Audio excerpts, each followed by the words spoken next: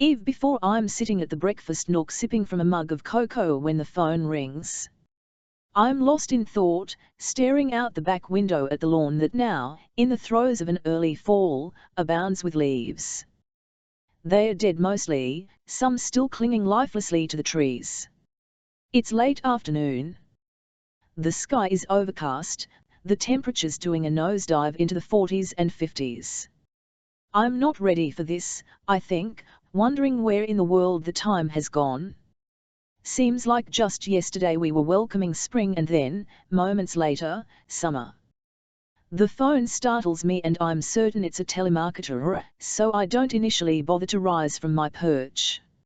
I relish the last few hours of silence I have before James comes thundering through the front doors and intrudes upon my world, and the last thing I want to do is waste precious minutes on some telemarketer sales pitch that I'm certain to refuse.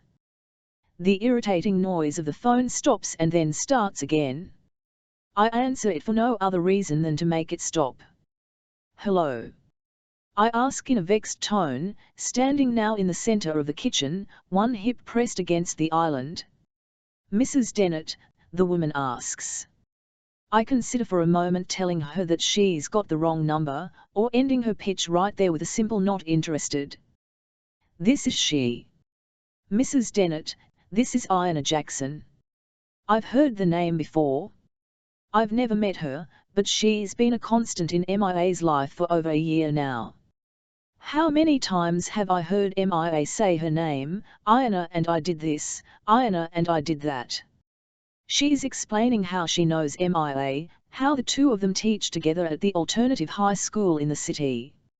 I hope I'm not interrupting anything she says. I catch my breath. Oh, no, Ina, I just walked in the door. I lied. MIA will be 25 in just a month, the 31st of October. She was born on Halloween and so I assume Ina has called about this. She wants to plan a party, a surprise party, for my daughter. Mrs. Dennett, MIA didn't show up for work today, she says. This isn't what I expect to hear. It takes a moment to regroup. Well, she must be sick, I respond. My first thought is to cover for my daughter. She must have a viable explanation why she didn't go to work or call in her absence. My daughter is a free spirit, yes, but also reliable. You haven't heard from her? No, I say, but this isn't unusual. We go days, sometimes weeks, without speaking. Since the invention of email, our best form of communication has become passing along trivial forwards. I tried calling her at home but there's no answer. Did you leave a message? Several. And she hasn't called back? No. I'm listening only half-heartedly to the woman on the other end of the line. I stare out the window, watching the neighbor's children shake a flimsy tree so that the remaining leaves fall down upon them. The children are my clock. When they appear in the backyard I know that it's late afternoon, school is through. When they disappear inside again it's time to start dinner. Her cell phone? It goes straight to voicemail. Did you? I left a message. You're certain she didn't call in today? Administration never heard from her. I'm worried that MIA will get in trouble. I'm worried that she will be fired. The fact that she might already be in trouble has yet to cross my mind. I hope this hasn't caused too much of a problem.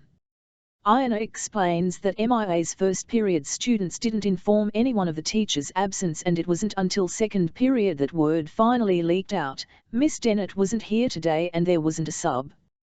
The principal went down to keep order until a substitute could be called in. Her found gang graffiti scribbled across the walls with MIA's overpriced art supplies, the ones she bought herself when the administration said no. Mrs. Dennett, don't you think it's odd? She asks. This isn't like MIA. Oh, Ina, I'm certain she has a good excuse. Such as, she asks. I'll call the hospitals. There's a number in her area. I've done that. Then her friends, I say, but I don't know any of MIA's friends.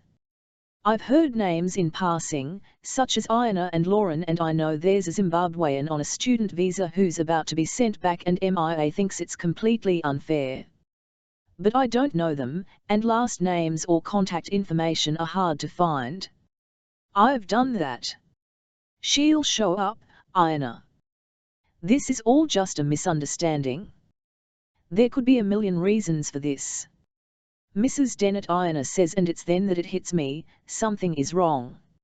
It hits me in the stomach, and the first thought I have is myself 7 or 8 months pregnant with MIA and her stalwart limbs kicking and punching so hard that tiny feet and hands emerge in shapes through my skin.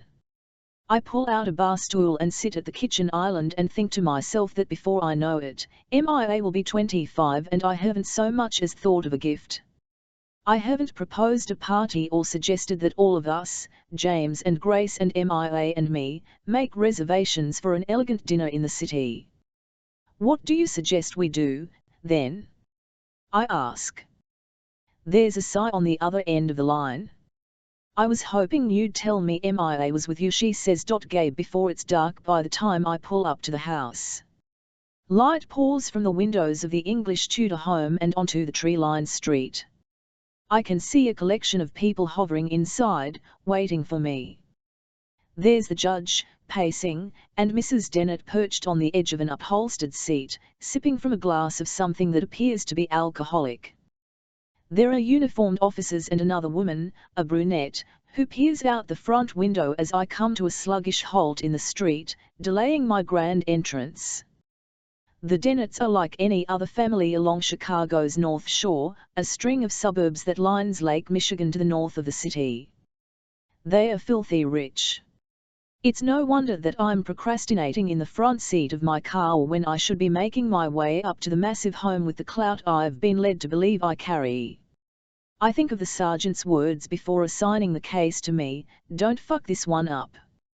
I eye the stately home from the safety and warmth of my dilapidated car. From the outside it's not as colossal as I envision the interior to be. It has all the old-world charm an English Tudor has to offer, half-timbering and narrow windows and a steep sloping roof. It reminds me of a medieval castle. Though I've been strictly warned to keep it under wraps, I'm supposed to feel privileged that the sergeant assigned this high-profile case to me. And yet, for some reason, I don't. I make my way up to the front door, cutting across the lawn to the sidewalk that leads me up 2 steps, and knock. It's cold. I thrust my hands into my pockets to keep them warm while I wait. I feel ridiculously underdressed in my street clothes, khaki pants and a polo shirt that I've hidden beneath a leather jacket when I'm greeted by one of the most influential justices of the peace in the county. "Judge Dennett," I say, allowing myself inside. I conduct myself with more authority than I feel I have, displaying traces of self-confidence that I must keep stored somewhere safe for moments like this. Judge Dennett is a considerable man in size and power. Screw this one up and I'll be out of a job, best case scenario. Mrs. Dennett rises from the chair. I tell her in my most refined voice, "Please, sit," and the other woman, Grace Dennett, I assume, from my preliminary research, a younger woman, likely in her 20s or early 30s, meets Judge Dennett and me in the place where the foyer ends and the living room begins. "Detective Gabe Hoffman," I say, without the pleasantries an introduction might expect. I don't smile, I don't offer to shake hands. The girl says that she is in fact Grace, whom I know from my earlier legwork to be a senior associate at the law firm of Dalton and Mayers. But it takes nothing more than intuition to know from the get-go that I don't like her. There's an air of superiority that surrounds her, a looking down on my blue-collar clothing and a cynicism in her voice that gives me the willies. Mrs. Dennett speaks, her voice still carrying a strong British accent, though I know, from my previous fact-finding expedition, that she's been in the United States since she was 18. She seems panicked. That's my first inclination. Her voice is high-pitched, her fingers fidgeting with anything that comes within reach. "My daughter is missing, Detective," she sputters. "Her friends haven't seen her. Haven't spoken to her. I've been calling her cell phone, leaving messages. She chokes on her words, trying desperately not to cry. I went to her apartment to see if she was there, she says, then admits, I drove all the way there and the landlord wouldn't let me in. Mrs. Dennett is a breathtaking woman. I can't help but stare at the way her long blonde hair falls clumsily over the conspicuous hint of cleavage that pokes through her blouse, where she's left the top button undone. I've seen pictures before of Mrs. Dennett, standing beside her husband on the courthouse steps. But the photos do nothing compared to seeing Eve Dennett in the flesh. When is the last time you spoke to her? I ask. Last week, the judge says. Not last week, James Eve says. She pauses, aware of the annoyed look on her husband's face because of the interruption, before continuing. The week before? Maybe even the one before that. That's the way our relationship is with MIA. We go for weeks sometimes without speaking. So this isn't unusual then? I ask. To not hear from her for a while? No, Mrs. Dennett concedes. And what about you, Grace? We spoke last week. Just a quick call. Wednesday, I believe. Maybe Thursday. Yes, it was Thursday because she called as I was walking into the courthouse for a hearing on a motion to suppress. She throws that in, just so I know she's an attorney, as if the pinstriped blazer and leather briefcase beside her feet didn't already give that away. Anything out of the ordinary. Just MIA being MIA. And that means... Gabe, the judge interrupts. Detective Hoffman, I assert authoritatively. If I have to call him judge, he can certainly call me detective. MIA is very independent. She moves to the beat of her own drum, so to speak. So hypothetically, your daughter has been gone since Thursday. A friend spoke to her yesterday, saw her at work. What time? I don't know. 3 p.m. I glance at my watch. So, she's been missing for 27 hours. Is it true that she's not considered missing until she's been gone for 48 hours? Mrs. Dennett asks. Of course not, Eve, her husband replies in a degrading tone.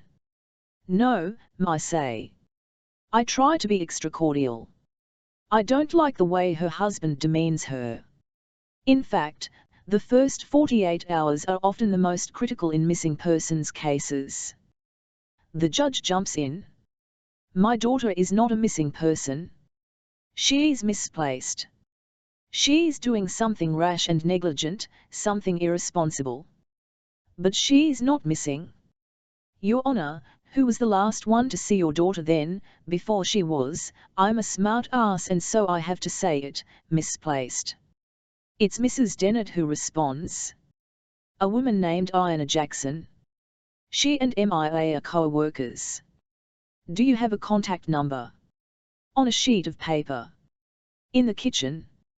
I nod toward one of the officers, who heads into the kitchen to get it. Is this something MIA has done before? No, absolutely not. But the body language of Judge and Grace Dennett says otherwise. That's not true, Mom, Grace chides. I watch her expectantly. Lawyers just love to hear themselves speak. On 5 or 6 different occasions MIA disappeared from the house. Spent the night doing God knows what with God knows whom. Yes, I think to myself, Grace Dennett is a bitch. Grace has dark hair like her dad's. She's got her mother's height and her father's shape. Not a good mix. Some people might call it an hourglass figure, I probably would, too, if I liked her. But instead, I call it plump. That's completely different. She was in high school. She was a little naive and mischievous, but... Eve, don't read more into this than there is, Judge Dennett says. Does MIA drink? I ask. Not much, Mrs. Dennett says. How do you know what MIA does, Eve? You two rarely speak. She puts her hand to her face to blot a runny nose, and for a moment I am so taken aback by the size of the rock on her finger that I don't hear James Dennett rambling on about how his wife had put in the call to Eddie. Mind you, I'm struck here by the fact that not only is the judge on a first-name basis with my boss, but he's also on a nickname basis, before he got home. Judge Dennett seems convinced that his daughter is out for a good time, and that there's no need for any official involvement. You don't think this is a case for the police? I ask. Absolutely not. This is an issue for the family to handle. How is MIA's work ethic? Excuse me, the judge retorts as wrinkles form across his forehead and he rubs them away with an aggravated hand. Her work ethic? Does she have a good employment history? Has she ever skipped work before? Does she call in often, claim she's sick when she's not? I don't know. She has a job. She gets paid. She supports herself. I don't ask questions. Mrs. Dennett. She loves her job. She just loves it. Teaching is what she always wanted to do. MIA is an art teacher. High school. I jot this down in my notes as a reminder. The judge wants to know if I think that's important. Might be, I respond. And why is that? Your Honor, I'm just trying to understand your daughter. Understand who she is. That's all. Mrs. Dennett is now on the verge of tears. Her blue eyes begin to swell and redden as she pathetically attempts to suppress the tiny drips. You think something has happened to MIA? I'm thinking to myself, isn't that why you called me here? You think something has happened to MIA, but instead I say, I think we act now and thank God later when this all turns out to be a big misunderstanding. I'm certain she's fine, I am, but I'd hate to overlook this whole thing without at least looking into it. I'd kick myself if it turned out everything wasn't fine. How long has MIA been living on her own? I ask.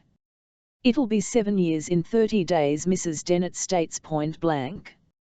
I'm taken aback. You keep count? Down to the day. It was her 18th birthday. She couldn't wait to get out of here.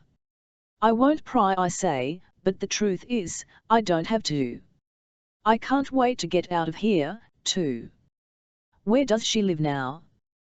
The judge responds. An apartment in the city.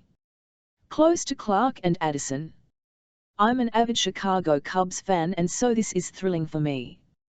Just mention the words Clark or Addison and my ears perk up like a hungry puppy. Wrigleyville. That's a nice neighborhood. Safe. I'll get you the address Mrs. Dennett offers. I would like to check it out, if you don't mind. See if any windows are broken, signs of forced entry. Mrs. Dennett's voice quavers as she asks, you think someone broke into MIA's apartment? I try to be reassuring. I just want to check. Mrs. Dennett, does the building have a doorman? No. A security system? Cameras. How are we supposed to know that? The judge growls. Don't you visit? I ask before I can stop myself.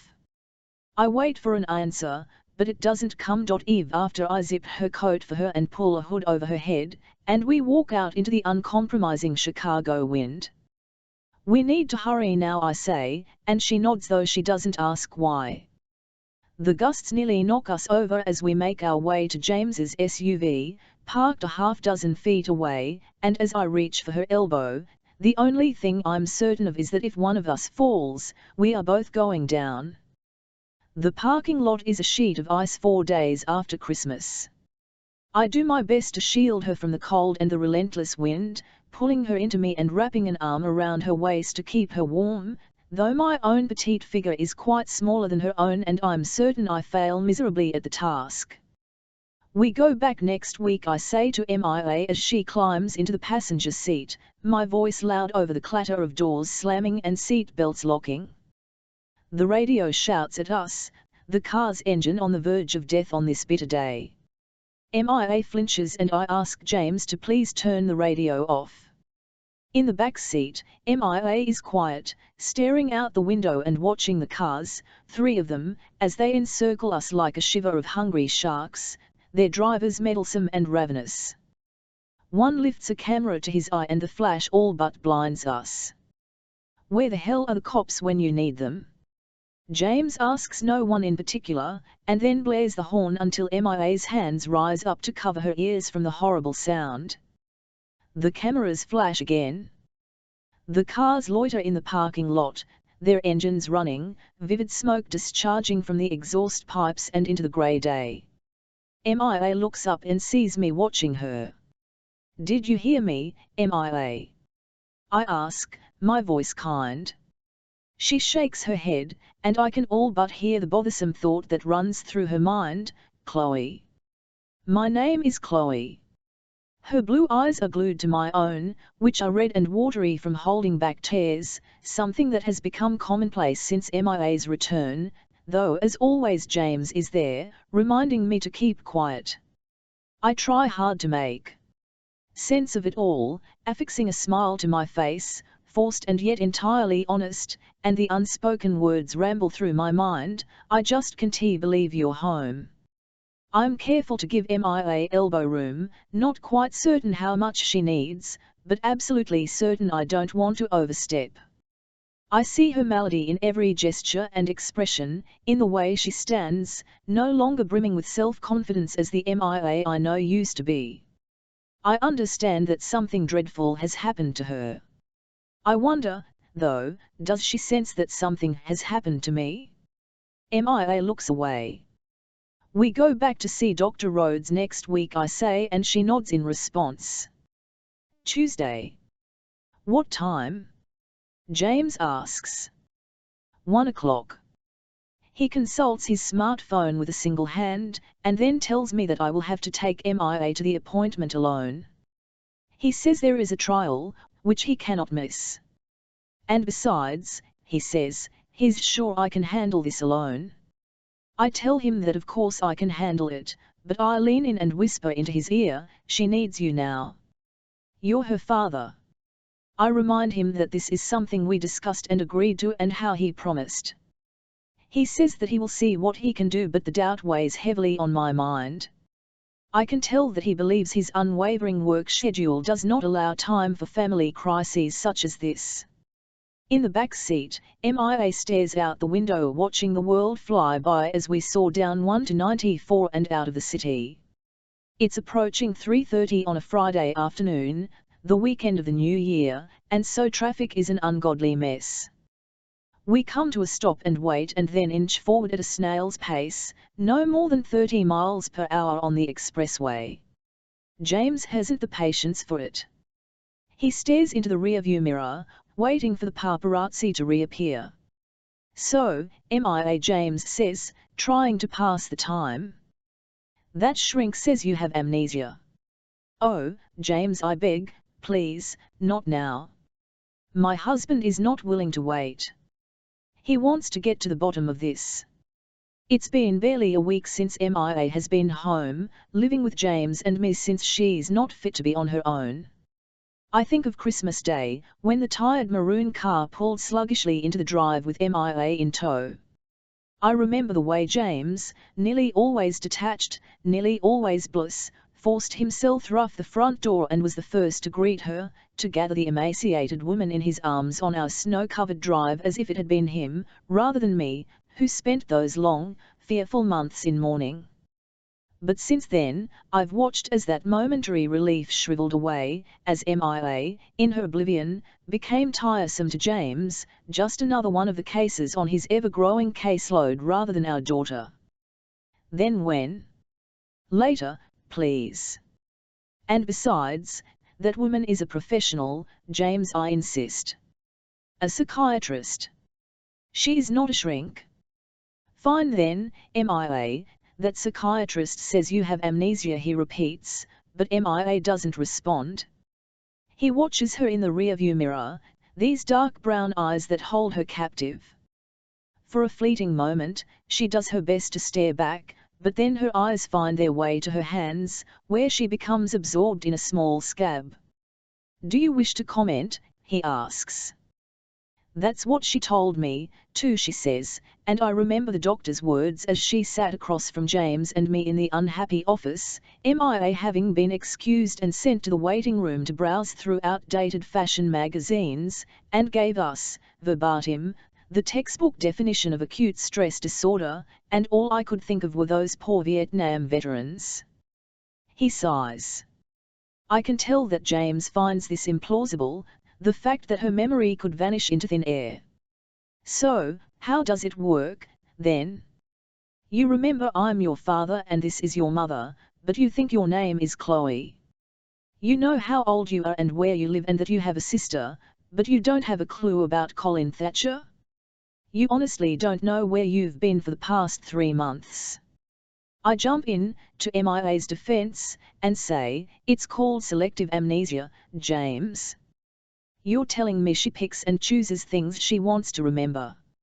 MIA doesn't do it, her subconscious or unconscious or something like that is doing it. Putting painful thoughts where she can't find them. It's not something she's decided to do. It's her body's way of helping her cope." "Cope with what?" "The whole thing, James. Everything that happened. He wants to know how we fix it. This, I don't know for certain, but I suggest, time, I suppose. Therapy. Drugs. Hypnosis." He scoffs at this, finding hypnosis as bona fide as amnesia. "What kind of drugs?" "Antidepressants, James," I respond. I turn around and, with a pat on MIA's hand, say, maybe her memory will never come back and that will be okay, too. I admire her for a moment, a near mirror image of myself, though taller and younger and, unlike me, years and years away from wrinkles and the white locks of hair that are beginning to intrude upon my mass of dirty blonde. How will antidepressants help her remember? They'll make her feel better. He is always entirely candid. This is one of James's flaws.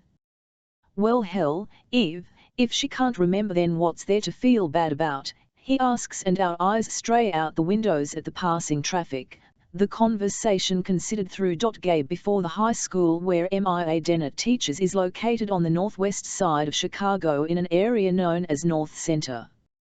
It's a relatively good neighborhood, close to her home, a mostly Caucasian population with an average monthly rent over $1,000. This all bodes well for her. If she was working in Englewood I wouldn't be so sure.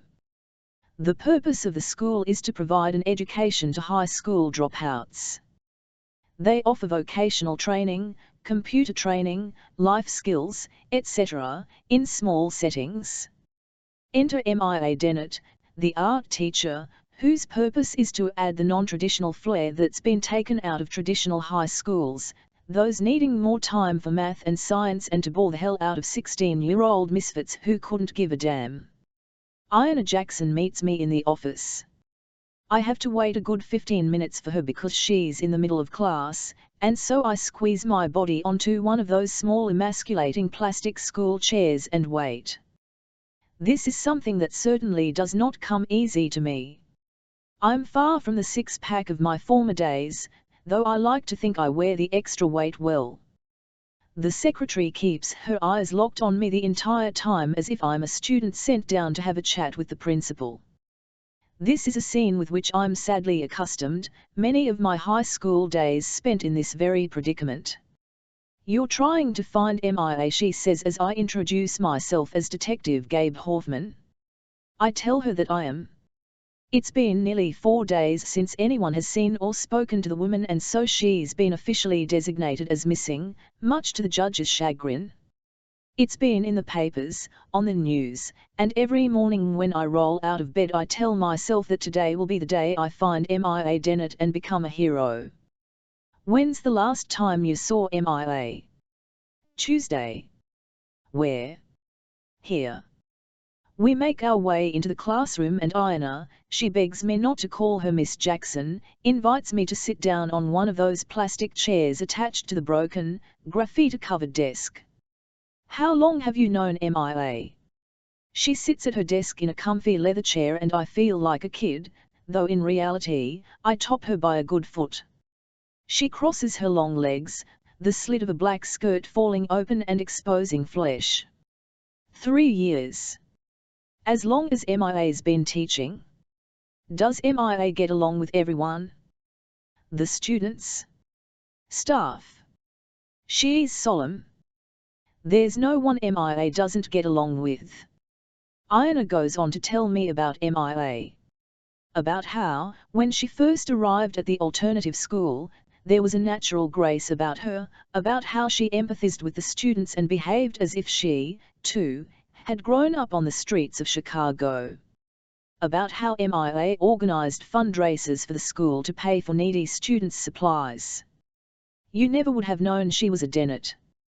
According to Miss Jackson, most new teachers don't last long in this type of educational setting. With the market the way it is these days, sometimes an alternative school is the only place hiring and so college grads accept the position until something else comes along. But not Mia. This was where she wanted to be. Let me show you something, she says, and she pulls a stack of papers from a letter tray on her desk. She walks closer and sits down on one of the student desks beside me. She sets the mound of paper before me and what I see first is a scribble of bad penmanship, worse than my own. This morning the students worked on their journal entries for the week, she explains, and as my eyes peruse the work, I see the name Miss Dennett more times than I can count. We do journal entries each week. The assignment this week, she explains, was to tell me what they wanted to do with themselves after high school. I mull this over for a minute, seeing the words Miss Dennett splattered over almost every sheet of paper. But 99% of the students are thinking of nothing but Mia, she concludes, and I can hear, by the dejection in her voice, that she, too, can think of little but Mia. Did Mia have trouble with any of the students? I ask, just to be sure. But I know what her answer is going to be before she shakes her head. What about a boyfriend? I ask. I guess, she says, if you could call him that.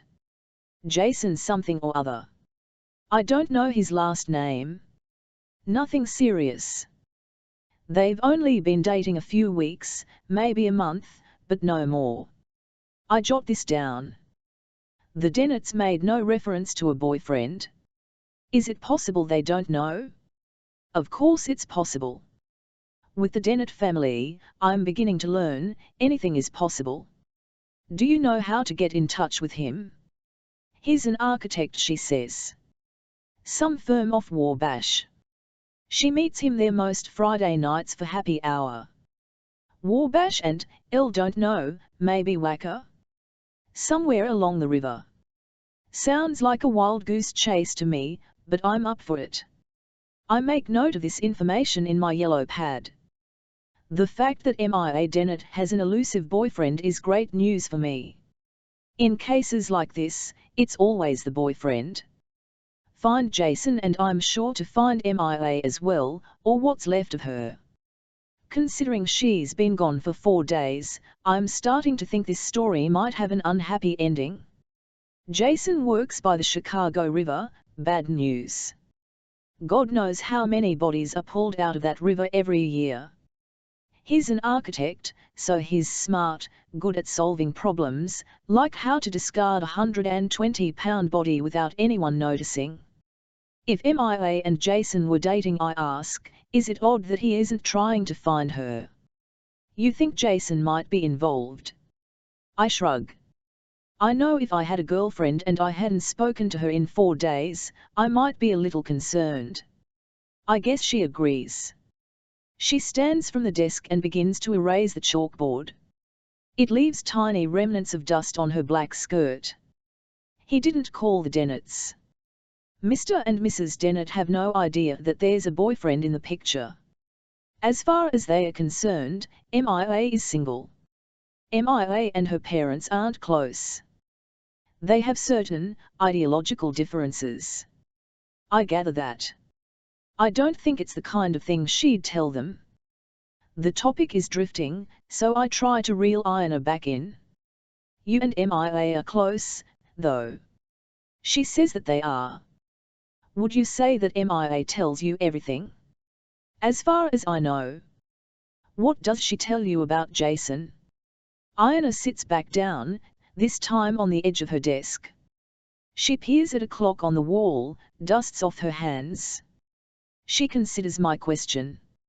It wasn't going to last, she tells me, trying to find the right words to explain. MIA doesn't become involved too often, never anything serious. She doesn't like to be tied down. Committed.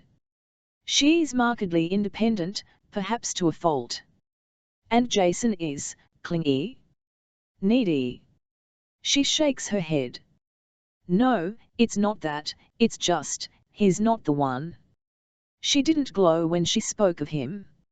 She didn't gossip like girls do when they've met the one. I always had to force her to tell me about him, and then, it was like listening to a documentary. We went to dinner, we saw a movie. And I know his hours were bad, which irritated MIA, he was always missing dates or showing up late. MIA hated to be tied down to his schedule. You have that many issues in the first month and it's never going to last. So it was possible MIA was planning to break up with him. I don't know. But she wasn't entirely happy. I wouldn't say MIA wasn't happy, Iona responds. I just don't think she cared one way or the other. From what you know, did Jason feel the same? She says that she doesn't know. MIA was rather aloof when she spoke of Jason. The conversations were nondescript, a checklist of things they had done that day, details of the man's statistics, height, weight, hair and eye color, though remarkably, no last name. But MIA never mentioned if they kissed, and there was no reference to that tingly feeling in the pit of your stomach, Iona's words, not mine, when you've met the man of your dreams. She seemed upset when Jason stood her up, which, by Iona's account, happened often, and yet she didn't seem particularly excited on the nights they planned a late-night rendezvous down by the Chicago River. And you'd characterize this as disinterest? I ask. In Jason? The relationship? The whole thing? MIA was passing time until something better came along. Did they fight? Not that I know of. But if there was a problem, MIA would have told you, I suggest. I'd like to think she would have. The woman responds, her dark eyes becoming sad. A bell rings in the distance, followed by the clatter of footsteps in the hall. Iona Jackson rises to her feet, which I take as my cue. I say that I'll be in touch and leave her with my card, asking that she call if anything comes to mind. Eve after I'm halfway down the stairs when I see them, a news crew on the sidewalk before our home. They stand, shivering, with cameras and microphones. Tammy Palmer from the local news in a tan trench coat and knee-high boots on my front lawn. Her back is toward me, a man counting down on his fingers, 3, 2, and as he points at Tammy I all but hear her broadcast begin. I'm standing here at the home of MIA Dennett. This isn't the first time they've been here. Their numbers have begun to dwindle now, their reporters moving on to other stories, same-sex marriage laws and the dismal state of the economy. But in the days after MIA's return they were camped outside, desperate for a glimpse of the damaged woman, for any morsel of information to turn into a headline. They followed us around town in their cars until we all but locked MIA inside. There have been mysterious cars parked outside, photographers for those trashy magazines peering out of car windows with their telephoto lenses, trying to turn MIA into a cash cow. I pull the drapes closed. I spot MIA sitting at the kitchen table. I descend the stairs in silence, to watch my daughter in her own world before I intrude upon it. She's dressed in a pair of ripped jeans and a snug navy turtleneck that I bet makes her eyes look just amazing. Her hair is damp from an earlier shower, drying in waves down her back. I'm addled by the thick wool socks that blanket her feet, that and the mug of coffee her hands are united around. She hears me approach and turns to look. Yes, I think to myself, the turtleneck makes her eyes look amazing. You're drinking coffee, I say, and it's the vague expression on her face that makes me certain I've said the wrong thing. I don't drink coffee. I've been treading carefully for over a week now, always trying to say the right thing, going over the top, ridiculously so, to make her feel at home. I've been on edge to compensate for James's apathy and MIA's disarray. And then, when least expected, a seemingly benign conversation, and I slip up. MIA doesn't drink coffee. She doesn't drink much caffeine at all. It makes her nervous. But I watch her sip from the mug, completely stagnant and sluggish, and wish that maybe a little caffeine will do the trick. Who is this limp woman before me, I wonder, recognizing the face but having no knowledge of the body language or tone of voice or the disturbing silence that encompasses her like a bubble. There are a million things I want to ask her. But I don't. I vowed to just let her be. James has pride more than enough for the both of us. I'll leave the questions to the professionals, Dr. Rhodes and Detective Hoffman, and to those who just never know when to quit, James. She's my daughter, but she's not my daughter. She's MIA, but she's not MIA. She looks like her, but she wears socks and drinks coffee and wakes up sobbing in the middle of the night. She's quicker to respond if I call her Chloe than when I call her by her given name. She looks empty, appears asleep when she's awake, lies awake when she should be asleep. She nearly flew 3 feet from her seat when I turned on the garbage disposal last night and then retreated to her room.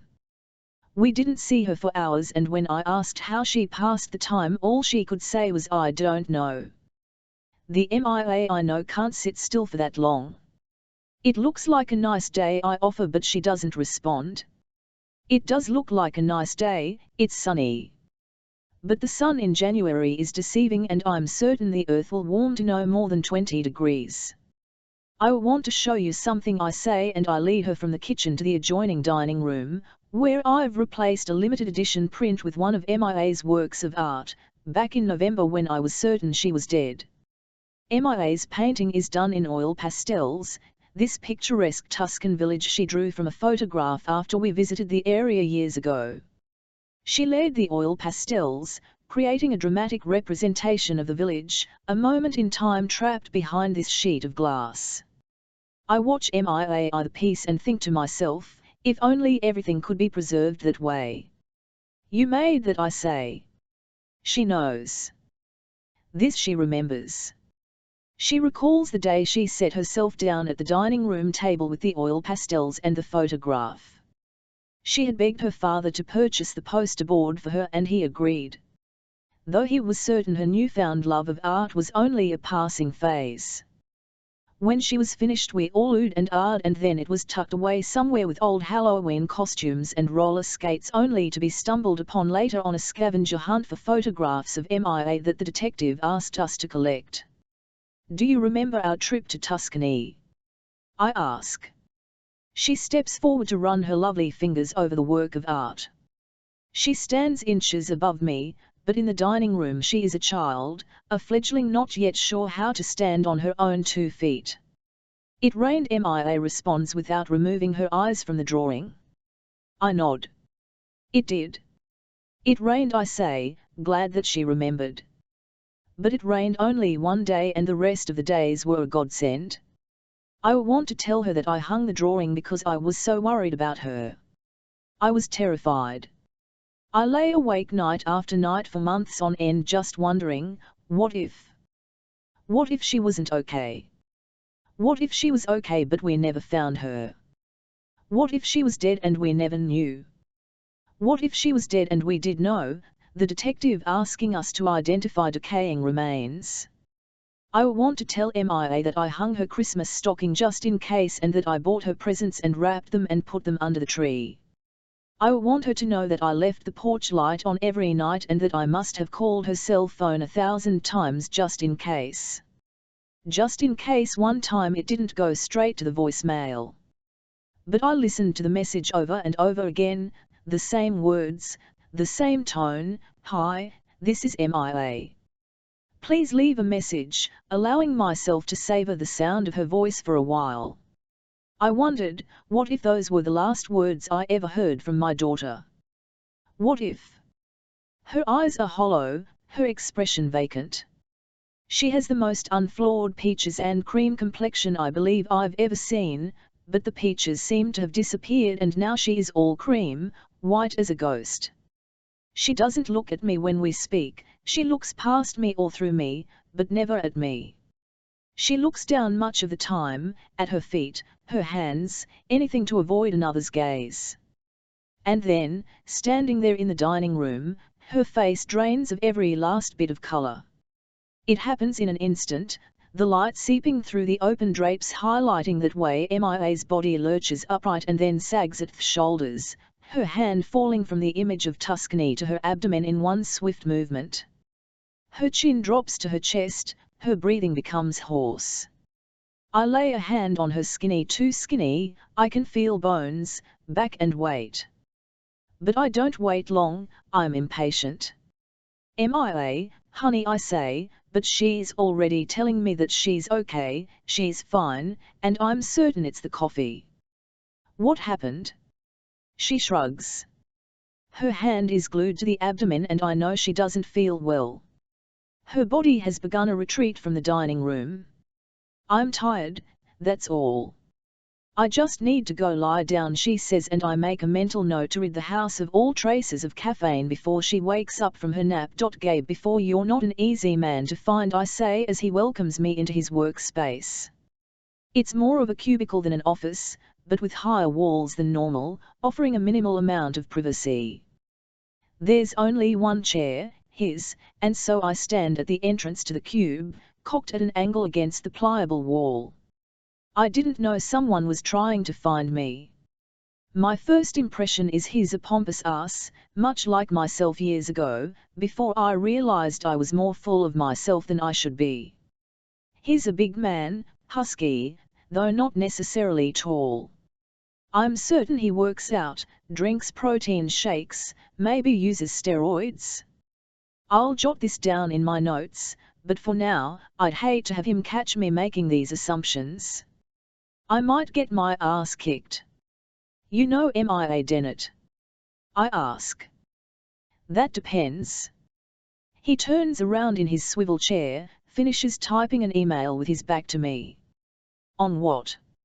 "On Who Wants to Know." I'm not too eager to play this game. "I do," I say, saving my trump card until later. "And you are?" "Looking for MIA Dennett," I respond. I can see myself in this guy, though he can barely be 24 or 25 years old, just out of college, still believing the world rotates around him. If you say so. I, however, am on the cusp of 50, and just this morning noticed the first few strands of grey hair. I'm certain I have Judge Dennett to thank for them. He continues the email. What the hell, I think. He couldn't care less that I'm standing here, waiting to talk to him. I peer over his shoulder to have a look. It's about college football, sent to a recipient by the username Dag082. My mother is Italian, hence the dark hair and eyes I'm certain all women are wooed by, and so I take the derogatory name as an insult against my people, though I've never been to Italy and don't know a single word in Italian. I'm just looking for another reason not to like this guy. "Must be a busy day," I comment, and he seems peeved that I'm reading his email. He minimizes the screen. "Who the hell are you?" he asks again. I reach into my back pocket and pull out that shiny badge I adore so much. Detective Gabe Hoffman. He's visibly knocked down a notch or two. I smile. God, do I love my job. He plays dumb. "Is there a problem with MIA?" "Yeah, I guess you can say that." He waits for me to continue. I don't, just to piss him off. What did she? When's the last time you saw MIA? It's been a while. A week or so. And the last time you spoke to her? I don't know. Last week. Tuesday night, I think. You think? I ask. He confirms on his calendar. Yes, it was Tuesday night. But you didn't see her Tuesday? No, I was supposed to, but I had to cancel. You know, work. Sure. What happened to MIA? So you haven't spoken to her since Tuesday? No. Is that normal? To go nearly a week without speaking?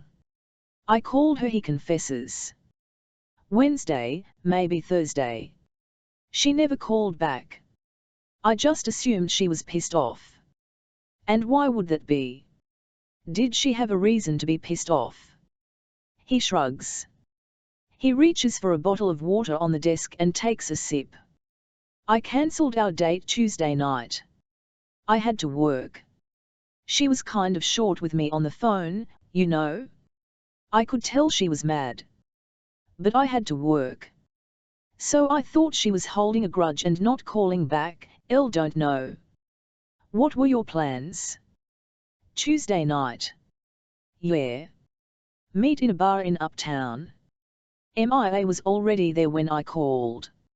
I was late. I told her I wasn't going to make it. And she was mad. She wasn't happy. So you were here, working, Tuesday night. Until like 3 a.m.? Anyone who can vouch for that? Yeah. My boss. We were putting some designs together for a client meeting on Thursday. I met with her on and off half the night. Am I in trouble? We'll get to that, I answer flatly, transcribing the conversation in my own shorthand that no one but me can decipher. Where'd you go after you left work? Home, man. It was the middle of the night. You have an alibi. An alibi. He's getting uncomfortable, squirming in his chair. I don't know. I took a cab home. Get a receipt. No. You have a doorman in your building? Someone who can tell us you made it home safe. Cameras, he says, and then asks, where the fuck is MIA? I had pulled MIA's phone records after my meeting with Iana Jackson. I found calls almost daily to a Jason Becker, who I tracked down to an architectural firm in the Chicago Loop. I paid this guy a visit to see what he knew about the girl's disappearance, and saw the evident perception on his face when I said her name. Yeah, I know MIA, he said, leading me back to his cube. I saw it in the first instant, jealousy. He had himself convinced that I was the other guy. She's missing, I say, trying to read his response. Missing? Yeah. Gone. No one has seen her since Tuesday. And you think I had something to do with it? It irritates me that he's more concerned with his culpability than MIA's life. Yeah, I lie, I think you might have something to do with it. Though. The truth is that if his alibi is as airtight as he's making it out to be, I'm back to square one. Do I need a lawyer? Do you think you need a lawyer? I told you, I was working. I didn't see MIA Tuesday night. Ask my boss. I will, I assure him, though the look that crosses his face begs me not to. Jason's co-workers eavesdrop on the interrogation. They walk slower as they pass his cube, they linger outside and pretend to carry on conversations. I don't mind. He does. It's driving him nuts. He's worried about his reputation. I like to watch him squirm in his chair, becoming antsy. Do you need anything else? He asks to speed things along. He wants me out of his hair. I need to know your plans Tuesday night. Where MIA was when you called. What time it was. Check your phone records. I need to speak to your boss and make sure you were here, and with security to see what time you left. I'll need the footage from your apartment cameras to verify you got home okay. If you're comfortable providing me with that, then we're all set. If you'd rather I get a warrant. Are you threatening me? No, I lie, just giving you your options. He agrees to provide me with the information I need, including an introduction to his boss, a middle-aged woman in an office ridiculously larger than his, with floor-to-ceiling windows that face out onto the Chicago River, before I leave. Jason, I declare, after having been assured by the boss that he was working his ass off all night, we are going to do everything we can to find MIA just to see the expression of apathy on his face before I leave. Colin, before it doesn't take much. I pay off some guy to stay at work a couple hours later than he'd like to. I follow her to the bar and sit where I can watch her without being seen. I wait for the call to come, and when she knows she's been stood up, I move in. I don't know much about her. I've seen a snapshot.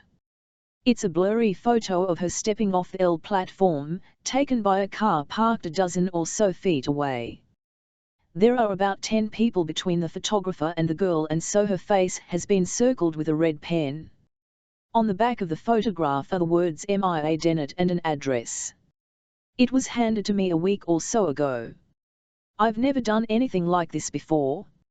Larceny, yes. Harassment, yes.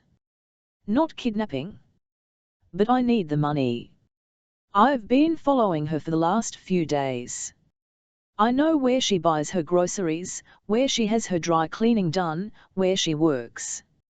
I've never spoken to her. I wouldn't recognize the sound of her voice. I don't know the color of her eyes or what they look like when she's scared. But I will.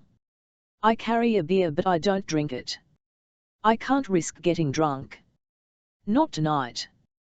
But I don't want to draw attention to myself, and so I order the beer so I'm not empty-handed. She's fed up when the call comes in on her cell phone.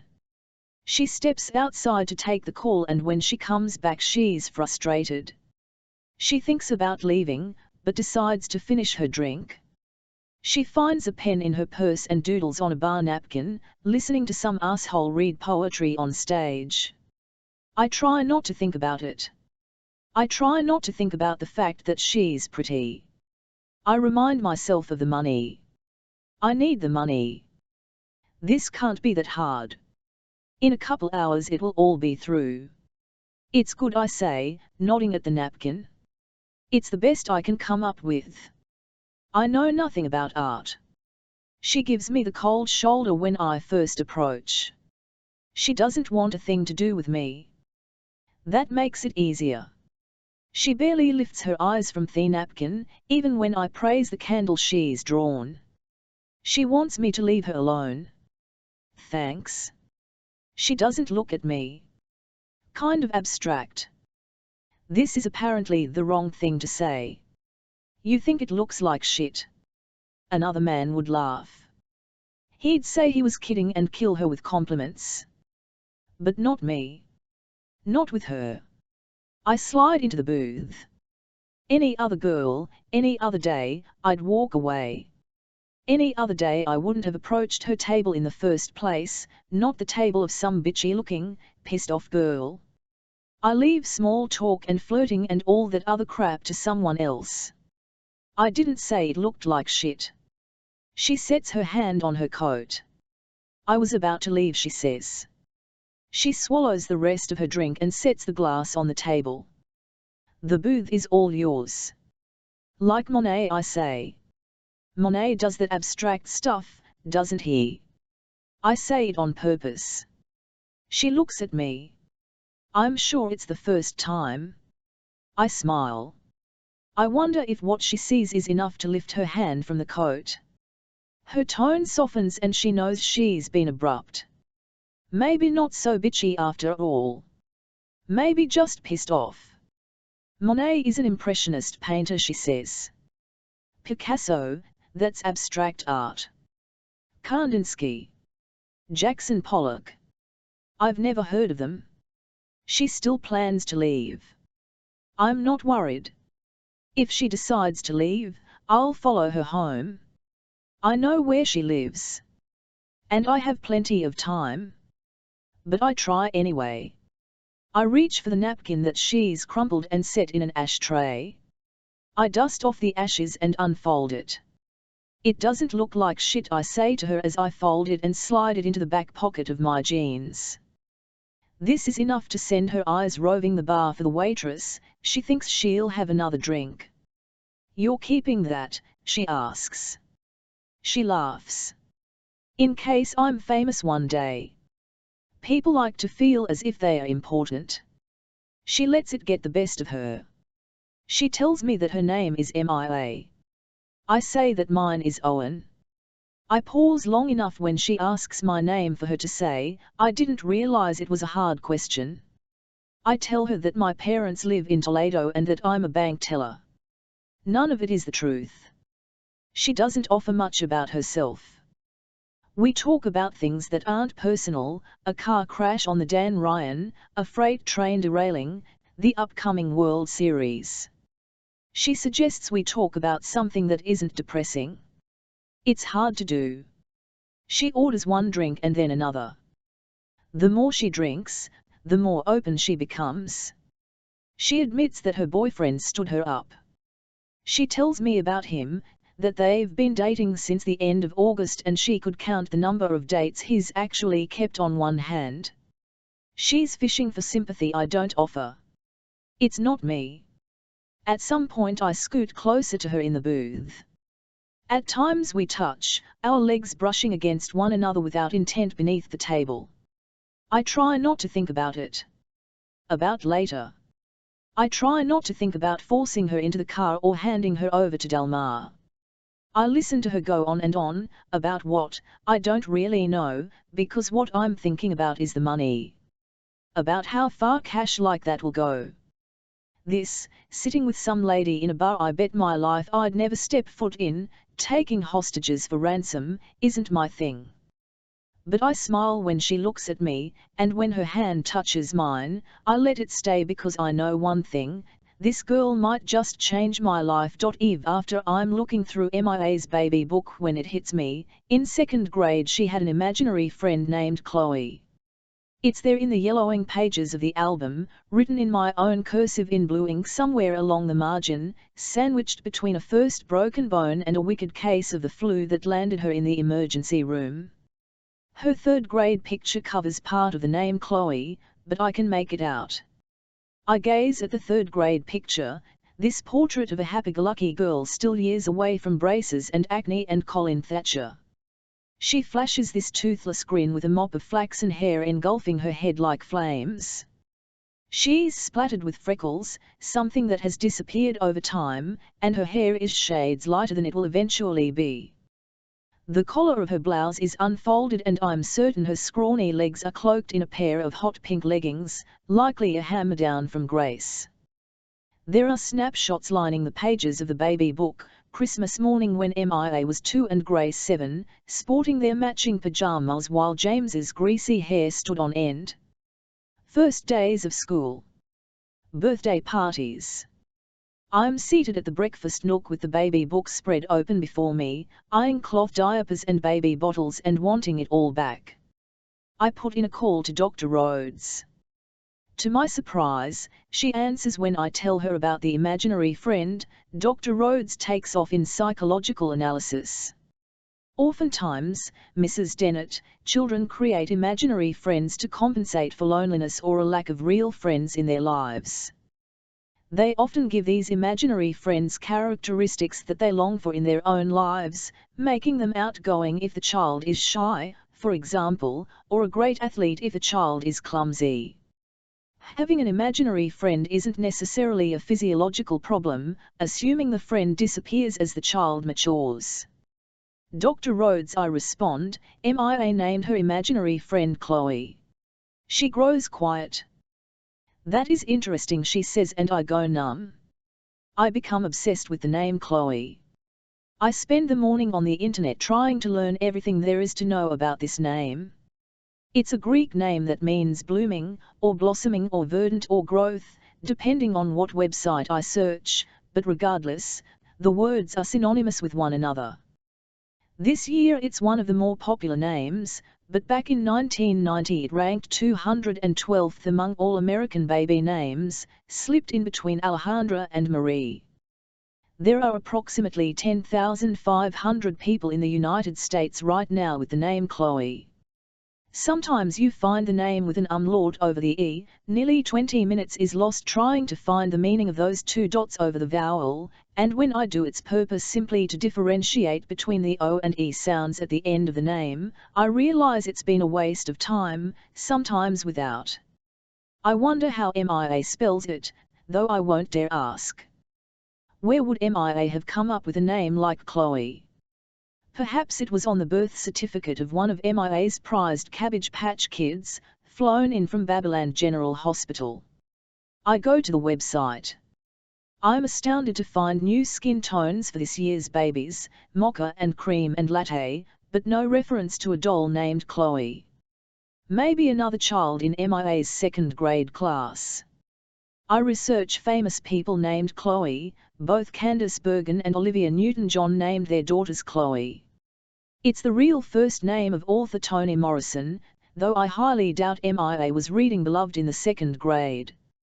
There's Chloe Savini, with the umlaut, and Chloe Webb, without, though I'm certain the first is too young and the second too old for MIA to have paid any attention to when she was 8. I could ask her. I could climb the steps and knock on the door of her bedroom and ask her. That's what James would do.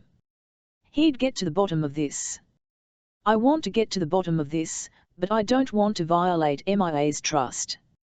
Years ago I'd seek James's advice, his help. But that was years ago. I pick up the telephone, dial the numbers. The voice that greets me is kind, informal. Eve, he says, and I feel myself relax. Hello, Gabe. Call in before I lead her to a high-rise apartment building on Kenmore. We take the elevator to the 7th floor. Loud music pours out of another apartment as we make our way down the piss-stained carpeting to a door at the end of the hall. I open the door as she stands by. It's dark in the apartment. Only the stove light is on. I cross the parquet floors and flip on a lamp beside the sofa. The shadows disappear and are replaced with the contents of my meager living, Sports Illustrated magazines, a collection of shoes barricading the closet door, a half-eaten bagel on a paper plate on the coffee table. I watch silently as she judges me. It's quiet. A neighbor has made Indian food tonight and the scent of curry chokes her. You okay? She asks because she hates the uncomfortable silence. She's probably thinking this was all a mistake, that she should leave. I walk to her and run a hand down the length of her hair, grasping the strands at the base of her skull. I stare at her, placing her upon a pedestal, and see in her eyes how she wishes, if only for a moment, to stay there. It's a place she hasn't been for quite some time. She forgot how it felt to have someone stare that way. She kisses me and forgets altogether about leaving. I press my lips against hers in a way that's new and familiar all at the same time. My touch is assertive. I've done this 1,000 times. It puts her at ease. If I were awkward, refusing to make the first move, she'd have time to reconsider. But as it is, it happens too fast. And then, as quickly as it began, it's over. I change my mind, pull away, and she asks, "What?" short of breath. "What's wrong?" she begs, trying to pull me back to her. Her hands drop to my waistband, her drunken fingers clumsily work my belt. "It's a bad idea," I say as I turn away from her. "Why?" her voice begs. She grasps at my shirt in desperation. I move away, out of reach. And then, it sinks in slowly, the rejection. She's embarrassed. She presses her hands to her face like she's hot, clammy. She drops onto the arm of a chair and tries to catch her breath. Around her, the room spins. I can see it in her expression, she isn't used to hearing the word no. She rearranges a crumpled shirt, runs sweaty hands through her hair, ashamed. I don't know how long we stay like that. It's just a bad idea, I say then, suddenly inspired to pick up my shoes. I throw them in the closet, one pair at a time. They smack the back wall. They fall into a messy pile behind the closet door. And then I close the door, leaving the mess where I can't see it. And then the resentment creeps in and she asks, "Why did you bring me here? Why did you bring me here, if only to humiliate me?" I picture us at the bar. I imagine my own greedy eyes when I leaned in and suggested, "Let's get out of here." I told her my apartment was just down the street. We all but ran the entire way. I stare at her. "It's not a good idea," I say again. She stands and reaches for her purse. Someone passes in the hallway, their laughter like 1,000 knives. She tries walking, loses her balance. "Where are you going?" I ask, my body blocking the front door. She can't leave now. "Home," she says. "You're wasted." "So," she challenges. She reaches for the chair to steady herself. "You can't go," I insist. "Not when I'm this close," I think, but what I say is not like this. She smiles and says that's sweet. She thinks I'm worried about her. Little does she know. I couldn't care less. Gabe after Grace and Mia Dennett are sitting at my desk when I arrive, their backs turned in my direction. Grace couldn't look more uncomfortable. She plucks a pen from my desk and removes the chewed-up cap with the sleeve of her shirt. I smooth the paisley tie against my shirt, and as I make my way to them, I hear Grace muttering the words slovenly appearance and unbecoming and Spartan skin. I assume she's talking about me, and then I hear her say that Mia's corkscrew locks haven't seen a hairdryer in weeks, there are neglected bags beneath her eyes. Her clothes are rumpled and look like they should be cloaking the body of someone in junior high, a prepubescent boy no less.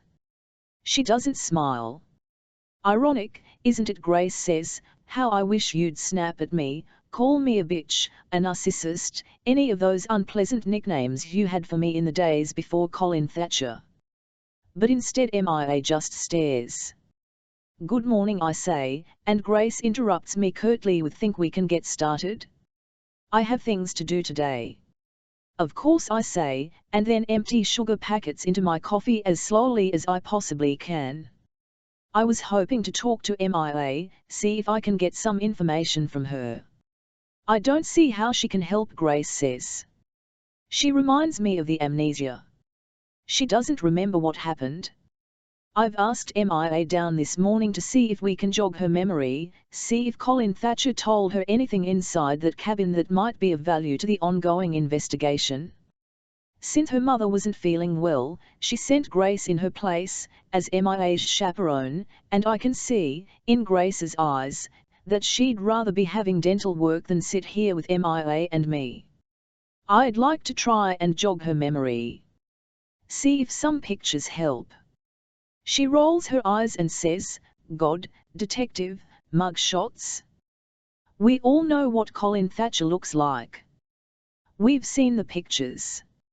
Mia has seen the pictures. Do you think she's not going to identify him?" "Not mug shots," I assure her, reaching into a desk drawer to yank something from beneath a stash of legal pads. She peers around the desk to get the first glimpse and is stumped by the 11x14 sketch pad I produce. It's a spiral-bound book. Her eyes peruse the cover for clues, but the words "recycled paper" give nothing away. Mia, however, is briefly cognizant of what neither she nor I know, but something passes through her, a wave of recollection, and then it's gone as soon as it came. I see it in her body language, posture straightening, leaning forward, hands reaching out blindly for the pad, drawing it into her. "You recognize this?" I ask, voicing the words that were on the tip of Grace's tongue. Mia holds it in her hands. She doesn't open it, but rather runs a hand over the texture cover. She doesn't say anything, and then, after a minute or so, she shakes her head. It's gone. She slouches back into her chair and her fingers let go of the pad, allowing it to rest on her lap. Grace snatches it from her. She opens the book and is greeted by an influx of MIA's sketches. Eve told me once that MIA takes a sketch pad with her everywhere she goes, drawing anything from homeless men on the L to a car parked at the train station. It's her way of keeping a journal, places she went, things she saw.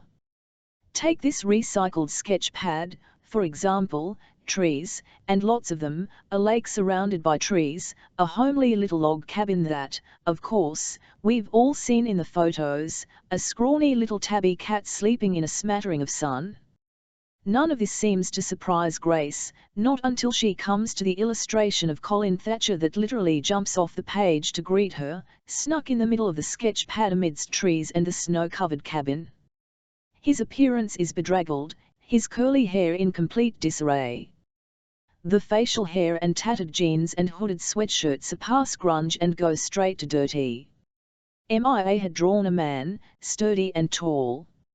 She applied herself to the eyes, shadowing and layering and darkening the pencil around them until these deep, leering headlights nearly force Grace to look away from the page. "You drew this, you know," she states, compelling MIA to have a look at the page. She thrusts it into her hands to see. He's perched before a wood-burning stove, sitting cross-legged on the floor with his back to the flame. MIA runs her hand over the page and smudges the pencil a tad. She peers down at her fingertips and sees the remnants of lead, rubbing it between a thumb and forefinger. "Does anything ring a bell?" I ask, sipping from my mug of coffee. "Is this," MIA hesitates, "him?" "If by him you mean the creep who kidnapped you, then, yeah," Grace says, "that's him." I sigh. "That's Colin Thatcher." I show her a photograph. Not a mug shot, like she's used to seeing, but a nice photo of him in his Sunday best. MIA's eyes go back and forth, making the connection. The curly hair. The hardy build. The dark eyes. The bristly beige skin. The way his arms are crossed before him, his face appearing to do anything to conceal a smile. "You're quite an artist," I offer. MIA asks, "And I drew this?" I nod. "They found the sketch pad at the cabin with your and Colin's things? I assume it belongs to you? You brought it with you to Minnesota?" Grace asks.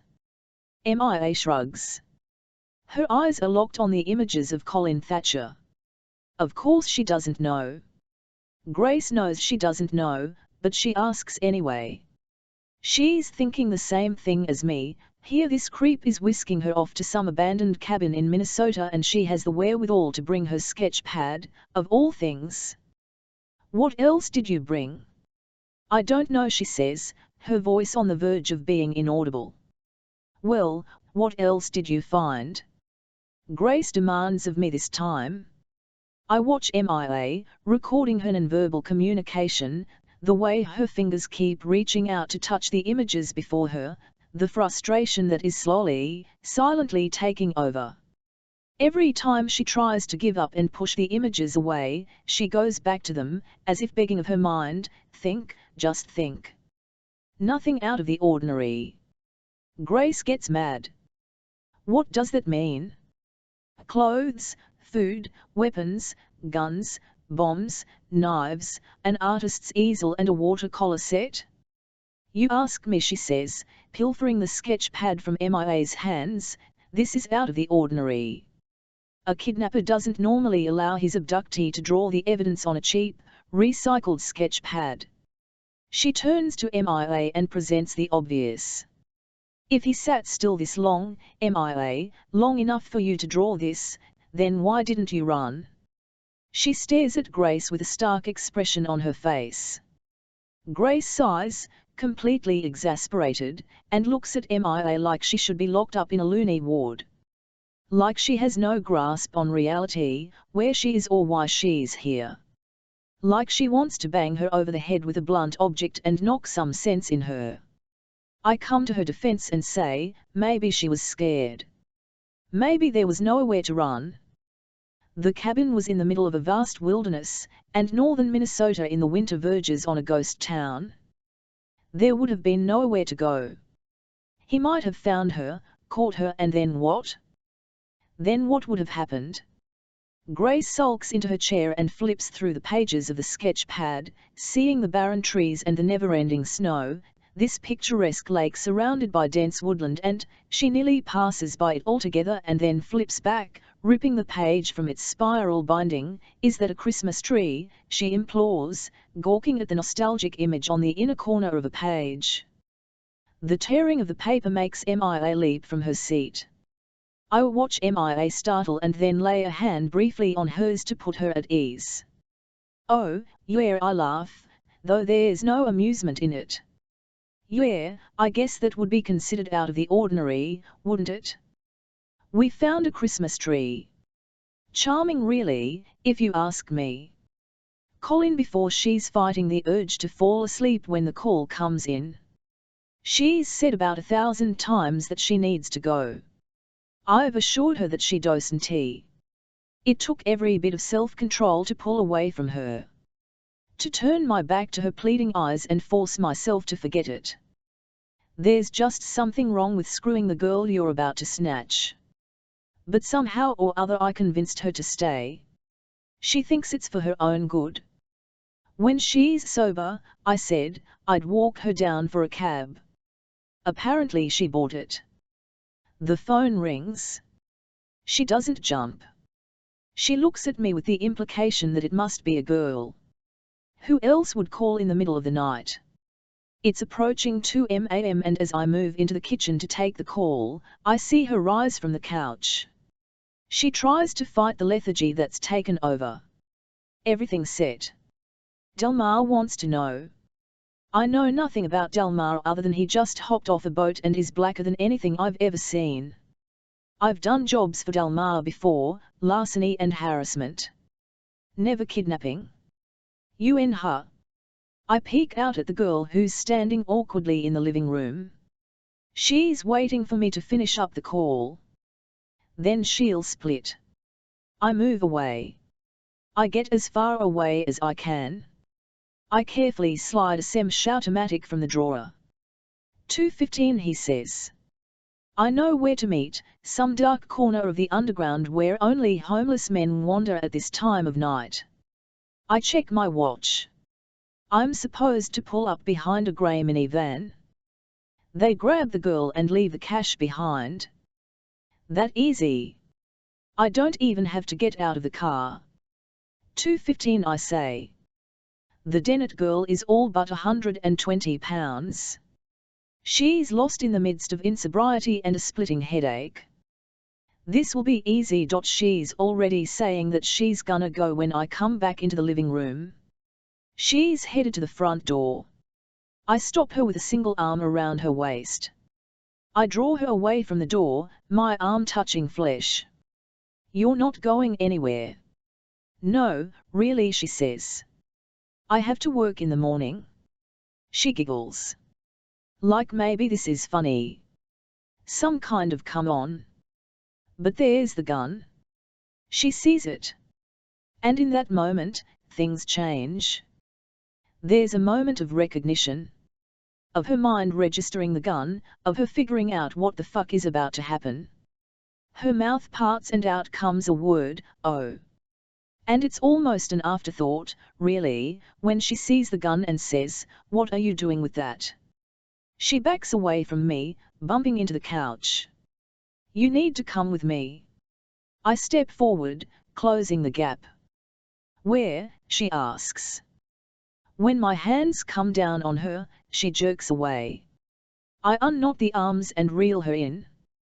Don't make this harder than it has to be. What are you doing with that gun? She snaps. She's calmer than I expect her to be. She's concerned. But not screaming. Not crying. She's got her eyes bound to the gun. You just need to come with me. I reach out and grasp her arm. She's trembling. She slips away. But I hold her tight, twisting her arm. She cries out in pain. She shoots me a dirty look, hurt and unexpected. She tells me to let go, to keep my hands off her. There's a superiority in her voice that pisses me off. Like she's the one running this show. She tries to rip free but finds she can't. I won't let her. Shut up, I say. I grip her wrist tighter and I know it hurts.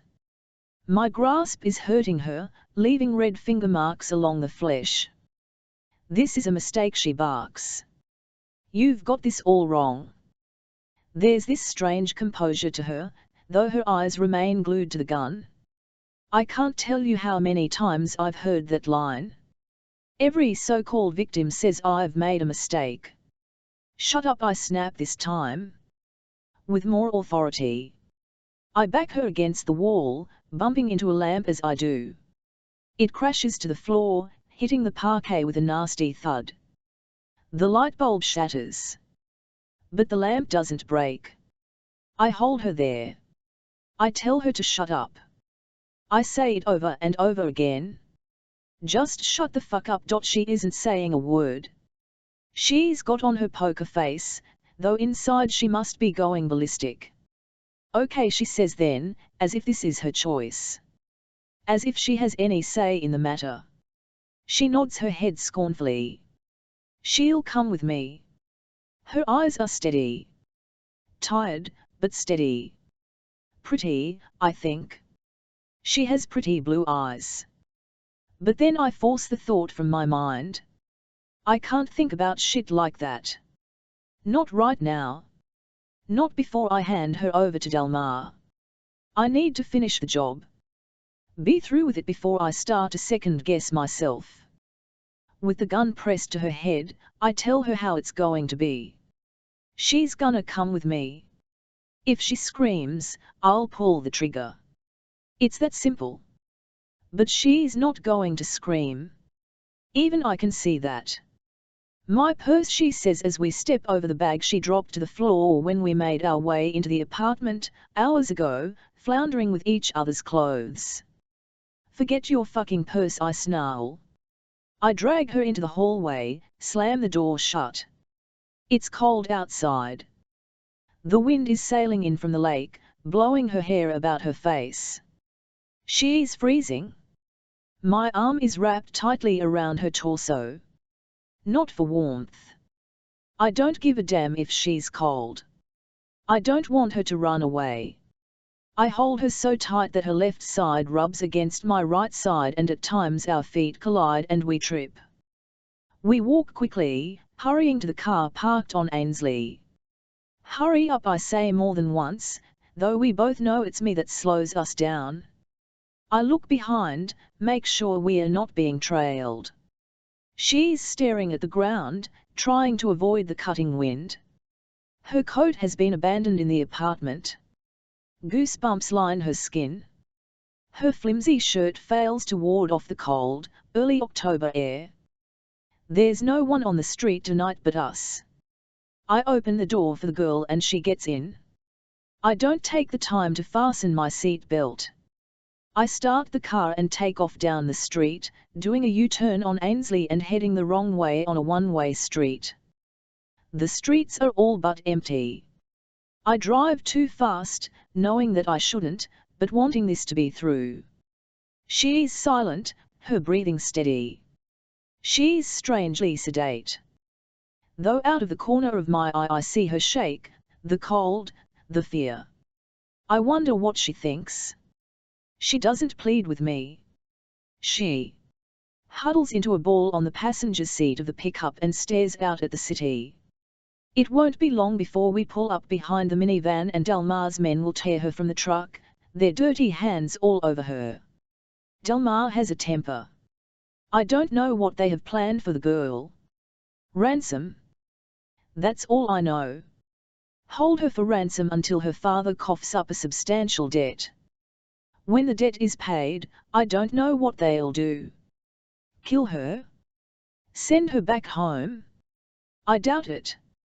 And if they do, it's only after Delmar and his guys have had a little fun with her, made it worth their while.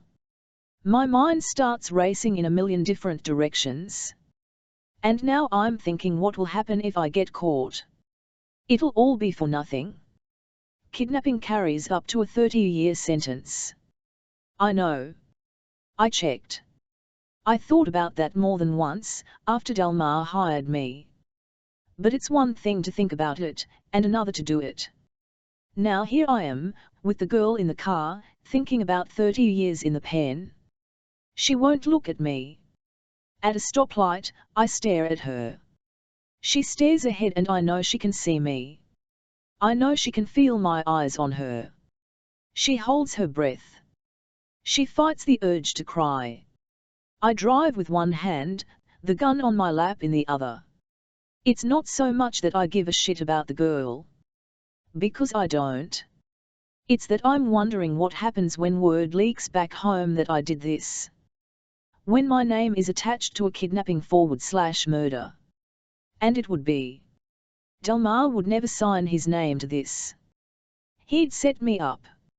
If and when this goes bad, I'll be the stooge, the scapegoat, the one on the chopping block.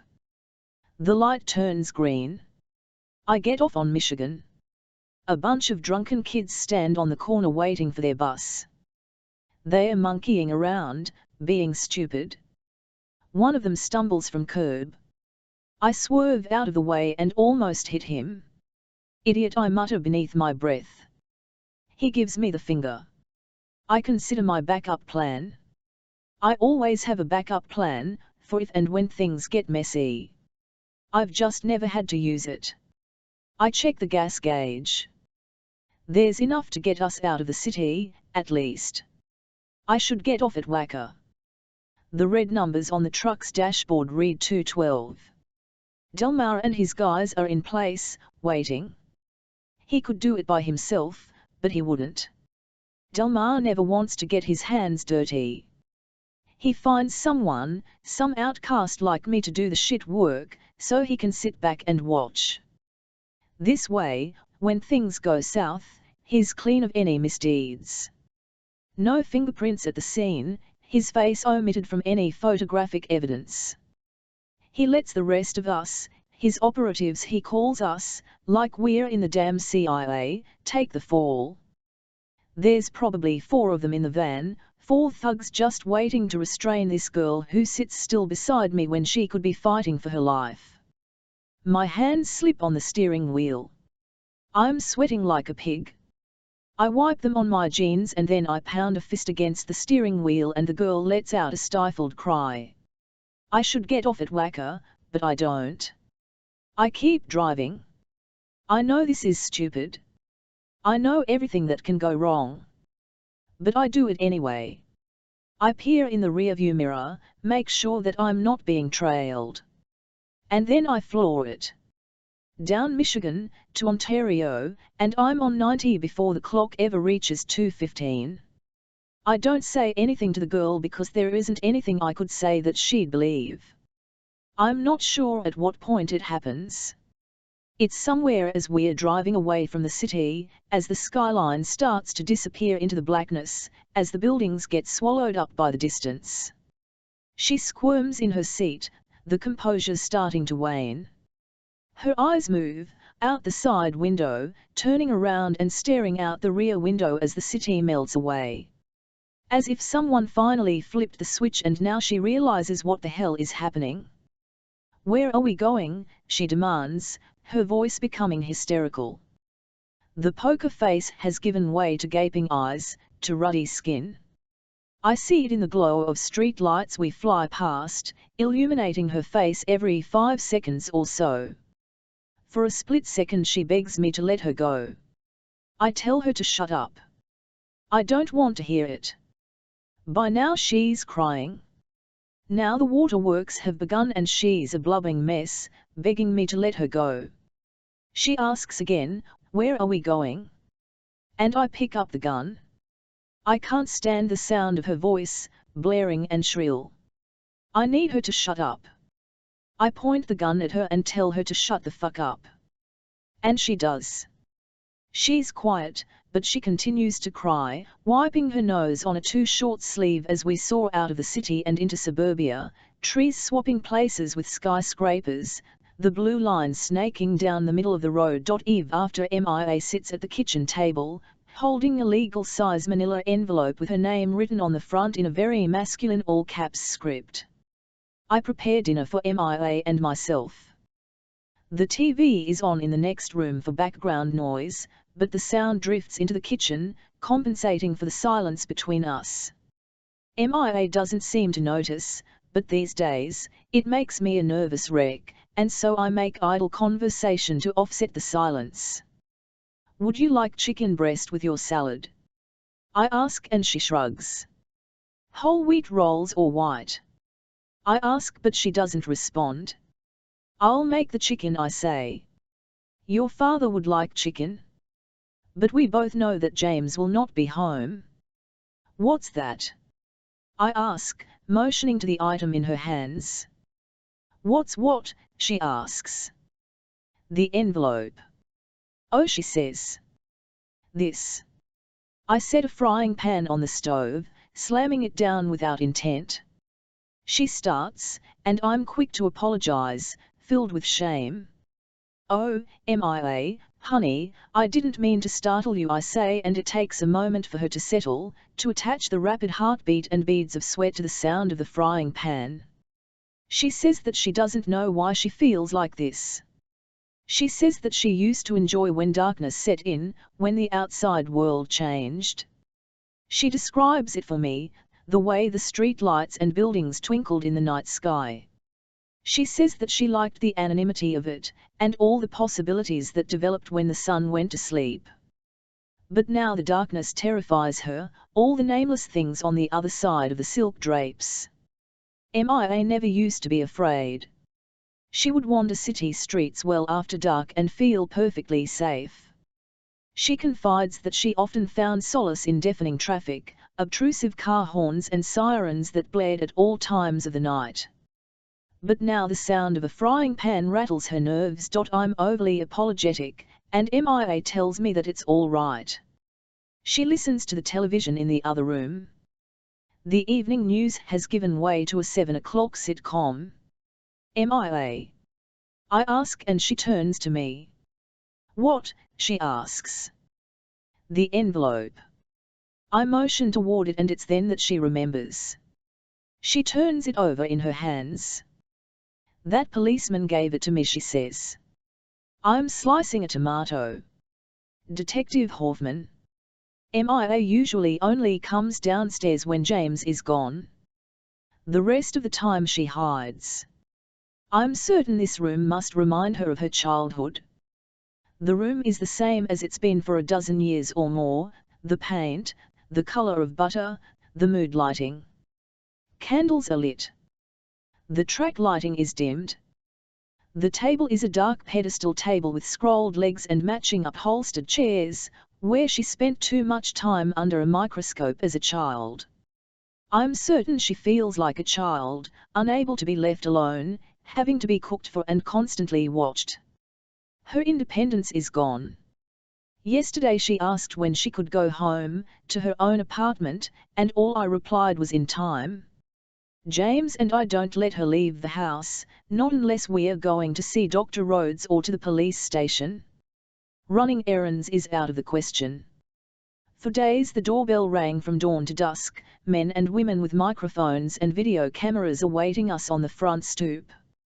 MIA Dennett, we'd like to ask you a few questions, they demand, forcing their microphones at MIA, until I told her not to open the door, and started ignoring the chime altogether.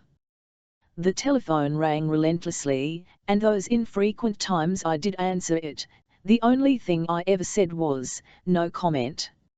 After a day or so, I started letting it go straight to voicemail, and then, when the ringing became too much to bear, I unplugged the phone from the wall. Well, aren't you going to open it? I remind MIA.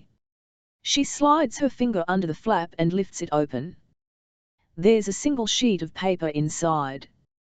She draws it carefully from the envelope and takes a look. I set the knife on a cutting board and saunter to the table beside Mia, feigning only a little interest when I'm absolutely certain I'm the more attentive of us two. It's a photocopy, a drawing from a sketch pad, with circles lining the top where the original was ripped from its spiral binding. It's a drawing of a person, a woman, I can only assume from the longish hair. I drew this, Mia says to me, but I slip the drawing from her hands. May I ask, dropping into the chair beside her. Why do you say that? I ask, my hands beginning to tremble, my stomach turning somersaults inside me. Mia has been drawing for as long as I can remember. She's a talented artist. I asked her once why she loved to draw, why it was something with which she was so enamored. She told me that she drew because it was the only way she could bring about change. She could turn geese to swans or a cloudy day to sun. It was a place where reality didn't have to exist. But this picture is something else entirely. The eyes are perfectly circular, the smile the sort she learned to draw in grade school. The eyelashes are upwardly pointing lines. The face is malformed. It came from the same notebook, the one Detective Hoffman had. The one with my drawings? You didn't draw this, I say with absolute certainty. Maybe 10 years ago. When you were first learning. But not now. This is much too ordinary for you. It's mediocre at best. A timer beeps and I rise to my feet. Mia reaches for the page to have a second look. Why would the policeman give this to me then, she asks, turning the envelope over in her hands. I tell her that I don't know. I'm setting whole wheat rolls onto a cookie sheet that will bake in the oven, when Mia asks, then who? Who drew this? On the stove, the chicken sears. I lower the cookie sheet into the bottom of the oven. I flip the chicken, and begin dicing a cucumber as if perhaps it was Colin Thatcher himself lying on the cutting board before me. I shrug my shoulders. That picture, I say, trying hard not to cry. Mia sits at the table, examining that picture, and I see it, clear as day, the long hair, the circular eyes, the U-shaped smile. That picture, I say, it's you. Colin, before we're on the Kennedy, before I ever bother to turn on the heat. Somewhere into Wisconsin I turn on the radio. Static blares out of the rear speakers. The girl is watching out the side window. She doesn't say a thing. I'm certain a pair of headlights has followed us the entire length of Interstate 90, but they disappear just outside of Janesville, Wisconsin. I exit the interstate. The road is dark and deserted and seems to lead to nowhere. I pull into a gas station. There isn't an attendant on duty. I kill the engine and get out to fill up the tank, bringing the gun with me. I've got my eyes on her the entire time, when I see a glow from inside the truck, the light from a cell phone that's come to life. How could I be so stupid? I thrust open the door, scare the shit out of her. She jumps, tries to hide the phone under her shirt. Give me your phone, I snap, ticked I forgot to ditch her phone before we left. The light from the gas station fills the truck. She's a damn mess, makeup down her face, her hair a catastrophe. Why? She asks. I know she's not this dumb. Just give it to me. Just give it to me. I don't have it, she lies. Give me the fucking phone, I yell as I reach over and yank it from beneath her shirt. She tells me to get my hands off her. I check the phone. She got as far as finding the contact list, but that's all. As I go to fill up the tank, I make sure it's off, then dump it into the trash. Even if the cops trace the signal, we'll be nowhere around when they do. I scavenge the back of the truck for something: rope, an extension cord, a piece of fucking string. I bind her hands together, tight enough that she cries out in pain. Try that again, I say when I get back in the truck, and I'll kill you. I slam the door and start the engine. There's only one thing that's certain: When I didn't show up with the girl, Delmar sent everyone he knows after us. By now they've torn apart my apartment. There's a hit out on both our heads. There isn't a chance in hell I'm going back.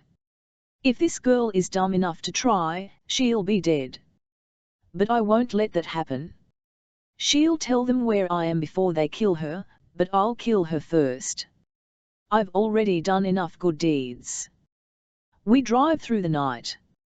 She closes her eyes, only for a couple of seconds, then jerks them open again and searches the truck to realize that it isn't a nightmare. It's all real. Me, the dirty truck, its vinyl seats torn, cotton falling out, the static on the radio, the endless fields and the dark night sky. The gun sits on my lap. I know she doesn't have the guts to reach for it, and my hands clutch the steering wheel, as I drive slower now that I know we're not being followed. She asks once why I'm doing this, her voice shaking as she speaks. "Why are you doing this to me?" she asks. "It's somewhere around Madison." She'd gone all this time in silence, listening to some Catholic priest ramble on and on about original sin, his voice cutting out every third or fourth word. And then all of a sudden, "Why are you doing this to me?" And it's the "to me" part that really rubs me the wrong way. She thinks it's all about her. It doesn't have a thing to do with her. She's a pawn, a puppet, a sacrificial lamb. "Don't worry about it," I say. She doesn't like this answer. "You don't even know me," she accuses in a patronizing way. "I know you," I say with a fleeting look her way. It's dark in the car. I can't see more than an outline, obscured by the blackness outside the window. "What did I do to you? What did I ever do to you?" she pleads. She never did a thing to me. I know it. She knows it. But I tell her to shut up anyway. Enough. And when she doesn't, I say it again. "Just shut up." The third time I scream, "Just shut the fuck up," the gun flailing about and pointing her way. I swerve off the road and slam on the brakes. I step from the truck and already she's screaming at me to leave her alone. I reach in the bed of the truck for a roll of duct tape, tear off a piece with my teeth. There's a chill in the air, the sound of the occasional semi-truck soaring down the road in the middle of the night. "What are you doing?" she asks, her feet kicking at me the minute I open her door. She kicks hard and gets me in the gut. She's a fighter, I'll give her that, but the only thing it does is make me pissed. I force my way into the truck, slap the duct tape over her moving lips and say, "I told you to shut up." And she does.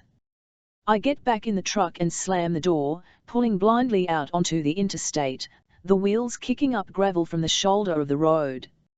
It's no wonder then that it takes a good 100 or so miles for her to tell me she has to pee, to get the guts to lay a trembling hand on my arm and get my attention.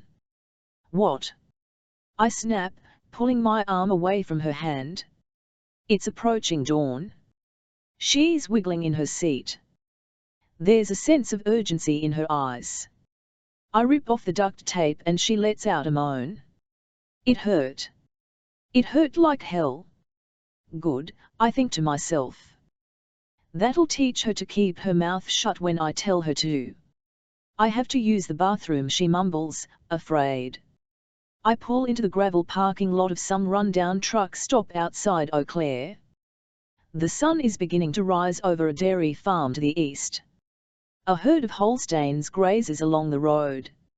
It's gonna be a sunny day, but it's damn cold. October. The trees are changing. In the parking lot I hesitate. It's all but empty, only one car, a rusty old station wagon with political bumper stickers plastered across the back, the rear headlight held to the car with packaging tape. My heart races. I stick the gun in the seat of my pants. It's not like I haven't been thinking about this since we left. I knew this was something I'd have to do. By now the girl was supposed to be with Delmar, and I figured I'd be trying hard to forget what I'd done. I didn't plan for this.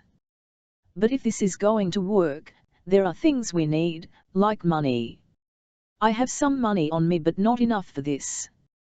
I emptied the girl's wallet before we left. Credit cards are out of the question. I pull a knife from the glove box. Before I cut the girl's restraints I say, you stay with me. Don't try anything stupid. I tell her she can use the bathroom when I say so, only when I say it's okay. I cut her rope. Then I cut 2 feet of spare rope and stuff it in a coat pocket. The girl looks ridiculous as she steps from the truck in the wrinkled shirt that doesn't even reach all the way to her wrists. She crosses her arms across herself and ties them into a knot. She shudders from the cold. Her hair falls down into her face. She keeps her head bent, eyes on the gravel. Her forearms are bruised, right across some stupid Chinese tattoo on her inner arm. There's only one lady working, not a single customer.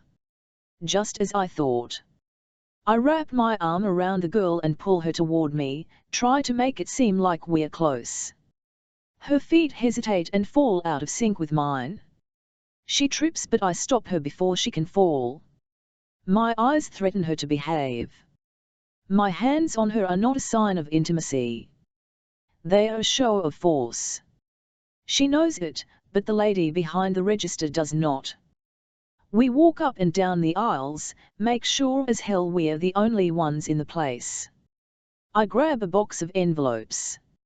I check the bathroom to make sure it's empty. I make sure there isn't a window the girl could jump out of, and then I tell her to pee. The woman at the register gives me a strange look. I roll my eyes and tell her the girl's had too much to drink. Apparently she buys it.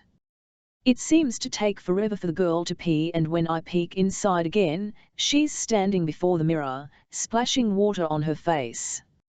She stares at her reflection for a long time. Let's go, I say after a minute. And then we head to the register to pay for the envelopes. But we don't pay for the envelopes. The lady's distracted, watching old 1970s reruns on a 12-inch TV. I look around, make sure there's no cameras in the place. And then I come up behind her, pull the gun from the seat of my pants and tell her to empty the fucking register. I don't know who panics more. The girl freezes, her face filled with fear. Here I am, with the barrel of the gun pressed against some middle-aged lady's grey hair, and she's a witness. An accomplice. The girl starts asking what I'm doing. Over and over again. What are you doing? She cries. I tell her to shut up. The lady is begging for her life. Please don't hurt me. Please just let me go. I shove her forward, tell her again to empty the register.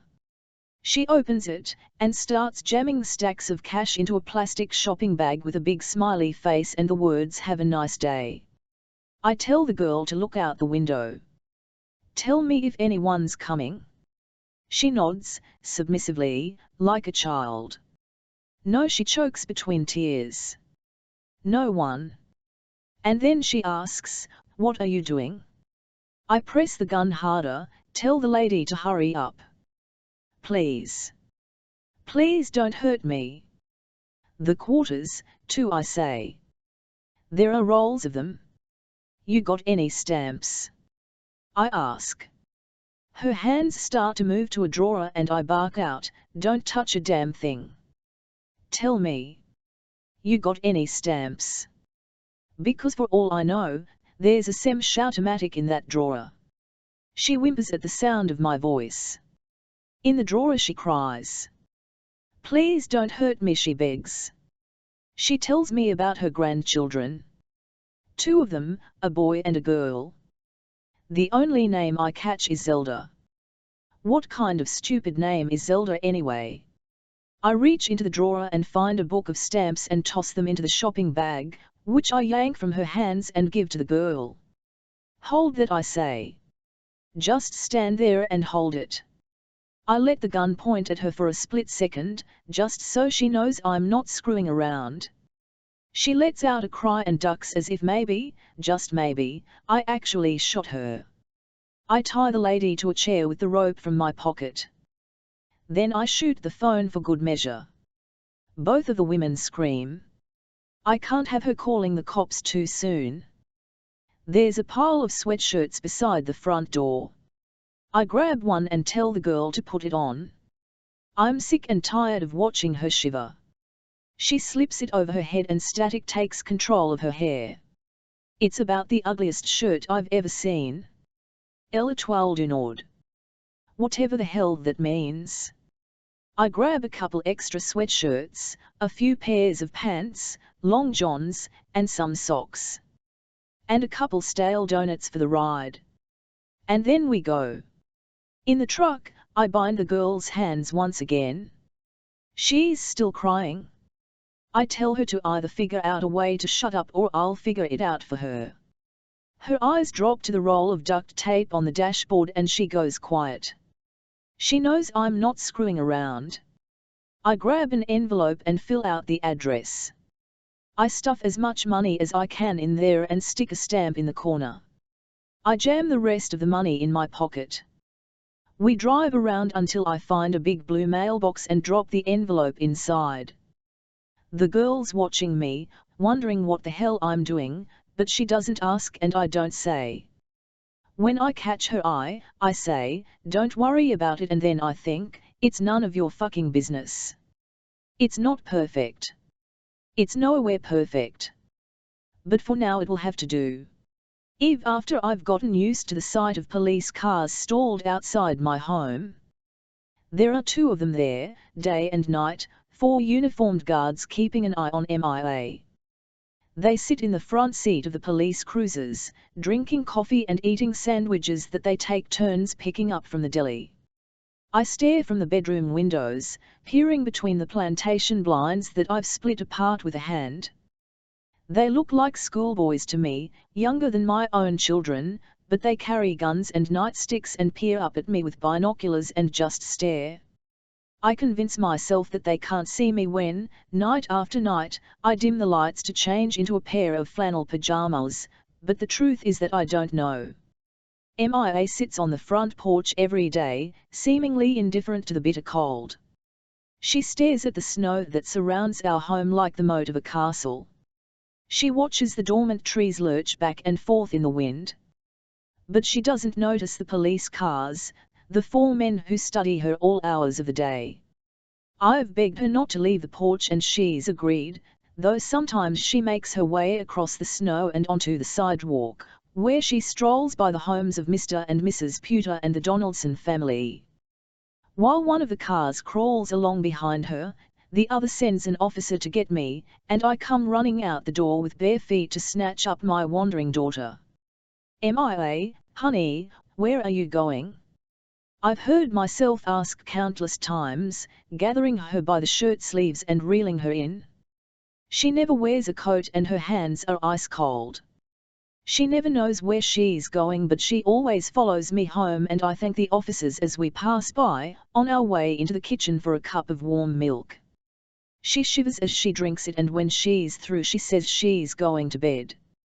She's felt unwell for the past week, always longing to be in bed.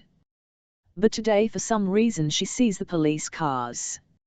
I pull out of the garage and onto the street, en route to Dr. Rhodes's office for MIA's first round of hypnosis. It's a moment of lucidity that passes by as she gazes out the window and asks, "What are they doing here?" as if they had arrived right then and there in that single lucid moment. "Keeping us safe," I say diplomatically. What I mean to say is keeping you safe, but I don't want her to fear the reasons she's not. "From what?" she asks, turning her head to watch the policeman through the back window. One starts his car and follows us down the road. The other lingers behind to keep an eye on the house while we're gone. "There's nothing to be afraid of," I respond in lieu of an answer to her question, and she gratefully accepts it, turning around to watch out the front window and forgetting altogether that we're being trailed. We drive down the neighborhood street. It's quiet. The kids have returned to school after 2 weeks of winter break and no longer loiter in their front lawns building snowmen and tossing snowballs at one another with high, shrieking laughter, sounds that are foreign in our uncommunicative home. Christmas lights remain on homes, those inflatable Santas unplugged and lying dead in mounds of snow. James didn't take the time to decorate the exterior of the house this year, though I went all out on the inside just in case. Just in case Mia came home and there was cause to celebrate. She's agreed to hypnosis. It didn't take much coaxing. These days Mia agrees to most everything. James is against the idea. He thinks hypnosis is a bogus science, equivalent to reading palms and astrology. I don't know what I believe, though I'll be damned if I don't give it a try. If it helps Mia remember one split second of those missing months, it's worth the exorbitant cost and the time spent in the waiting room of Dr. Avery Rhodes. What I understood of hypnosis a week ago was negligible. After awakening at night to research hypnosis on the internet, I became enlightened. Hypnosis, as I've come to understand it, is a very relaxed trance-like state similar to daydreaming. This will allow Mia to become less inhibited and tune out the rest of the world to allow herself, with the doctor's help, to arouse the memories she's lost. Under hypnosis, the subject becomes highly suggestible, and can recall information that the mind has locked in a vault. By hypnotizing Mia, Dr. Rhodes will be dealing directly with the subconscious, that part of the brain that's hidden Mia's memories from her.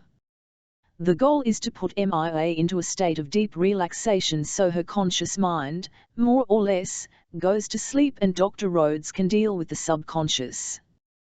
For Mia's sake, the goal is to regain all or some parts and minute details even, of her time in the cabin so that, through therapy, she can come to terms with her abduction and heal. For the investigation's sake, however, Detective Hoffman is desperate for information, for any details or clues that Colin Thatcher might have aired in the cabin that would help police find the man who did this to Mia. When we arrive at Dr. Rhodes's office, I, at James's insistence, am allowed inside. He wants me to keep an eye on the nutcase, what he calls Dr. Rhodes, in case she tries to screw with Mia's head. I sit in an armchair out of the way while Mia, squeamishly, sprawls out on the couch. Textbooks line floor-to-ceiling bookshelves on the southernmost wall. There is a window that faces the parking lot. Dr. Rhodes keeps the blinds closed, allowing in only a scant amount of light, so there's an abundance of privacy. The room is dark and discreet, the secrets revealed inside the walls absorbed by the burgundy paint and oak wainscoting. The room is drafty. I pull my sweater tightly around my body and hug myself as Mia's conscious mind begins to get drowsy. The doctor says, we'll start off with the simple things, with what we know to be true, and see where that leads. It doesn't come back chronologically. It doesn't even come back sensibly and, to me, long after we escape into the piercing winter day, it's a puzzle. I had imagined that hypnosis would be able to unlock the vault and there, in that very instant, all the memories would topple onto the faux Persian rug so that Mia, the doctor and I could hover over and dissect them. But that's not the way it happens at all.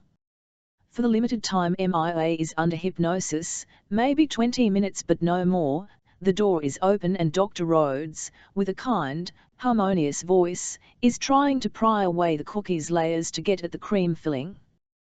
They come off in crumbs, the rustic feel of the cabin with the knotty pine paneling and exposed beams, static on a car radio, the sound of Beethoven's Für Elise, spotting a moose. Who's in the car, Mia? I'm not sure. Are you there? Are you driving the car? No. Who's driving the car? I don't know. It's dark. What time of day is it? Early morning. The sun is just beginning to rise. You can see out the window. Do you see stars? And the moon? A full moon? No. She shakes her head. A half moon? Do you know where you are? On a highway. It's a small, two-lane highway, surrounded by woods. Are there other cars? No. Do you see street signs? No. Do you hear anything? Static. From the radio. There's a man speaking, but his voice, there's static. MIA is lying on the couch with her legs crossed at the ankles. It's the first time I've seen her relax in the last 2 weeks. Her arms are folded against a bare midriff, her chunky cream sweater having hiked up an inch or two when she laid down, as if she's been placed in a casket. Can you hear what the man is saying? Dr. Rhodes asks from where she sits on a maroon armchair beside MIA. The woman is the epitome of together, not a wrinkle in her clothing, not a hair out of place. The sound of her voice is monotonous, it could lull me to sleep. Temperatures in the 40s, plenty of sun. The weather forecast. It's a disc jockey, the sound is coming from the radio. But the static. The front speakers don't work. The voice comes from the back seat. Is there someone in the back seat, MIA? No. It's just us. Us. I can see his hands in the darkness. He drives with 2 hands, holding the steering wheel so tightly. What else can you tell me about him? MIA shakes her head. Can you see what he's wearing? No. But you can see his hands. Is there anything on his hands, a ring, watch? Anything? I don't know. What can you tell me about his hands? They are rough. You can see that? You can see that his hands are rough. I scoot to the edge of my seat, hanging on to MIA's every last muted word. I know that MIA, the old MIA, pre-Colin Thatcher would have never wanted me to hear this conversation. This question she doesn't answer. Is he hurting you? MIA twitches on the couch, pushing aside the question. Dr. Rhodes asks again, did he hurt you, MIA? There, in the car, or maybe before.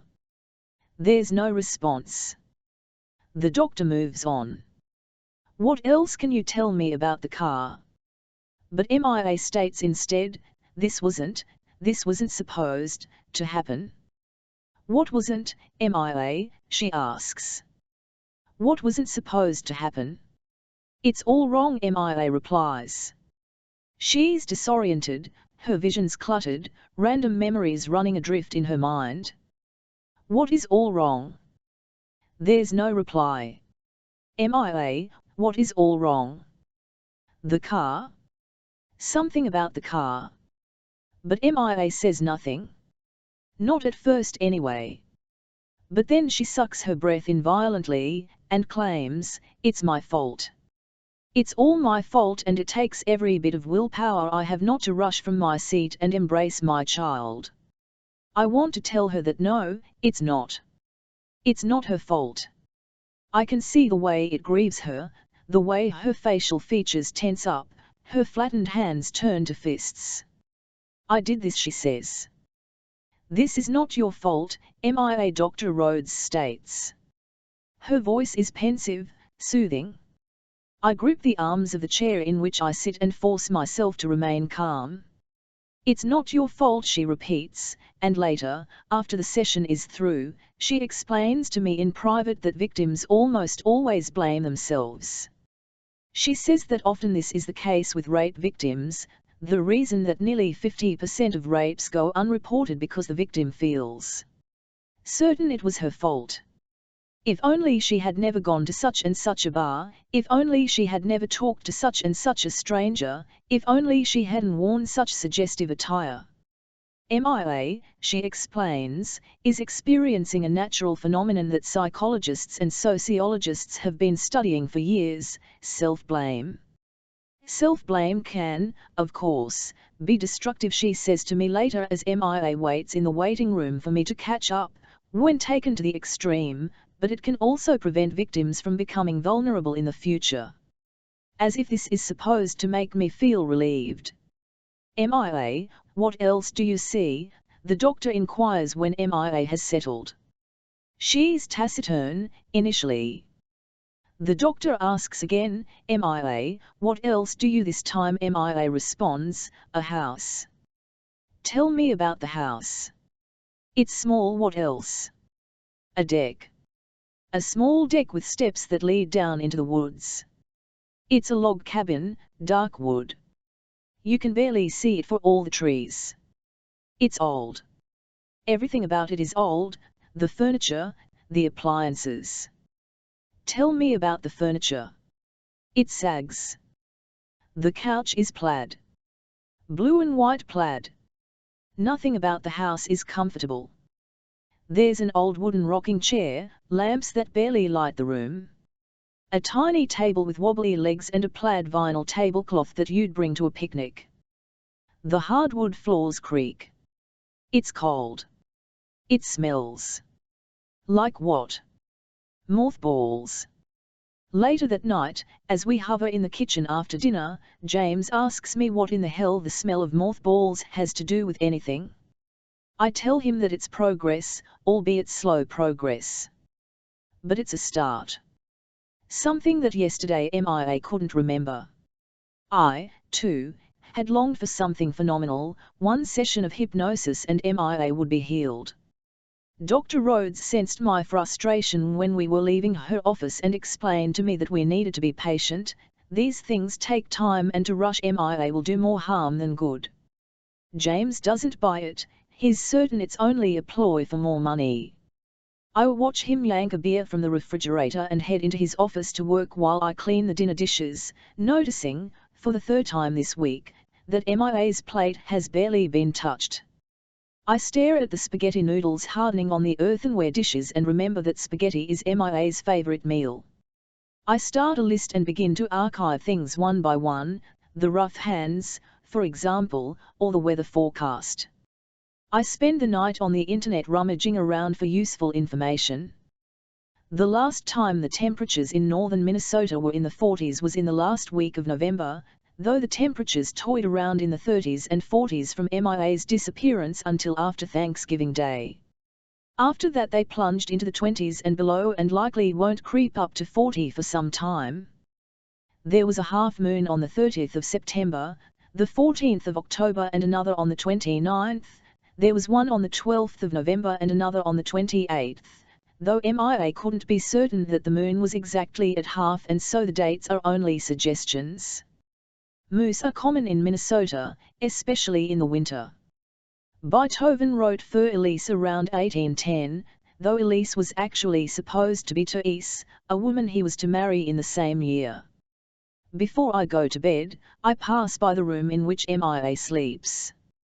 I silently open the door and stand there, watching her, the way she is draped across the bed, the blanket thrust from her body at some point in the night where it lies in a puddle on the floor. The moon welcomes itself into the bedroom through the slats on the plantation blinds, streaking MIA with traces of light, across her face, down a set of knit eggplant pajamas, the right leg of which is hiked up to the knee and tossed across an extra pillow. It's the only time these days when MIA is at peace. I move across the room to cover her and feel my body lower to the edge of the bed.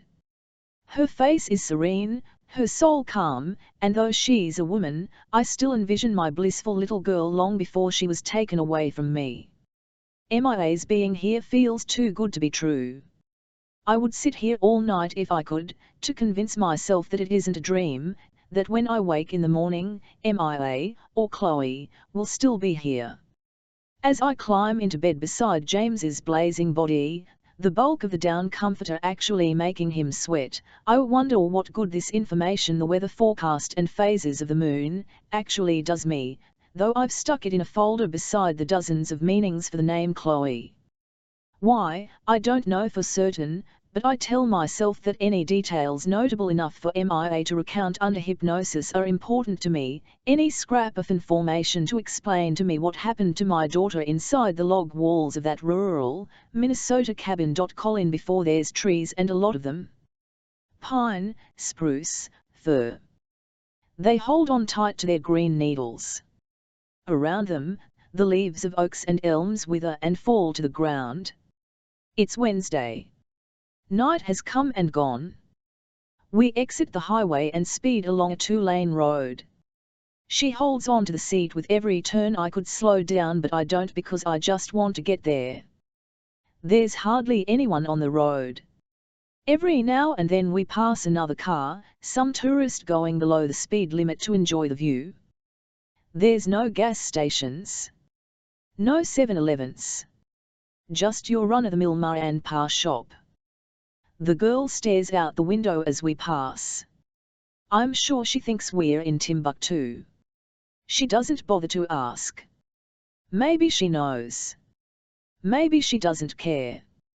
We continue north into the deepest, darkest corners of Minnesota. The traffic continues to thin beyond two harbors where the truck is nearly engulfed in needles and leaves.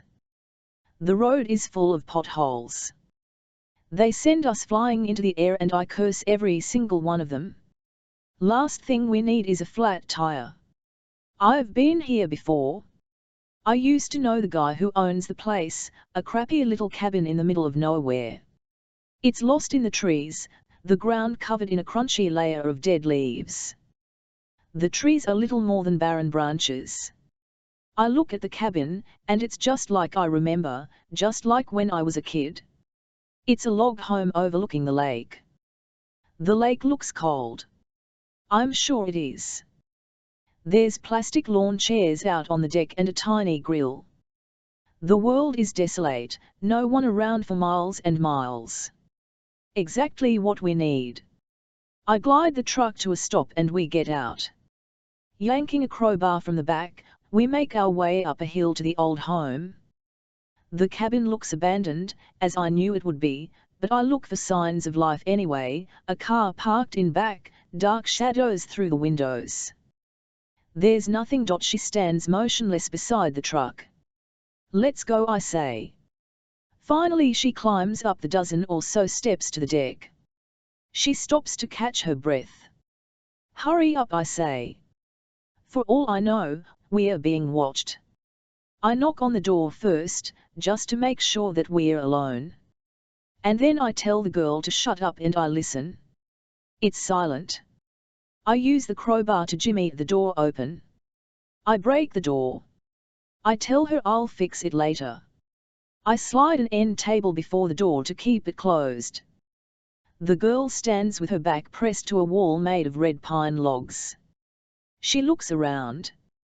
The room is small.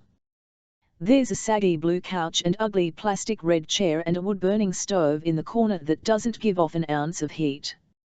There are photos of the cabin when it was being built, old black and whites shot with a box camera, and I remember being told by the guy about it when I was a kid, about how the people who built the home 100 years ago picked this location not for the view, but for the row of pine trees just east of the cabin that shield it from the driving winds.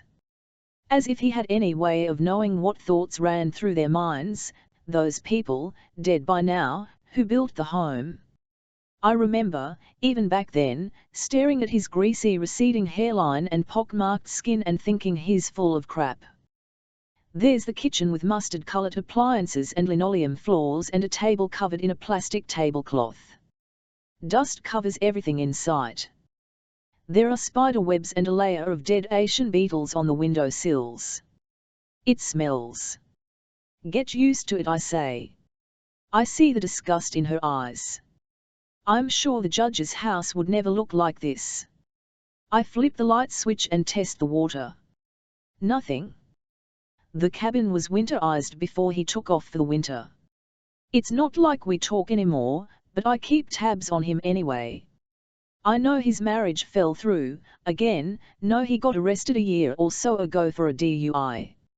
I know that a couple weeks ago, as he does every fall, he packed his shit and left, back to Winona, where he works for the DOT, clearing ice and snow off the roads. I yank a phone from a phone jack and, finding a pair of scissors in a kitchen drawer, cut the wire. I glance at the girl, who hasn't moved from the door. Her eyes are fixed on the plaid tablecloth. It's ugly, I know. I step outside to pee. A minute later I return. She's still staring at that damn tablecloth. Why don't you make yourself useful and start a fire, I say. She puts her hands on her hips and stares at me, with that god-awful sweatshirt from the gas station. Why don't you, she says, but her voice shakes, her hands shake, and I know she's not as fearless as she wants me to think. I stomp outside and bring in 3 logs of firewood and drop them to the ground beside her feet. She jumps. I hand her some matches, which she lets drop to the floor, the carton opening and matches falling out. I tell her to pick them up. She ignores me. She needs to understand that I'm the one in the driver's seat. Not her. She's along for the ride, so long as she keeps her mouth shut and does what I say. I yank the gun from a pocket and attach the magazine. And I point it at her. At those pretty blue eyes that go from sure to not so sure as she whispers to me, "You've got this all wrong," and as I cock the hammer, I tell her to pick up the matches and start a fire. And I'm wondering if this was a mistake, if I should have just handed her over to Delmar. I don't know what I expected from the girl, but this sure as hell isn't it. I never figured I'd end up with an ingrate. She's staring at me. A challenge? Seeing if I have it in me to kill her. I take a step closer and hold the gun to her head. And then she caves. She drops to the floor and with those shaking hands, picks up the matches. One by one. And drops them in the cardboard box. And I stand there with the gun pointed at her while she scrapes one match and then another against the striking surface. The flame burns her fingers before she can start a fire. She sucks on her finger and then tries again. And again. And again. She knows I'm watching her. By now, her hands are shaking so much she can't light the damn match. "Let me do it," I say as I come up quickly behind her. She flinches. I start a fire without any trouble and brush past the girl, into the kitchen, looking for food. There's nothing, not even a box of stale crackers. "What now?" she asks, but I ignore her. "What are we doing here?" I walk around the cabin, just to make sure. The water doesn't work. Everything has been shut off for the winter. Not that I can't fix it. It's reassuring. When he winterized the house, he wasn't planning on coming back until spring, the time of year he goes underground, lives like a hermit for 6 months of the year. I can hear her pacing about, waiting for someone or something to come barreling through the front door and kill her. I tell her to stop. I tell her to sit down. She stands there for a long time before she finally backs a plastic chair against the wall opposite the front door and drops down in the seat. She waits.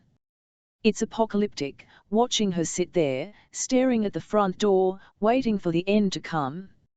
Night comes and goes. Neither of us sleeps. The cabin will be cold by winter. It was never meant to be lived in beyond November the 1st. The only source of heat in the cabin is a wood-burning stove. There's antifreeze in the John. The electricity had been shut off. That I fixed last night. I found the main breaker and flipped it back on. I literally heard the girl thank God for the 25 watts given off by an ugly table lamp. I made my way around the periphery of the cabin. I checked out a shed out back that's filled with a bunch of crap nobody'd ever need, and a few things that might come in handy. Like a toolbox. Yesterday I told the girl she'd have to piss outside. I was too tired to deal with plumbing. I'd watched her walk down the stairs as if she was walking the plank. She hid herself behind a tree and slid down her pants. She squatted where she thought I couldn't see, and then, because she wouldn't dare touch her ass with a leaf, she opted to air dry. She only peed once. Today I find the main water valve and slowly let the water in. It sprays at first, then begins to flow normally. I flush the toilet and run the sinks to get rid of the antifreeze. I make a mental list of things we need: insulation and more duct tape for the pipes, toilet paper, food. She's pretentious, smug and arrogant, a prima donna. She ignores me because she's pissed off and scared, but also because she thinks she's too good for me. She sits on the ugly red chair and stares out the window. At what? At nothing. Just stares. She hasn't said more than 2 words since morning. Let's go, I say. I tell her to get back in the car. We're going for a ride. Where? She doesn't want to go anywhere. She'd rather stare out that damn window and count the leaves falling from the trees. You'll see. She's scared. She doesn't like the uncertainty. She doesn't move, but watches me with fake courage and deluded defiance when I know she's fucking scared to death. You want to eat, don't you? Apparently she does. And so we head outside. We get back in the truck and take off for Grand Marais. I make a plan in my head, get out of the country, soon. I'll leave the girl behind. I don't need her slowing me down. I'll get a flight to Zimbabwe or Saudi Arabia, some place where they can't extradite me. Soon, I tell myself. I'll do it soon. I'll tie her up in the cabin and hightail it to Minneapolis for a flight before she has a chance to spread my face all over Interpol. I tell her that I can't call her MIA. Not in public. Soon enough word will leak out that the girl's missing. I should leave her in the car, but I can't. She'll take off. And so she wears my baseball cap and I tell her to look down, don't make eye contact. It probably doesn't need to be said. She knows more about the gravel than me. I ask what she wants me to call her. After enough hesitation to start to piss me off, she comes up with Chloe. No one gives a damn that I'm missing. When I don't show up at work, they'll assume I'm lazy. It's not like I have friends. I let her pick out chicken noodle soup for lunch. I hate it, but I say okay anyway. I'm hungry. We get about 20 cans. Chicken noodle, tomato soup, mandarin oranges, cream corn. The kind of food you find in a survival kit. The girl realizes this and says, maybe you don't plan to kill me right away, and I say no, not until we've eaten the cream corn. In the afternoon I try to sleep. These days it doesn't come easy. I get an hour here, an hour there, but most of all I'm awakened by the idea of Delmar coming after me or the cops showing up at the door. I'm on the lookout, all the time, peeking out every window as I pass. Always looking behind me. I barricade the front door before I sleep, glad to find the windows sealed shut by some idiot with paint. I didn't think I had to worry about the girl trying to escape. I didn't think she had it in her. I let my guard down, left the truck keys out in plain sight, and that was all the encouragement she needed. And so I'm sound asleep on the sofa, hugging the gun, when I hear the front door slam shut. I'm on my feet. It takes a minute to get my bearings. When I do, I see the girl fall down the second half of the stairs down to the gravel drive. I run out the door, screaming, irate. She's limping.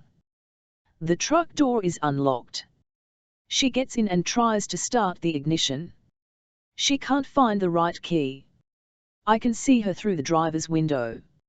I see her pound a fist on the steering wheel. I'm closing in on the truck. By now she's grown desperate. She slides across the front seat and out the passenger door.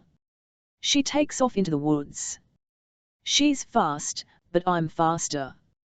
The tree branches reach out, scraping her arms and legs. She trips over a rock and falls face first into a pile of leaves. She gets up and continues to run. She's getting tired, losing speed. She's crying, begging me to leave her alone. But I'm pissed. I grab her by the hair. Her feet continue to run, but her head snaps back violently. She lands on the hard earth. She doesn't have time to cry out before I'm on her, all 200 and some pounds crushing her slender frame. She gasps, begging me to stop. But I don't. I'm mad. She's crying wildly. Tears stream down her face, mixing with blood and mud and my own spit. She squirms. She spits on me. I'm sure she sees her entire life float before her eyes. I tell her how stupid she is. And then I hold the gun to her head and cock the hammer. She stops moving, becomes paralyzed. I press hard, the barrel leaving a mark on her head. I could do it. I could end her life. She's an idiot, a damn moron. It takes every ounce of goodwill I have not to pull the trigger. I did this for her. I saved her life. Who the hell does she think she is to run away? I press harder with the pistol, dig the barrel into her skull. She cries out. You think that hurts, I say. Please. She's begging, but I don't listen. I should have handed her over when I had the chance. I stand up, grab her by the hair. She bawls. Shut up, I say. I drag her by the hair through the trees. I shove her ahead of me and tell her to move. Hurry up. It's like her legs don't work right. She trips, falls. Get up, I snap. Does she have a clue what Dalmar would do to me if he found me? A bullet in the head would be the easy way out. A quick and easy death. I'd be crucified. Tortured. I push her up the steps, into the cabin. I slam the door shut, but it bounces back open. I kick it shut and throw the table down to keep it closed. I yank her into the bedroom and tell her that if I hear her so much as breathe, she will never again see the light of day. Gabe, before I drive downtown again, the fourth time in a week, planning to bitch when I don't get reimbursed for all the miles I'm racking up on my car. It's only about 10 miles each way, but takes nearly 30 minutes in the damn traffic. There's a reason I don't live in the city. I fork over another $15 to park, robbery if you ask me, because I've passed the intersection of Lawrence and Broadway nearly a dozen times and still can't find an open meter. The bar doesn't open for a few hours. Just my luck, I think, knocking on the window to get the bartender's attention. He's stocking the bar and I know he hears me but doesn't budge. I knock again, and this time, when his eyes gaze in my direction, I show him my badge. He opens the door. It's quiet in the bar. The lights are dim, few of the sun's rays making it in through the grimy windows. The place is dusty and smells of stale cigarette smoke, things you wouldn't necessarily notice when jazz music and candlelight set the mood. We open at 7, he says. Who's in charge here? I ask. You're looking at him? He turns and begins a retreat to the bar. I follow and prop myself up on one of the torn vinyl stools. I reach into a pocket for the photo, Mia Dennett. It's a fascinating picture, one Eve Dennett let me borrow last week. I promised it wouldn't get lost or hurt, and I feel bad that my shirt pocket has already wrinkled a corner. To Mrs. Dennett, it was the photograph that was all MIA, or so she claimed, this image of a free-spirited woman with dirty blonde hair that hangs too long, azure eyes and a straightforward, honest smile.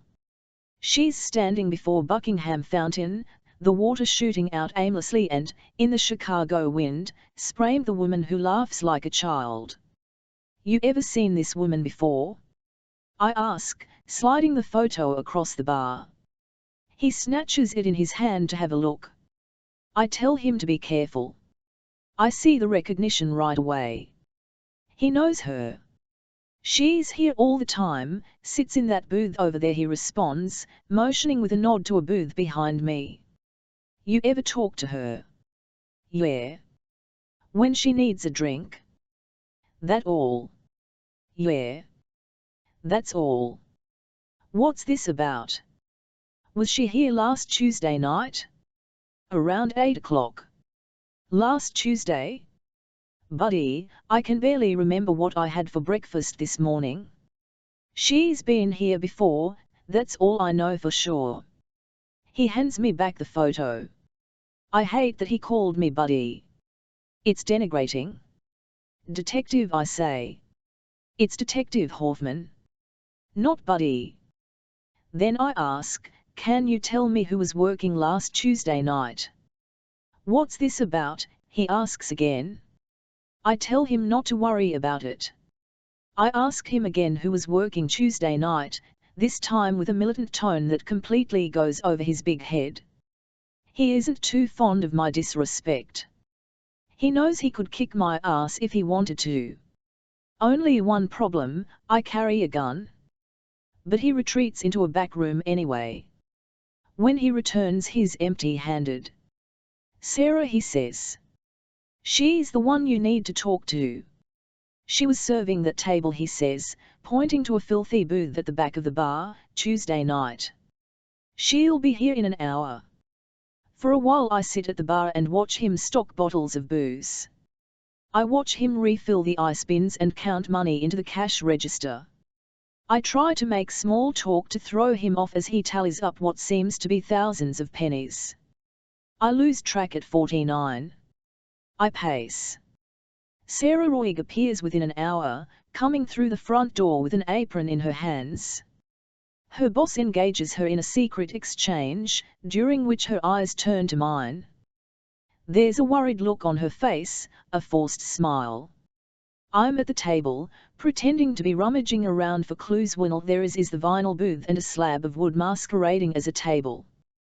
That and a frilly little green candle I consider swiping for my own home. Sarah?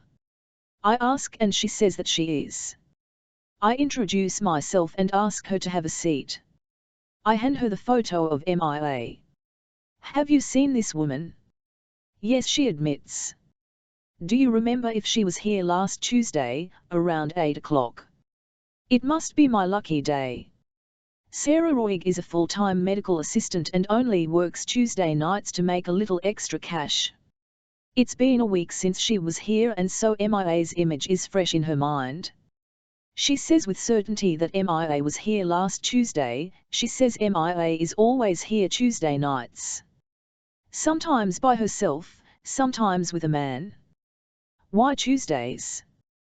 Tuesday night poetry slam, she says, also I assume that's the reason she's always here. Though I'm never entirely sure she's listening.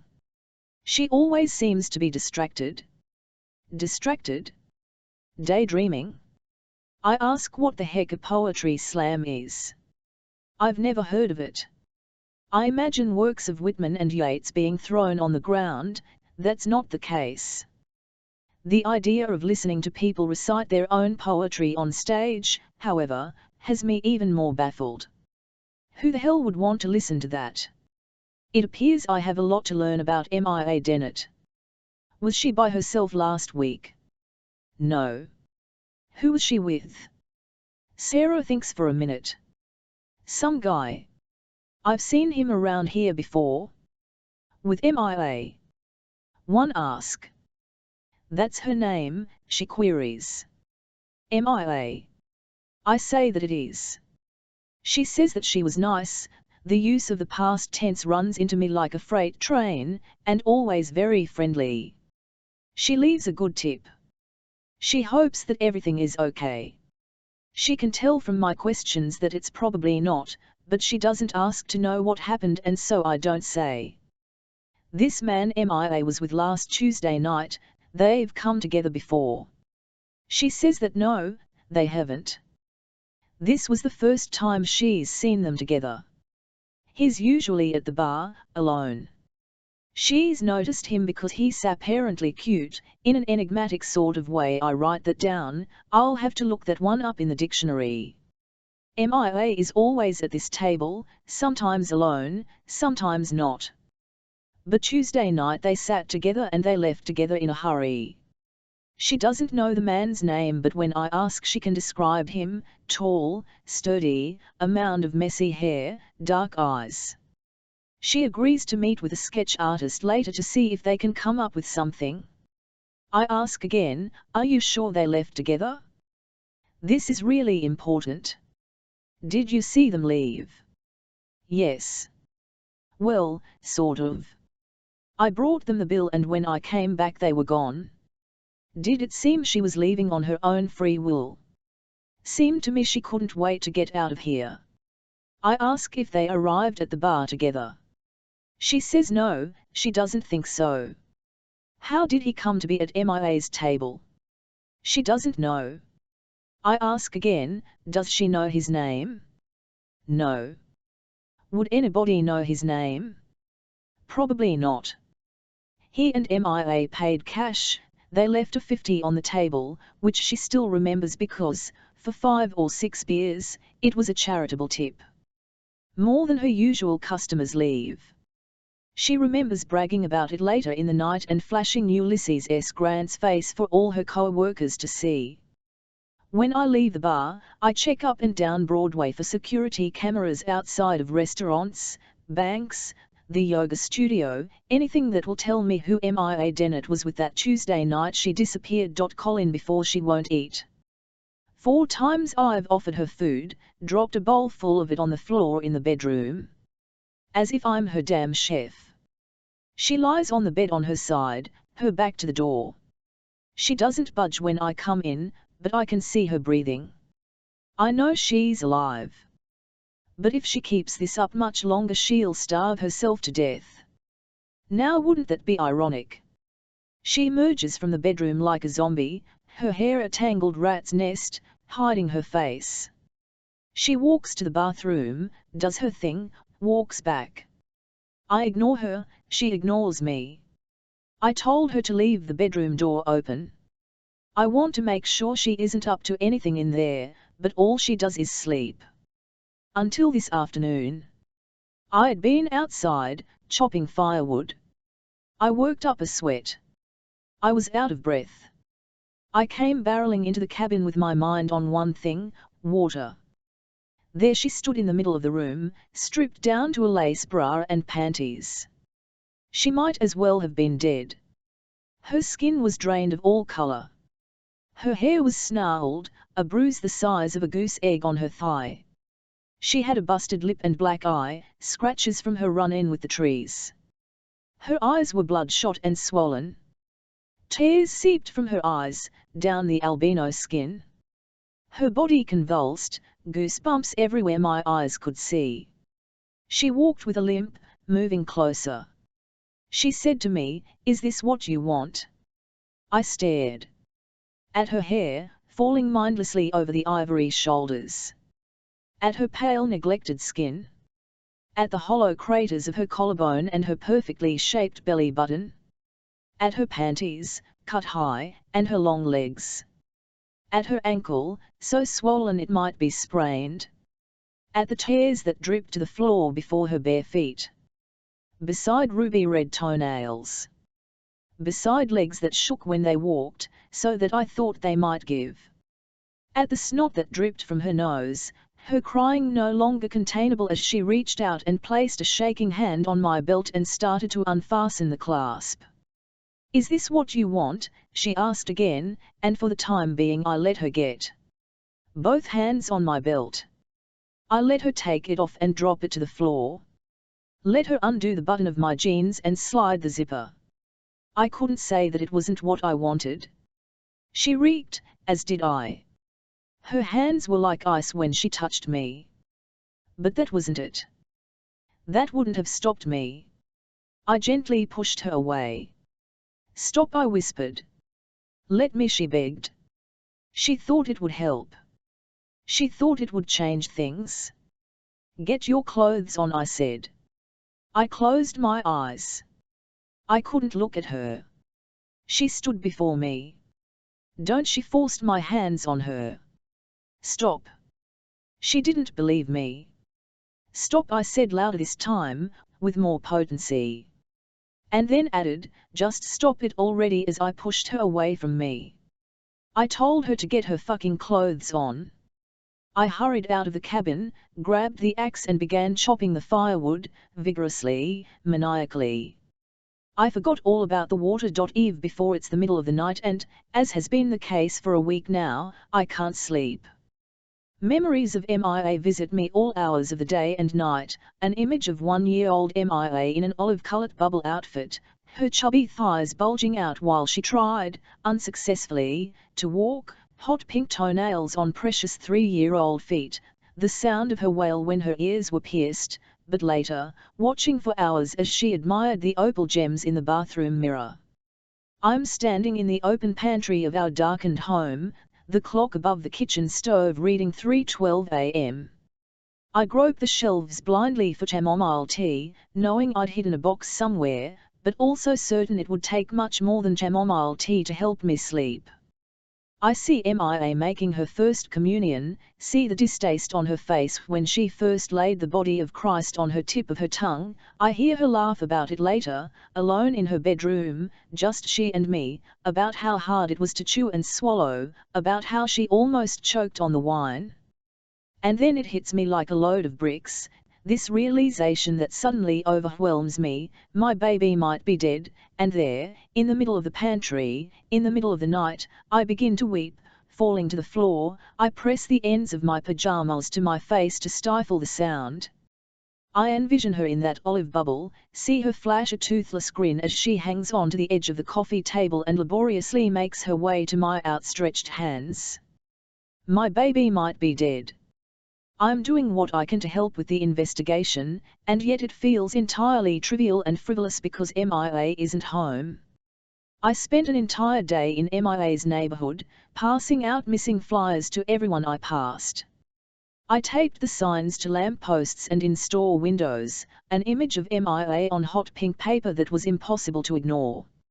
I met her friend Ina for lunch, and together we went through the details of MIA's last day, desperate for oddities that might explain MIA's disappearance, of which there were none. I rode into the city with Detective Hoffman, after he had secured a key for MIA's apartment and checked that it was not a crime scene, and together we sifted through MIA's belongings, through every circadian object, lesson plans and an address book, grocery lists and to-dos, hopeful for a clue. We found none. Detective Hoffman phones me once, sometimes twice a day. Hardly a day goes by that we don't speak. I find his voice, his gentle nature, reassuring, and he's always amicable even when James winds him up. James says that he's an idiot. The detective gives the impression that I'm the first to know any bit of information that crosses his desk, but I'm certain I'm not. He is proofreading the fine points before offering snippets to me. These snippets leave 1,000 what-ifs running through a mother's mind. I'm reminded of my daughter's dissolution with every breath I take. When I see mothers holding their children's hands. When I see children climbing onto the school bus. When I see postings of missing cats taped to the street posts, or hear a mother call her child by name. Detective Hoffman wants to know everything he possibly can about MIA. I rummage through old photographs in the basement. I come across old Halloween costumes, and size 4 clothes, roller skates and Barbie dolls. I know there are other cases, other missing girls like MIA. I picture their mothers. I know there are girls who never come home. The detective reminds me that no news is good news. Sometimes he calls to tell me nothing at all, no information, in case I was wondering, which I always am. He humors me. He promises to do everything he can to find MIA. I can see it in his eyes when he looks at me, or when he lingers just a moment longer than he should, to make certain I'm not about to crumble. But I think of it all the time, about how hard it has become to stand and walk, about how impossible it's becoming to function and live in a world that still thinks of politics and entertainment and sports and the economy when all I think about is MIA. I was certainly not the best mother. That goes without saying. I didn't set out to be a bad mother, however. It just happened. As it was, being a bad mother was child's play compared to being a good mother, which was an incessant struggle, a lose-lose situation 24 hours a day. Long after the kids were in bed, the torment of what I did or didn't do during those hours we were trapped together would scourge my soul. Why did I allow Grace to make Mia cry? Why did I snap at Mia to stop just to silence the noise? Why did I sneak to a quiet place, whenever I could? Why did I rush the days, will them to hurry by, so I could be alone? Other mothers took their children to museums, the gardens, the beach. I kept mine indoors, as much as I could, so we wouldn't cause a scene. I lie awake at night wondering, what if I never have a chance to make it up to Mia? What if I'm never able to show her the kind of mother I always longed to be? The kind who played endless hours of hide and seek, who gossiped side by side on their daughters' beds about which boys in the junior high were cute. I always envisioned a friendship between my daughters and me. I imagined shopping together and sharing secrets, rather than the formal, obligatory relationship that now exists between myself and Grace and Mia. I list in my head all the things that I would tell Mia if I could. That I chose the name Mia for my great-grandmother, Amelia, vetoing James's alternative, Abigail. That the Christmas she turned 4, James stayed up until 3 a.m. assembling the dollhouse of her dreams. That even though her memories of her father are filled with nothing but malaise, there were split seconds of goodness, James teaching her how to swim, James helping her prepare for a 4th-grade spelling test. That I mourn each and every time I turn down an extra book before bed, desperate now for just 5 more minutes of laughing at Harry the dirty dog.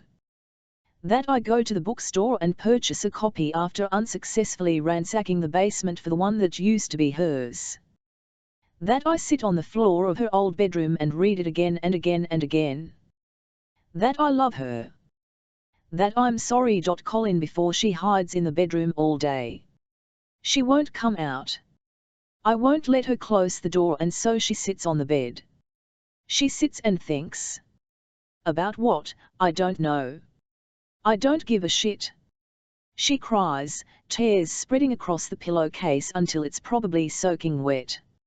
Her face, when she comes out to pee, is red and swollen. She tries to be quiet about it, as if she thinks I can't hear.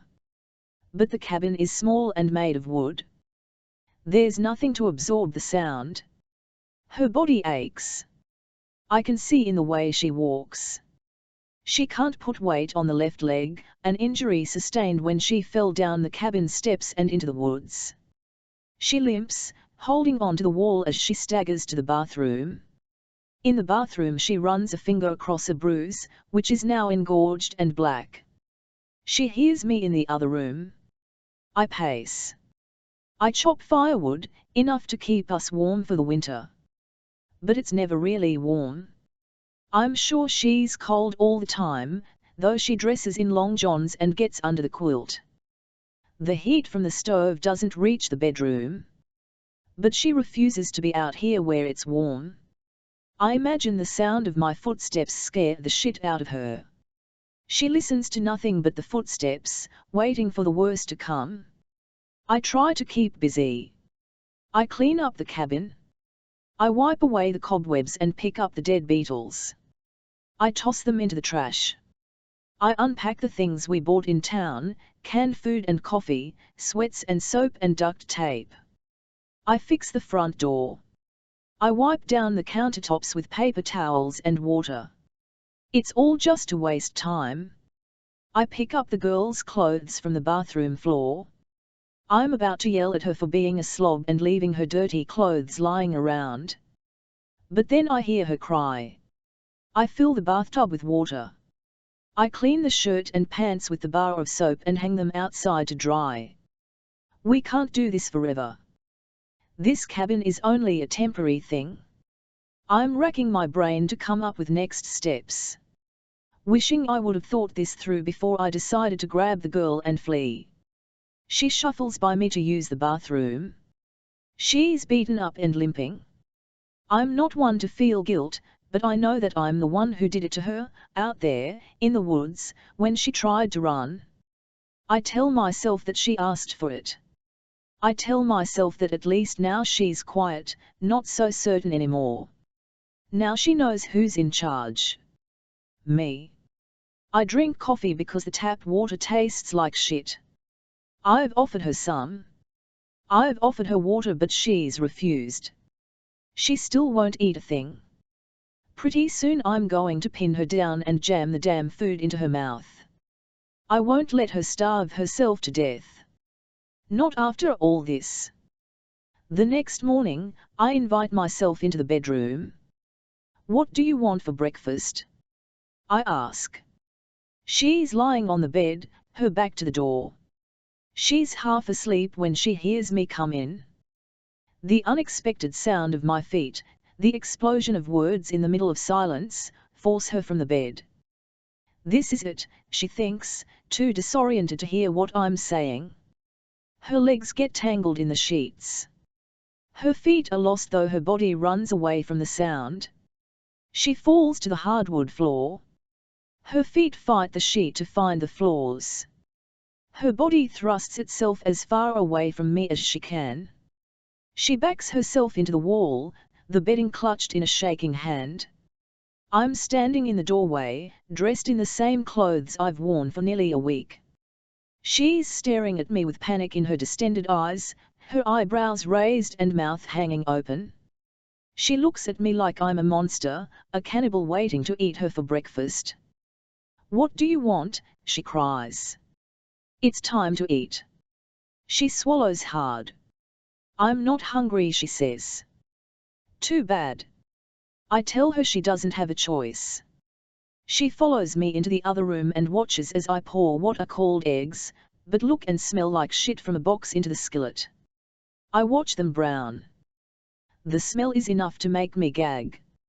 She hates everything about me. I know it. I see it in her eyes. She hates the way I stand. She hates my dirty hair and the stubble that now coats my kin. She hates my hands, watching the way they stir the eggs in the skillet. She hates the way I look at her. She hates the tone of my voice and the way my mouth forms the words. Most of all, she hates seeing the gun in my pocket. All the time, making sure she behaves. I tell her she's not allowed in the bedroom anymore. Only to sleep. That's it. The rest of the day she has to stay out here where I can keep an eye on her. Make sure she eats, drinks, pees. It's like I'm caring for a damn infant. She eats about as much as a baby, a couple bites here, a couple bites there. She says that she's not hungry, but she eats enough to survive. That's all that matters. I keep an eye on her so she doesn't try to run, like last time. When we go to sleep, I slide a heavier table in front of the door so that I'll hear if she tries to escape. I'm a light sleeper. I sleep with the gun nestled beside me. I ransacked the kitchen drawers and made sure there were no knives. Just my own pocket knife that I carry all the time. She doesn't have a damn thing to say to me, and I don't try. Why bother? I can't stay here forever. In the spring there will be tourists. Soon we need to go. Screw the girl, I think. Soon I need to go. Ditch the girl and get on a plane and go. Before the cops find me. Before Delmar finds me. I need to go. But of course there's something holding me back, something that stops me from getting on that plane and going. Gay before I'm standing in the midst of the Dennett's kitchen. Mrs. Dennett hovers over the sink, scraping away the remains of a pork dinner. I see the judge's plate licked clean, and hers still sports a tenderloin and a pile of peas. The woman is wasting away before my very eyes. The water runs hot, steam spewing forth into the room, though her hands are immersed in it and seem blind to the heat. She scrubs at the china with a ferocity I've never seen in a woman washing dishes. We stand before the island in the center of the kitchen. No one offers me a seat. It's a swank kitchen with walnut cabinets and granite countertops. The appliances are all stainless steel, including 2 ovens for which my Italian mother would give an arm and a leg. I imagine Thanksgiving without the drama of how to keep everything warm until dinner time, no tears when my dad mentioned the potatoes were a tad bit cold. There's an image of a man set on the island before the judge and me. It's a forensic sketch, one that our artist down at the station constructed with the help of that waitress. So this is the man. This is the man who has my daughter. Eve Dennett had cried as I slipped the sketch from a manila folder. Already she was in tears. She turned her back on the conversation and tried to lose herself in washing the dishes, crying quietly over the sound of running water. MIA was seen last Tuesday night with this man, I respond, though by that time her back is facing my direction. The image before us is one of a rough man. His appearance makes him seem low-bred, but it's not as though he resembles the masked men in horror films. He's just not of Dennett's stature. Neither am I, and Judge Dennett implores. And we think he might be involved in her disappearance. He stands on the opposite side of the island, sporting a suit equal in value to 2 or 3 months' worth my salary. His tie is undone and tossed over a shoulder. Is there any proof MIA didn't go willingly with this man?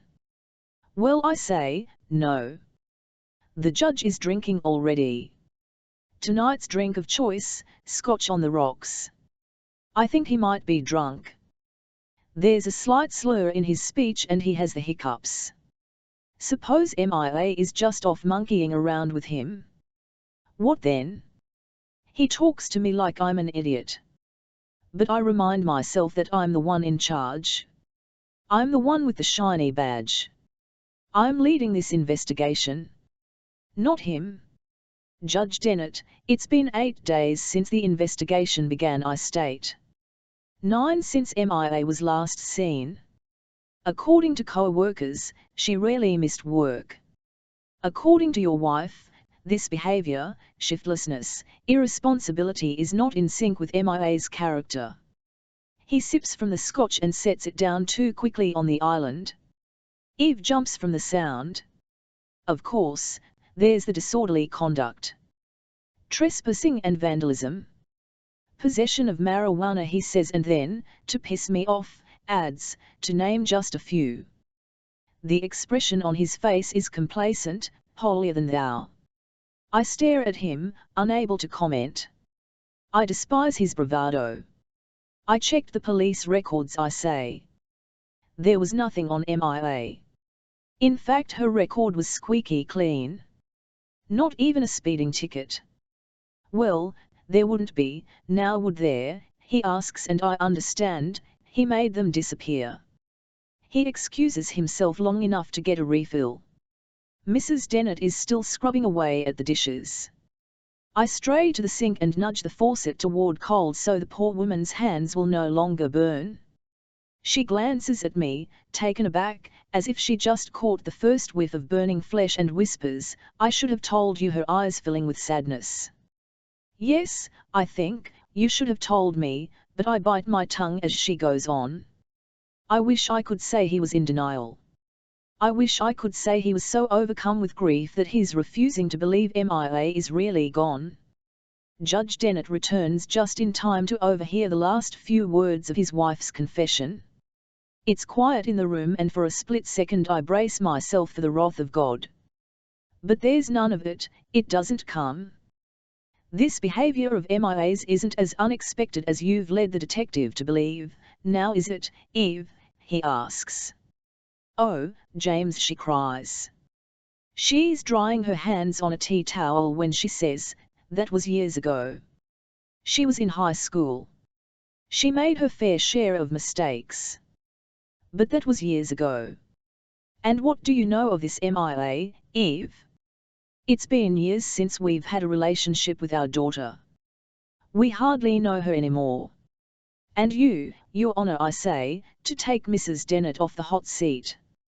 I hate the way he stares at her, his eyes making her feel stupid. What do you know of this MIA? Any misdemeanors that have recently been expunged from her record? I ask. Traffic citations? Prostitution? Public intoxication? I don't have to think twice as to why her youthful transgressions disappeared from the record. That wouldn't look good for the Dennett name, now would it? And this whole thing, if MIA is out there screwing around at the end of the investigation, if she's perfectly fine and just out for a good time, that doesn't look good, either, does it? I watch the news, I'm generally up on politics. This November Judge Dennett is up for re-election. And yet I find myself wondering if MIA's misconduct is limited to her youth alone, or if there's more to it than that. You'd better watch yourself, the judge warns, but in the background, Eve whimpers, prostitution? James. Though it was never anything more than a hypothetical. He ignores her. I suppose we both do. I'm just trying to find your daughter, I say. Because maybe she is off doing something stupid. But consider for a minute that maybe she's not. Just think about it. What then? I'm certain you'll be asking for my badge if she winds up dead. James, his wife hisses. She's nearly in tears from my use of daughter and dead in the same sentence. Let me get this straight, Hoffman, he says to me. You find my daughter and you bring her home? Alive. You just make sure you cover your bases, because there's more to MIA than meets the eye, he concludes, and, with that, takes his scotch and walks out of the room. Colin, before I catch her staring at herself in the bathroom mirror. She doesn't recognize the reflection, the wiry hair and dowdy skin, the bruises that are beginning to heal. They are yellow now with gaps between instead of bulging and purple. When she comes from the bathroom, I'm waiting for her. I'm leaned against the frame of the door. She steps out and bumps into me, staring at me, like some beast hovering over her, stealing her air. I wasn't going to hit you, I say, reading her thoughts, but she doesn't speak. I brush a cold hand across her cheek. She winces and pulls back, away from my touch. It's better, I say, about the bruises. She moves past me and walks away. I don't know how many days we do this. I've lost track. I tried to remember when it was Monday and when it was Tuesday. Eventually the days began to blur. Every day is the same. She lies in bed until I make her get up. We force down breakfast. Then she sits on a chair she pulls up to the window. She stares outside. Thinks. Daydreams. Longs to be anywhere but here. I'm thinking all the time about how to get out of here. I've got enough cash to catch a flight somewhere and then it'll be gone. But of course I don't have a passport on me, so the farthest I can go is Tecate or Calexico, California, but the only way I'm getting out of the country is if I hire a coyote or swim across the Rio Grande. But getting myself out of the country is only half the problem. It's everything else I can't quite figure out. I pace the cabin, wondering how in the hell I'm gonna get myself out of this mess, knowing I'm safe here, for now, but the longer we hide out, the longer I hide out, the worse it's gonna be. We have rules, spoken and unspoken. She's not to touch my shit. We use only one square of toilet paper at a time. We air dry when at all possible. We use as little soap as possible so we don't reek of BO. We can't let things go to waste. We don't open windows. Not that we can anyway. If we run into someone around the cabin, she's Chloe, I tell her. Never MIA. In fact, she might as well forget that was ever her name. She gets her period and will learn the literal interpretation for being on the rag. I see the blood in a garbage bag and ask, what the fuck is this? I'm sorry, I ask. We collect our garbage in some white plastic bags that got left behind. From time to time we drive and drop them off in a dumpster behind some lodge, late at night when we're certain no one will see. She asks why we don't just leave them outside. I ask if she wants to be eaten by a fucking bear. There's a chill from the window, but the heat from the stove helps keep us warm. The days are getting shorter. Night falls earlier and earlier until darkness takes over the cabin. There is electricity, but I don't want to draw attention to us. I only turn on a small lamp at night. The bedroom becomes nothing but blackness. At night, she lays and listens to the silence. She waits for me to appear from the shadows and end her life. But during the day she sits beside the drafty window. She watches the leaves tumble to the ground. Outside the earth is covered in decaying leaves. Nothing remains to block the lake's view.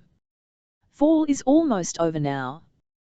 We're so far north we can touch Canada. We're lost in an uninhabited world surrounded by nothing but wilderness. She knows it as well as I do. That's why I brought her here. Right now, the only thing of concern is bears. But then again, bears hibernate in the winter. Soon they will all be asleep. And then the only concern will be freezing to death. We don't talk much. It's all of necessity. Lunch is ready, I'm taking a bath. Where are you going? I'm going to bed. There are no casual exchanges. Everything is mute. We can hear every noise for lack of conversation, a stomach growl, a cough, a swallow, the wind howling outside the cabin at night, deer passing through the leaves. And then there are the imagined sounds, car tires on gravel, footsteps on the stairs leading up to the cabin, voices. She probably wishes they were real so she didn't have to wait anymore. The fear is certain to kill her. Eve before the first time I laid eyes on James, I was 18 years old, in the United States with some girlfriends.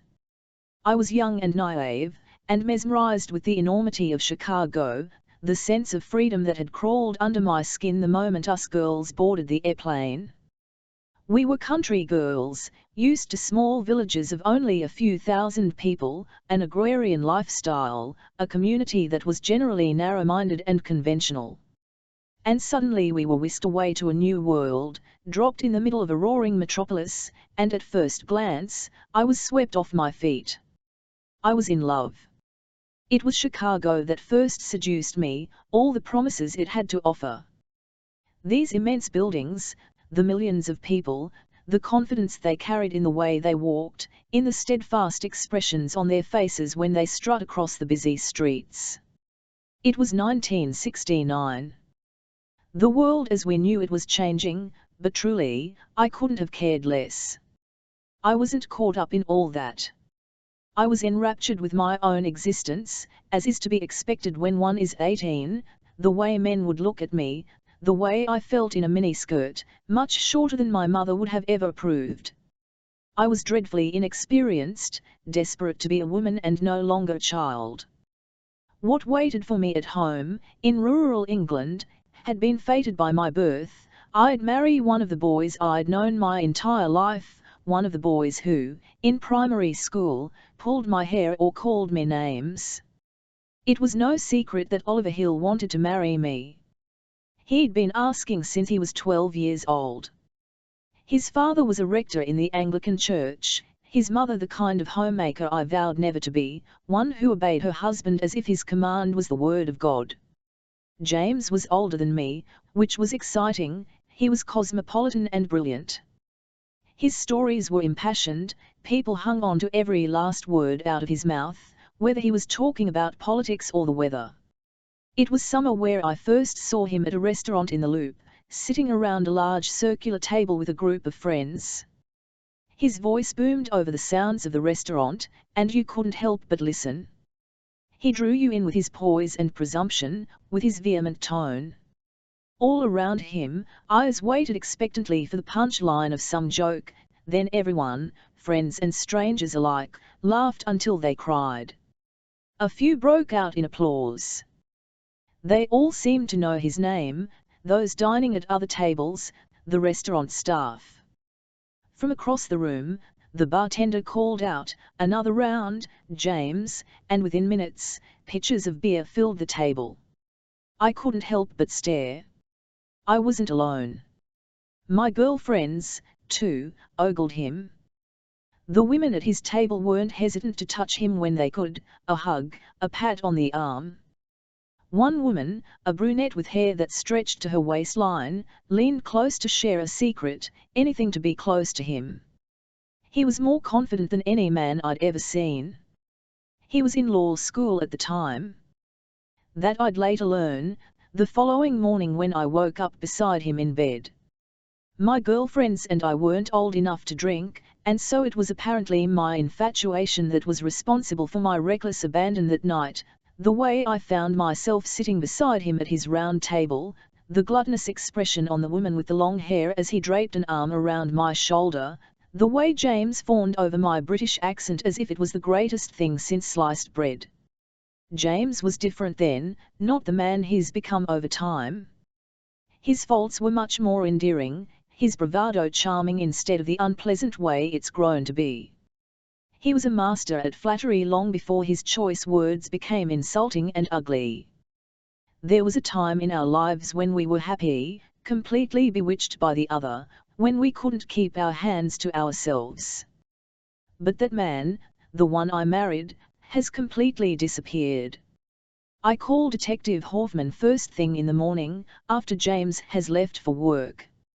I waited, as I always do, until I heard the garage door close, his SUV make its way down our drive, before emerging from bed, where I stood in the midst of our kitchen with my mug of coffee, the face of that man who has MIA engraved in my mind's eye.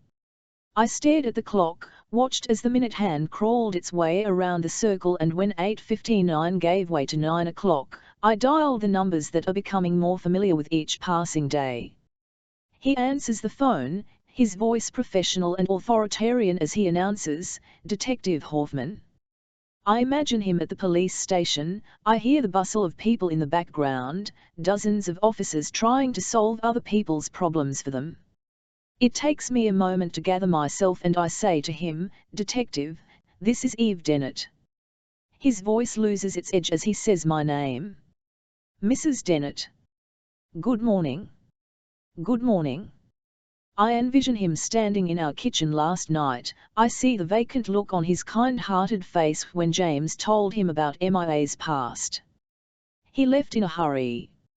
I hear him slam the front door over and over again in my mind. I hadn't attempted to withhold a thing about MIA from Detective Hoffman. To me, in all honesty, her past behavior didn't matter. But the last thing I need is for the detective to have misgivings about me. He's my only link to MIA. I had to call, I say. I had to explain. "About last night," he asks, and I say yes. "You don't need to." But I do anyway. MIA's teenage years were difficult, to say the least. She wanted so desperately to fit in. She wanted to be independent. She was impulsive, driven by desire, and lacking in common sense. Her friends made her feel accepted, whereas her family did not. Amongst her peers, she was popular, she was wanted, and for MIA, this was a natural high. Her peers made her feel like she was on top of the world. There was nothing she wouldn't do for her friends. Maybe MIA fell into the wrong group of friends, I say. Maybe I should have been more vigilant about whom she was spending her time with. What I noticed was that B+ book reports more commonly became C- papers, and she no longer studied at the kitchen table after school, but retreated to her bedroom, where she shut and locked the door. MIA was in the midst of an identity crisis. There was a part of her desperately yearning for adulthood, and yet the rest of her remained a child, unable to think and reason like she would later in life. She was often frustrated and thought little of herself. James's insensitivity only made things worse.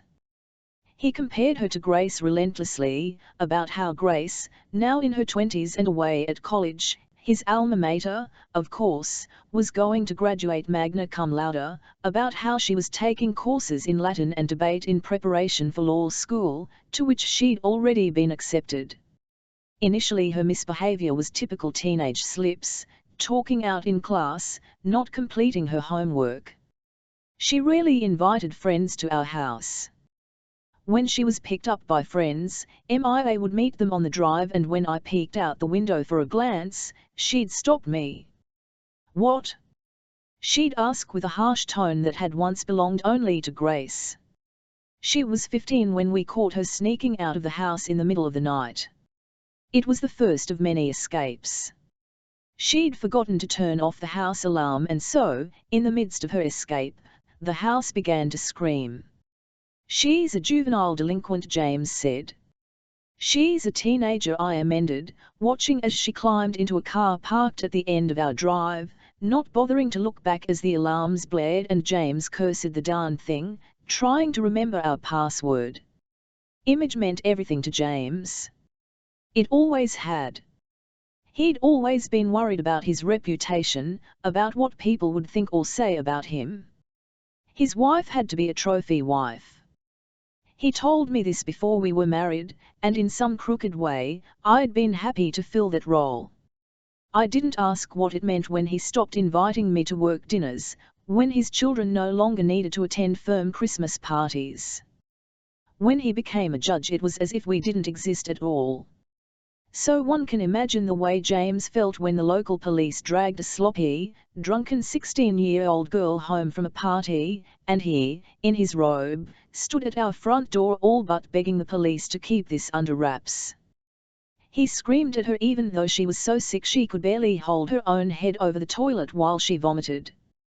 He bellowed about how insatiable reporters love this kind of thing, teenage daughter of Judge Dennett cited with underage drinking. Of course it never made the paper. James made sure of that. He spent an arm and a leg making sure that MIA's name never graced the pages of the local paper, not this time or the next. Not when she and her unruly friends attempted to steal a bottle of tequila from the local liquor store, not when she and these same friends were caught smoking pot in a parked car behind a strip mall off Green Bay Road. "She's a teenager," I said to James. "This is what they do." But even I wasn't so sure. Grace, with all her difficulties, had never been in trouble with the law. I had never had so much as a speeding ticket, and here was MIA, spending time in a holding cell at the local precinct while James begged and blackmailed local law enforcement not to press charges or to have allegations removed from her record. He paid off parents not to mention MIA's misadventures with their similarly disobedient children. He was never worried about MIA and the source of her discontent and, therefore, misbehavior. He was only worried about what impact her actions would have on him. It didn't occur to him that if he let her pay the consequences like any normal child, MIA's havoc might cease. As it was, she could do anything she liked and not suffer the consequences. Her misdeeds irked her father like nothing else. For the first time in her life she had his attention. I overheard telephone conversations between MIA and her friends about earrings they'd stolen from the mall, as if we couldn't have just paid for them. My car would smell of cigarette smoke after MIA had borrowed it for this or that, but, of course, my MIA didn't smoke. She didn't smoke or drink, or Mrs. Dennett, Detective Hoffman interrupts. Teenagers, by definition, are in a class all of their own. They give in to peer pressure. They defy their parents. They talk back, and experiment with anything and everything they can get their hands on. The goal with teenagers is simply getting through it alive, with no permanent damage. Your description of MIA is not that far from normal, he admits. Though I sense he'd say anything to make me feel better. I can't tell you how many stupid things I did when I was 16, 17, he concedes. He rattles them off: drinking, fender benders, cheating on a test, smoking pot. He whispers into the telephone's receiver. Even the good kids have the urge to lift a pair of earrings from the mall. Teenagers believe they are invincible, nothing bad can happen. It isn't until later that we realize that bad things do, in fact, happen. The kids that are flawless, he adds, those are the ones that worry me. I assure him that MIA has changed since she was 17, desperate for him to see MIA as more than a teenage delinquent. She's matured. But it's more than that.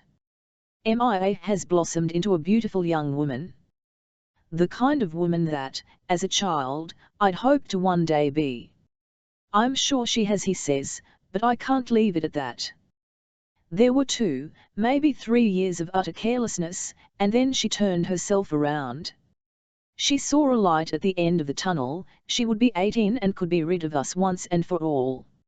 She knew what she wanted. She started making plans. A place of her own, freedom. And she wanted to help people. Teenagers, he says, and I'm silenced because, without having ever met her, I see that he knows my daughter more than me. Those who were troubled and feeling misunderstood. Like herself. Yes, I whisper. But MIA never explained it to me. She never sat me down and told me how she could relate to these children, about how she, more than anyone, knew the difficulties that juveniles faced, all those mixed up emotions, about how hard it was for them to swim to the surface to breathe. I never understood. To me it was all skin deep. I couldn't fathom how MIA could communicate with those kids. But it wasn't about black and white, rich and poor, it was about human nature. James has never gotten that image out of his mind, his daughter in the holding cell at the local precinct. He dwells on all those years he fought to keep her name out of the paper, about how disappointed he was in her. How she wouldn't listen. The fact that she refused law school was the icing on the cake. MIA was a burden for James. He's never gotten past that fact. He's never accepted her for the strong independent woman she is today. In James's mind, she is a screw-up, Detective Hoffman remarks, and I'm grateful the words came from his mouth and not mine.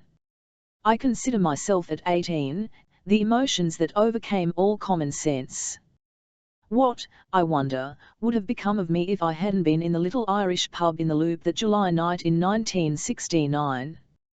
What if James hadn't been there, hadn't been giving a soliloquy on antitrust law, if I hadn't hung on desperately to every last word, if I hadn't been so consumed when his eyes turned to me, not only with the Federal Trade Commission and mergers and acquisitions, but also with the way he could make something so mundane sound arousing, the way his mahogany eyes danced when they met mine?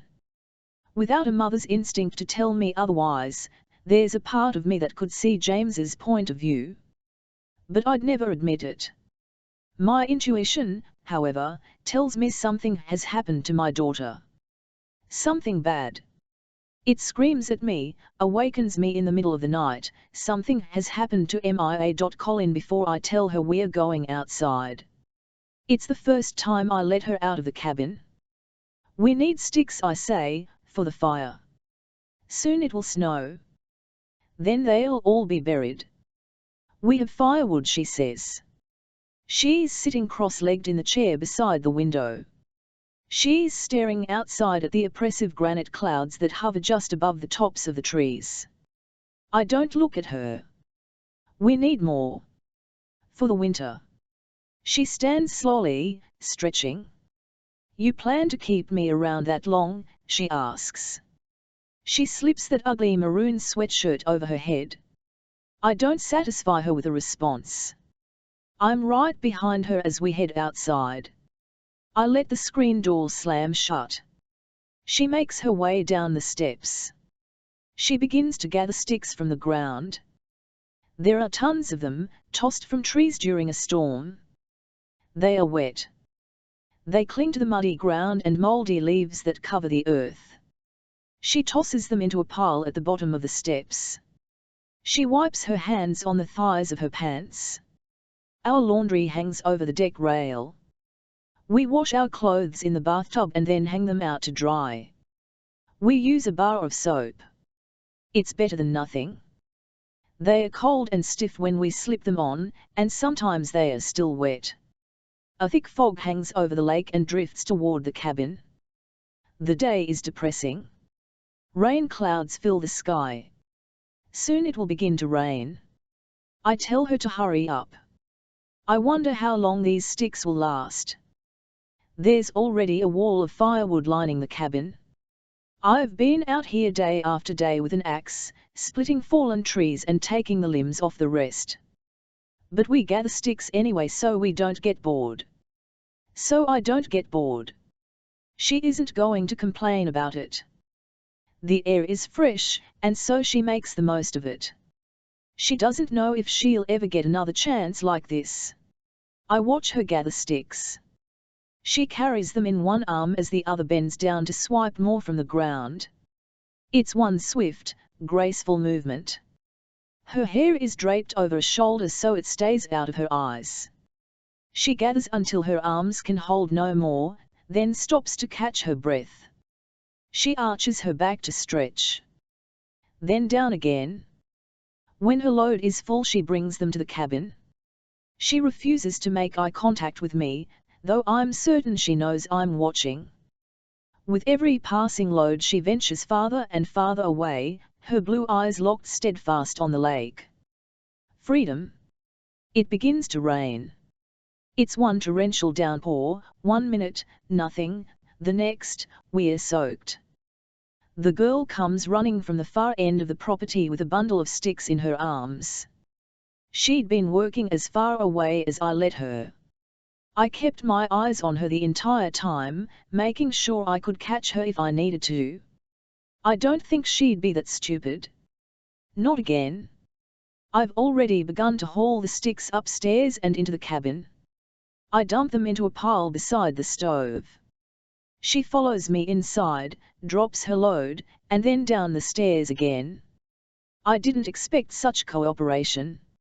She moves slower than me. Her ankle is still healing. It's only been a day or so since I haven't seen her limp. We brush past each other on the stairs and it's without thought that I hear myself say sorry. She says nothing.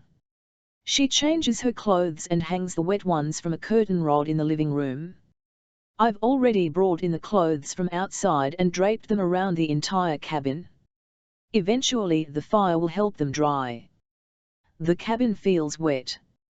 Outside, the temperatures have dropped by as much as 10 or 15 degrees. We trekked wet footprints throughout the cabin. The sticks puddle rainwater onto the wooden floor. I tell her to find a towel in the bathroom and wipe what she can. Sooner or later the rest will dry. I'm making dinner. She moves silently to her chair and stares out the window at the rain. It drums on the roof of the cabin, a steady rat-tat-tat. A pair of my pants, hanging from the curtain rod, disrupts her view.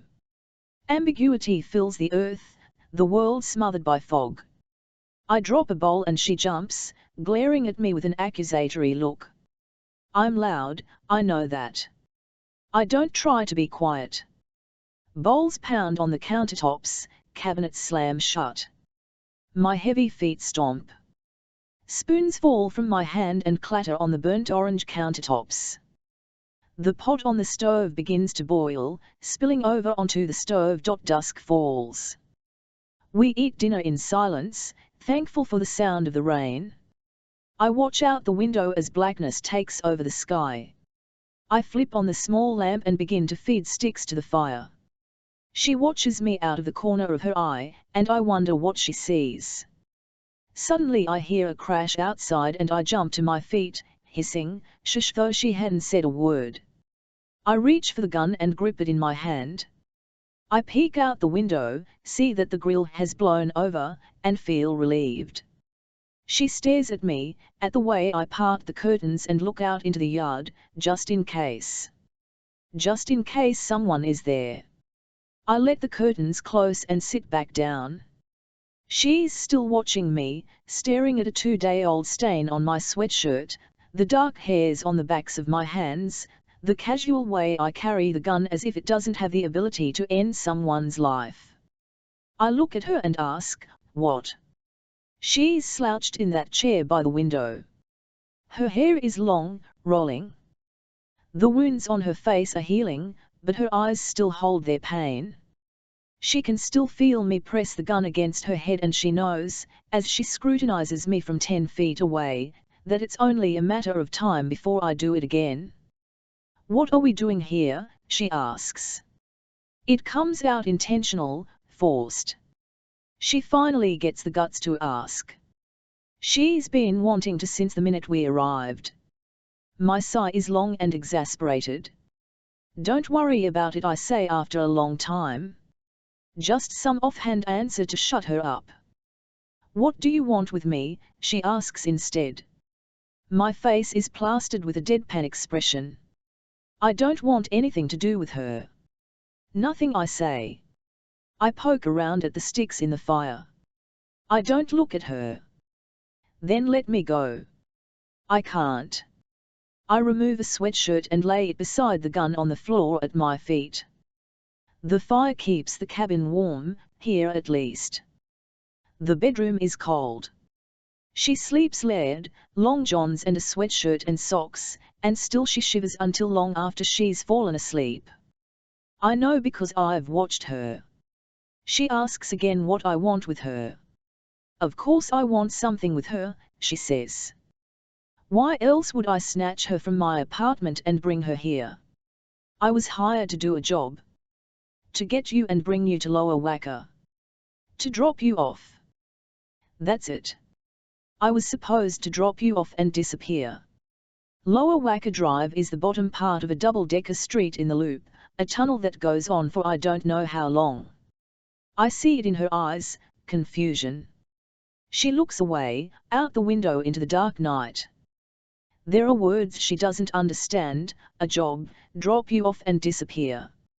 It was far more realistic for her to believe that this was random. That some madman chose to kidnap her for the hell of it. She says the only thing she knows about Lower Wacker is that she and her sister used to love to drive down there when they were kids, back when it was lit with fluorescent green lights. It's the first personal thing she tells me about herself. I don't understand, she says, desperate for an answer. I don't know all the details. Ransom, I say. I'm getting pissed off. I don't want to talk about it. Then why are we here? Her eyes beg for an explanation. She's looking at me with this blend of complete disorientation and frustration and conceit. That's a fucking good question, I think. I checked her out, online, before I nabbed her. I know a few things about her, though she doesn't think I know shit.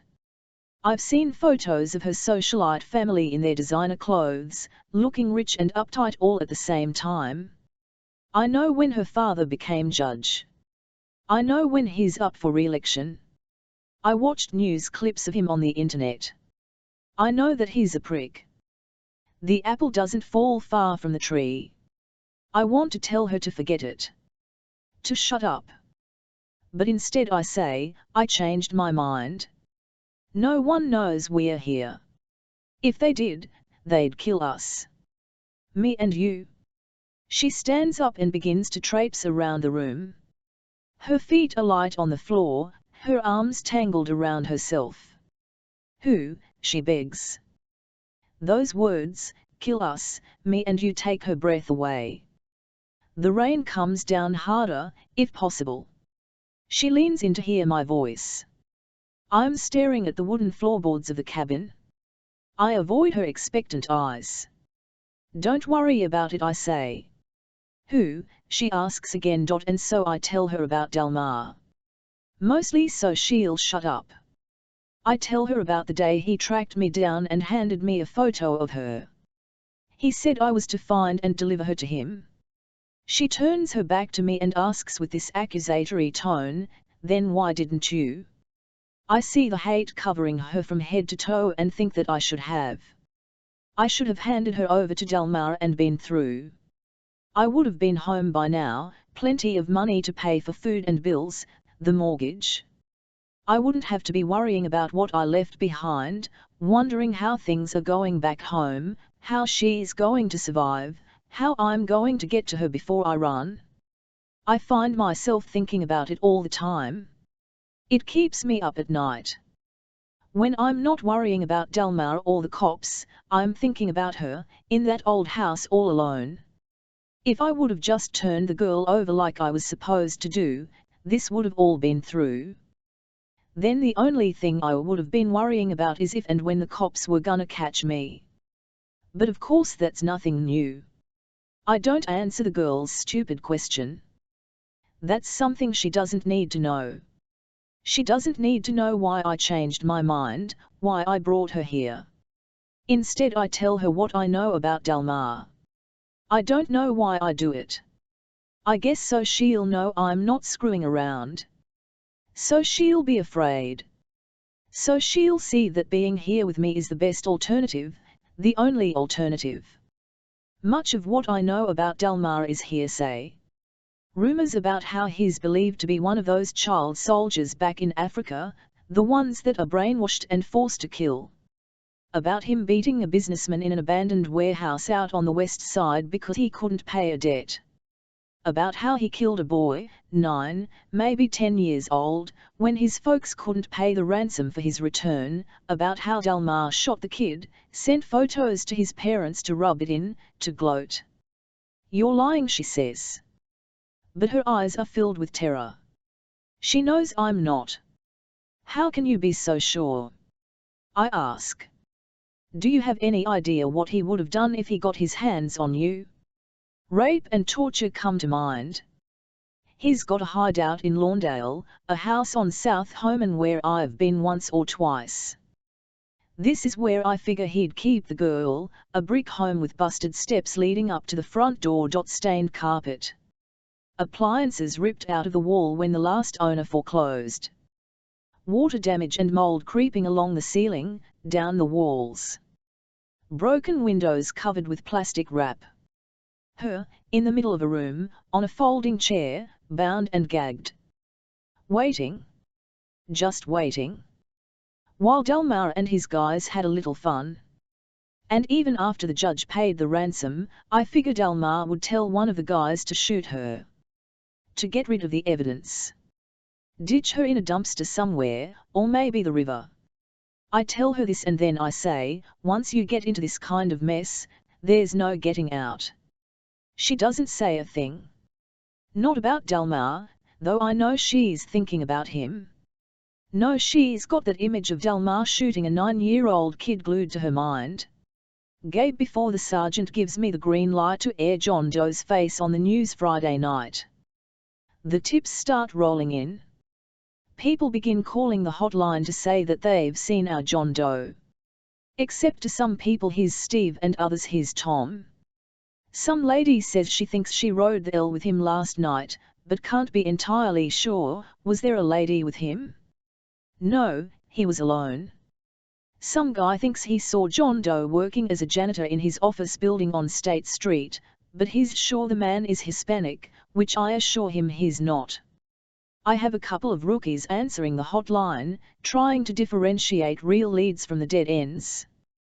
By morning, the gist of the calls is this: either no one has a damn clue who he is, or he's known by enough aliases to send every rookie on wild goose chases for the remainder of the year. This realization pains me. Our John Doe might be more experienced than I'd like to think. I spend a lot of time thinking about him. I could guess a lot about him without having ever met him, without even knowing his name. There isn't any one factor in a person that causes violent or antisocial behavior. It's an accumulation of things. I could guess that his socio-economic level doesn't place him in the same neighborhood as the Dennetts. I could guess that he never went to college, or had trouble finding and keeping a job. I can guess that, as a child, he didn't have meaningful relationships with many adults. He may not have had meaningful relationships at all. He may have felt alienated. There may have been a lack of parental involvement. There may have been marital problems. He may have been abused. There was probably little emphasis placed on education, and not a whole lot of affection in his family. His parents probably didn't tuck him into bed at night, they didn't read him books before bed. They probably didn't go to church. He didn't have to be abusive to animals as a child. Maybe he was hyperactive. Maybe he had trouble concentrating. Maybe he was depressed or delinquent or antisocial. He probably never felt like he was quite in control. He didn't learn to be flexible. He doesn't know what empathy is.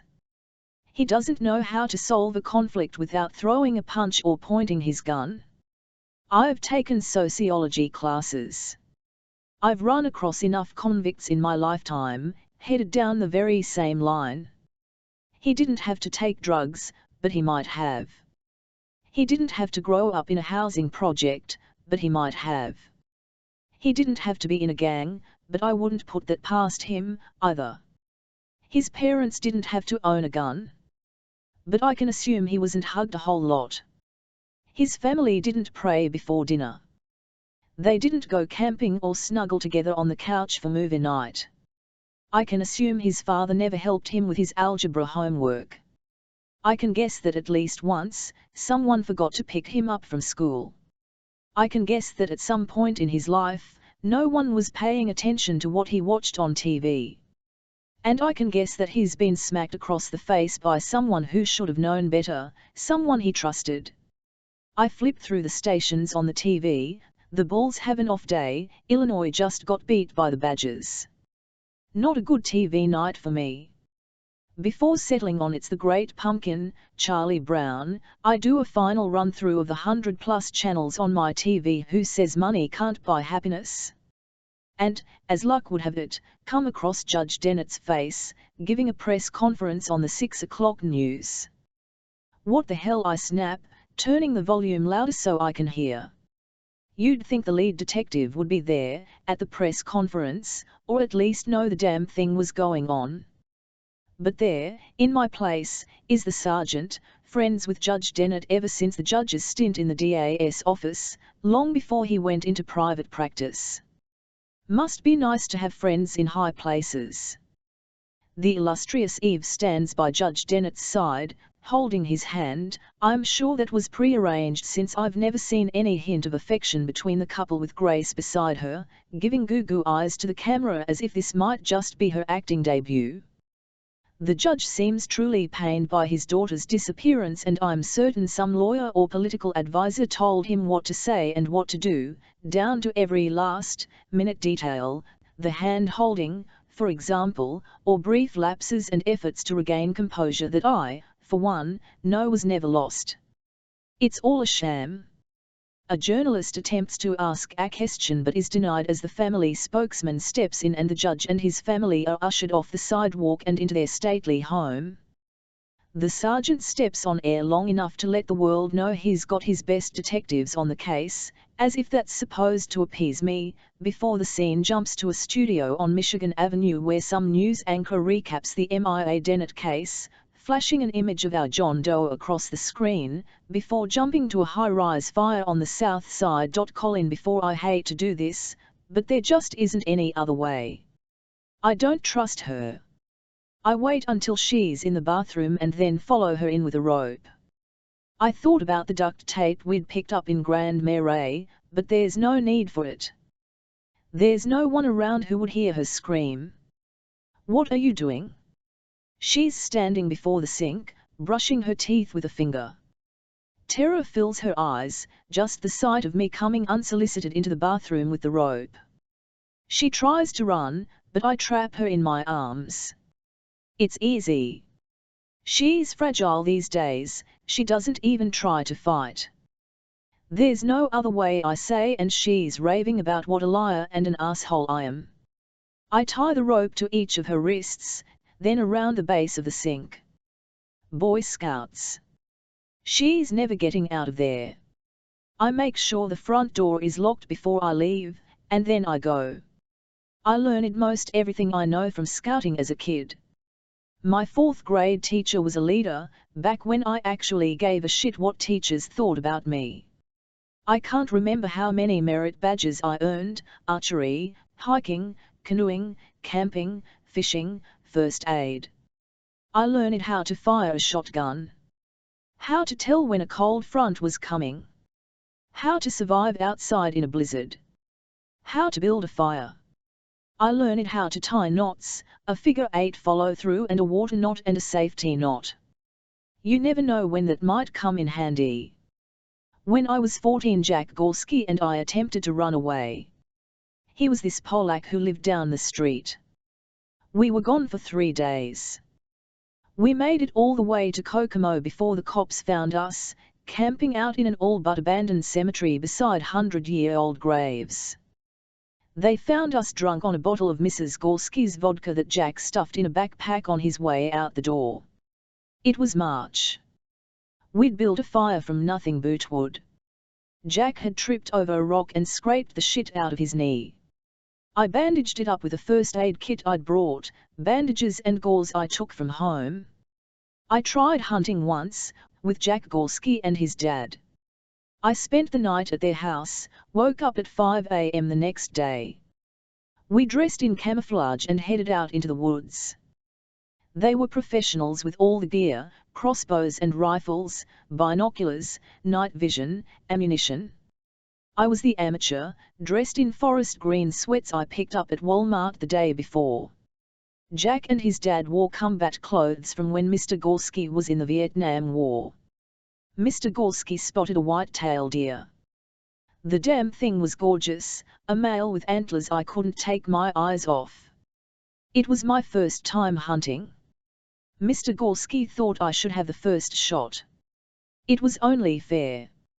I crouched into position and stared it down, into these black eyes that dared me to shoot. "Now take your time, Colin," he told me. I was sure he could see my arm shaking like a pansy. "Steady." I missed on purpose, scaring the buck to safety. Mr. Gorski said it happened to everyone, next time I'd have more luck. Jack called me a sissy. Then it was Jack's turn. I watched him shoot a fawn right between the eyes while the doe watched her baby die. The next time they invited me to tag along I said I was sick. It wasn't long before Jack was sent to juvie for threatening a teacher with his father's pistol. I'm driving down County Line Road, just past Trout Lake Road when it hits me. I could keep driving. Straight past Grand Marais, out of Minnesota and onto the Rio Grande. I've got the girl tied up. There's no way she's getting out of there. No way she can call the cops and snitch.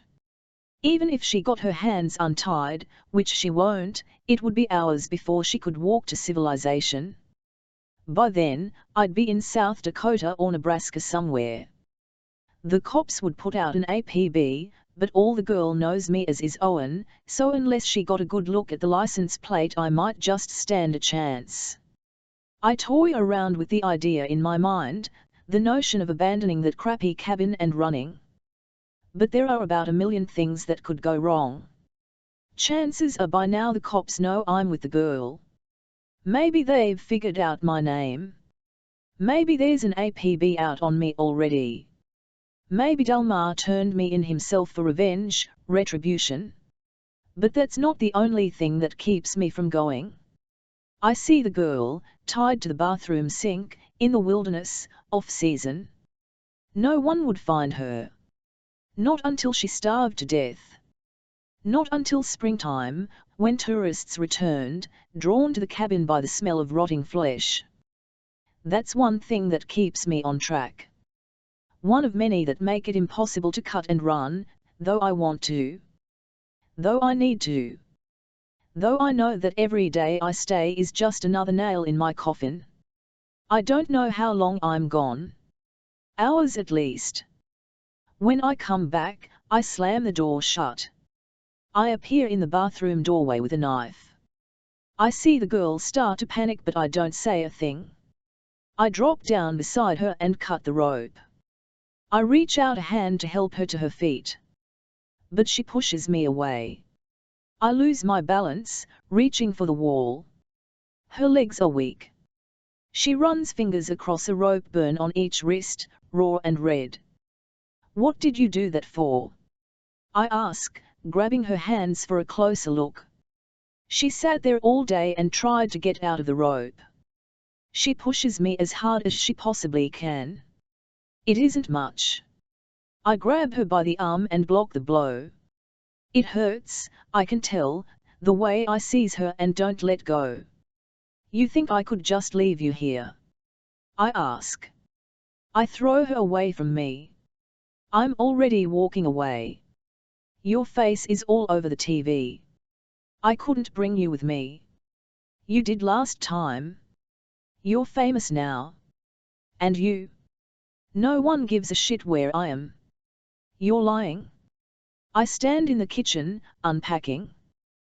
The empty paper bags fall to the floor. Firewood. She eyes the new fishing pole that's leaned against the door. Where were you? Getting all this shit. I'm short. I'm getting mad. I slam the canned food into the cabinet, bang the doors shut. And then I stop. I stop unpacking long enough to look at her. It doesn't happen often. If I wanted you dead, you'd be dead. There's a lake out there close to freezing. They wouldn't find you until spring. She looks out the window at the frigid lake in the afternoon haze. It makes her shudder, the thought of her own lifeless body submerged below the surface. And then I do it. I reach into the cabinet and pull the gun. She turns to run. I grasp her by the arm and force the gun into her hands.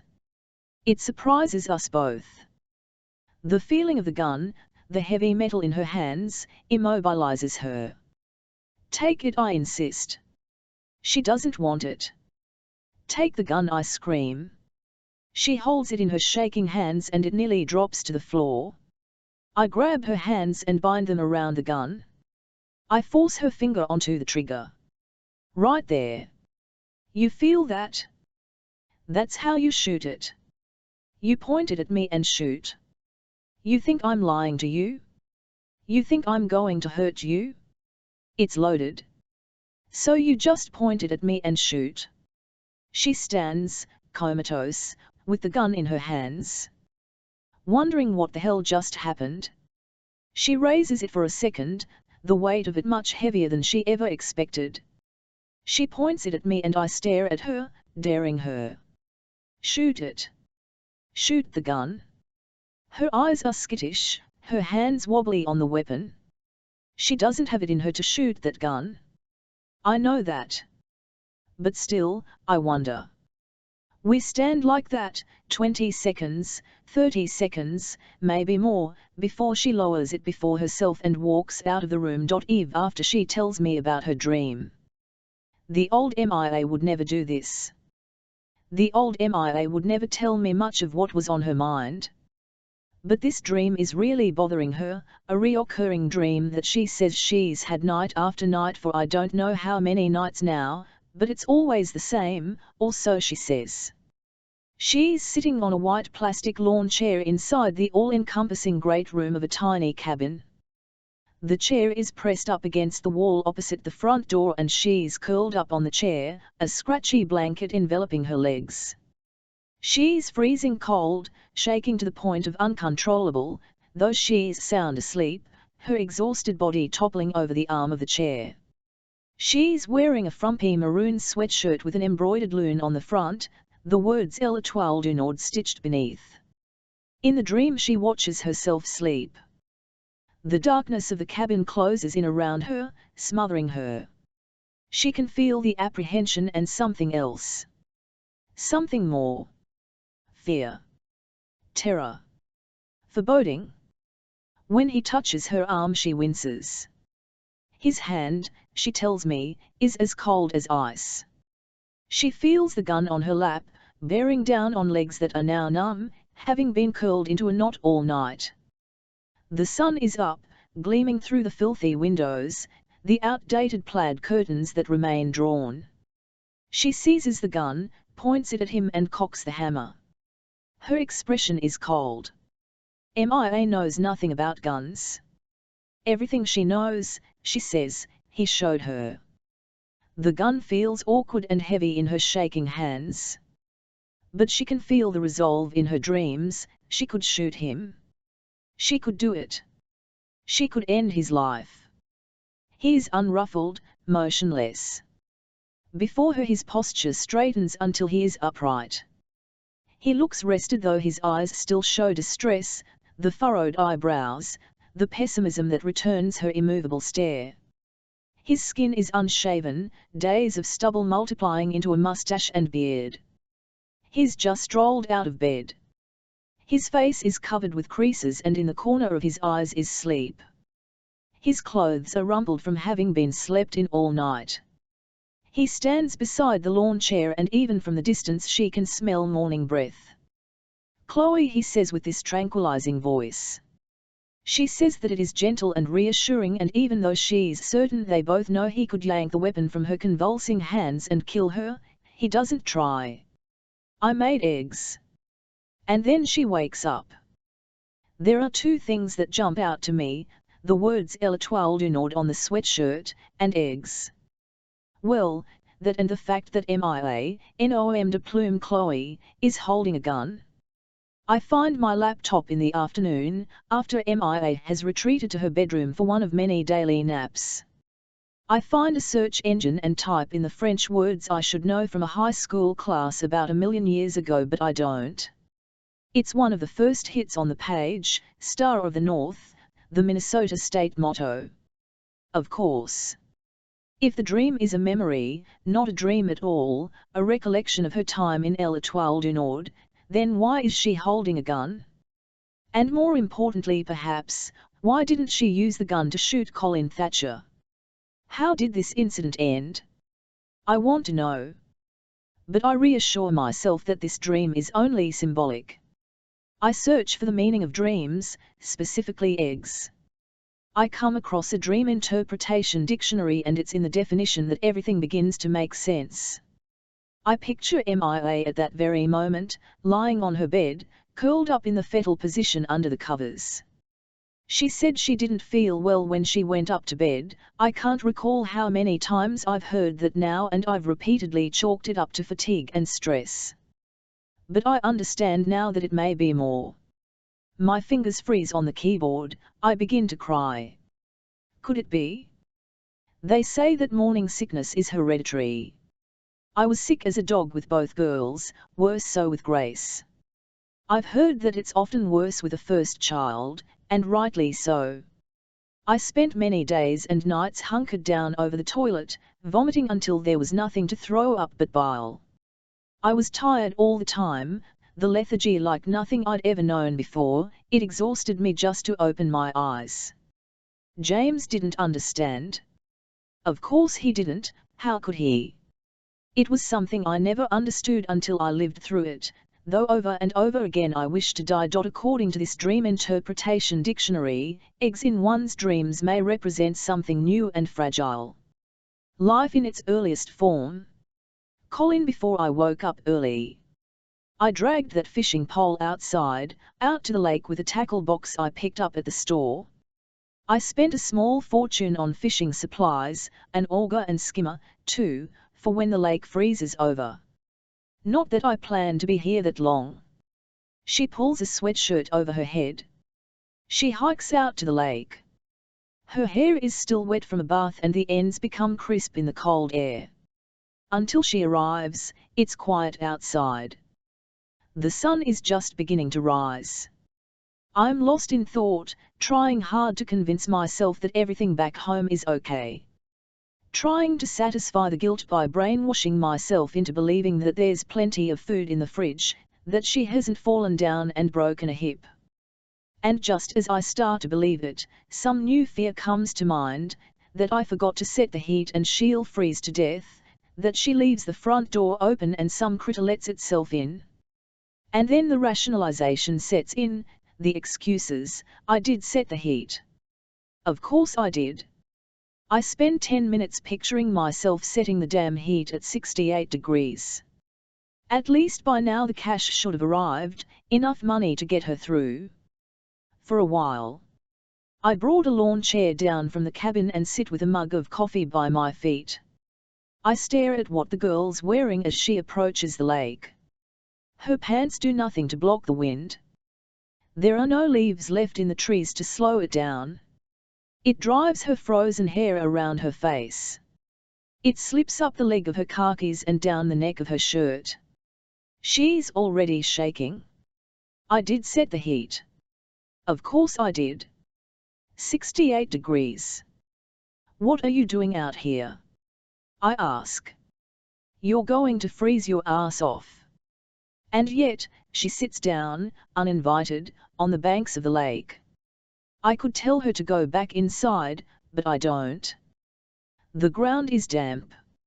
She pulls her legs into her and wraps her arms around them to keep warm. We don't talk. We don't need to. She's just thankful to be outside. The cabin smells awful, like mold or mildew. It pierces the nose even after all these days when you think we'd be used to it. It's as cold inside as out. We have to conserve as much wood as we can until winter. Until then, we only light the stove at night. During the day the temperature in the cabin must plummet to the 50s. I know she's never warm, though she bundles layer over layer. The winter this far north is harsh and unforgiving, cold like we've never known before. In days it will be November, the final calm before the storm. A small group of common loons soars above the lake heading south. The last few that remain this far north.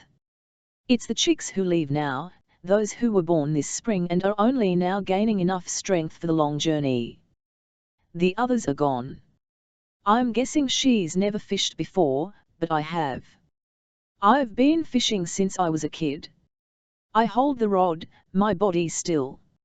I watch the bobber on the surface of the water. She knows enough to keep her mouth shut. She knows the sound of her voice will scare the fish away. Here I say, balancing the rod between my knees. I take off my coat, a big insulated rain jacket with a hood. I hand it to her. "Put it on before you freeze to death." She doesn't know what to say.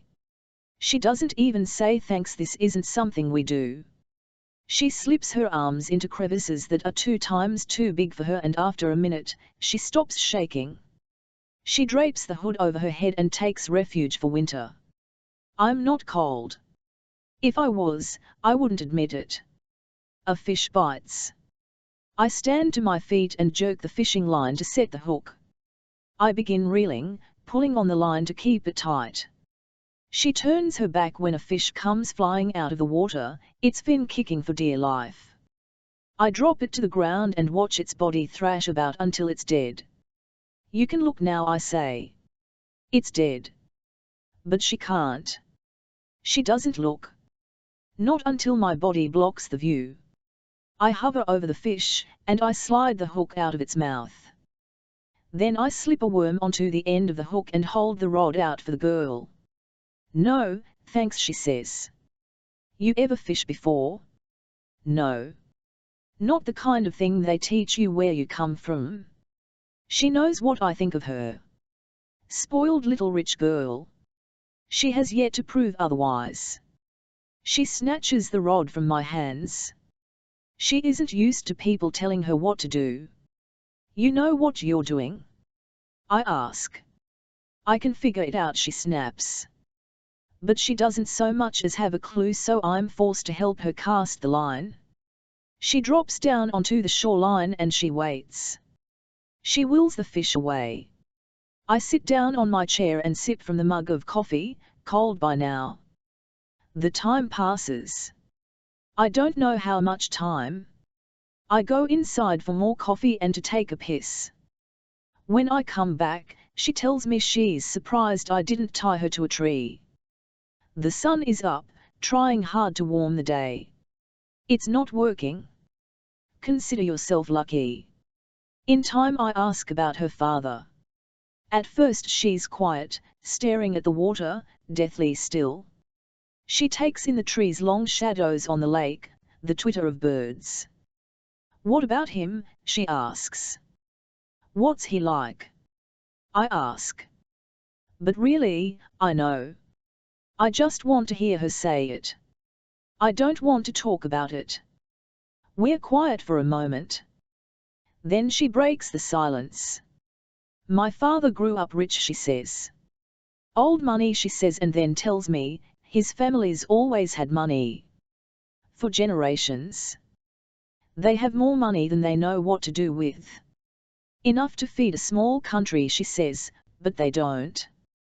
They keep it all to themselves. She tells me how her father's career is high profile. I know this. People know him, she says. All this goes to his big head. My father's never-ending desire for more money has made him corrupt. I wouldn't put much past him, accepting bribes, for one. He's just never been caught. Image is everything to him, she says. Then she tells me about her sister, Grace. She says that she, like her father, is pretentious and hollow and hedonistic. I give her a look. Grace is not the only one who's all these things. She's the daughter of a wealthy bastard. Her life's been delivered on a silver platter. I know more about her than she'd like to think. Think whatever you want, she says. But my father and I are different people. Very different, she says. She tells me that she and her father never got along. Not when she was a child, not now. We don't talk much. Occasionally, but it's all a ruse. In case someone's keeping tabs. Grace, a lawyer, is her father's protégé. She's everything I never was, the girl says. She's his mirror image. While my father never financed my college education, he put Grace through both college and law school. He bought her condo in the Loop, which she could have paid for herself. Myself, I pay $850 every month in rent, and most months, that about breaks the bank. I asked my father to donate to the school I work at. Start a scholarship fund, maybe. He laughed. But he has Grace working at a top firm downtown. She charges clients over $300 for an hour of her time. Within a few years she'll likely make partner. She's everything my father ever wanted me to be. And you? I'm the other one, the one whose mistakes he had to cover up. She says that she was never of interest to her father. Not when she was putting on an impromptu show at the age of 5. Not when she was hanging her first piece in a gallery at the age of 19. Grace, on the other hand, her very presence could change his mood. She's bright, like him, and articulate, her words wrought with efficacy rather than, as my father liked to call it, delusion. These grand delusions I had of one day being an artist. My mother's deluded sense of reality. What pisses me off is that she talks like she got the short end of the stick. Like her life is full of hard knocks. She doesn't have a fucking clue what tough luck is like. I think of the mint green trailer home, of sitting out a storm in a makeshift shelter while we watched our home blow over. I'm supposed to feel sorry for you? I ask. A bird begins to warble. In the distance, another returns its call. Her voice is quiet. I never asked you to feel sorry for me. You asked a question. I gave you an answer, she confides. You're just full of self-pity, aren't you? It isn't like that. Always the victim. I'm unsympathetic. This girl doesn't know a damn thing about tough luck. No, she hisses at me. She thrusts the fishing rod into my hands. Take it, she says. She unzips the coat and cringes at the cold air that envelops her. She drops it to the ground beside me. I let it lay there. I don't say a thing. I'm going in. And she walks past the dead fish whose eyes stare at her with contempt for letting it die. She's not 20 feet away when I say, "What about the ransom?" "What about it?" she snaps. She stands in the shade of a big tree, her hands on her hips. Her hair whirls around her in the cold October air. Would your dad have paid the ransom? I ask. If he hates her as much as she makes believe, he wouldn't pay a penny for her return. She's thinking about it. I know she is. It's a damn good question. If her father didn't pay the ransom, then she'd be dead. I guess we'll never know, she says, and then she goes. I hear her feet smashing the leaves on the ground. I hear the squeal of a screen door opening in the distance.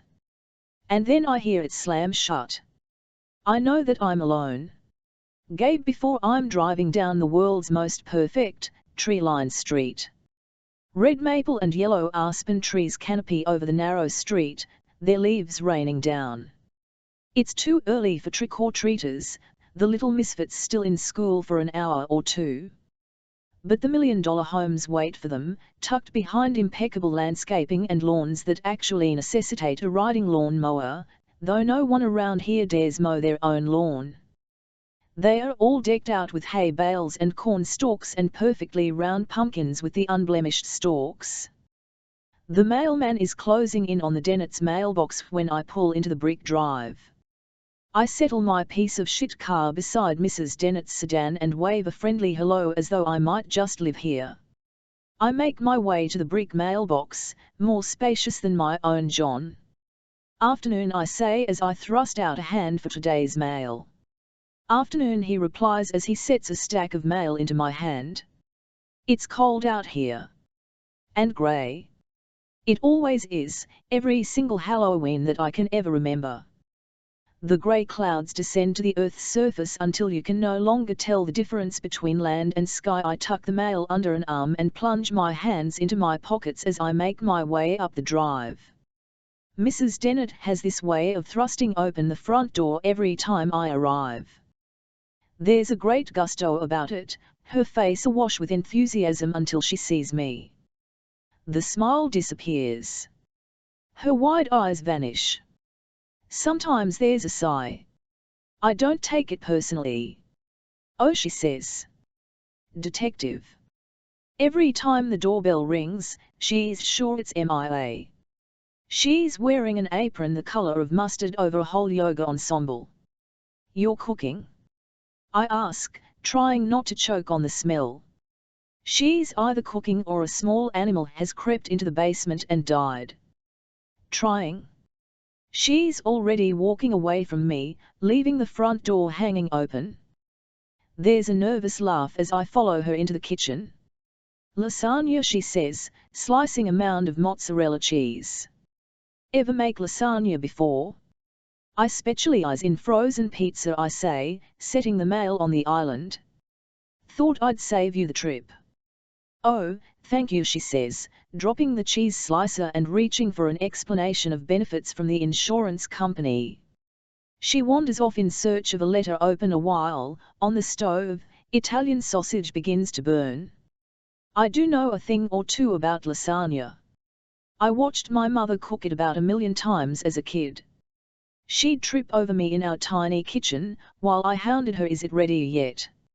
Is it ready yet? While playing with my matchbox cars on the kitchen floor. I find a wooden spoon in the drawer and give it a whirl. What was I? She asks mindlessly as she returns to the kitchen. Oh, detective, you don't have to, she says, but I tell her that I don't mind. I set the spoon beside the skillet. She's sorting the mail. Have you ever seen so much junk, she asks me. Catalogs. Bills.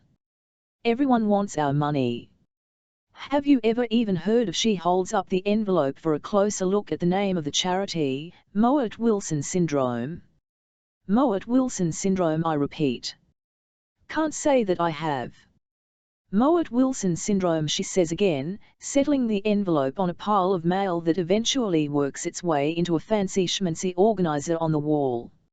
I would have thought for sure the Mowat-Wilsons were going to be recycled, turns out they just might get a check. Judge Dennett must have done something special to deserve lasagna, I say. My mother cooks lasagna all the time.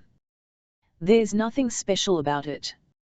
But for someone like Eve Dennett, I gather that a home-cooked meal, one like this, is a rare treat. Depending, of course, on if one lives through the meal, based on the looks of this, I'm rather happy I haven't been invited to stay. I'm an expert at stereotypes, sure that Mrs. Dennett is a one-trick pony in the kitchen. She's probably got a chicken recipe and chances are she can boil water. But that's all. It's not for James, Mrs. Dennett says as she moves behind me to the stove. The sleeve of a black spandex top grazes my back. I'm sure she doesn't notice. But I do. I can still feel it, seconds after she's gone. The woman tosses a pile of onions into the skillet. They hiss. I know that it's MIA's birthday. Mrs. Dennett. I ask. I'm not going to do this, she vows, completely absorbed in cooking the charred meat, quite a turn of events for someone who, 2 seconds earlier, didn't give a shit. I'm not going to cry. And then I notice the balloons, a whole slew of them covering the house, all in lime green and magenta. Apparently a favorite. It's for her, she says. MIA loves lasagna. Any kind of pasta. She's the only one I could always count on to eat what I'd cooked. It's not that I expect her to show up. I know that won't happen. But I couldn't. And she lets her voice trail off. From behind, I see her shoulders quake, and watch as the Italian sausage absorbs her tears. She could blame the onions, but she doesn't. I don't stare. I lose myself in the mozzarella cheese. She finds a clove of garlic and begins to smash the damn thing with the palm of her hand. I didn't know Mrs. Dennett had it in her. Seems to be amazingly therapeutic. Into the skillet the garlic goes, and she yanks jars of seasoning, basil and fennel, salt and pepper, from a cabinet and slams them to the granite countertop. The acrylic salt shaker misses the edge of the countertop and tumbles to the hardwood floor. It doesn't break, but the salt spills. We stare at the collection of white crystals on the floor, thinking the same thing, bad luck. Is it 7 years? I don't know. Regardless, I insist, left shoulder. Are you sure it isn't the right? She asks. There's a panic to her voice, as if this little salt incident might very well determine whether or not MIA will come home. Left, I respond, knowing I'm right, but then to pacify her, I say, oh, what the heck, why not toss a little over both? Then you know you're covered. She does, then wipes her hands on the front of the apron. I stoop to pick up the salt shaker, and she lowers herself to collect the remaining salt in the palm of her hand. It happens in an instant, and before we know it, we clunk heads. She presses a hand to her wound. I find myself reaching out to her. Ask if she's okay, then say I'm sorry. We rise to our feet, and for the first time, Mrs. Dennett begins to laugh. God, she's gorgeous, though the laughter is uneasy, like she might just burst into tears at any moment. I dated a girl once who was bipolar. Manic highs 1 minute, so that she wanted to conquer the world, so depressed the next she could hardly get out of bed. I wonder if Judge Dennett has once, just one time since this all happened, put his arms around the woman and told her that it was going to be okay. When she settles, I say to her, can you imagine if MIA did come home tonight? If she just showed up at that door and there was nothing? She's shaking her head. She can't imagine. Why did you become a detective? She asks me. There is nothing profound about this. It's embarrassing almost. I was appointed this position because, apparently, I was a good cop. But I became a cop because I had a friend in college that was headed to the academy. I had nothing better to do than follow. But you like your job? I like my job. Isn't it depressing? I can hardly watch the news at night. It has its bad days, I say, but then I go on to list as many good things as I can possibly come up with. Putting down a meth lab. Finding a lost dog. Catching some kid who'd gone to school with a pocket knife in his bag. Finding MIA, I conclude, and though I don't say it aloud, I think to myself, if I could find MIA and bring her back home, if I could wake Mrs. Dennett from this horrible nightmare she's trapped in, that would make it worth it. That would override all the open, unsolved cases, all the wrongdoing that goes on in our world every day. She returns to her lasagna. I tell her that I wanted to ask her a few questions about MIA. I watch as she spreads the noodles and the cheese and meat into a pan, and we talk about a girl of whom photographs magically appear, scattered in more abundance every time I come through the door. MIA on the first day of school, smiling though half her teeth are gone. MIA with a goose egg bump on her head. MIA with scrawny little legs hanging out of a one-piece bathing suit, floaties on her arms. MIA preparing for the high school prom. 2 weeks ago one might not have known that Grace Dennett had a younger sister. Now it's as if she's the only presence in this home. Call in before I have the advantage of a watch with the date on it. Without it we'd both be lost. I don't do it first thing in the morning. She hasn't spoken to me in over 24 hours.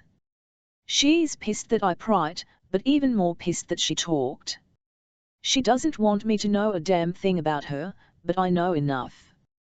I wait until after we've eaten breakfast. I wait until after lunch. I let her be mad and sulk. She mopes around the cabin feeling sorry for herself. She pouts. It never crosses her mind that there are a million places I'd rather be than here, but this is her misfortune and hers alone. Also she thinks I'm not one for grand displays. I wait until she's done cleaning the dishes from lunch. She's drying her hands on a terry cloth towel when I more or less drop it on the counter beside her. It's for you.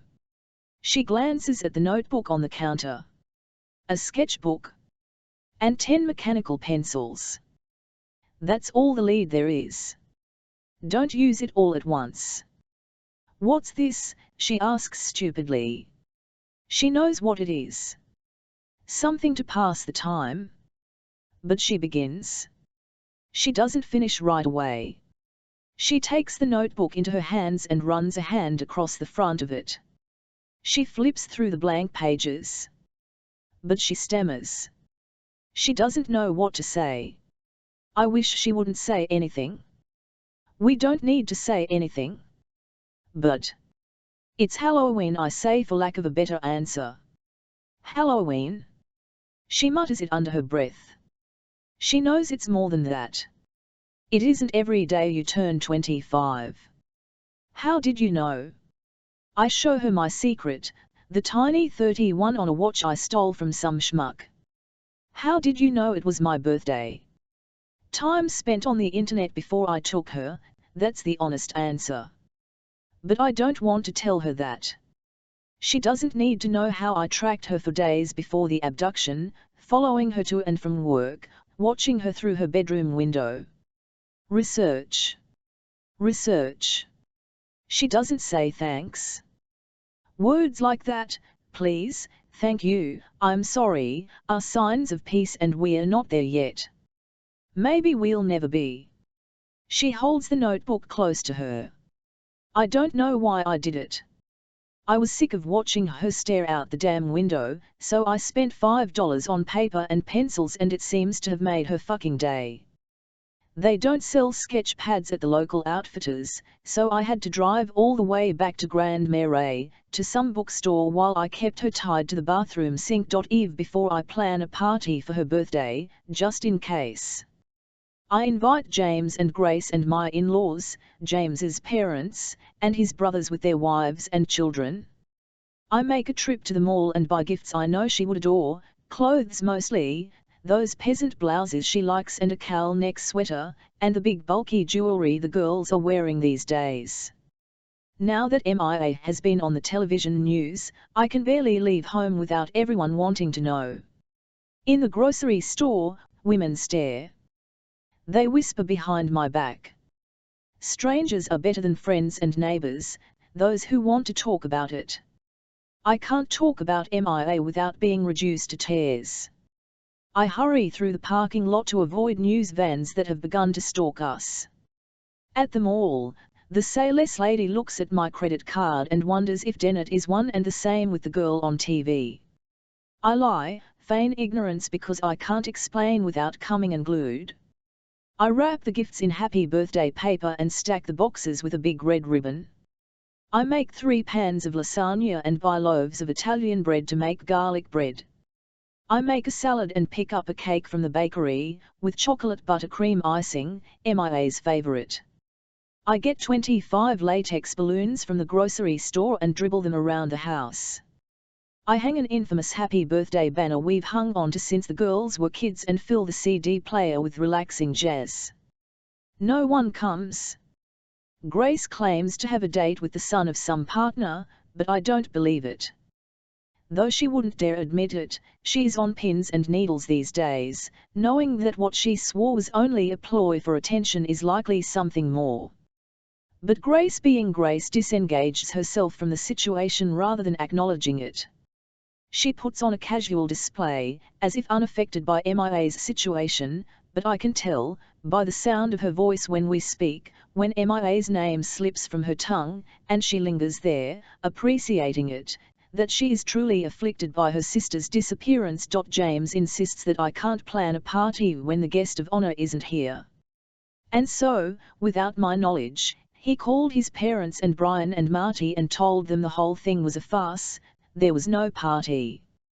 But he didn't tell me, not until 8 o'clock, at least, when he finally strolled in from work and asked, "Why in the hell is there so much lasagna in here?" while staring at the display on the kitchen island. "The party," I say naively. "Perhaps they are only late." "There is no party, Eve," he says. He makes himself a nightcap as he always does, but before retreating to his office for the night, he stops suddenly and looks at me. It's rare that he does actually look at me. The look on his face is unmistakable, the rueful eyes, the pleats of his skin, the taut mouth. It's in the sound of his voice, in the secretive, sedate speech. "Do you remember MIA's 6th birthday?" he asks, and I do. I had sat down earlier today and looked through photographs, all those birthday parties that came and went in the blink of an eye. But what surprises me is that James remembers. I nod. "Yes," I say. "That was the year MIA wanted a dog. A Tibetan Mastiff, to be exact, a loyal guard dog with an abundance of thick, shedding fur that ordinarily weighed well over 100 pounds. There would be no dog. James made that clear. Not that birthday, not ever."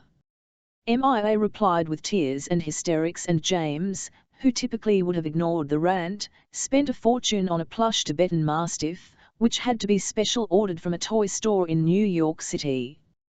"I don't think I've ever seen her so happy," he says, recalling the way little MIA's arms wrapped around that 36-inch stuffed animal, her hands like a padlock at the other end, and I begin to understand, he's worried.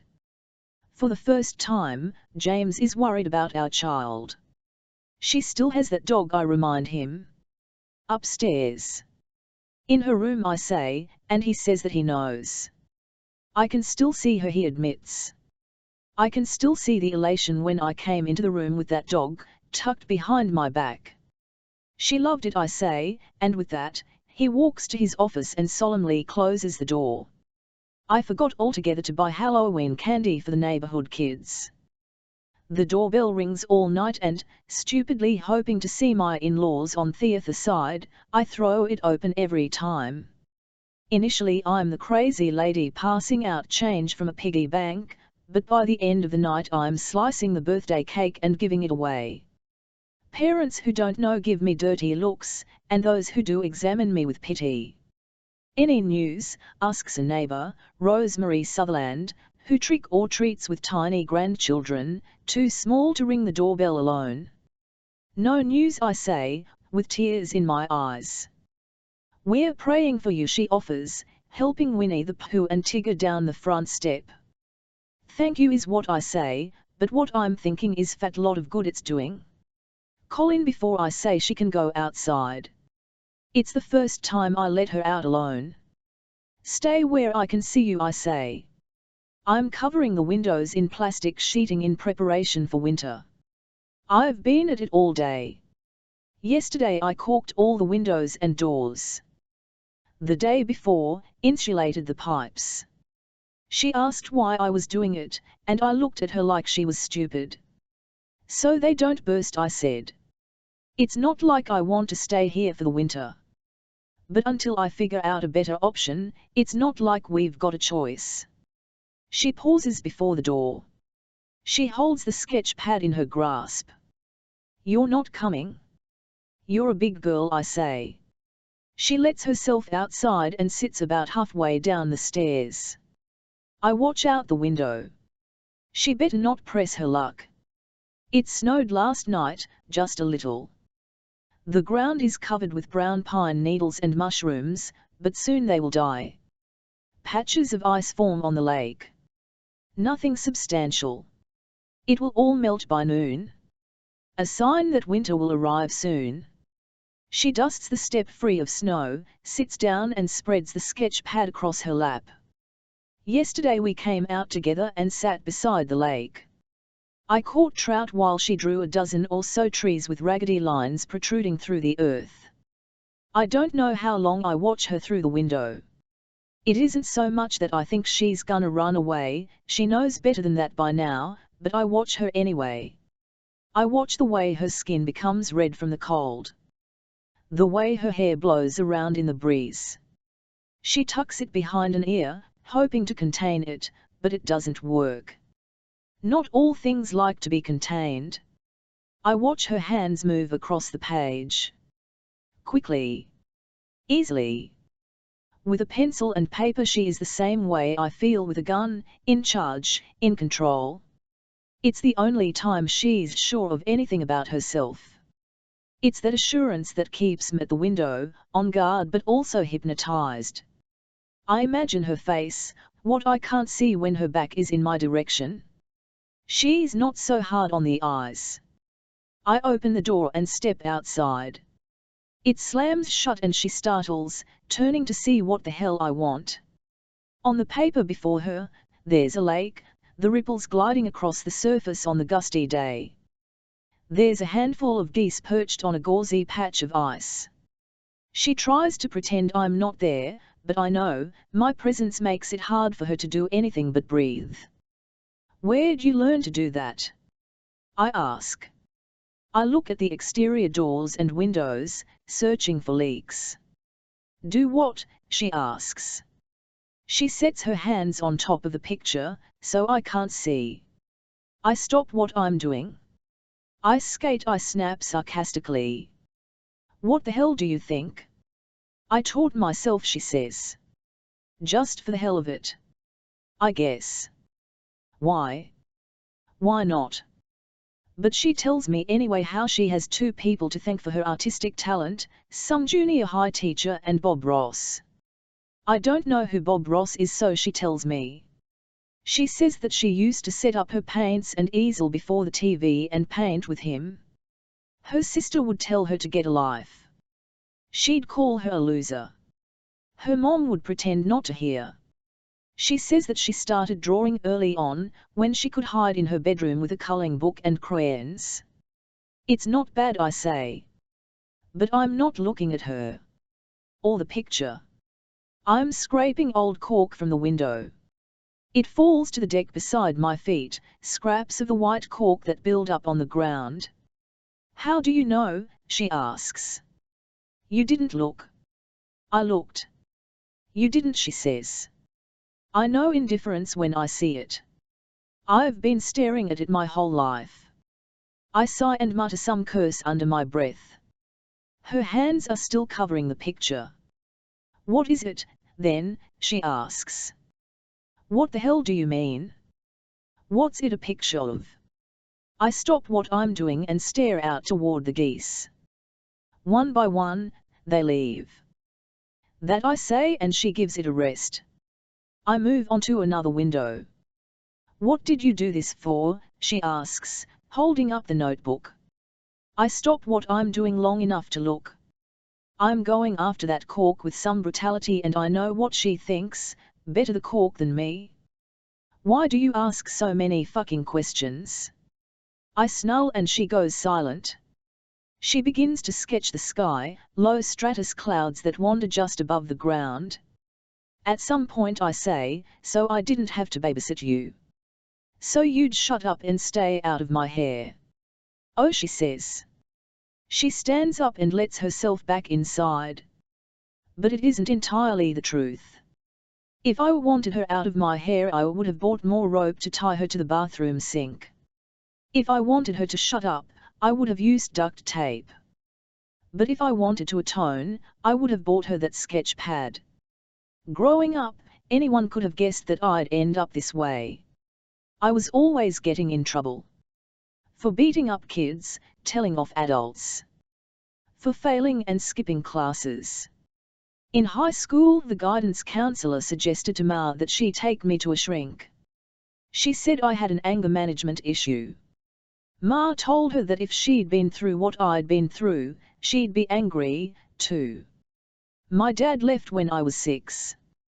He stayed long enough for me to remember him, but not long enough for him to actually take care of Ma and me. I remember the fights, not just yelling. Hitting each other and throwing things.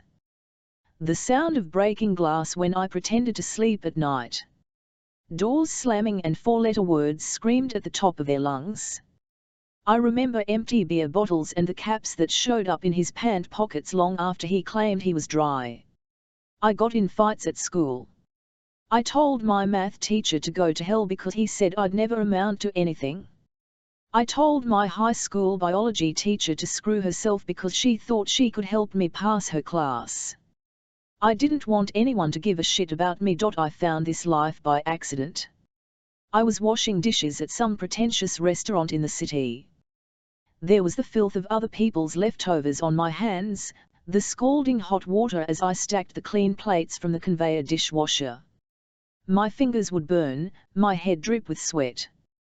All for minimum wage and a share of the waitress's tips. I asked if I could get some extra hours. I said I was tight on cash. My boss said to me, "Aren't we all?" Business was slow, but he knew somewhere I could get a loan. It wasn't a bank. I thought I could handle it. I'd borrow a little, pay it back the next time I got paid, but it didn't work out that way. I couldn't even cover the interest. We worked out a deal. Some bigwig owed about 10 times as much as me. If I could get him to pay up, we'd be even.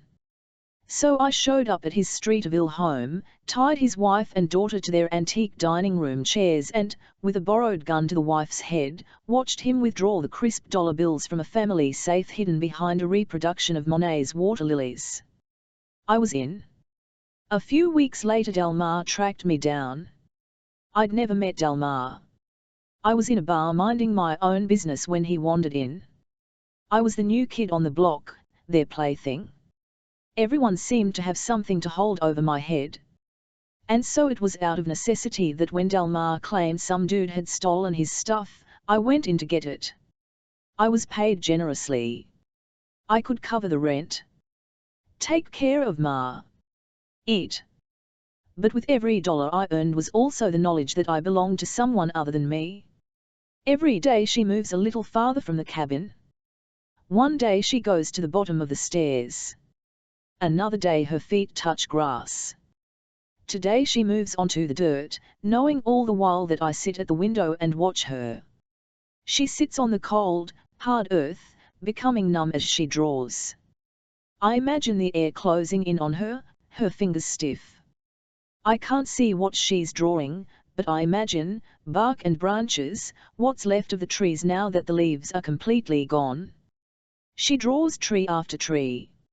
She doesn't waste an inch of the precious paper. She closes the notebook and starts to walk down to the lake, where she sits on the banks alone. I watch as she finds rocks and attempts to skip them across the surface of the lake. They all sink. She lets her feet take her along the lake's shore. Not too far. A dozen or so feet to a spot that she's never been before. It isn't that I think she's gonna go. It's that suddenly I don't want to be in the cabin alone. She turns at the sound of crunching leaves behind her.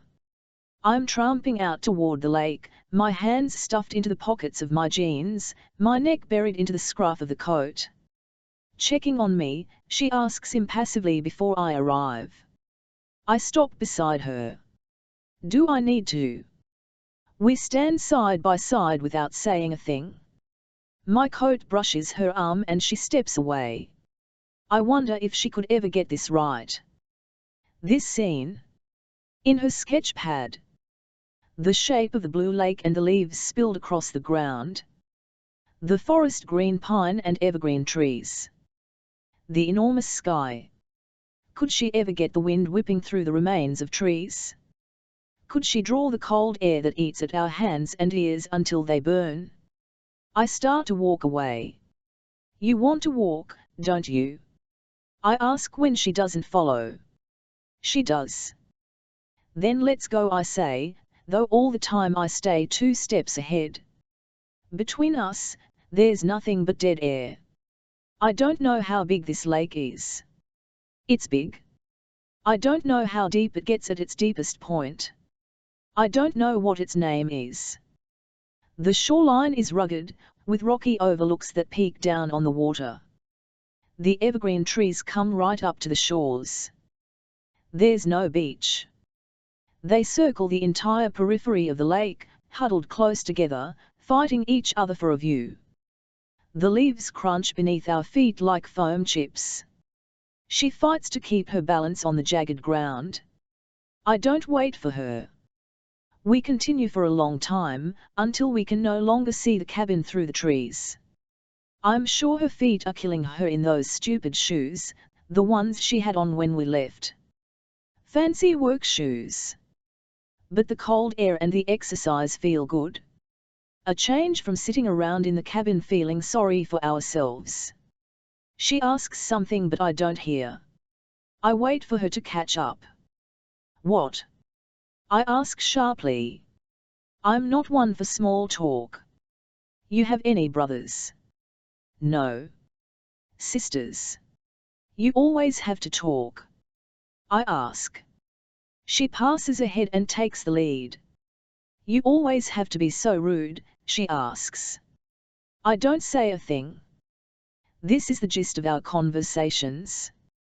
The next day she's outside again, moving aimlessly around the lot. She isn't stupid enough to go where I can't see her. Not yet, because she knows she'll lose this privilege. She's afraid of the unknown. Of Dalmar, maybe, of what I'd do if she tried to run. It's fear that keeps her within my line of sight. She could make a run for it, but there's nowhere to go. She has the gun. She could shoot me. But of course she hasn't figured out how to shoot the damn thing. As far as she's concerned, I'm worth keeping around just for that. But with the gun in her possession, I don't have to listen to the bitching anymore. For the time being she's content. She can go outside and freeze her ass off. She can draw God knows what all day long. She comes back in sooner than I expect.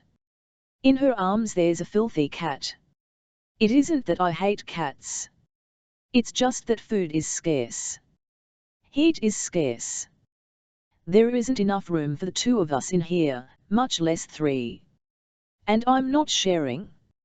Her eyes beg please. If I see that cat in here again I say, I'll shoot it.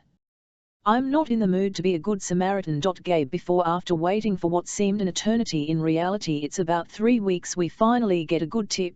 An Indian woman living in a high-rise on Kenmore is certain our John Doe is her neighbor. Apparently she had been out of town for a while and this is the first time she's seen his face on TV. So I bring back up and make my way downtown, again. The high-rise is located in Uptown, certainly not the best neighborhood in the city, not the worst, either. Far from it. It's a mix of people who can't quite afford the classier areas like Lakeview or Lincoln Park, and an eclectic mix of men and women who just stepped off the boat. It's very diverse. Ethnic restaurants line the streets, and not just Chinese and Mexican, there's Moroccan and Vietnamese and Ethiopian joints. Regardless of its diversity, nearly half the population of Uptown is still white. It's relatively safe to walk around at night. Uptown is known for its nightlife of historic theaters and bars. Many well-known names have made the trip to Uptown to perform for nobodies like me. I find the apartment building and double park, last thing I'm going to do is donate another penny to the city of Chicago to park my car. The butch cop and I head inside and take the elevator to the unit. There's no answer and the door is locked. Of course. So we beg the landlord to let us in. She's an old lady who hobbles along beside us and refuses to let us borrow the key. You can't trust anyone these days, she says. She tells us that the unit is rented by a woman named Celeste Manfredo. She had to look it up in her files. She knows nothing about the woman other than she pays her rent on time. But of course the unit could be a sublet. How would we know? I ask. The old lady shrugs. We wouldn't. Tenants are required to sublet their own units or pay to break the lease. There's no paperwork. I can't pick up Sudafed at the pharmacy without having to sign away my life. None that I keep. The tenants are still required to pay rent. Anything happens, it's their problem. Not mine. I take the key from her hands and let myself in. The landlord pushes her way into the apartment beside Butch and me. I have to ask her more than once not to touch anything. I'm not sure what strikes me first, an overturned lamp, lights on in the middle of the day, or the contents of a woman's purse scattered across the floor. I reach into my pocket for a pair of latex gloves and roam the apartment. There's a stack of mail on the kitchen counter, hidden beneath an overdue library book. I check out the address label. Every single one of them has been sent to a Michael Collins at a P.O. box in the city. Butch slips her hands in latex and heads for the purse. She delves in and finds a wallet, and inside, a driver's license. "M.I.A. Dennett," she says aloud, though of course we both knew exactly what it would say. "I want phone records," I say. "And fingerprints. And we need to canvass the building. Every unit. Is there a security camera?" I ask the landlord. She says that there is. "I need everything you have from October 1. I examine the wall, concrete. No one would have heard a thing that happened inside this room. Colin before she wants to know how much I got paid for this. She asks too many questions. I didn't get paid a damn thing, I remind her. I get paid for finishing a job. How much were you offered? None of your business, I say. We're in the bathroom, of all places. She's on her way in. I'm on my way out. I don't bother to tell her the water is ice cold. Does my father know about this? I told you already. I don't know. The ransom was to be collected from her father. That I know. But I don't have a damn clue what Delmar did when I didn't show up with the girl. She smells of morning breath, her hair a labyrinth of dirty blonde. She closes the door on me and I hear the water begin to run. I try not to imagine her stripping away her clothes and stepping into the piercing water. When she comes out, she's drying the ends of her hair with a towel. I'm in the kitchen eating granola and freeze-dried milk. I've forgotten what it tastes like to eat real food. I've got all the cash spread out on the table, and I'm counting what we've got left. She eyes the cash. We're not broke. Not yet. That's a good thing. She tells me how she always thought some disgruntled convict would shoot her father on the courthouse steps. In her voice I hear a different story. She didn't think it would happen. She hoped. She's standing in the hallway. I can see her shiver, but she doesn't whine about being cold. Not this time. He was a litigation lawyer before becoming a judge. He got involved in a number of class action suits, asbestos cases. He never protected the good guy. People were dying of these horrible things, mesothelioma, asbestosis, and he's trying to save the big corporations a buck or two. He never talked about his work. Attorney-client privilege, he said, but I know he just didn't want to talk. Period. But I'd sneak into his office at night when he was asleep. At first I was snooping because I wanted to prove he was having an affair in the hopes my mother might actually leave him. I was a kid, 13, 14. I didn't know what mesothelioma was. But I could read well enough.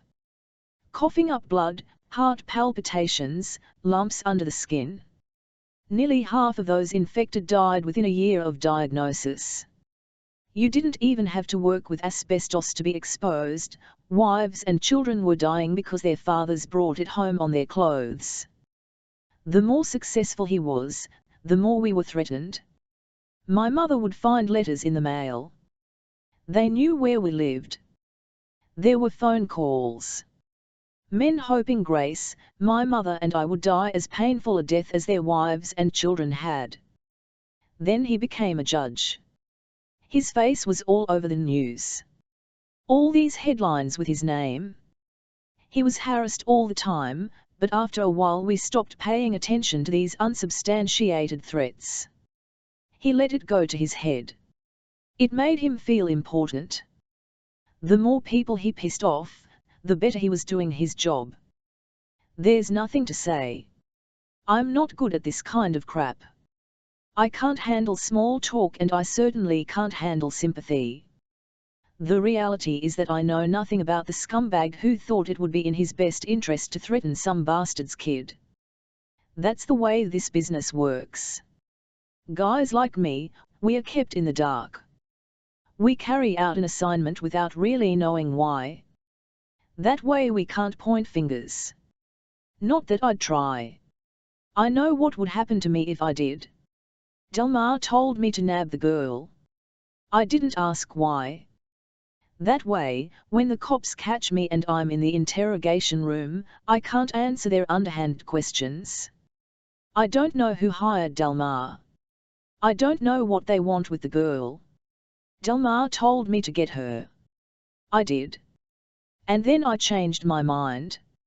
I stare up from my bowl and look at her. Her eyes beg me to say something, some grand confession that's going to explain it all to her. That's going to help her understand why she's here. Why her instead of the bitchy sister? Why her instead of the insolent judge? She's desperate for an answer to it all. How is it that in the blink of an eye everything can change? Her family. Her life. Her existence. She searches in vain, thinking I know the answer. Thinking some lowlife like me might be able to help her see the light. $5,000 I say. What? This wasn't what she expected to hear. I stand from the chair and it skids across the wooden floors. My footsteps are loud. I rinse the bowl with water from the faucet. I let it drop to the sink and she jumps. I turn to her. They offered me $5,000. Eve, before I let my days go to waste. Oftentimes it's hard to get out of bed and when I do, the very first thought on my mind is MIA. I wake up sobbing in the middle of the night, night after endless night, hurrying downstairs so I don't wake James. I'm stricken with grief at all waking hours. In the grocery store, I'm certain I see MIA shopping the cereal aisle, stopping myself only moments before throwing my arms around a complete stranger. Later, in the car, I go to pieces, unable to leave the parking lot for over an hour as I watch mothers with their children enter the store, holding hands as they cross the lot, mothers lifting small children into the basket of the shopping cart. For weeks I've seen her face flash across the TV screen and a sketch of that man. But now there are more important things happening in the world. It's both a blessing and a curse, I suppose. The reporters are less intrusive these days. They don't hound me in the driveway, follow me on my errands. The harassing phone calls and interview requests are on sabbatical. I can open my curtains without seeing a flood of reporters line the sidewalk before our home. But their withdrawal worries me as well. They've grown apathetic to the name MIA Dennett, tired of waiting for a front-page headline that may never come. MIA Dennett returns home, or maybe, Dennett girl found dead. It settles upon me, like dark clouds descending on a winter day, that I will never know. I think of those families who are reunited with their loved ones' remains, 10, sometimes 20 years later, and wonder if that will be me. When I tire of the crying, I let the fury take control, shattering imported Italian crystal goblets against the kitchen wall, and when they are done, James's grandmother's dinnerware. I scream at the top of my lungs, a barbaric sound that certainly doesn't belong to me. I sweep the mess before James arrives home, tucking a million pieces of shattered glass in the garbage bin beneath a dead philodendron so he won't see. I spend an entire afternoon watching the robins en route to places south, Mississippi and such, for the winter. They arrive one day on our back porch, dozens of them, fat and cold, stocking up on whatever they can find for the journey ahead. It rained that day and the worms were everywhere. I watch them for hours, sad when they leave. It will be months before they return, those red bellies that beckon spring. Another day the ladybugs arrive. Thousands of them, soaking up the sun on the back door. It's an Indian summer day, warm, with temperatures in the upper 60s and plentiful sun. The kind of day we long for in the fall, the colors of the trees at their peak. I try to count them all, but they scatter away, and more come, and it's impossible to keep track. I don't know how long I watch them. I wonder what the ladybugs will do for the winter. Will they die? And then, days later when a frost covers the earth, I think of those ladybugs and cry. I think of Mia when she was a child. I think of the things we did. I walk to the playground I used to take Mia to while Grace was in school for the day, and sit on the swings. I rake my hand through the sand in the sandbox and sit on a bench and stare. At the children. At the fortunate mothers who still had theirs to hold. But mostly I think of the things I didn't do. I think of the time I stood idly by when James told Mia that AB wasn't good enough in high school chemistry, and the time she brought home a breathtaking impressionist painting she'd spent more than a month on at school. He scoffed, "If only you'd spend that kind of time on chemistry, you might have gotten an A." I think of myself, watching out of the corner of my eye, unable to say a thing. Unable to point out the vacant expression on our daughter's face because I was afraid he might get mad. When Mia informed James that she didn't plan to go to law school, he said she didn't have a choice. She was 17, hormones raging, and she pleaded, "Mom," desperate, just this one time, for me to step in and intervene. I'd been washing dishes, trying my hardest to evade the conversation. I remember the desperation on Mia's face, the displeasure on James's. I chose the lesser of two evils. "Mia," I said. "I'll never forget the day." The sound of the telephone ringing in the background, though none of us paid it the time of day. The smell of something I'd burnt in the kitchen, cold spring air wafting in a window I'd opened to get rid of the smell. The sun was staying out later, something we might comment on if we weren't so preoccupied with upsetting Mia. "It means so much to him," I said. "He wants you to be like him." She stormed out of the kitchen and, upstairs, she slammed a door. Mia dreamed of studying at the Art Institute of Chicago. She wanted to be an artist. It was all that had ever mattered to her. But James refused. Mia started a countdown that very day to her 18th birthday, and she started packing a box of things she would take with her when she left. The ducks and geese fly overhead. Everyone is leaving me. I wonder if somewhere Mia is looking toward the sky, seeing the same thing. Colin, before what we have is time to think. And a lot of it.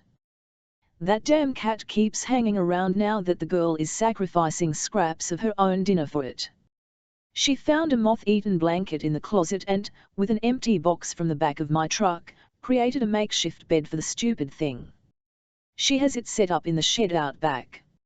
Every day she takes it a few bites of food. She has a name for the damn thing, Canoe. Not that she bothered to tell me. But I heard her call to it this morning when it wasn't sleeping in its bed. Now she's worried. I sit by the lake and fish. I'll eat trout every day for the rest of my God-given life if it means I don't have to eat something that's been freeze-dried. Most often I come up with northern pike. Then walleye. Sometimes trout. I can tell from the light spots on the northern, that and the fact that they are always the first bastards to take the bait. The fish are stocked every year, mostly fry and fingerlings, sometimes yearlings. The smallmouth bass give me the most damn trouble. Until I get them on the ground, I'd bet my life they are twice the size they turn out to be. Strong bastards. I spend most of my time thinking about how we are going to pull this off. About how I'm going to pull this off. Food is running low, which means a trip to the store. I have the money. I just don't know what it will take for someone to recognize me. And what do I do with the girl when I'm gone? The disappearance of a judge's daughter, that's breaking news. I'd bet my life on it. Any store clerk is going to recognize her and call the cops. Which makes me wonder, have the cops figured out I was with her the night she disappeared? Is my face, like hers, all over the fucking TV? Maybe that's a good thing, I tell myself. Not for me, not if it means I get caught. But if Valerie sees my face on the TV, sees that I'm a person of interest in the disappearance of a Chicago woman, then she'll know what to do. She'll know I'm not there to make sure there's food on the table and the doors are shut. She'll know what needs to be done. When the girl isn't paying attention, I pull a photo from my wallet. It's worn with time, shriveled around the edges from all the times I've pulled it from my wallet and forced it back in. I wonder if and when the money arrived, the money I swiped from the truck stop in Eau Claire. I wonder if she knew it was from me. She would have known I was in trouble when the money arrived, $500 or more crammed in an envelope with no return address. I'm not one to be sentimental. I just need to know that she's okay. It's not like she's alone. At least that's what I tell myself. The neighbor comes by once a week, gets the mail and checks on her. They'll see the money. When Sunday comes and goes and I don't show, they'll know. If they haven't already seen my face on the TV. If Valerie hasn't already seen my face on TV and gone to check on her, to make sure she's okay. I try and convince myself, Valerie is there. Everything is okay. I almost believe it. Later that night, we're outside. I'm attempting to grill fish for dinner. Except there's no charcoal, so I'm seeing what else I can burn to start a fire. The girl's sitting on the porch, wrapped in a blanket that she snagged from inside. Her eyes scan the land below. She's wondering where the damn cat is. She hasn't seen it in 2 days and she's worried. It's getting colder out all the time. Sooner or later, the thing won't survive. I take it you're not a bank teller, she says. What do you think? I ask. She takes it as a no. What do you do then? She asks. Do you work? I work. Anything legal. I do what I need to do to survive. Just like you. I don't think so, she says. And why's that? I earn an honest living. I pay taxes. How do you know I don't pay taxes? Do you pay taxes? She asks. I work, I say. I earn an honest living. I pay taxes. I've mopped the floors of the John at some realtor's office. Washed dishes. Loaded crates into a truck. You know what they pay these days? Minimum wage. Do you have a fucking clue what it's like to survive on minimum wage? I work 2 jobs at a time, 13 or 14 hours a day. That pays the rent, buys some food. Someone like you works, what? 8 hours a day plus summer vacation. I teach summer school, she says. It's a stupid thing to say. She knows it's a stupid thing to say before I give her the look. She doesn't know what it's like. She can't even imagine. I look up at the sky, at the dark clouds that threaten us. Not rain, but snow. It will be here soon. She pulls the blanket tighter around herself. She shudders from the cold. She knows that I would never let her leave. I have more to lose than she does. You've done this kind of thing before, she says. Done what? Kidnapping? Holding a gun to someone's head. It isn't a question. Maybe. Maybe not. You didn't snatch me with the hands of a virgin. I've started a fire. I drop the fish on the grill pan and they begin to sear. I've never bothered someone who didn't need to be bothered. But even I know that isn't true. I flip the fish. They are cooking faster than I want. I move them to the edge of the grill so they won't burn. It could be worse, I assure her. It could be much worse. We eat outside. She sits on the floor, her back pressed to the wooden planks of the deck rail. I offer her a chair. She says no thanks. She spreads her legs out before herself and crosses them at the ankles. The wind blows through the trees. We both turn to watch the leaves lose their hold on the branches and fall to the ground. And that's when we hear it, footsteps on the shriveled leaves that cover the earth. It's the cat, I think, at first, but then know that the footsteps are too heavy for the scrawny little cat, too deliberate. The girl and I exchange a look, and I put a finger to my lips and whisper, shush. And then I rise to my feet and feel the seat of my pants for a gun that isn't there. Gabe, before I was waiting to talk to the Dennets until I had some hard facts, but it doesn't work out that way. I'm chomping down a greasy Italian beef sandwich at my desk when Eve Dennett comes into the station and asks the receptionist if she can speak to me. I'm still wiping the just from my face with a stack of napkins when she approaches my desk. This is the first time she's ever been down to the station, and boy does she look out of place here. Much different than the drunken losers we usually have walking around. I smell her perfume before she ever arrives at my desk. She walks demurely as every sick bastard eyes her from across the room, jealous when her high heels come to a stop before me. Every cop knows I'm working the Dennett case and they have an ongoing bet as to if and when I screw the whole thing up. I even saw the sergeant putting money on it. He said he'd need the pot when he and I both found ourselves out of a job. Hello, detective. Mrs. Dennett. I haven't heard from you in a few days, she says. I was just wondering if there's any news. She carries an umbrella, which drips water on the linoleum floor. Her hair is matted down and windblown from the fury outside. It's a horrible day, windy and cold. Not a day to be outside. You could have called, I say. I was out, running errands, she says, but I know she's lying. No one would be out today if they didn't have to be. It's just one of those days, a day to lie around in pajamas and watch TV. I lead her to an interrogation room and ask her to have a seat. It's a dingy room, poorly lit, with a big table in the middle and a couple of folding chairs.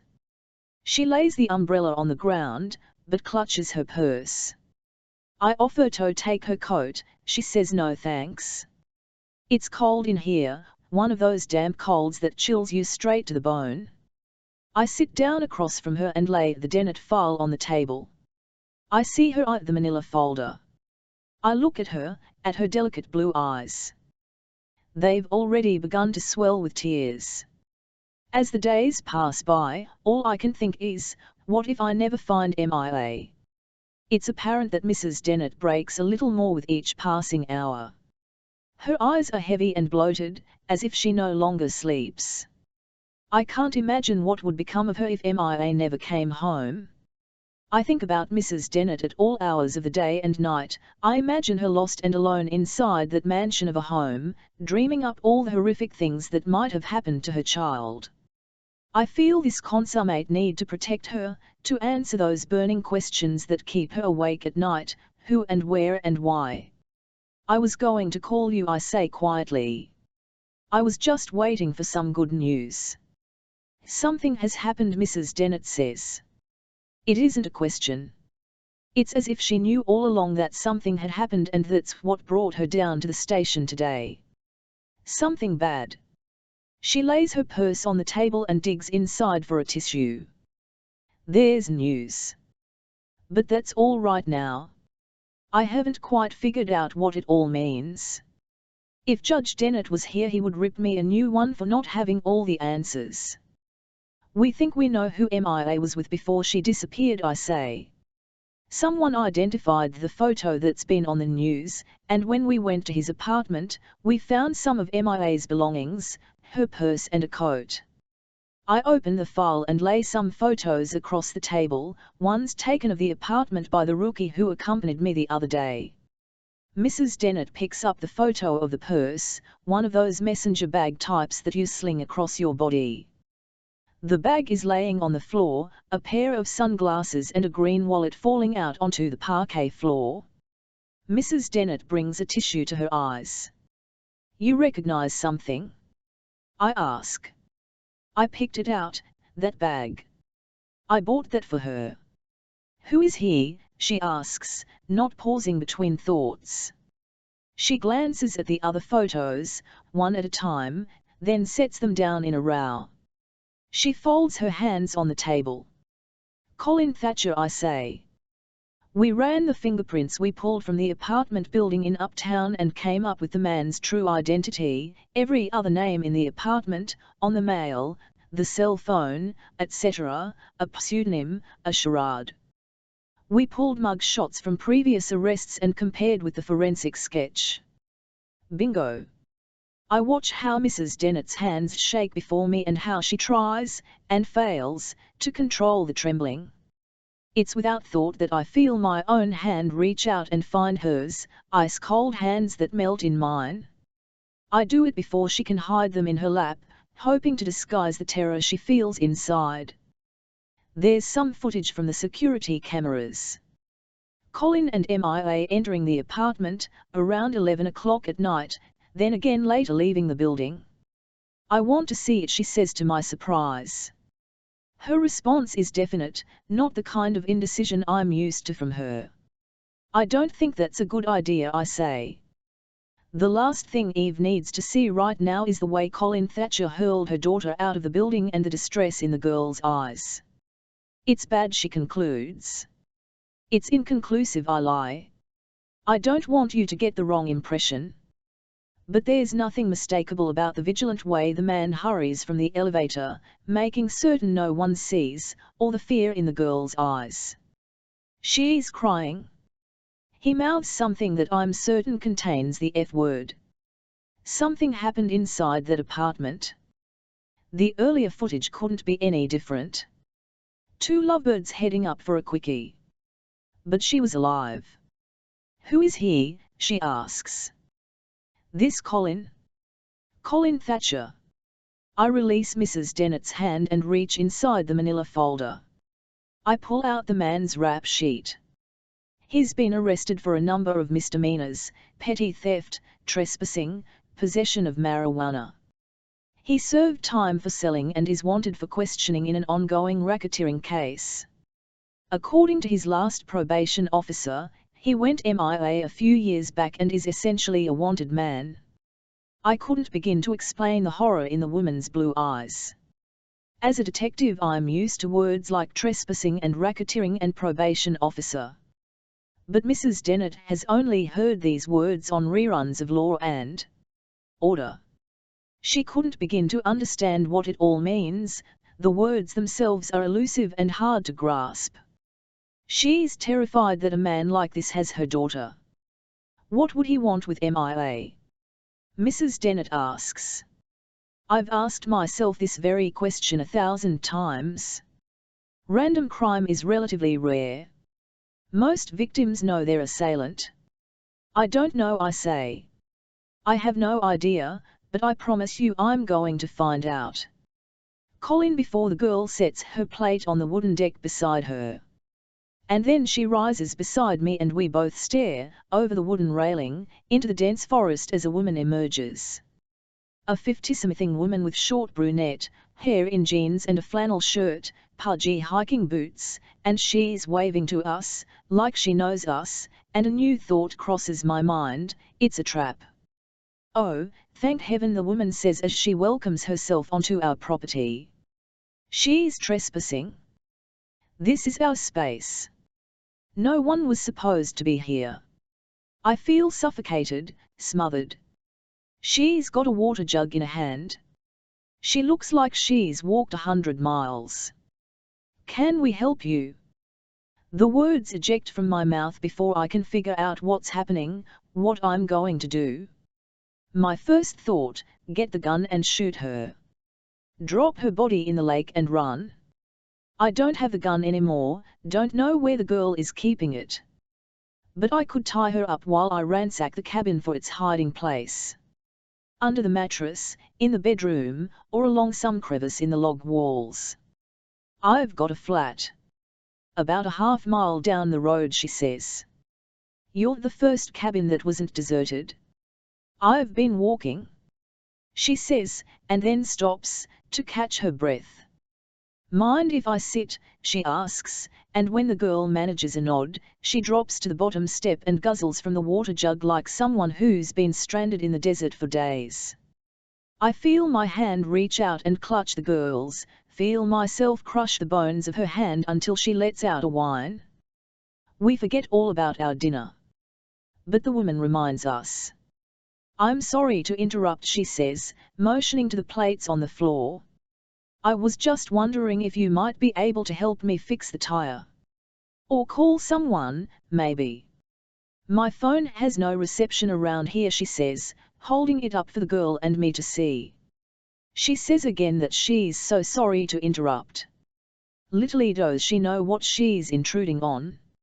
It's not just our dinner she's disturbing. My eyes drift to the girl. Now's her chance, I think. She could tell the woman. Tell her how this crazy person kidnapped her, how he's holding her captive in this cabin. I hold my breath, waiting for any number of things to go wrong. For the girl to tell, for the lady to be part of a ploy to catch me. She's working undercover, maybe. Or for Delmar. Or maybe she's just some lady who watches the news and sooner or later she's gonna realize that that girl is the one she's been seeing on TV. We don't have a phone, I say, remembering how I dropped the girl's cell in the garbage can in Janesville, how I cut the phone lines when we arrived at the cabin. Not that I can have her stepping foot inside our cabin, seeing the way we've been living for weeks, like two convicts on the run. But I can help you, I say begrudgingly. I don't mean to be a bother, the woman says, and the girl, simultaneously, says, I'll just stay here and do the dishes as she squats to the ground to retrieve our plates. No chance in hell that's gonna happen. You better come with, I say to her. We might need your help. But the old lady says, oh, please. I don't want to drag you both out tonight, and she pulls her flannel shirt around herself and says that it's cold. But of course I can't leave her alone, though the woman promises to be an excellent assistant. She begs me not to drag my girlfriend out on a night like tonight. It's cold out, she says. Nightfall is coming soon. But I can't leave her. If I leave her here, she might just run. I picture her, tearing through the woods as fast as she can, a mile or so away by the time I manage to fix the flat and get back. It would be dark by then, and there'd be no chance in hell I'd be able to search the woods in the dark and find her. The woman apologizes for doing this, for being such an inconvenience. I picture my hands, closing in around her neck, compressing the jugular vein to stop the flow of oxygen to the brain. Maybe that's what I should do. I'm just going to do the dishes, the girl objects, quietly, so we don't have to worry about it later, and she gives me a playful look, as if implying intimate plans later tonight. I think you should come, I say gently, laying a hand on her arm as if I can't possibly stand the idea of being apart. Romantic getaway? The woman asks. I say, yeah, something like that, and then turn to the girl and whisper roughly, "You're coming." I lean closer and add, "Or that lady doesn't leave here alive." She's deathly still for a split second. Then she sets the plates on the ground and we head for the truck and climb in, the woman and me in the front seat, the girl smashed in back. I swipe remnants of rope and duct tape from the passenger seat, hoping the woman didn't see. I thrust them in the glove compartment and slam the door, and then turn to her and smile. "Where to?" In the truck the woman tells us how she's from Southern Illinois. How she and some girlfriends stayed at some lodge and went canoeing in the Boundary Waters. She pulls out a camera from her purse and shows us digital images of the 4 old ladies, in the canoe, with sun hats on, drinking wine around a fire. This makes me feel better, not a trap, I think. Here's the proof, the pictures. She was canoeing with girlfriends in the Boundary Waters. But she tells us, like I give a shit, decided to stay an extra couple days. She's a recent divorcee, in no rush to return to an abandoned home. A recent divorcee, I think. No one at home waiting for her return. There would be time before she was reported missing, days, if not more. Enough time for me to run, to be far enough away when someone stumbled upon her body. And then, there I was, she says, making my way back to civilization when I got a flat. Must have hit a rock, she says, or a nail. The girl responds impassively. Must have, she says. But I can hardly listen. We pull up behind a compact car. But before we get out, my eyes survey the thick woods that surround us. I peer through the tangle of trees for cops, binoculars, rifles. I check to make sure the tire is flat. It is. If this was an ambush, no one would go to such elaborate measures to trap me. By now, as I step from the truck and approach the abandoned car, I'd be face down on the ground, someone on top of me with a pair of cuffs. I see the woman, watching me, as I grab some tools out of the bed of the truck, and remove the hubcap and loosen the nuts, as I jack up the car and switch the tires. The ladies are talking, about canoeing and the northern Minnesota woods. About red wine and a moose, which the lady saw on her trip, a male with enormous antlers strolling through the trees. I make believe she's trying hard to connect the dots, trying to remember whether or not she saw us on TV. But I remind myself that she's been in the middle of nowhere with girlfriends. She was canoeing, sitting around a campfire, drinking wine. She wasn't watching TV. I thrust a flashlight in the girl's hands and tell her to hold it. It's getting dark out by now, and there isn't a street light around. My eyes threaten her when they meet, reminding her to avoid words like gun and kidnap and help. I'll kill them both. I know it. I wonder if she does. When the woman asks about our trip, I see the girl turn to stone. "How long are you staying?" the woman asks. When the girl can't answer, I say, "Just about another week." "Where are you all from?" she asks. "Green Bay," I say. "Is that right?" she asks. I saw the Illinois plates and thought just haven't gotten around to changing them, is all I say, cursing myself for the mistake. "You're from Illinois?" she asks, originally. "Yep," I say. But I don't tell her where we're from. I've got a cousin in Green Bay. Just outside, actually. In Suamico. I've never heard of the damn place. But still, she's talking. How her cousin is a principal at one of the middle schools. She's got this dull brown hair, short like an old lady's hair. She laughs when the conversation goes quiet. Nervous laughter. Then looks for something else to say. Anything else? "Are you all Packers fans?" she asks, and I lie and say that I am.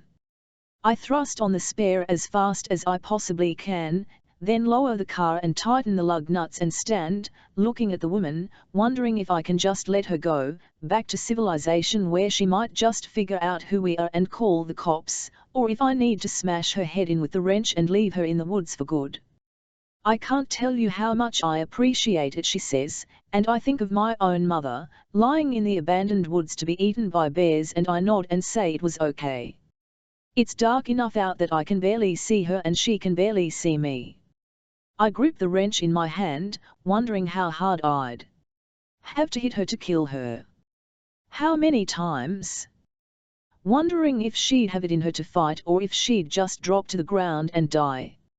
I don't know what I would have done if I hadn't found you. And she steps forward to shake my hand and says, I don't think I caught your names. I clutch that wrench in my hand. I can feel it shake. It's far better than killing her with my bare hands. Much less personal. I don't have to stare into her eyes while she struggles. One good hit and it will all be done.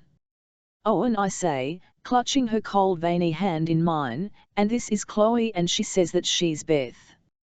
I don't know how long we all stand there, on the dark street in silence. My heart is beating fast as I eye a hammer in the toolbox. Maybe a hammer would be better. But then I feel the girl's hand on my arm, and she says to me, we should go. I turn to her and know she sees what I'm thinking, sees the way I've got that wrench gripped in my hand, ready to strike. Let's go, she says again, her nails digging into my skin. I drop the wrench into a toolbox and set it in the bed of the truck. I watch as the woman climbs into her car and drives away, slowly, headlights swerving through the thick trees.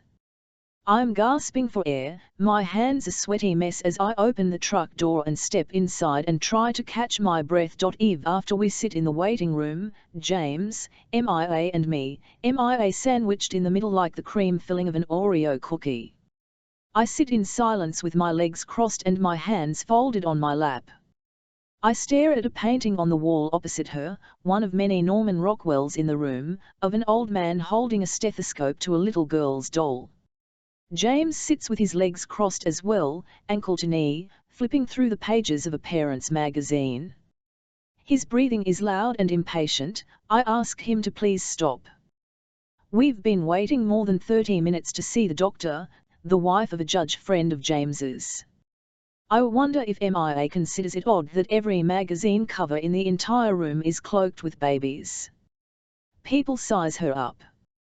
There are whispers and we hear MIA's hushed name escape from the tongue of strangers. I pat her hand and tell her not to worry, just ignore them, I say, but it's hard for either of us to do. James asks reception if they can hurry things along, and a short, red-headed woman disappears to see what is taking so long. We haven't told MIA the real reason why she's here today. We didn't discuss my suspicions. Instead we told her that we were worried that she hasn't been feeling well lately, and James suggested a doctor, one whose Russian name is nearly impossible to pronounce. MIA told us she had her own doctor, one in the city who she's been seeing for a half-dozen years, but James shook his head and said no, Dr. Wakrukov is the best. It never occurs to her that the woman is an OBGYN. The nurse calls her name, though of course she says MIA, and it takes an elbow from James to get her attention. She sets her magazine on the chair and I look at her with indulgent eyes and ask if she wants me to keep her company. If you want, she says, and I wait for James to disapprove, but he is silent. The nurse stares strangely at MIA as she weighs her and gets a height. She eyes poor MIA like she's a celebrity of some sort, instead of the victim of our horrible crime. I saw you on TV, she says. The words come out sheepishly, as if she isn't quite sure whether she said them aloud or managed to keep them in her head. I read about you in the paper. Neither MIA nor I am quite sure what to say. MIA has seen the collection of newspaper articles I clipped during the time she was away. I tried to hide them in a place where she wouldn't see, but she did anyway when she was looking for a needle and thread in my dresser drawer, to replace a button that had fallen from a blouse. I didn't want MIA to see the articles for fear of what they might do to her. But she did nonetheless, reading each and every one until I interrupted her, reading about her own disappearance, about how the police had a suspect, about how, as time went on, it was feared she might be dead. The nurse sends her to the bathroom to urinate in a cup. Moments later, I meet her in the examination room, where the nurse takes MIA's blood pressure and pulse, then asks that she undress and put on a gown. She says that Dr. Wakrukov will be with us in a few minutes, and as MIA begins to undress, I turn my back. Dr. Wakrukov is a somber, subdued woman who must be approaching 60. She comes into the room quite abruptly and says to MIA, "When was your last menstrual period?" MIA must find the question terribly odd. One have no idea, she says, and the doctor nods, remembering only then, perhaps, of MIA's amnesia. She says that she is going to perform a transvaginal ultrasound and covers a probe with a condom and some sort of gel.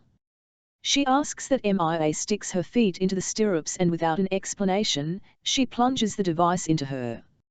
MIA winces and begs to know what she's doing, wondering what this has to do with her overwhelming fatigue, with the listlessness that makes it nearly impossible to rise from sleep in the morning. I remain silent. I long to be in the waiting room, beside James, but I remind myself that MIA needs me here and let my eyes wander around the room, anything to avoid the doctor's very intrusive examination and MIA's obvious confusion and discomfort. I decide then that I should have told MIA about my suspicions. I should have explained that the fatigue and the morning sickness are not symptoms of acute stress disorder. But perhaps she wouldn't have believed me. The exam room, I find, is as sterile as the doctor. It's cold enough in here to kill germs. Perhaps that is the intention. MIA's bare flesh is coated with goosebumps. I'm certain it doesn't help that she's completely nude with the exception of a paper robe. Bright fluorescent lights line the ceiling, revealing every graying hair on the middle-aged doctor's head. She doesn't smile. She looks Russian, high cheekbones, a slender nose. But when she speaks, she doesn't sound Russian.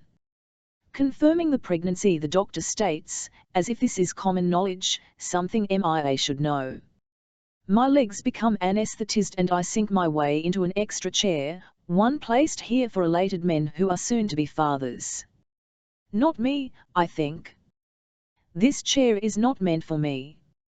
Babies develop a heartbeat 22 days after conception. You can't always see it this early, but there is one here. It's tiny, hardly noticeable.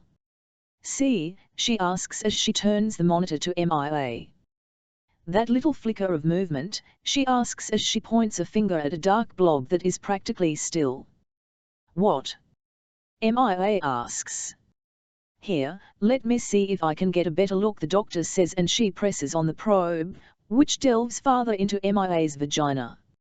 MIA squirms in apparent pain and discomfort, and the doctor asks her to hold still.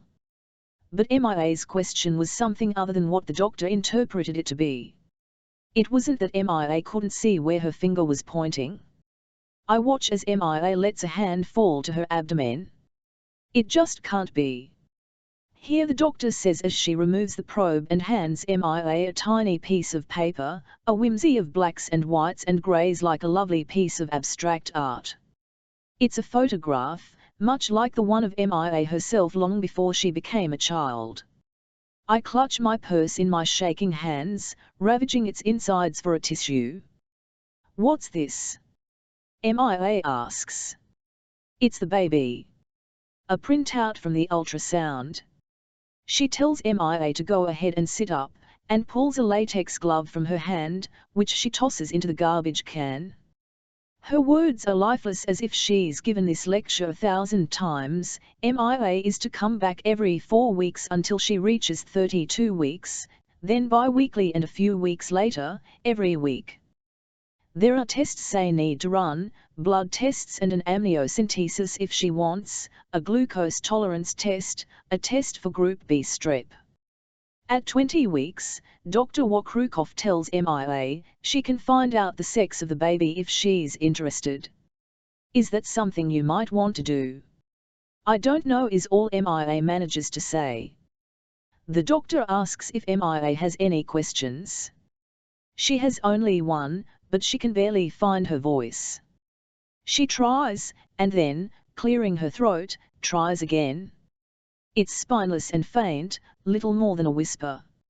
I'm pregnant, she asks. This is every little girl's dream. They begin thinking about it when they are too young to know where babies come from. They carry around their baby dolls and mother them and dream of baby names. When MIA was a girl, it was always overtly flowery names that flowed off the tip of a tongue, Isabella and Samantha and Savannah. Then there was that phase where she thought everything should end in I, Jenny, Danny and Laurie. It never crossed her mind that she might have a boy. You are about 5 weeks. This is not the way it's supposed to be. She rubs a hand against her uterus and hopes to feel something, a heartbeat or a small kick. Of course it would be too early, and yet she hopes to feel the flutter of movement inside her. But she feels nothing. I can see it in her eyes when she turns and finds me weeping. She feels empty. She feels hollow inside. She confides to me, it can't be. I can't be pregnant. Dr. Wakrukov pulls up a swivel stool and sits down.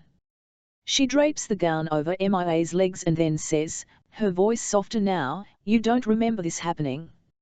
MIA shakes my head no. Jason, she says. But she's shaking her head. It's been months since I've been with Jason. She counts them on her fingers. September. October. November.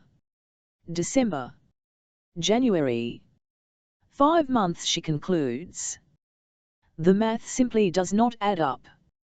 But of course I know Jason is not the father of that child. You have time to decide what you'd like to do. There are options. The doctor is producing pamphlets for MIA, adoption and abortion, and the words are coming at her so fast that she can't possibly keep up. The doctor sends for James, allowing MIA a few minutes to get dressed before the nurse brings him in. While we are waiting, I ask MIA if I can see the ultrasound. She hands it to me, her lifeless words repeating, it just can't be. It's then, taking that photograph in my hands and laying eyes on my grandchild, my own flesh and blood, that I begin to cry. As James enters the room, the crying turns into a moan. I try to suppress the tears but simply can't. I yank paper towels from a dispenser on the wall and blot my eyes. It's just as Dr. Wakrukov returns that I can no longer hold it inside and I wail, he raped you. That bastard raped you. But still, MIA feels nothing. Colin, before winter has arrived. It was snowing when we woke and the temperature in the cabin had dropped by what felt like 20 degrees. There's no warm water. She layers on all the clothes she can find. She puts on 2 pairs of long johns and that gangly maroon sweatshirt. She slips on a pair of socks, complaining that she hates to wear socks, but without them her feet would freeze. She says that she's always hated socks, even when she was a baby.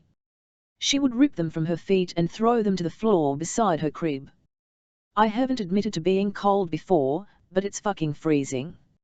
I started a fire the moment I woke up. I've already had 3 cups of coffee. I'm sitting with an old, torn US map spread across the table. I found it in the glove compartment, along with an all but dried up pen, and I'm circling the best routes to get us the hell out of here. I've got my mind set on the desert, somewhere between Las Vegas and Baker, California. Somewhere warm. I'm wondering how to make a day tour to Gary, Indiana, first, without highway patrol spotting the truck. I figure we'd have to ditch the truck and swipe a new one, somehow, and hope it doesn't ever get reported. That or hop a freight train. Assuming people are looking for us, there could be roadblocks in our honor, especially around Gary, just in case I have the nerve to go home. Maybe the police are using her as bait. Maybe they've got a surveillance team lined up around the old Gary home, waiting for me to call or make a stupid move. Damn. Going somewhere? The girl asks, looking at the map as I fold it up and push it away. I don't answer her question. Want some coffee? I ask instead, knowing we couldn't stay in the desert for long. Squatting in the desert nixes any chance of a quasi-normal life. It would all be about survival. We can't go to the desert, I decide, then and there. The only chance we stand is somewhere abroad. We don't have enough cash for a flight anymore, so the way I see it, there's two choices, up or down. North or south. Canada or Mexico. But of course to get out of the country, we need passports. And that's when it hits me, what I have to do. She shakes her head no.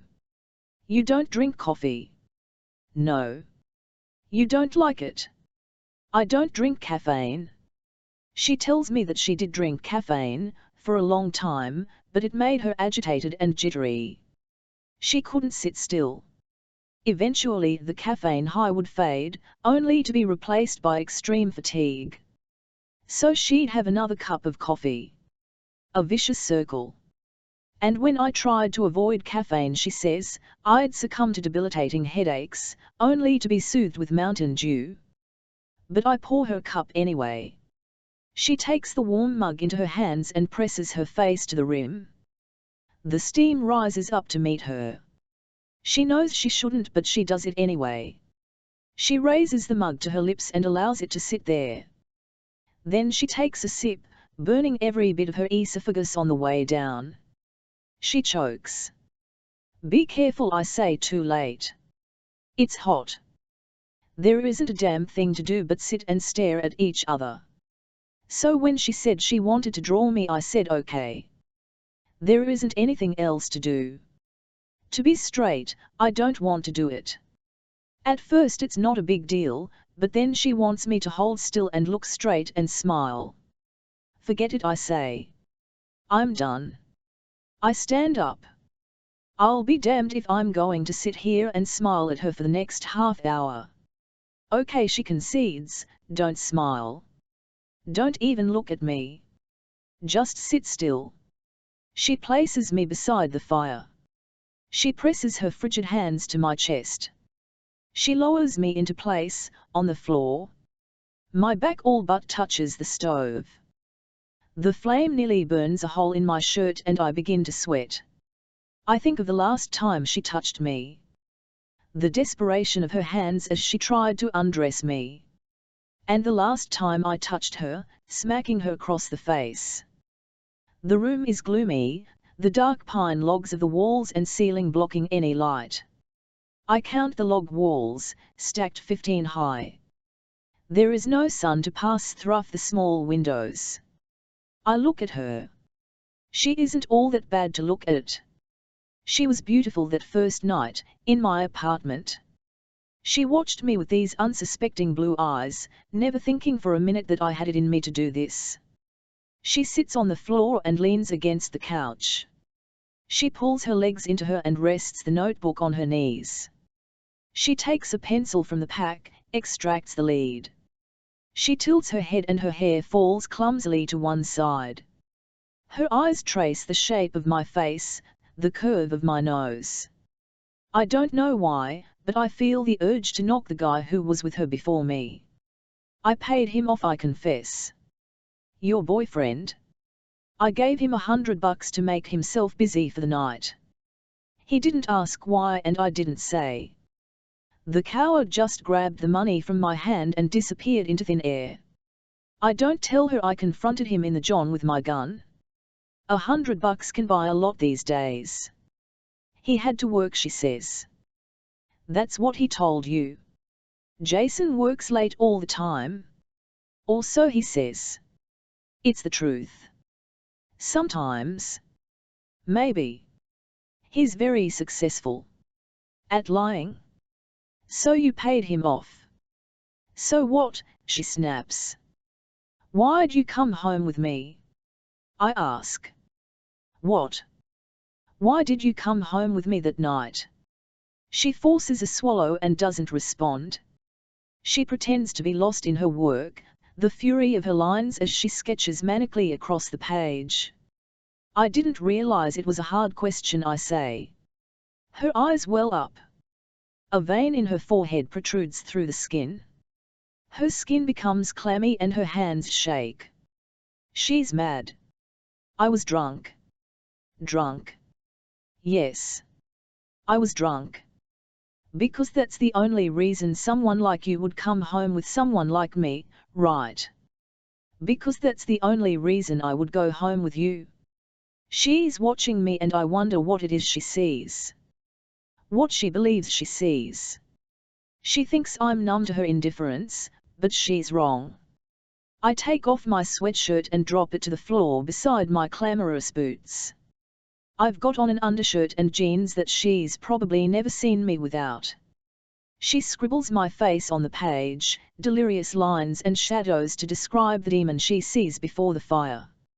She had a few drinks that night, but she was lucid enough to know what she was doing, to welcome my hands on her. Of course, that was long before she knew who I really was. I don't know how long we're silent. I hear her breathe, the sound of lead striking the paper's surface. I can almost hear her thoughts in my mind. The hostility and anger. It's like cigarettes or smoking pot, I finally say to her. The words startle her and she tries to catch her breath. What is? She doesn't stop drawing. She pretends, almost, like she's not listening. But she is. My life. What I do. You know they are bad for you the first time you try. Cigarettes. Pot. But you convince yourself it's okay, you can handle it. One time, that's it, just to see what it's like. And then all of a sudden, you're sucked in, you can't get out if you want to. It wasn't because I needed the money so bad, which I did. It was because if I tried to get out I'd be killed. Someone would rat me out and I'd end up in jail. There was never the option of saying no. She stops drawing. I wonder what she's going to say. Some smart-ass comment, I'm sure. But she doesn't. She doesn't say anything. But the vein in her forehead fades away, her hands stand still. Her eyes soften. And she looks at me and nods. Eve after I watch from the hall as James thrusts himself into MIA's bedroom with great gusto. The sound of his footsteps outside the door, loud and clamorous, approaching quickly, startles her from sleep. She jumps upright in the bed, her eyes wide with fear, her heart likely thrashing about inside her chest as happens when one is scared. It takes a second for her to become aware of her surroundings, remnants of her high school wardrobe that still hang in the closet, the jute rug, a poster of Leonardo DiCaprio she hung when she was 14. And then it settles. She remembers where she is. She's home. She's safe. She drops her head into her hands and begins to cry. You need to get dressed, James says. We're going to see the shrink. I enter the bedroom once he leaves and help MIA pick a matching outfit from the closet. I try to appease her fears, to remind her that here, in our home, she is perfectly safe. No one can hurt you, I promise, but even I am not sure MIA eats in the car, just a piece of dry toast I brought along for the trip. She doesn't want a thing to do with it, but from the passenger's seat, I turn around every few minutes and say to her, take another bite, MIA, as if she is 4 years old again. Just one more bite. I thank Dr. Rhodes for squeezing us in so early in the morning. James pulls the doctor aside for a private word, as I help MIA out of her coat, and then I watch as MIA and Dr. Rhodes disappear behind closed doors. Dr. Rhodes will be speaking to MIA this morning about the baby. MIA is in denial about the fetus growing in her womb, and I suppose I am as well. She's hardly able to say the word. Baby. It gets lost in her throat, and every time James or I breach the subject, she swears that it can't possibly be real. But we thought it would be helpful for MIA to talk with Dr. Rhodes, as both a professional and as an impartial third person. Dr. Rhodes will be discussing MIA's options with her this morning, and already I can imagine MIA's response. My options about what, she will ask, and Dr. Rhodes will again have to remind her of the baby. Let me make this clear, if James says to me once MIA and the doctor have left the room, the last thing we need is for MIA to be carrying the illegitimate child of that man. She will have an abortion and she will do it soon. He waits, thinking his way through the logistics. We'll say the baby didn't make it, when people ask. The stress of this situation, he says. It didn't survive. I don't comment. I simply cannot. I watch James, with emotion in limine spread across his lap. His eyes scan through the motion with more regard than he gives our daughter and her unborn child. I try to convince myself that his heart is in the right place. But I wonder if it is. It wasn't always this way. James was not always this disinterested regarding his family life. In the quiet afternoons, when James is at work and MIA napping, I find myself unearthing fond memories of James and the girls, old photographs of him holding baby Grace or baby MIA in their swaddling blankets. I watch home videos of James with the girls when they were babies. I listen to him, to a different James, sing them lullabies. I reminisce on first days of school and birthday parties, special days that James chose not to miss. I excavate photographs of James teaching MIA and Grace to ride their bikes without training wheels, of them swimming together in a lovely hotel pool or seeing the fish at the aquarium for the first time. James comes from a very wealthy family. His father is a lawyer, as was his grandfather and perhaps his great-grandfather, I honestly don't know. His brother Marty is a state representative, and Brian is one of the best anesthesiologists in the city. Marty's daughters, Jennifer and Elizabeth, are lawyers, corporate and intellectual property, respectively. Brian was bestowed sons, 3 of them, a corporate lawyer, a dentist and a neurologist. There is an image for James to maintain. Though he wouldn't dare say the words aloud, he's always been in competition with his brothers, who is the most affluent, the most powerful, the preeminent dentist in the land. For James, second best was never an option. In the afternoons I slip into the basement and sift through old show boxes of photographs to prove to myself that it was real, those twinkling moments of fatherly love. I didn't imagine it. I find a picture that 5-year-old MIA drew with an inelegant hand, her childish block letters adorning the illustration, "I love you, Daddy." There's a taller figure and a shorter figure, and it appears that their fingerless hands are clasped. Their faces are embellished with enormous smiles, and all around the periphery of the paper she's placed stickers, nearly 3 dozen red and pink heart-shaped stickers. I showed it to him one evening after he'd come home from work. He stared at it for I don't know how long, a minute or more, and then took it into his office and placed it, with a magnet, on the black filing cabinet. "It's for MIA's own good," he says, breaking the ear-splitting silence. "She needs the time to heal." But I wonder if that's truly the case. I want to tell him there are other ways. Adoption, for example. MIA could give the child to a family who is unable to have their own child. She could make some unfortunate family very happy. But James would never see it that way.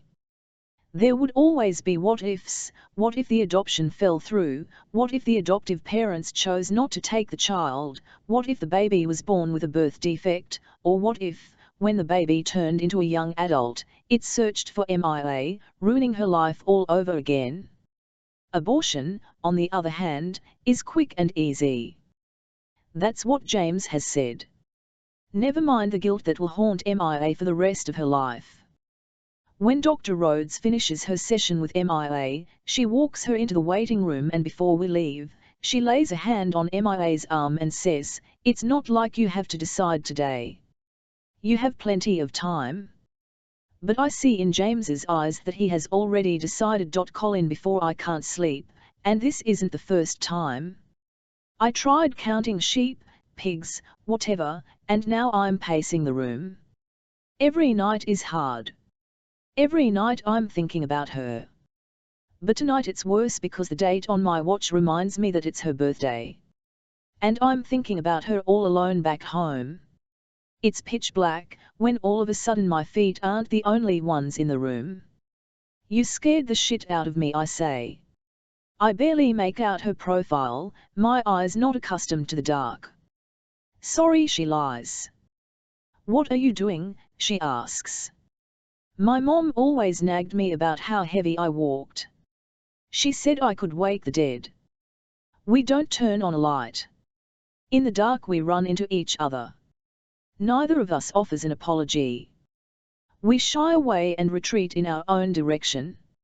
I couldn't sleep, I say. Trying to clear my head. About what? She asks, and at first I'm silent. At first I'm not going to tell her. She doesn't need to know. But then I do. It's dark enough in the room that I pretend she's not there. But that's not it. That's not why. It's something about the way she says, "Never mind," and her footsteps start to leave the room that makes me want to tell her. Makes me want her to stay. I say that my father left when I was a kid, but it didn't matter anyway. It's not like he was ever there to begin with. He drank.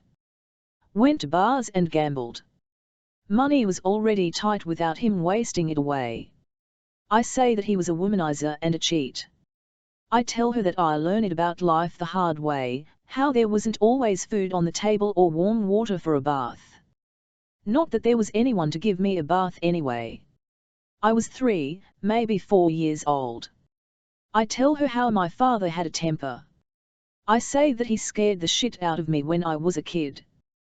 With me it was a lot of screaming and not a lot more. But he hit my mother. More than once. He worked, sometimes, but he was usually between jobs. He was always getting fired for not showing up. For showing up drunk. For telling off the boss. My mother, she worked all the time. She was never home because she'd work 12 hours in the grocery store bakery, up at 5 a.m., then moonlight as a bartender where men hit on her and touched her and called her names like sweetie and doll. My dad called her slut. That's what he said, "You good for nothing slut."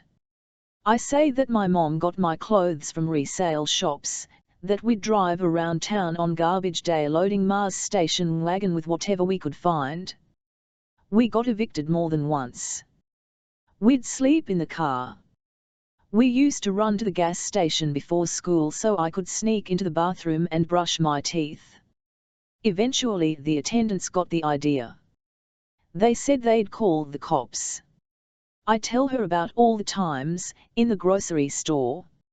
Mom would have $20 and we'd fill a basket with stuff we needed, milk and bananas, a box of cereal. At the register, it always totaled more than $20, though we tried to do the math in our head. And there, we'd have to pick the cereal or bananas, while some prick in line sighed and told us to hurry up. I remember one time, some asshole from school was in line behind us. I heard about it for the next 2 weeks. About how Thatcher's mom didn't have enough money for fucking bananas. I'm quiet and she doesn't say a thing. Any other girl would offer sympathy. She'd say she was so sorry. She'd say how it must have been so hard. But this girl doesn't. Not because she isn't empathetic, but because she knows it's not compassion that I want or need. I never told anyone else about my father. I never told anyone about my mother. But I do. Maybe it's the boredom, I don't know. We've run out of things to say. But somehow I think it's more than that, something about this girl that makes it easy to talk, makes me want to tell her, makes me want to get it off my chest. Because then maybe I'll be able to sleep. When I was 5 or 6, she started to shake, I say. Her hands first. She started having trouble at work. She kept dropping things, spilling shit. Within a year she was shuffling around. She couldn't walk right. She'd barely move her feet, didn't move her arms. People would fucking stare, tell her to hurry up. She stopped smiling, stopped blinking. She became depressed. She couldn't hold a job. She was too slow, too clumsy. Parkinson's disease, the girl says, and I nod, though of course she can't see. Her voice is close enough to touch, but I can't see the expression on her face. I can't make out the sensitivity in her blue eyes. That's what the doctors said. By the time I was in junior high I had to help my mom get her clothes on, always sweats because she couldn't handle a zipper. By high school I had to help her pee. She couldn't cut her own food. She couldn't write her name. She took drugs to help with the symptoms, but they all had side effects. Nausea. Insomnia. Nightmares. So she stopped. I started working when I was 14. I made as much money as I could. It was never enough. My dad was gone by then. As soon as she got sick he took off. I turned 18, dropped out of high school and left home. I thought I could make more money in the city. I sent her everything I made to pay the medical bills and have food to eat, so she wouldn't wind up on the street. But there was never enough money. And then one day, I was washing dishes in a restaurant. I asked if I could get some extra hours, said I was tight on cash. My boss said to me, "Aren't we all?" Business was slow, but he knew somewhere I could get a loan. And the rest is history. Gabe, before I tracked down a next of kin in Gary, Catherine Thatcher, Colin Thatcher's mother. We had found a cell phone stashed in a drawer in Thatcher's kitchen registered to a Steve Moss, aka Colin Thatcher, and pulled the records. There were many calls, almost every day, to the middle-aged woman in Gary, Indiana. The other thing that caught my attention were 3 calls made to a prepaid cell phone on the evening that MIA disappeared, as well as about 10 missed calls from the same number in the early hours of the following morning. I have the techies dump the voicemail, and when they do, we all hover around and listen to the messages. Some guy wanting to know where the hell the girl is, the judge's daughter, and why Thatcher missed the drop-off. He doesn't sound happy. In fact, he sounds really, really unhappy. He's pissed. It's then that I realize Colin Thatcher is working for someone else. But who? I try and track down the owner of this prepaid cell phone. I know it was purchased at a convenience store in Hyde Park. But the owner of the store, an Indian man who barely speaks 3 words of English, doesn't have a clue who bought it. Apparently it was paid for with cash. Just my luck. I decide to question the mother myself. The sergeant wants to use his clout to have a guy in Gary do it. I say no way. I'll do it myself. In Chicago, Gary, Indiana, isn't spoken of highly. We like to think of it as a hellhole. Much of the population is poor. There is a large African American population, and it's home to massive steel mills that sit along Lake Michigan and puff obnoxious smoke into the air. The sergeant wants to go with me, but I talk him out of it and go by myself. We don't want to frighten the poor woman into silence, after all. I made the mistake of telling Mrs. Dennett that this was on my schedule for today.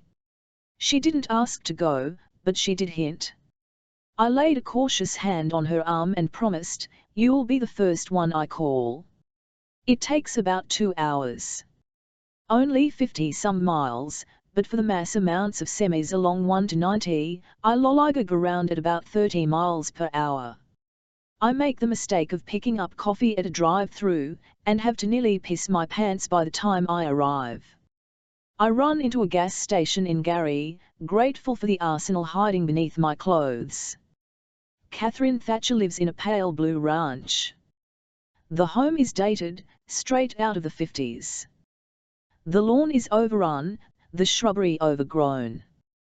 Potted plants lie dead. I knock on the screen door and wait on a concrete stoop that desperately needs repair. The day is dreary, a typical November day in the Midwest. It's just blah, the 40 degrees feeling cold, though I know in a month or two, we'll pray for a 40-degree day. When there's no answer, I open the screen door and knock on the wood door, beside a wreath that hangs from a rusting nail. The door is open. It gives with the slightest touch of my hand. Damn it, I think to myself.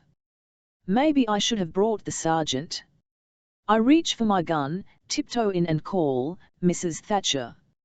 I walk into the front room, so outdated I have to remind myself I'm not in the home of my grandmother. Shag carpeting, wood paneling on the walls, peeling wallpaper and the furniture, everything mismatching, torn taupe leather beside flowered upholstery. The dull sound of off-tune humming from the kitchen puts me at ease. I slide the gun back into its harness so I don't scare the shit out of the lady. And then my eyes come to a standstill on the image of Colin Thatcher, and what I presume to be Catherine, dressed to the nines, in a small frame atop a 27-inch TV. The TV is on and muted, a soap opera filling the screen. "Mrs. Thatcher," I call again, but there is no response. I follow the humming to the kitchen and knock on the frame of the open doorway, only after watching for a moment as her trembling fingers try once, twice, 3 times to peel back the plastic covering from a TV dinner. The woman herself looks old enough to be the grandmother of Colin Thatcher, and I wonder if we've made a mistake. She wears a robe and fuzzy slippers on her feet, her legs are bare, and I'm trying not to believe that there's nothing on beneath the robe. I say, my feet crossing onto the vinyl floor. This time when she turns, nearly jumping out of her skin at the sound of my voice and the presence of a complete stranger in her home, I hold out my badge to reassure her she's not about to be killed.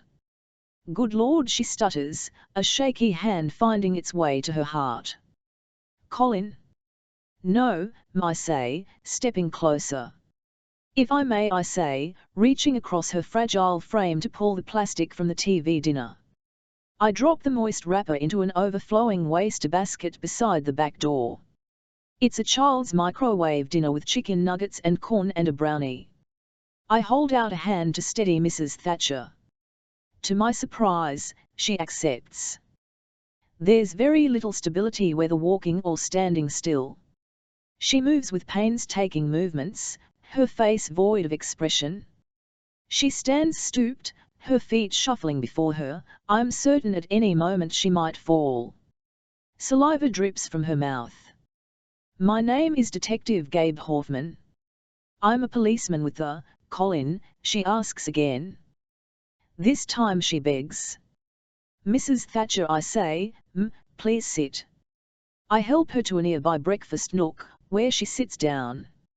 I carry the TV dinner to her and fish a fork out of a drawer, but her hand shakes so persistently she can't get the food to her mouth. She gropes the nugget with a bare hand. The woman looks old enough to be 70, but if she's Colin Thatcher's mother, chances are she's only 50 or so.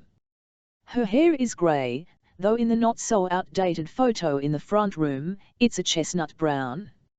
She appears to have dropped a dress size or 2 as her robe hangs around her like a garment bag, and the flesh I can see is all sticks and bones. There's a display of medicine bottles across the countertop, and rotten fruit in a basket. And of course there are the bumps and bruises scattered here and there across Mrs. Thatcher's skin, reminders, I'm assuming, of recent falls. I know there's a name for this. It's on the tip of my tongue. "Have you seen Colin?" I ask. She says that she hasn't. I ask her when she last saw him. She doesn't know. "How often do you see Colin?" I ask. "Every week. He mows the lawn." I peer out the kitchen window at a yard covered in shriveled leaves. "He takes care of you?" I ask. "Mows the lawn, gets the groceries." She says that he does. I see the fruit rotting on the counter, swarming with an abundance of fruit flies. I allow myself to peek inside the refrigerator/freezer and find a bag of frozen peas, a carton of expired milk, a couple of TV dinners. The pantry is as inadequate, a few cans of soup that Mrs. Thatcher likely can't open by herself, and crackers. Does he take out the garbage? I ask.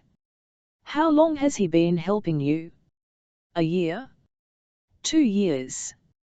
He was a child when I got sick. His dad. Her voice trails off. Left I finish. She nods. And now Colin lives with you. She shakes her head. He comes to visit. But not this week. No. Or last. She doesn't know. There are very few dishes in the sink, but the garbage is an abundance of paper plates. He encouraged her to use paper, easier than cleaning up after herself, and takes the trash to the curb every week he comes. But he does the shopping and the cleaning and everything. He does everything.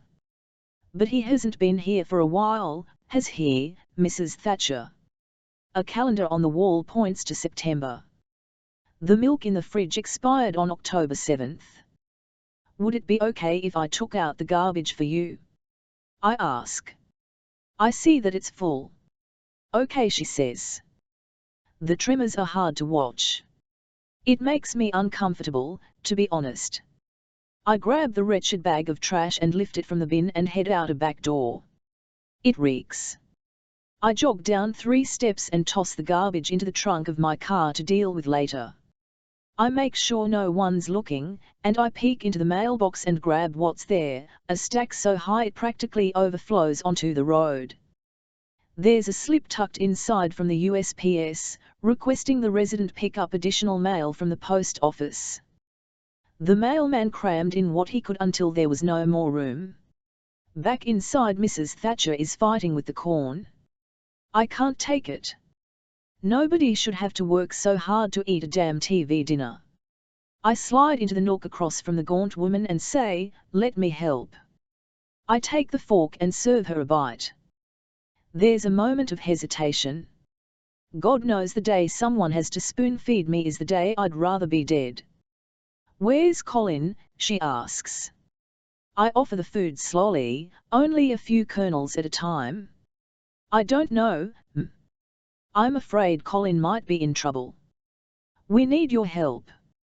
I find a photograph of Mia Dennett and show it to the woman. I ask if she's ever seen her before. She shuts her eyes. "TV," she utters. "I saw her on TV, she's though.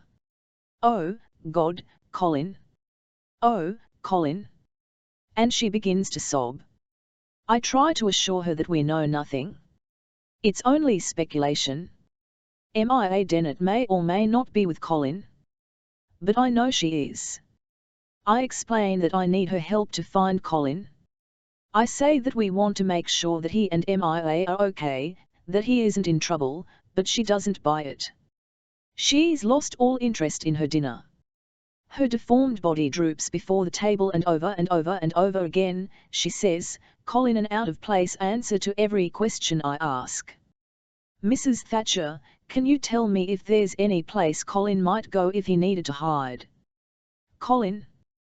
Can you provide me with contact information for family or friends? Anyone he might have contacted if he was in trouble? His father? Do you own a Rolodex, an address book? Colin? Please try and remember the last time you spoke.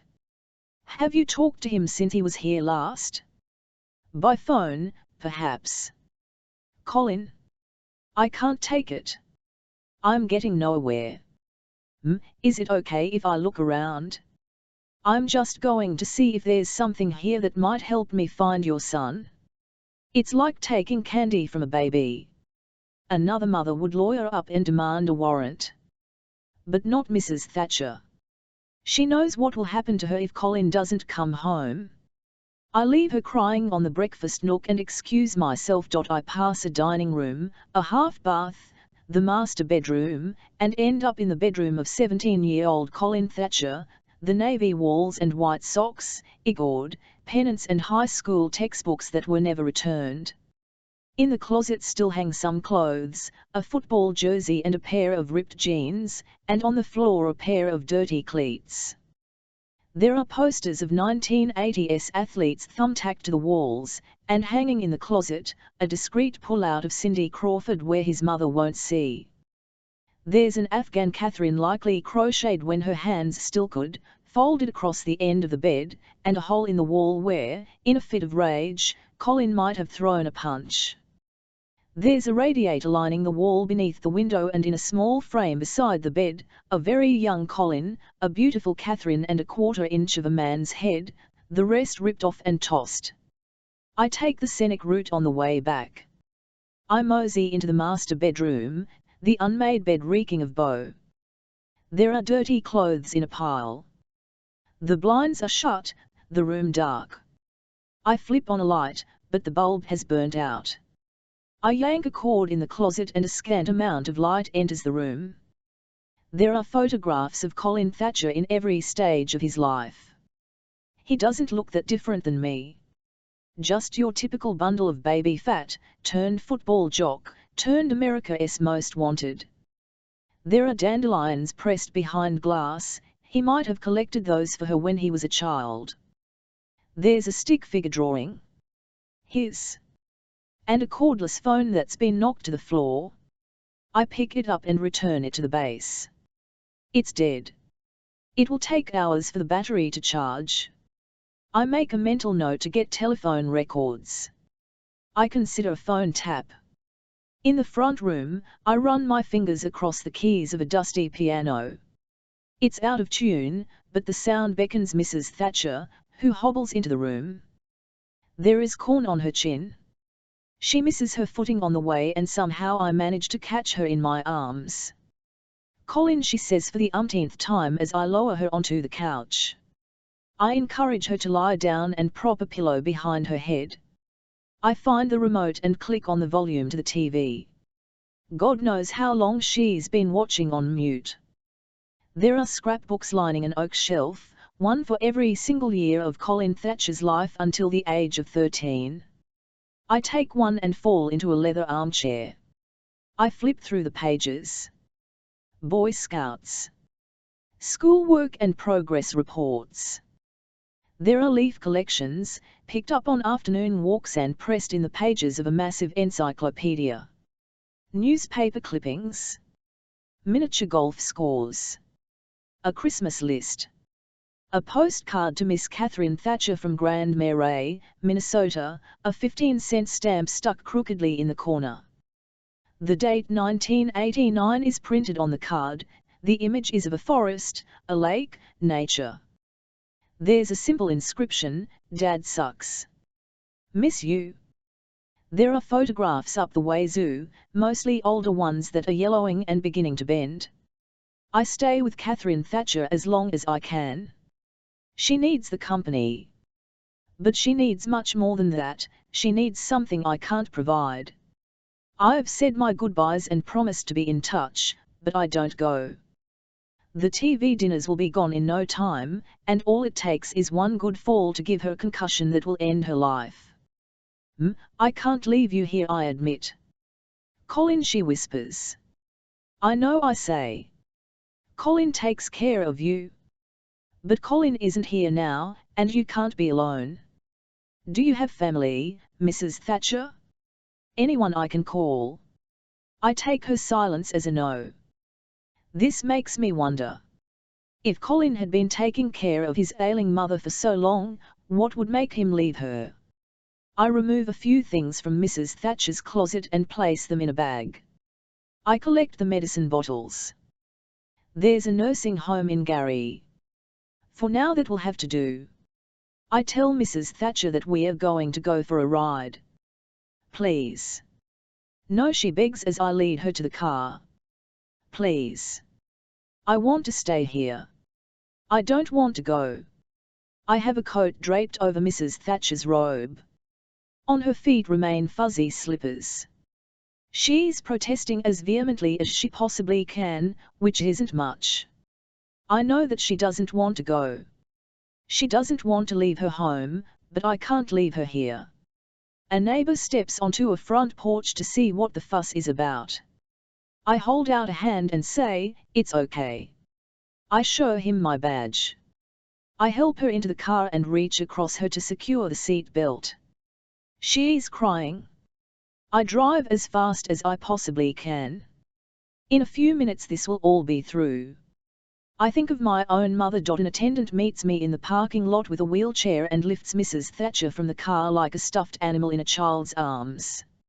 After I watch him drive the wheelchair into the building, I peel out of the parking lot. Later I search through the wretched garbage bag with a pair of latex gloves. It's a bunch of junk with the exception of a gas receipt dated September 29, one can only assume Mrs. Thatcher's license has been revoked, and a grocery store receipt with the same date, totaling $32. Enough to last a week. Colin Thatcher planned on returning in a week. He didn't plan to disappear. I sort through the mail. Bills, bills and more bills. Past due notices. But that's about all. I think of that postcard, of all the trees. I think that maybe Grand Marais would be an amazing place to visit in the fall. Colin, before I tell her that my mother's name is Catherine. I show her a picture I keep in my wallet for safekeeping. It's an outdated photo, taken a decade or so ago. She says she can see my eyes on her, the seriousness and the mystery. My mother's smile is forced, revealing a crooked eye tooth that drives her crazy. When you talk about her, she says to me, you actually smile. My mother's hair is dark, like mine. It's straight as an arrow. I say that my father's is, too. My own curls are a mystery, the result of some recessive gene, I guess. I never knew my grandparents to know if they had curly hair. I can't go home for a number of reasons, but the one I never mention is the fact that the police want me behind bars. I was 23 when I broke the law for the first time. That was 8 years ago. I tried to live the right way. I tried to follow the rules, but life just didn't work out that way. I robbed a gas station and sent every dollar I snatched to my mom to pay for her prescriptions. A few months later I did it again to pay the doctor bills. I figured out how much money I could make selling dope and did that for a while until I was caught by an undercover cop and spent a few months in jail. After that, I tried to play it straight again, but when my mother received an eviction notice, I became desperate. I don't know why luck has been on my side. I don't understand why I've gone so long without getting nailed by the cops, really nailed. Part of me wishes it would happen, so I don't have to go on like this, on the run, hiding behind fake names. Then, she begins. We're outside, walking through the vast trees. It's a mild November day, temperatures lingering in the upper 40s, and she's wearing my coat, sinking into it and burying her hands in the pockets. The hood envelops her head. I have no idea how long we've been walking, but I can no longer see the cabin. We step over fallen logs and I push aside the branches of an evergreen so she can sneak by without having to wrestle the 60-foot balsam fir. We hike up hills and nearly fall down gullies. We kick aside pine cones and listen to the call of birds. We lean against a western hemlock, in the midst of dozen similar trees, to catch our breath. Then you're not Owen? No. And you're not from Toledo? I'm not. But I don't tell her who I am.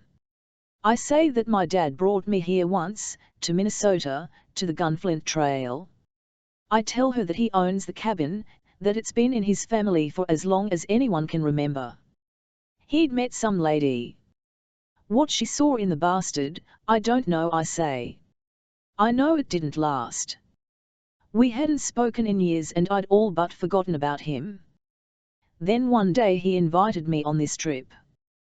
We'd rent an RV. We'd drive from the home he owned in Gary, Indiana, to Minnesota. This was long before he moved to Winona to work for the DOT. I didn't want to go, but my mom said I had to. She had some naive idea my father wanted to fix things with me, but she was wrong. The lady had some prick kid about the same age as me.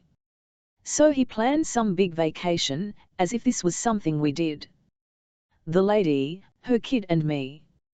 He wanted to impress her. He promised me a bike if I didn't do anything to screw it up. I kept my mouth shut the whole time. Never saw the bike. I tell her that I haven't spoken to him since. But still, I keep tabs on him. Just in case. She says that she doesn't know how I maneuver my way through the woods. I say that it's second nature. Boy Scouts, for one, and this innate ability to know which way is north and which way is south. That and a lot of time spent roaming the woods, anything to get away from fighting parents, when I was a kid. She keeps up with me as I hike through the woods. She doesn't get tired. How does a girl who grew up in the city know all the names of the trees? She points them out to me, balsam fir and spruce and pine, as if it's a fucking biology lesson. She knows that acorns belong to oak trees, and those stupid little helicopters fall from maple trees.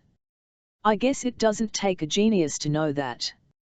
It's just that I never cared, not until I watched her hands release the seeds and then watched her eyes as she stared in awe as they spun their way to the ground. She teaches without meaning to. She points out that those helicopters are samaras and the red cardinal is the male. She's offended that all the showy animals are male and the females are drab. Cardinals, ducks, peacocks, lions. I'd never noticed the difference. She wouldn't be so offended if she hadn't been screwed over by every man in her life. She says that she could never wrap the words around it, about how her father makes her feel. She says I wouldn't understand anyway because he'd never hit her and never let her spend one night cold. He never let her go to sleep without dinner. She has a student named Romain, this black kid who spends most of his nights in a homeless shelter on the north side. He chooses to go to school though no one's making him. He's 18, working on a high school diploma because he won't settle for a JED. He spends his days studying his ass off in school and spends his afternoons cleaning city streets.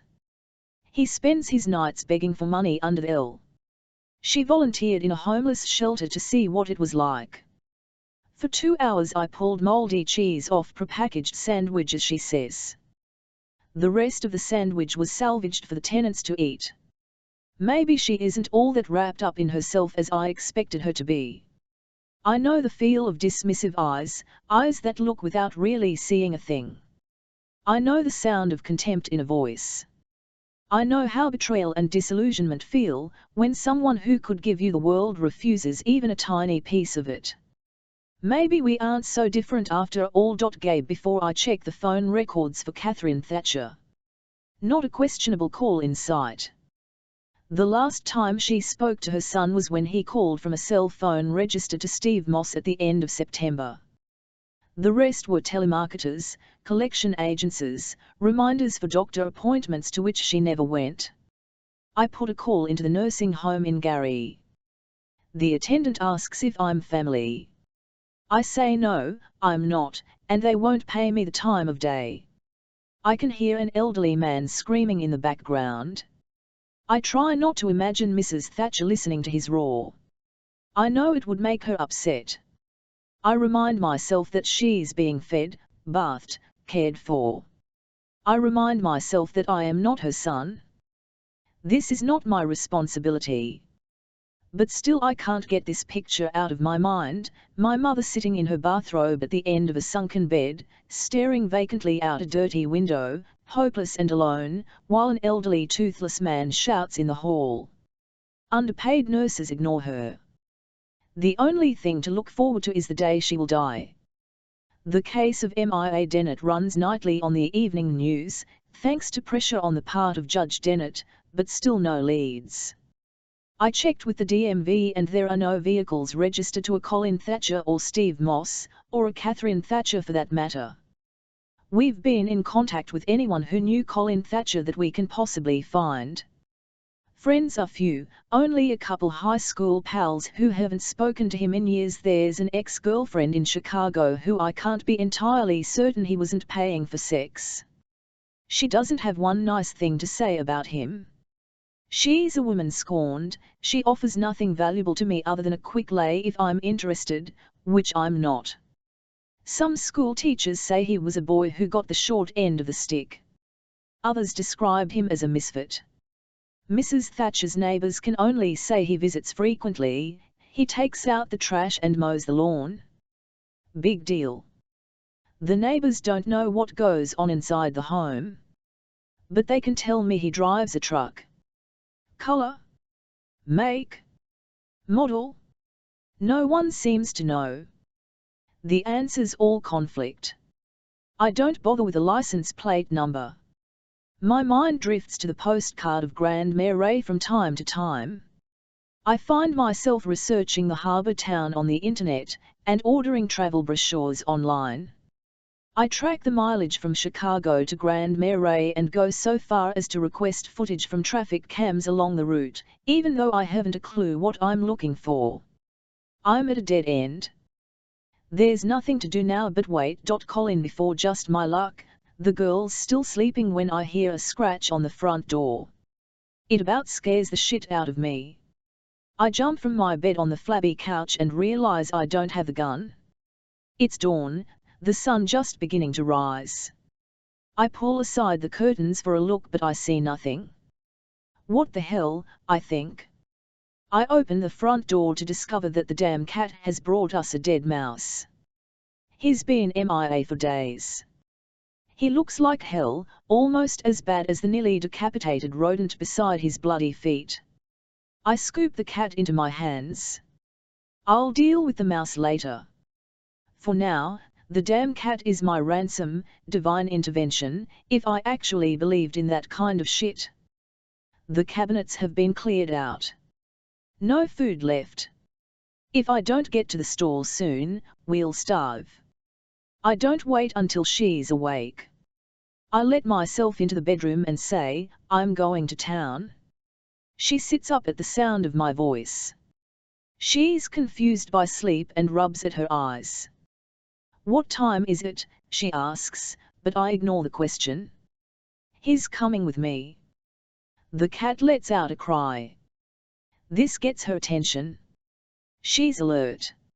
She reaches her hands out to him, but I step back. The little bastard claws my arm. How did you underscore if you're still here when we get back, I won't have to kill him. And then I leave. I race to town. I go over 70 in a 50-mile-per-hour zone. I'd bet my life the girl wouldn't do anything stupid, but then again, I can't get the image out of my mind. The cabin's swarmed by cops waiting for me. When I return, I pass a couple outfitters on the way to Grand Marais. I always try to mix it up. I can't say I've been to the same place twice. Last thing I need is for someone to recognize me. But right now, food isn't the only thing on my mind. I know a guy who specializes in fake IDs, manufactured identities, the works. I find a payphone outside the hardware store and dig a couple of quarters from my pocket. I pray to God I'm not making a mistake. It doesn't take 3 minutes or whatever they claim on TV to trace a call. The damn operators can do that the second the line connects. Soon as I dial the number, all it takes is for Dan to tell the cops he got a call from me, and by tomorrow, they are clustered around Hardware Sam looking for me. It comes down to options. Try our best to survive the rest of the winter, and then what? Then we're screwed. If we're still alive come spring, there'll be nowhere to hide. And so I drop in the quarters and dial the number. When I come back, she's running down the snow-covered steps to whisk the damn cat from my hands.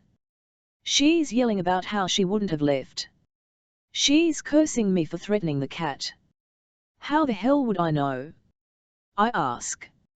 I take the paper bags of canned food from the back seat of the truck.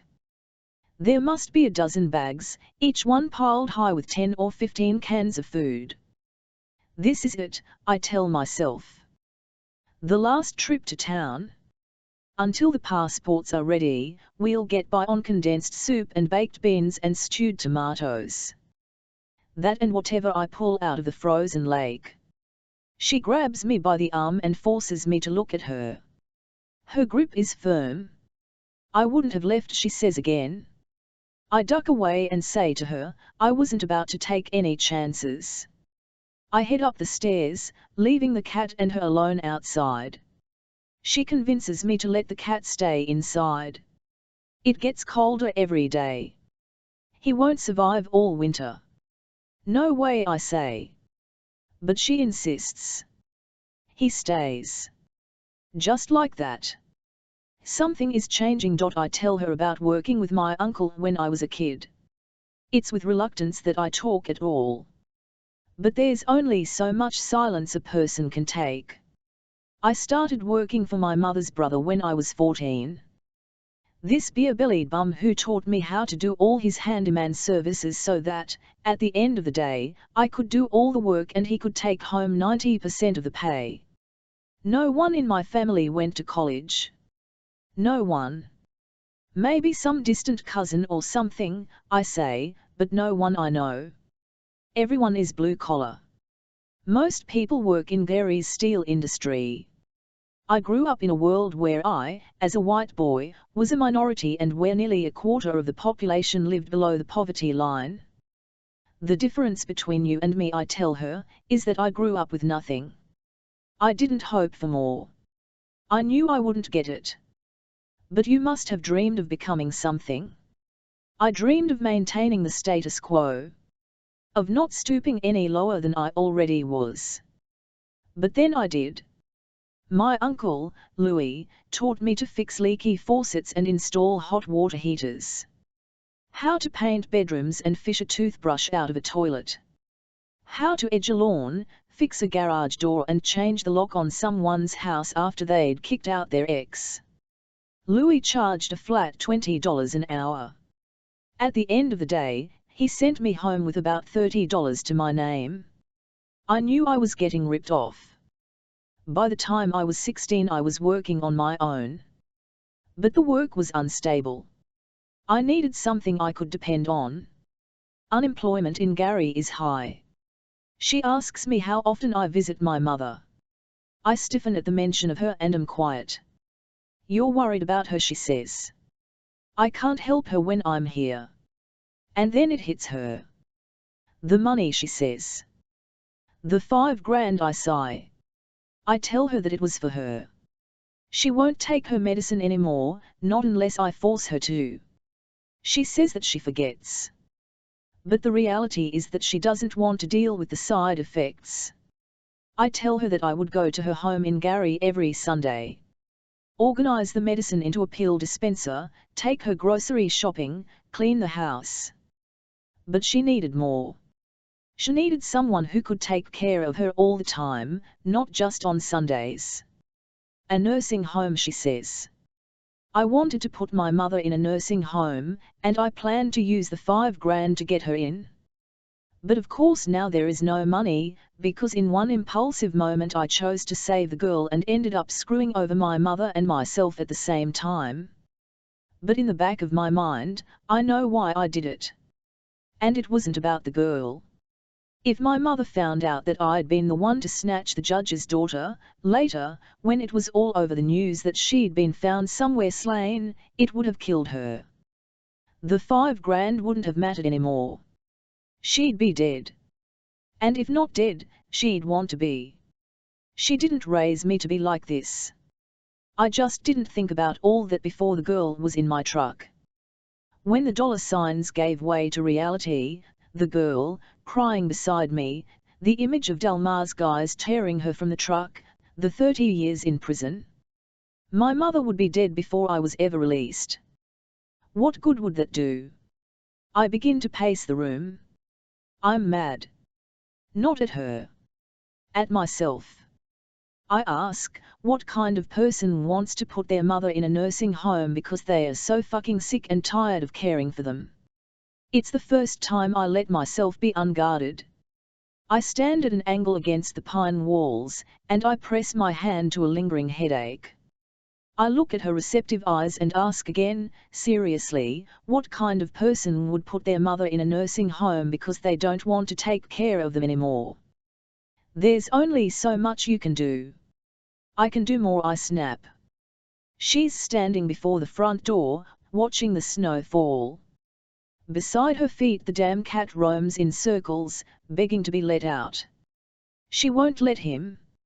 Not tonight. Can you? I tell her that some Sundays, when I arrive, I'm surprised she's still alive. The place is trashed. She hasn't eaten. The meals I've left in the freezer are still there. Sometimes the door is unlocked. Sometimes the oven is on. I asked her to come live with me, but she said no. This was her home.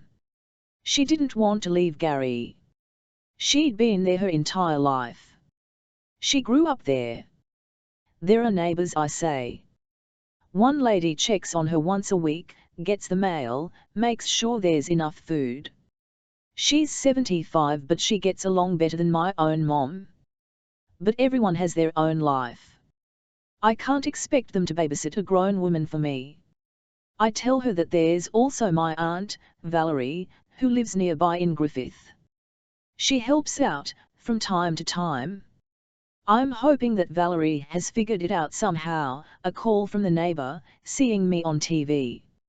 I'm hoping she's figured out that my mother's alone and that she's doing something, anything, to fix the situation. My mother didn't know about the nursing home, but she never wanted to be an inconvenience. This was the best I could do.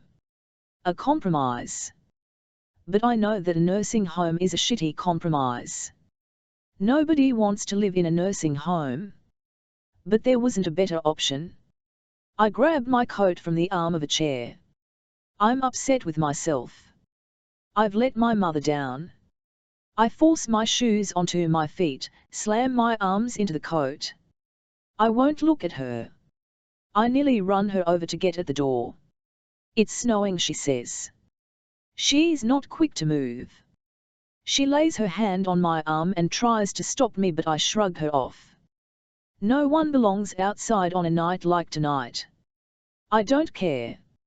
I push past her and open the door. She hoists the cat into her hands so it won't run away. I need some fucking air, I say, slamming the door. Eve before in the days after Thanksgiving a woman microwaves her 3-week-old infant and another slashes her 3-year-old's throat. It's not fair. Why have these ungrateful women been blessed with children when mine has been taken from me? Have I been that bad of a mother? The weather on Thanksgiving was like spring, temperatures in the 60s, plenty of sun. Friday, Saturday and Sunday were more of the same, though even as we ate the last bites of leftover mashed potatoes and stuffing, the makings of a typical Chicago winter were in the works. The weathermen warn us for days of the impending snowstorm that's to arrive Thursday night. The grocery stores have run out of bottled water as people prepare to take shelter in their homes. My God, I think it's winter, an annual certainty, not the atomic bomb. I take advantage of the warm weather to decorate the home. I'm certainly not in the cheery holiday spirit, but I do it nonetheless, to stave off boredom and the dreadful thoughts that fill my mind. To enliven the home, not that James or I will notice, but just in case. Just in case Mia is here for Christmas to enjoy it, the tree and the lights and her aging, childhood stocking with the embroidered angel whose hair is beginning to fall off. There's a knock at the door. I start, as I always do, and a thought crosses my mind, Mia? I'm entangled in white Italian lights, testing them in the electric socket and attempting to unravel 12 months of knots. I'm never quite sure how the knots are able to form inside the plastic bins in the attic, and yet every year, as certain as the unmerciful Chicago winter, they do. Celtic Christmas music spews forth from the stereo, Carol of the Bells. I'm still in my pajamas, a striped silk set, a button front shirt and drawstring pants. It's approaching 10 o'clock and so the pajamas, in my mind, are considered acceptable though my coffee has gone lukewarm, the milk drifting towards sour.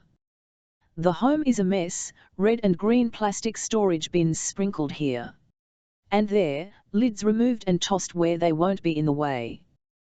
There are branches of the artificial Christmas tree we've assembled every year since James and I rented an apartment in Evanston while he was finishing up his law degree. They are stacked in piles across the living room. I've looked through the boxes of ornaments we've collected over the years, everything from baby's first Christmas to those beaded candy canes the girls made in 3rd grade. But these are the ornaments that rarely make it to the tree, forced to remain in the box and collect dust. I was always insistent upon a lavish tree for others to admire at holiday parties. I hated the chintzy clutter that filled other homes on Christmas, the snowmen and bric-a-brac that people collected over the years. But this year, I vow, the girls' ornaments will be the first I hang. I rise from the floor, leaving the lights behind. I can see Detective Hoffman peering through the beveled glass. I open the door and welcome a gust of cool air that rushes in to greet me. "Good morning, Mrs. Dennett," he says, welcoming himself into my home. "Good morning, Detective." I run a hand through my uncombed hair. His eyes peek around the house. "Doing some decorating, I see," he says. Trying to, I respond, but the lights are all tangled. "Well," he begins, removing a light jacket and setting it on the floor beside his shoes, "I am an expert at untangling Christmas lights." "Do you mind?" he asks, and with a sweeping hand I tell him to help himself, grateful that someone is here to finish the burdensome task. I offer the detective coffee, knowing he will accept because he always does, certain that he takes his with cream and sugar and a lot of it. I rinse out my own cup and refill it, returning to the living room with a mug in each hand. He's kneeling on the floor, delicately prying the string of lights apart with the tips of his fingers. I set his coffee on a coaster on the end table and sit on the floor to give him a hand. He's come to talk about MIA. He's asking about some town in Minnesota, have I been there, or MIA? I tell him no. "Why?" I ask and he shrugs. "Just curious." He says that he saw some photographs of the town, it looks beautiful. A harbour town about 40 miles from the Canadian border. Does it have something to do with MIA? I ask, and though he tries to elude the question, he finds he can't. "What is it?" I persist. "Just a hunch," he says, and then admits, "I don't know anything. But I'm looking into it, and when my eyes beg desperately for more information, he vows, you'll be the first to know." "Okay," I concede after a moment of hesitation, knowing that Detective Hoffman is the only one who cares about my daughter nearly as much as me. It's been nearly 2 months since Gabe Hoffman started showing up unexpectedly at my home. He comes whenever he has the urge, a quick question about MIA, some thought that hit him in the middle of the night. He hates it when I call him detective, just as I hate it when he calls me Mrs. Dennett, and yet we keep up the semblance of formality when, after weeks of discussing the private details of MIA's life, first names should be routine. He's a master at the art of small talk and beating around the bush. James isn't yet convinced that the man is not an idiot. But I think he's sweet. He pauses in his work, reaches for the mug of coffee and takes a sip. "They say we're supposed to get a lot of snow," he responds, changing the subject. But still, my mind is lost on this harbour town. Grand Marais. A foot, I agree. Maybe more. It would be nice if we had snow on Christmas. It would, I say, but it never happens. Maybe it should be a blessing. With all the travel and errands that we have to do around Christmas time, maybe it's a good thing it doesn't snow. I'm sure you'll have all your shopping done long before Christmas. You think so? I ask, a bit surprised by the assumption, adding, I don't have many people to shop for. Just James and Grace, and I hesitate. MIA. He pauses and between us a moment of silence passes in respect for MIA. It could be uncomfortable and yet it's happened nearly a million times in the past few months, anytime her name is so much as mentioned. You don't seem like a procrastinator, the detective says after a moment. I laugh. I have too much time on my hands to procrastinate, I say, and it's true. With James at work all day, what else do I have to do besides shop for holiday gifts? Have you always been a homemaker? He asks then, and, sitting up straighter, uncomfortable, I have to wonder, how did we get from Christmas decor and the weather to this? I hate the word homemaker. It's very 1950s and outdated. It has a negative connotation now, something that it didn't necessarily have 50-some years ago. And by homemaker you mean? I ask, adding, we have a cleaning lady, you know. And I cook, sometimes, but usually James is late and I end up eating by myself. So I don't think you can really say I make the home. If you mean have I always been unemployed, I didn't mean to offend you, he interrupts. He looks embarrassed, sitting beside me on the floor, prying the lights apart. He is making significant headway, much better than me. A strand of lights lies nearly untangled before him, and as he leans over to test them in the socket, I am astonished that they all work. Bravo, I say, and then a lie, I'm not offended.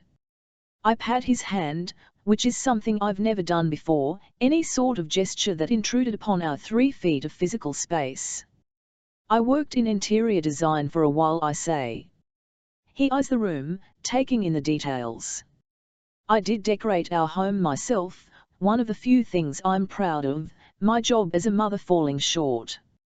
It was something that made me feel accomplished, something I hadn't experienced in a long, long time, since before the girls were born and my life became equated with changing soaked diapers and wiping tossed mashed potatoes off my hardwood floors. You didn't like it? Detective Hoffman asks. Oh, no, I loved it. What happened? If you don't mind me prying. I think to myself, he has a handsome smile. It's sweet, juvenile. Children happened, detective, I say casually. They change everything. Did you always want kids? I guess so. I dreamed of children since I was a child, it's something every woman thinks about. Is motherhood a calling, as they say? Something a woman is instinctively programmed to do. I'd be lying if I said I wasn't ecstatic when I found out I was carrying Grace. I loved being pregnant, feeling her move inside me. He blushes, embarrassed with this sudden personal revelation. When she was born, it was a wake-up call. I had dreamed of rocking my child to sleep, soothing her with the sound of my voice. What I faced was sleepless nights, utter delirium from lack of sleep, intense crying that couldn't be soothed by anything. There were food fights and temper tantrums, and for years I didn't have the time to file my own nails or wear makeup. James stayed at the office late, and when he did come home, he wanted little to do with Grace anyway. He wiped his hands of any child rearing. That was my job, the all-day, all-night, exhausting, thankless job, and at the end of the day he always seemed confused when I didn't have time to pick up his dry cleaning or fold a load of laundry. There's silence. This time, uncomfortable silence. I've said too much, been too candid. I stand from my perch, begin poking Christmas tree branches into their place on the center pole. The detective attempts to ignore my admission, laying the finished strands of lights in parallel rows. There's more than enough to decorate the tree, and so he asks if I'd like a hand, and I say sure. We're nearly halfway finished with the tree when he says to me, but then you had MIA. You must have got the knack of motherhood somewhere along the way. I know he means well, a compliment, but I'm struck by the fact that what he's taken from my earlier admission was not that motherhood is a tough job, but that I didn't have what it took to be a good mother. We tried for years to conceive Grace. We nearly gave up. Afterwards, well, I guess we were naive. We thought Grace was our miracle baby. Certainly it wouldn't happen again. And so we weren't cautious with MIA. And then, one day it happened, the morning sickness, the fatigue. I knew right away that I was pregnant. I didn't tell James for days. I wasn't sure how he'd react. How did he react? I take the next branch from the detective's hand, thrust it into the tree. Denial, I suppose. He thought I was wrong, that I misread the signs. He didn't want another child. I don't think he wanted the first one, I admit. Gabe Hoffman stands before me in a camel hair blazer that I'm certain cost him an arm and a leg. He wears a sweater beneath that and a dress shirt beneath that, and it's beyond me how he's not sweating. You're very formal today, I say, standing before the Christmas tree, sporting my silk pajamas. I can taste morning breath on my tongue. In that moment, the sunlight pouring in the living room windows and obscuring my view, he looks chic and suave. Court. This afternoon is all he manages to say, and then we silently stare. I love my daughter, I say to the detective. I know you do, he responds. And your husband? Does he love her? I'm overcome by the brashness. But what should offend and turn me away, somehow pulls me closer. I'm fascinated by this no-nonsense Gabe Hoffman, one who doesn't beat around the bush. He stares and my eyes drop to the ground. James loves James, I admit. On the far wall is a framed photograph, James and me on our wedding day. We were married in an old cathedral in the city. James's parents covered the extravagant cost, though according to tradition, it should have been my father who footed the bill. The Dennetts wouldn't have it. Not because they were trying to be nice, rather, they believed James and my wedding might be chintzy otherwise, a humiliation in front of their affluent friends. This just isn't the life I envisioned when I was a child. I let the Christmas tree branches drop to the ground. Who am I kidding? We'll have no Christmas this year. James will maintain he has to work, though I'm certain work is not what he'll be doing, and Grace will be with the parents of this man she's apparently begun to date, though we have yet to meet. We'll have a meal, James and me, Christmas Day, as we do many other days of the year, and it will be as mundane as it can possibly be. We'll sit in silence and choke down a meal so we can retire to separate rooms for the night. I'll call my parents, but James will encourage me to hurry up because of the cost of the international call. It doesn't matter anyway, I conclude. All they'd want to know about was MIA, and I'd be reminded as I am every waking minute of every single day. I try to catch my breath. I hold up a hand, enough. I shake my head, turn my back to the man who is staring with such pity in his eyes. I'm ashamed. I can't go on. I can't finish. I feel my heart race. My flesh is clammy, my arms begin to perspire. I can't breathe. There's an overwhelming need to scream. Is this what a panic attack feels like? But as Detective Hoffman's arms close around me, every bit of it fades. His arms wrap around me from behind, and my heart rhythm slows to a steady jog. His chin rests on the top of my head, and my breath comes back to me, oxygen filling my lungs.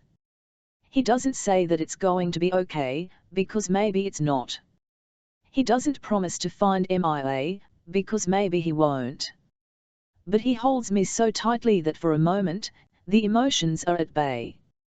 The sadness and fear, the regret and the loathing. He bottles them up inside his arms so that for a split second I don't have to be the one carrying the weight of them. For this moment, the burden is his. I turn to him and bury my face against his chest. His arms hesitate, and then they wrap around my silk pajamas. He smells of shaving cream. I find my feet rising to my tiptoes and my arms reaching up to pull his face to me. Mrs. Dennett, he protests gently. I tell myself that he doesn't mean it as I press my lips to his. It's new and exciting and desperate, all at the same time. He clenches a fistful of my pajamas in a hand, and draws me to him. I wrap my arms around his neck, and run my fingers through his hair. I taste his coffee. For a moment he returns the kiss. Only a moment. Mrs. Dennett, he whispers again, his hands moving to my waist to gently pry my body from his. Eve. Please, I say, and as he steps back, he wipes at his mouth with the back of his hand. I make a final, failed attempt, pulling him into me with the shirt tails of his blazer in my hands. But he won't have me. Mrs. Dennett. I can't. The silence lasts a lifetime. My eyes are lost on the floor. What have I done? I whisper. This isn't something I do. I've never done this before. I am the one who's wholesome and virtuous. This is the behavior that James specializes in. There was a time in my life when the eyes of men followed me. When men thought I was beautiful. When I passed through a room on the arm of James Dennett and every man and his covetous wife turned to stare. I feel the detective's arms around me still, the reassurance and compassion, the warmth of his flesh. But now he stands feet away and I find myself staring at the floor. His hand comes to my chin. He lifts my face, forces me to see him. Mrs. Dennett, he says, and then he starts again, knowing I'm not quite looking. I can't. I'm too ashamed to see what's in his eyes. Eve. I look and there's no anger, no scorn. There isn't anything in the world that I'd rather do.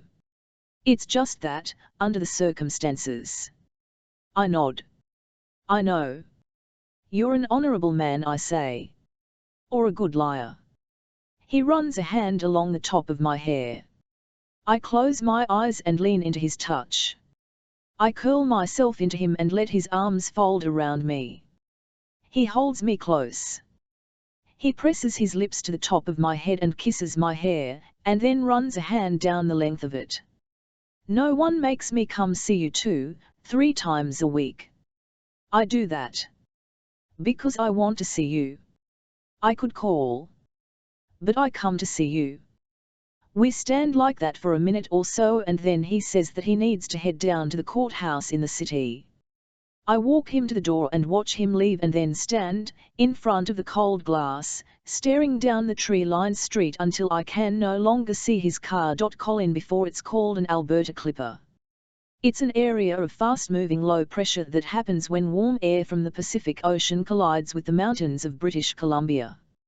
It forms into something called a Chinook, strong hurricane-like winds, bringing Arctic air south. I didn't have a clue what they were 2 days ago. Not until the temperature in the cabin plunged so low we decided to blast the heat in the truck for a few minutes. We needed to thaw out. We pushed our way through the biting wind to the truck. She walked on my heels, used me for wind resistance. The doors were practically frozen shut. In the truck, I found a station on the radio and the weatherman was talking about this Alberta Clipper. It had just arrived in the area. It was busy pummeling us with snow and plunging the wind chill into what I could only describe as unbearable. The temperature must have dropped by 20 degrees since morning. I didn't think the truck would start. I let out a few fuck yous while she said a few Hail Marys, but in the end, something worked. It took a while for warm air to come out of the vent, and when it did, we blasted the heat and just sat. I don't think she ever stopped shivering. How long have you had this truck? She asks. She says my truck must be older than some of her students. The front speakers don't work. The vinyl seat is torn. Too long, I say. The weatherman breaks for commercial. I spin the dial on the radio, flipping from country music to Beethoven's Für Elise. No chance in hell. I try again and find a classic rock station. I leave it there and turn the volume low. Outside, the wind shrieks. It pitches the truck back and forth. It must be going 60 miles an hour. I have a cough and a runny nose. She told me it's from walking around in the cold the other night, but I tell her you can't get sick from being in the cold. And then I turn my head and cough. My eyes are tired. I feel like shit. We watch, out the window. The trees lurch back and forth in the wind. A branch snaps off a nearby oak and hits the truck. She jumps and looks at me. I say, it's okay. It will be over soon. She asks me what my plan is, how long I intend for us to hide out in this cabin. I tell her that I don't know. There are some things I need to figure out, I say, before we can go, well aware that when I go, she is coming with me. It's all I can think about these days, when and where we are going. The dropping temperatures make clear that we can no longer stay here. I've got Dan working on phony passports, but he said it would take time. How much? I asked, from the payphone outside Hardware Sam, making sure he knew we didn't have much time. Call me in a couple weeks, he said. I'll see what I can do. So for now we wait. But I don't tell her that. For now I let her think I don't have a clue. The Beatles come on the radio. She says that they remind her of her mom. She used to listen to their records when Grace and I were kids, she says. She liked the music, but more than anything, it was a link to her English heritage. She cherished all things English, tea and Shakespeare and the Beatles. Why don't you ever talk about your mom? I ask.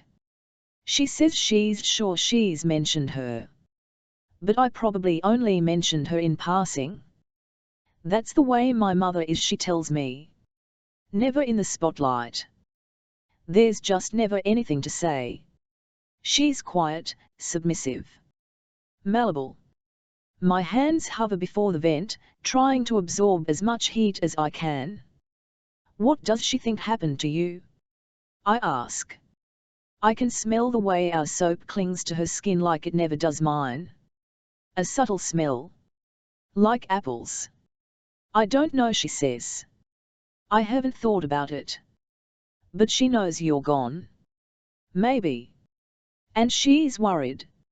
I don't know, she says. Why's that? She thinks about it. In the last year, she's called.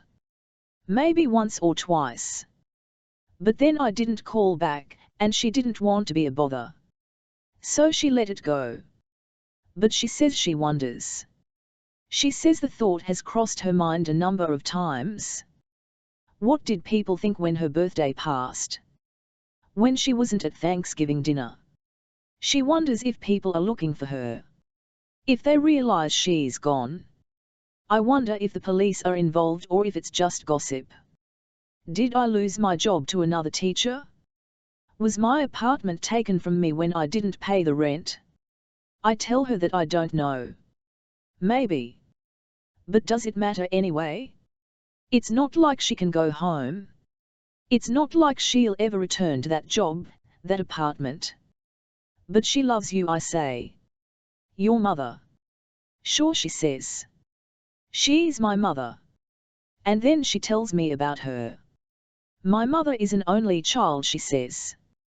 She grew up in Gloucestershire, in this sleepy little village with old stone cottages, the ones with the steep sloping roofs, with homes that are hundreds of years old. It's where my grandparents live. Theirs is nothing special, an outdated cottage with so much clutter it always drove me crazy. My grandmother is a pack rat, my grandfather the kind of man who will be drinking beer until he's 102. He reeks of it, in an endearing sort of way. His kisses are always slobbery kisses that taste of beer. They are your typical grandparents. She can bake like no one else in the world. He has hours and hours of fascinating stories about fighting in the war. My grandmother writes me letters, these long letters on sheets of notebook paper, with the most perfect penmanship, this fluent cursive that dances on the page, and in the summer she slips in pressed flowers from a climbing hydrangea I always adored, this amazing vine that's climbed along the stone wall and now covers the roof of her home. She tells me that her mother used to sing Lavender's Blue to her when she was a kid. I've never heard of it. I tell her that. She remembers growing up with her sister, a game of hide and seek. After her sister closed her eyes and counted to 20, she disappeared into her bedroom and put some headphones on. I was in a closet, she tells me. A small, cramped linen closet. Just waiting for her to find me. She says she sat there for over an hour. She was 4 years old. It was her mother who found her in the end, who searched the house from top to bottom when she finally noticed MIA was missing. She remembers the squeak of that closet door sliding open and she, on the floor, half asleep. She remembers her mother's eyes, deeply apologetic, and the way she cradled her on the floor, saying over and over again, "You're my good girl," MIA, letting her mind wander about that which wasn't said. She remembers that her sister was hardly reprimanded. She had to apologize, she tells me, which she did. Albeit like a snob. She remembers, even at the age of 4, wondering what the advantage was of being good. But she wanted to be good. That's what she tells me. She tried hard to be the good girl. She says that when she was the only one at home, her sister at school or playing, and her father out, she and her mother would share afternoon tea. It was our secret, she says. She'd warm apple cider for me, and brew herself a cup of tea that she kept hidden for this. We'd share a PB&J that she sliced to finger sandwiches. We'd drink with pinkies raised, and call each other names like dearie and love, and she'd tell me all about life in this magical British kingdom, as if princesses and princes roamed freely down every cobblestone street. But she says that her father hated it there. He forced her mother to assimilate. He forced her to become American. To lose any sense of her own culture. She tells me that it's called imperialism, a relationship based on dominance and subordination. She grimaces when she says her father's name. I don't think she means to. I don't think she knows she's doing it, but she does. I think her parents' relationship isn't the only imperialistic one. It's dark outside, pitch black without the moon. The truck's interior lights help us see, but still, there's just the contour of her skin, the reflection of light off her eyes. She says, she's nearly devoid of her English upbringing, having been in the United States since she was younger than me. My father made her stop using words like lorry and lift and flat in place of truck and elevator and apartment. I don't know when it happened, when chips became French fries to her or when she stopped slipping the word bloody into angry snipes, but somewhere over the course of my childhood it happened. I ask who's looking for her. Certainly someone has figured out she's gone. I don't know, she says. But she can assume. My co-workers are worried, my students confused. But my family? I honestly don't know. Andy Au, she asks. Who is looking for you? I shrug. No one gives a damn that I'm gone. Your mother, she says. I turn and look at her. I say nothing. Neither of us is sure if it's a question or not. What I know is that I feel something change inside me every time she looks at me. Her eyes no longer look through me. Now, when she talks, she looks at me. The anger and hate are gone. I reach out and run a hand toasted by the heating vent across her cheek. I tuck a strand of hair behind her ear. I feel her cheek press against my hand and linger there a while. She doesn't object. And then I say to her, we should get inside.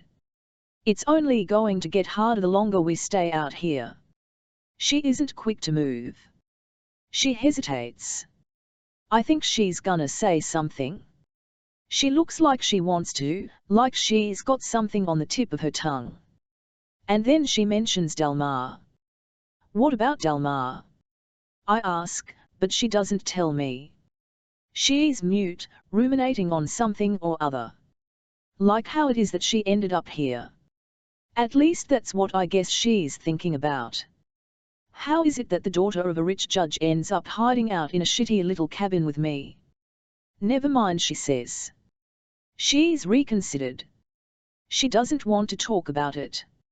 I could sweat it out of her, but I don't.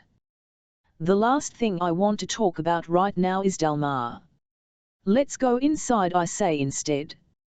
She nods her head slowly and says, okay. Let's go. And then we push the doors open against the weight of the wind. We retrace our steps back into the cold, dark cabin, where inside, we listen to the wind moan. Gabe, after I'm flipping through the sketch pad, desperate for clues, when it comes to me, that damn cat. I personally hate cats. Their elasticity scares the shit out of me. They have a tendency to become cozy on my lap, most certainly because they know it pisses me off. Their fur sheds and they make that bizarre purring noise. My boss is all over me to wrap this thing up. He keeps reminding me that it's been weeks since the Dennett girl came home and I'm not one step closer to finding out who did this to her. My problem is simple, MIA is the only one who can help. And MIA can hardly remember her own name, much less the details of the last few months of her life. I need to trigger her memory. And so I stumble upon the picture of the cat. My mom tells my dad all the time she'd keep the schnauzer over him. I personally have been dumped over a parrot. I see my neighbor smooching her poodle all the damn time. People have a funny relationship with their pets. Not me personally. The last pet I had, I ended up flushing down the John. And so I call a guy up in Minnesota and ask him to do me a favor. I fax him the drawing and tell him we're looking for a grey and white mackerel tabby cat, maybe about 10 pounds. He sends a trooper from Grand Marais out to the cabin to have a look around. No cat, but there are animal prints in the snow. At my suggestion, it didn't seem like rocket science. He leaves a bowl of food and some water that will probably freeze overnight. Better than nothing.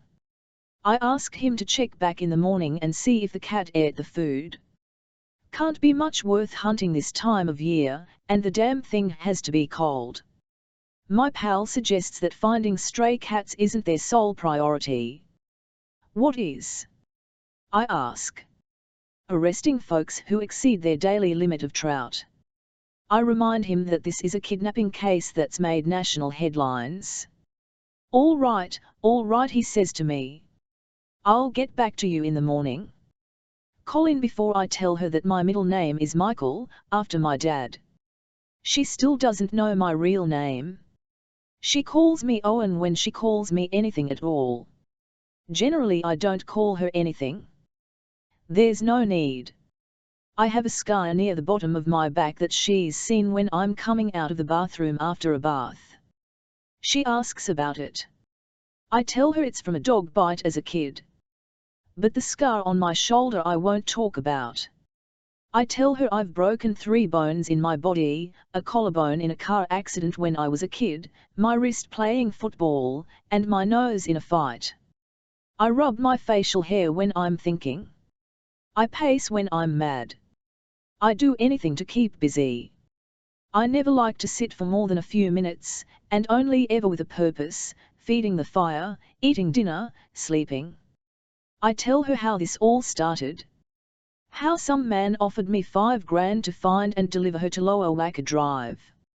I knew nothing about her at the time. I'd seen a photo and for days I followed her around.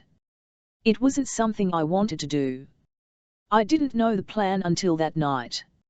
Until they called me on the phone and told me what I was supposed to do. That's the way it is, the less I know the better. This wasn't like the other times. But this was more money than I'd ever been offered. The first time was only for repayment of a loan, I tell her. So I didn't get my ass kicked. After that it was a few $100s, sometimes $1,000. I say that Delmar is only a go-between. The others are all hidden behind a smoke screen. I don't have a damn clue who pays the bills, I say. Does that bother you? She asks. I shrug. That's just the way it is. She could hate me for doing this to her. She could hate me for bringing her here. But she's coming to see that what I did may have saved her life. My first job was to find a man named Thomas Ferguson. I was supposed to make him cough up a substantial debt. He was some rich, eccentric man. Some technological genius who made it big in the 90s. He had a fancy for gambling. He'd taken out a reverse mortgage and gambled away nearly all the equity in his home. Then a child's college fund. Then he moved on to funds his in-laws had left to his wife and him when they died. When his wife found out, she threatened to leave him. He got his hands on more money and headed out to the casino in Joliet to earn it all back. Ironically, Thomas Ferguson did make a small fortune at the casino. But he didn't repay his debt. Finding Thomas Ferguson was easy. I remember the way my hands shook when I walked up the steps of the home in Chicago's Streeterville neighborhood. I just didn't want to get in trouble. I rang the doorbell. When a teenage girl peeked through the opening, I forced it open. It was after 8 p.m. on a fall night and I remember that it was cold. The house was dim. The girl started screaming. Her mother ran into the room and they took cover beneath an old desk when I showed my gun.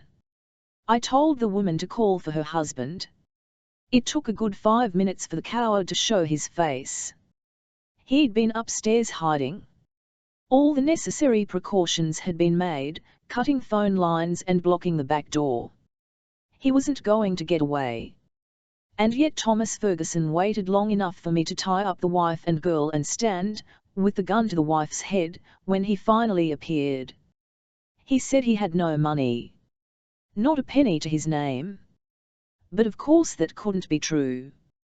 Parked outside was a brand new Cadillac SUV that he'd just given to his wife. I tell her that I never killed anyone. Not that time, not ever. We make small talk, to pass the time. I tell her that she snores when she sleeps. She says, I wouldn't know. I can't remember the last time someone watched me sleep. I always wear shoes, even when we know there's nowhere to go. Even when the temperature plummets into -degrees and we know we won't move an inch from the fire. I leave the water at a trickle in all the faucets. I tell her not to turn it off. If the water freezes, the pipes will burst. She asks me if we'll freeze to death. I say no, but I'm not so sure. When I'm really bored I ask if she can show me how to draw. I yank them out page by page because they look like shit. I drop them into the fire. I try to draw a picture of her. She shows me how the eyes go toward the center. The eyes are generally aligned with the top of the ear, the nose with the bottom, she says. Then she makes me look at her. She dissects her own face with her hands. She's a good teacher. I think of the kids, in her school. They must like her. I never liked a single one of my teachers. I try again. When I'm through she says that she's a perfect replica of Mrs. Potato Head. I yank it from the spiral notebook, but when I try to torch the page, she takes it from my hands. In case you're famous one day, she says. Later, she hides it where I won't find it. She knows that if I do, it'll become food for the fire. Eve after he worked on it all weekend, dropping subtle hints here and there, about how fat she would get and about the sinful child who was growing in her womb. He ignored my pleas to stop. MIA has yet to accept the notion that there is life inside her, though I heard her in the bathroom, vomiting, and knew morning sickness had arrived. I knocked on the door to ask if she was okay. James pushed me aside. I caught the door frame so I didn't fall, staring at him in dismay. Don't you have errands to run? He asked. A manicure? Pedicure? Something? I'm opposed to abortion. To me, it's murder. That's a child inside MIA, no matter what kind of madman helped create it. A child with a heartbeat and budding arms and legs, with blood that runs through its tiny body, through my grandchild's body. James wouldn't leave me alone with MIA. He kept her confined to the bedroom for most of the weekend, filling her mind with literature on the pro-choice movement, pamphlets he'd picked up from clinics in the city and articles he'd printed from the internet. He knows my opinion on abortion. We're generally both conservative in our views, but now that there's an illegitimate child inside our daughter's womb, he tossed all rational thinking aside. There's only one thing that matters, getting rid of the child. He promised to pay for the abortion. He told me that much, or at least muttered it under his breath as if he was talking to himself. He said he'd pay for it because he didn't want the bills submitted to the insurance company for coverage. He wanted no record that this had ever happened. You can't make her do this, James, I said Sunday night. Mia wasn't feeling well. James had brought crackers into the bedroom. He'd never paid her this much attention in her entire life. She didn't join us for dinner. It was no coincidence. I was certain James had locked her in the bedroom so she couldn't be influenced by me. She wants to do it. Because you told her she has to. She's a child, Eve, who doesn't have the slightest memory of creating the bastard. She's sick, she's been through enough. She's not capable of making this decision right now. Then we'll wait, I suggested, until she is ready. There's time. There is time. We could wait weeks, even more. But James doesn't think so. He wants this done now. Damn it, Eve, he snapped, skidding his chair out from the kitchen table and standing up. He walked out of the room. He hadn't finished his soup. This morning he had Mia up and out of bed before I'd finished a cup of coffee. I'm sitting at the kitchen table when he all but pulls her down the stairs. She dressed in a mismatching outfit I'm certain James has ripped from her closet and forced her to put on. What are you doing? I demand as he yanks her coat from the front closet and insists she get it on. I hurry into the foyer, my coffee cup slipping from the edge of the table and shattering into 1,000 pieces on the hardwood floor. We've talked about this, he says. We're in agreement. All of us. He stares at me, compelling me to agree. He had called his judge friend and asked that the man's wife, Dr. Wakrukov, do him a favor. I heard him on the phone early this morning, before 7 a.m., and the word disbarred stopped me outside his office door mid-stride. Abortions are done at clinics throughout the city, not reputable obstetricians' offices. Dr. Wakrukov is in the practice of bringing babies into this world, not taking them out. But the last thing James needs is for someone to catch him walking into an abortion clinic with his daughter in tow. They will sedate Mia until she's so calm and content, she can't say no if she wants to. They'll dilate her cervix and reach in to suction the baby out of its mother's womb, like a vacuum. Mia, honey, I say, reaching out for her hand. It's as cold as ice. She's in a fog, not yet awake from sleep, not yet herself. She hasn't been herself since before her disappearance. The Mia I know is outspoken and forthright and strong in her convictions. She knows what she wants and she gets what she wants. She never listens to her father because she finds him cold and reprehensible. But she's numb and emotionless and he has used this to his advantage. He has her entranced. She's under his spell.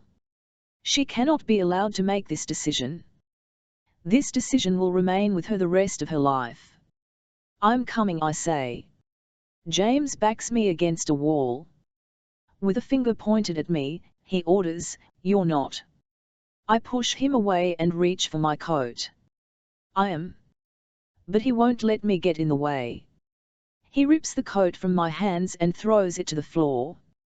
He's clinging to Mia with one hand, dragging her through the front door. The Chicago wind rushes into the foyer and grips my bare arms and legs, twirling my nightgown around me. I try to pick up the coat, calling out, "You don't have to do this.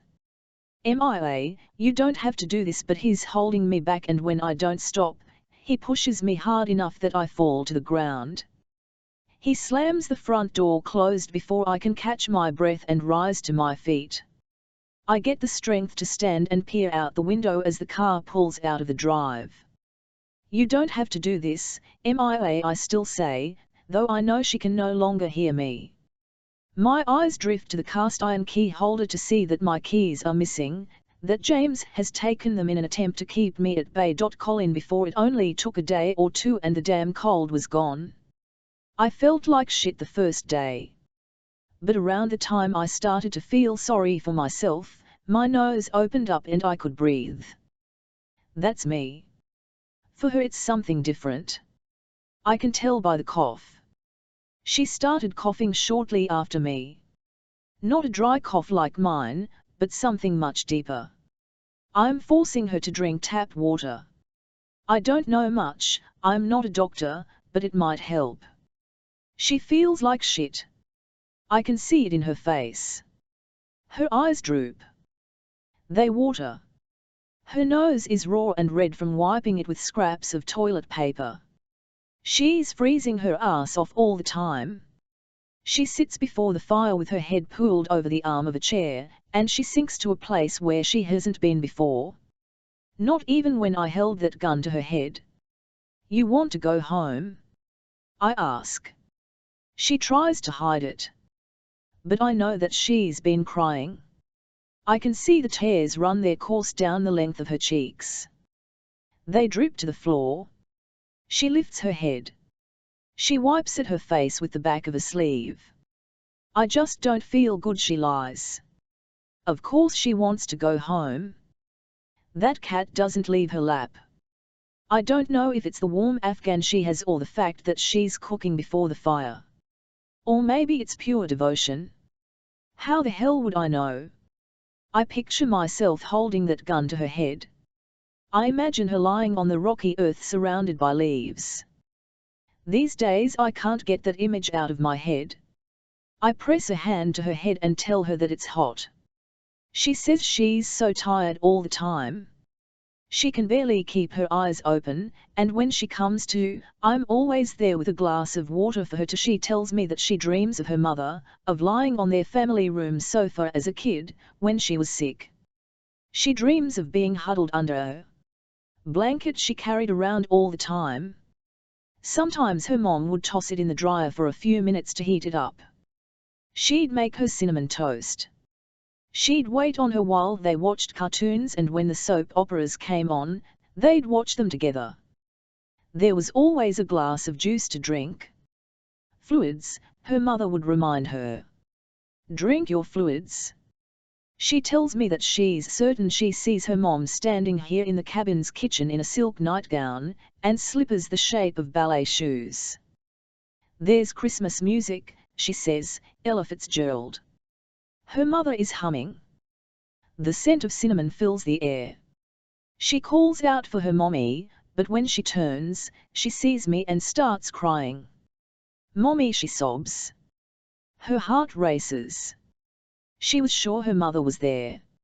I cross the room and press a hand to her head. She flinches. My hand is like ice. You feel hot. And then I hand her a glass of lukewarm water. I sit down beside her on the couch. She presses the glass to her lips but doesn't drink. She lays sideways, her head set on a pillow I brought from the bed. It's as thin as paper. I wonder how many heads have been here before her. I reach for the blanket that fell to the floor and I drop it to her. The blanket is rough, like wool. It scratches her skin. If Grace was my father's favorite, then I was my mother's, she says suddenly. Like it hit her right there, a moment of clarity. She says that she sees her mother running into her bedroom when she'd had a nightmare.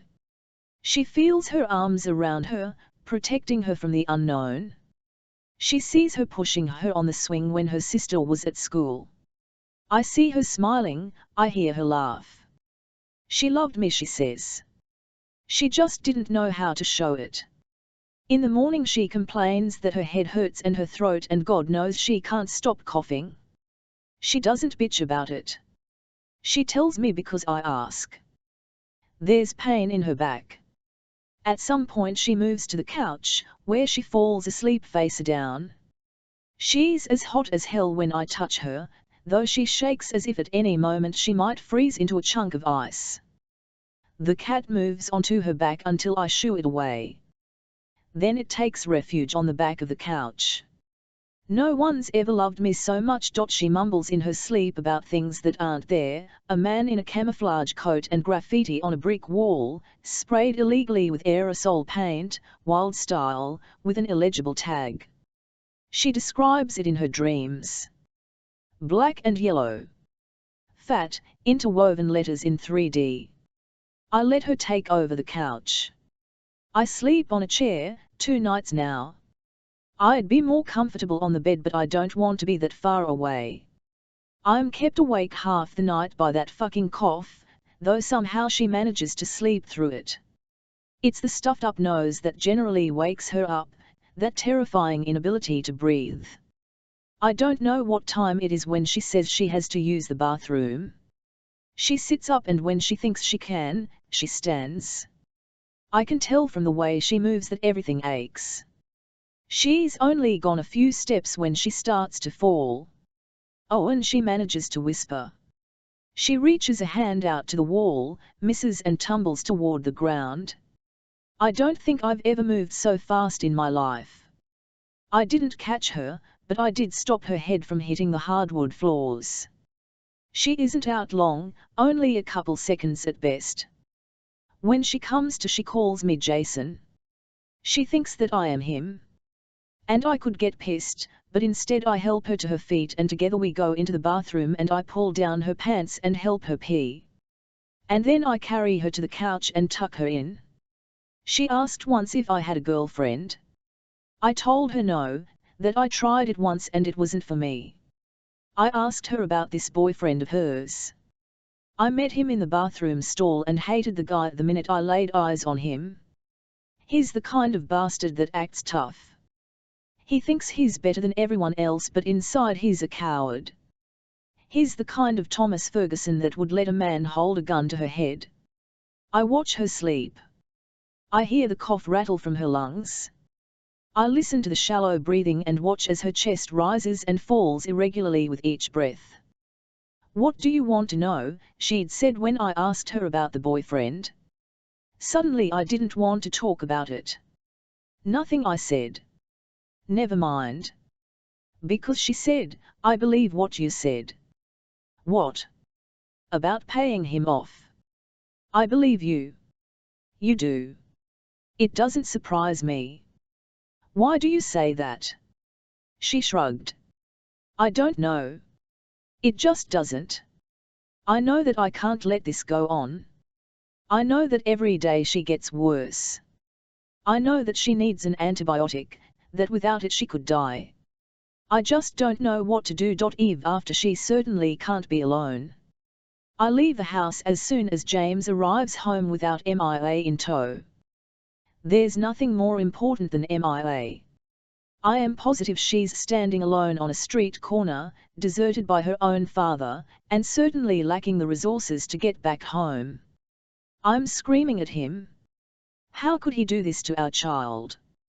He let her walk out of that doctor's office alone, into the cold January day, knowing full well she isn't able to make herself breakfast, much less find her way home. And he told me that she's the one who's being stubborn. That MIA is the one being unreasonable about this damn baby. He said that she refused the abortion, that she walked out of the obstetrician's office just as the nurse called her name. James stomps into his office and slams the door, unaware of the suitcase I pack, and quietly walk down the stairs before I leave. I don't give her enough credit. By the time I pry my car keys out of James's hands and circle the doctor's office many, many times, she's tucked safely in her apartment with a can of soup warming on the stove for lunch. She opens the door and I fall into her and hold her as tight as I possibly can. She's standing in the small apartment she used to call home. It's been a long time since she was here. Her houseplants hold on to life by a thread, and there's dust everywhere. It smells like a new home, That scent that says no one's been here for quite some time. The calendar on the kitchen refrigerator is stuck on October, the image ablaze with red and orange leaves. The answering machine beeps, there must be 1,000 messages waiting for her. She's cold, frozen from all that time walking and waiting for a cab. She says that she didn't have a dime on her for the fare. It's freezing cold in the apartment. She's slipped her favorite hooded sweatshirt over a thin blouse. I'm so sorry, I say over and over again. But she has it all together. She holds me at an arm's length and asks what happened, and I tell her about James. It's me who's losing it, who's falling apart. She takes the suitcase from my hands and brings it into the bedroom. Then you'll stay here, she says. She sits me down on the couch and covers me up with a blanket, and then walks into the kitchen to finish the soup, chicken noodle, she says, because it reminds her of home.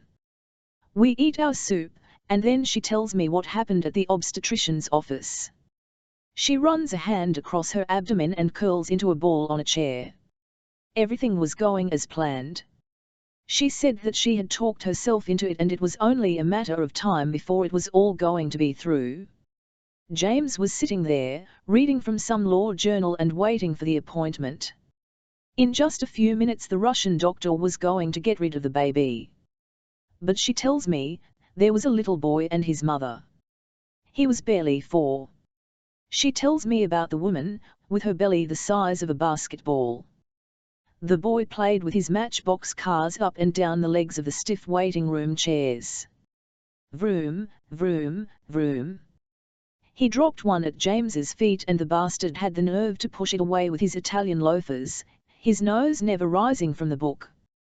And then I heard his mother, Mia says, dressed in these cute denim overalls and looking as uncomfortable as could possibly be, say to the boy, "Come here, Owen," and he ran for her and zoomed a car over her protruding belly and climbed into her lap, saying, "Hi, baby," to the unborn child.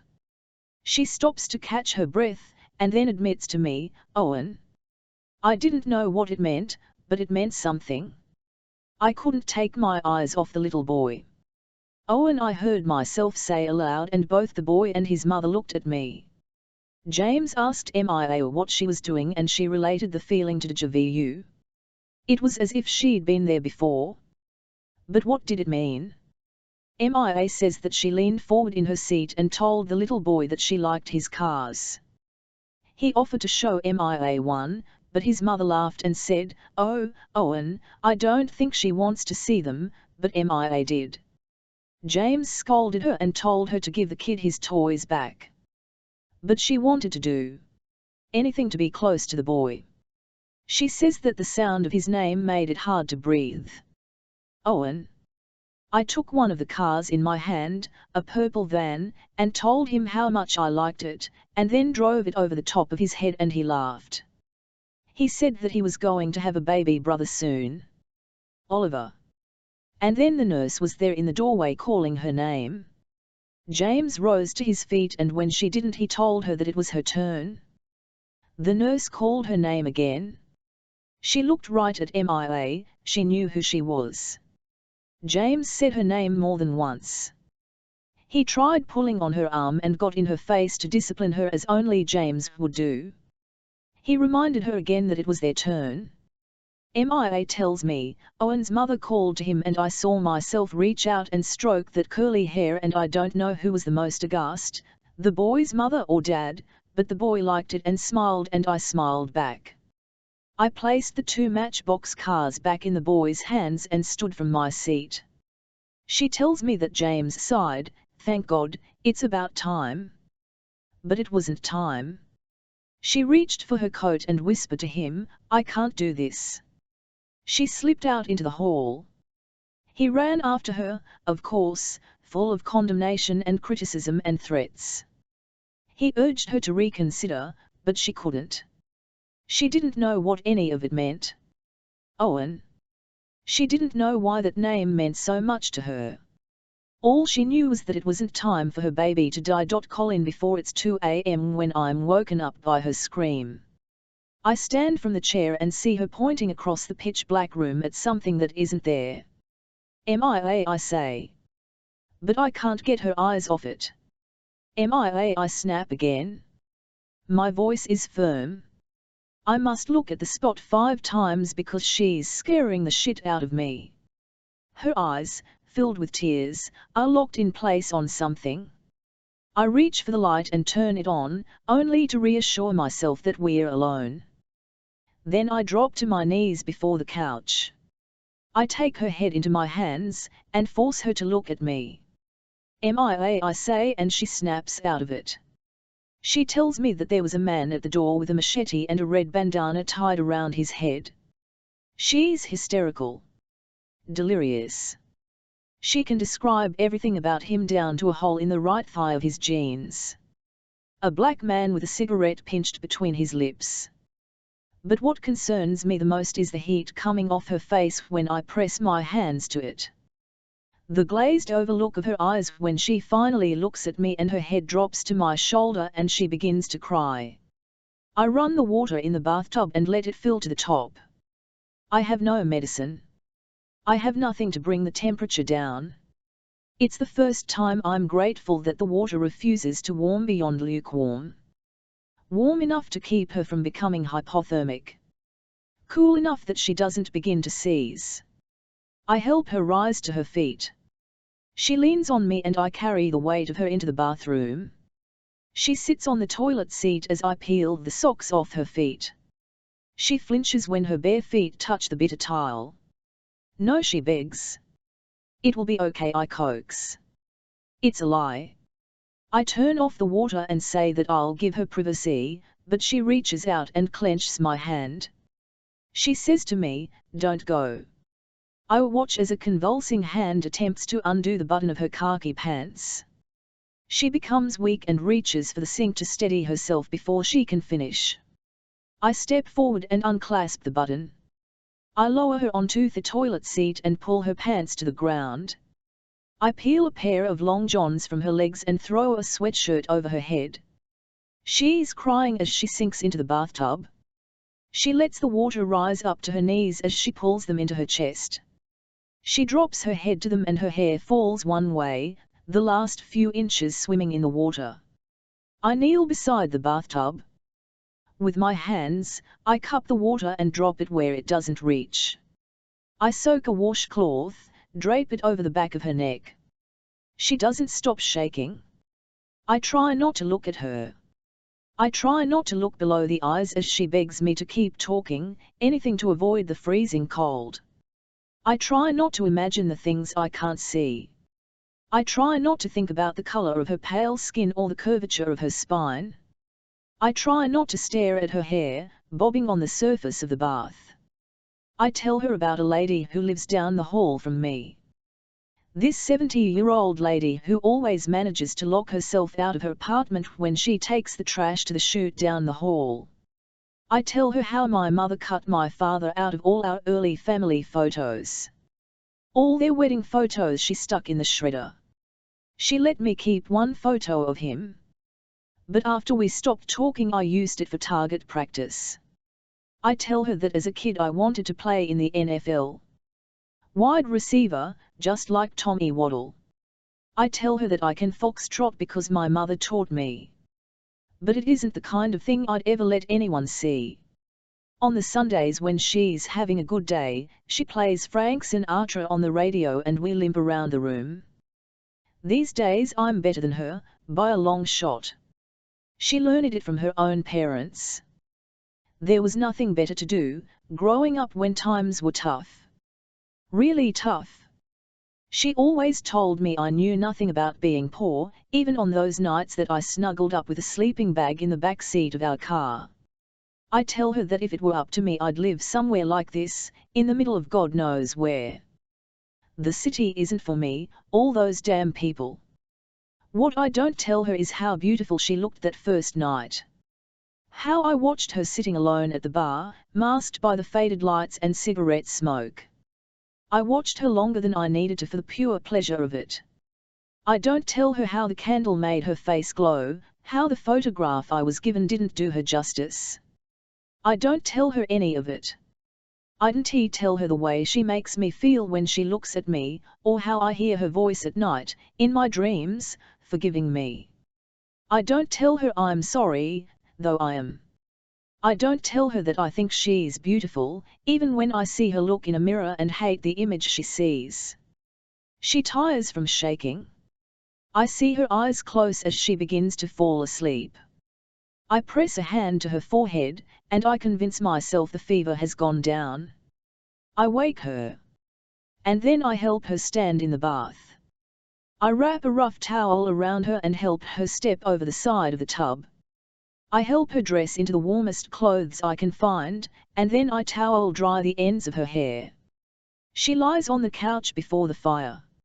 It's beginning to die, so I lay a branch across the logs. Before I can cover her with a blanket, she is asleep, but she continues to hack. I sit beside her and will myself not to sleep. I watch the rise and fall of her chest so I know that she's alive. There's a doctor in Grand Marais. I tell her we need to go. She tries to object. We can't, she says. But I tell her we need to. I remind her that her name is Chloe. I do everything I can to disguise us. I tell her to pull her hair back, which she never does. On the way, I run into a grocery store for a pair of reading glasses. I tell her to put them on. Not perfect, but it will have to do. I wear my socks hat. I tell her we're paying in cash. No insurance. I tell her not to talk more than she has to. Let me do the talking.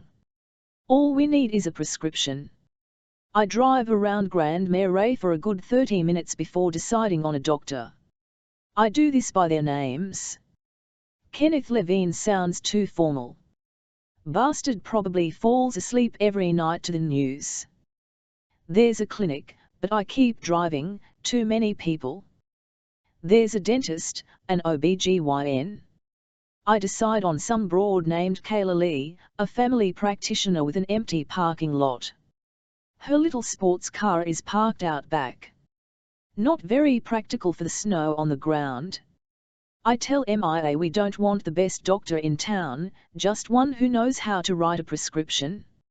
I help her cross the parking lot. Be careful, I say. There's a layer of ice on the ground. We skate across it to the door.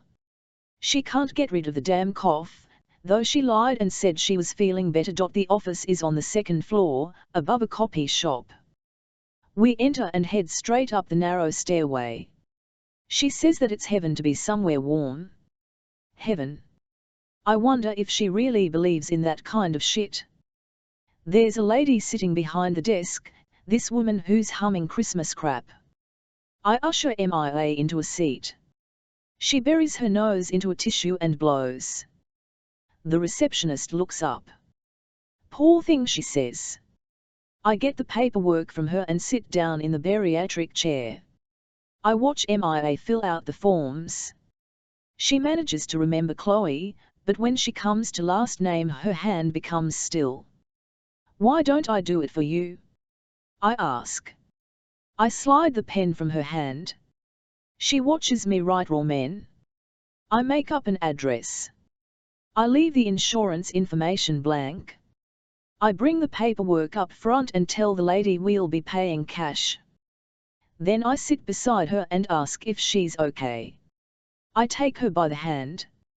My fingers slip between hers and I squeeze lightly and say to her, everything's gonna be okay.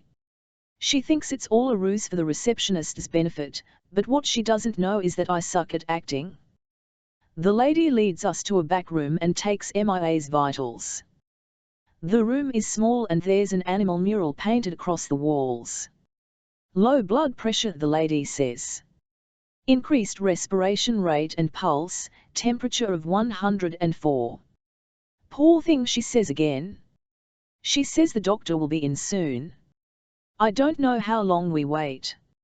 She sits on the edge of the table staring at whimsical lions and tigers while I pace back and forth across the room. I want to get the hell out of here. I say it at least 3 times. Dr. Kayla Lee knocks and then lets herself in. She's chipper, brunette, not blonde as I expected. A blonde bimbo was what we were hoping for. The doctor is loud and she talks to MIA like she's 3. She sits on a swivel stool and pulls it close to MIA. MIA tries to clear her throat. She coughs. She's a fucking mess. But maybe feeling like shit helps disguise the fact that she's scared half to death.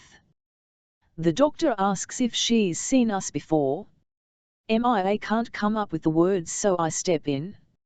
I'm surprisingly calm. No, I say. New patients.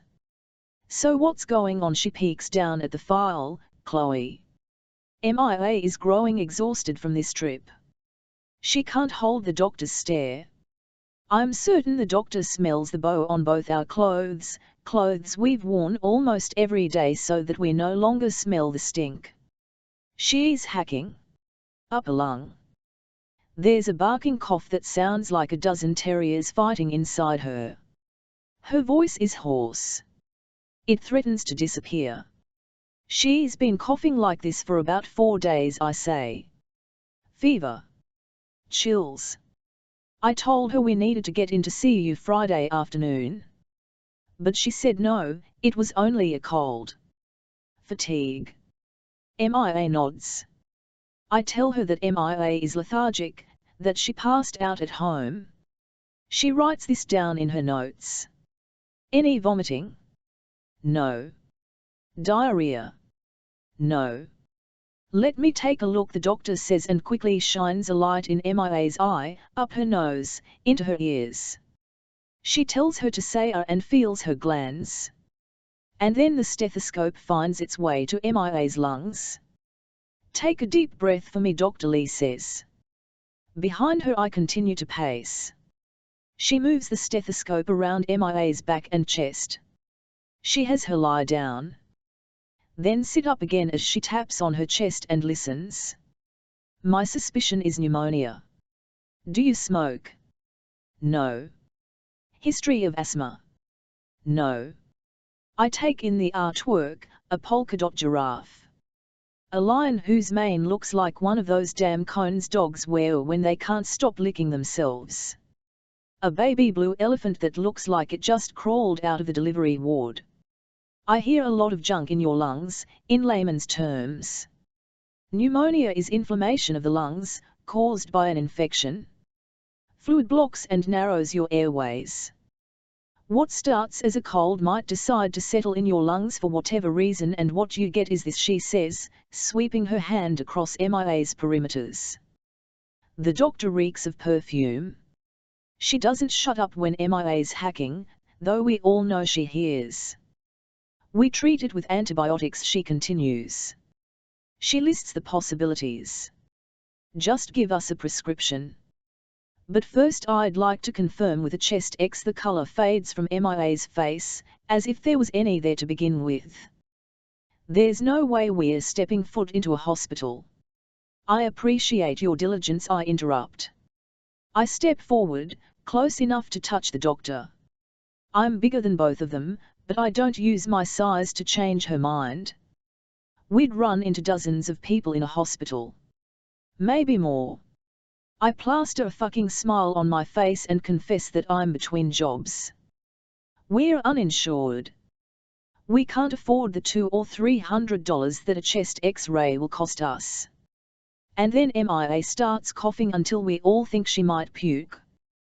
The doctor fills a little plastic cup with water and hands it to her. And then she stands back to watch her patient gasp for air.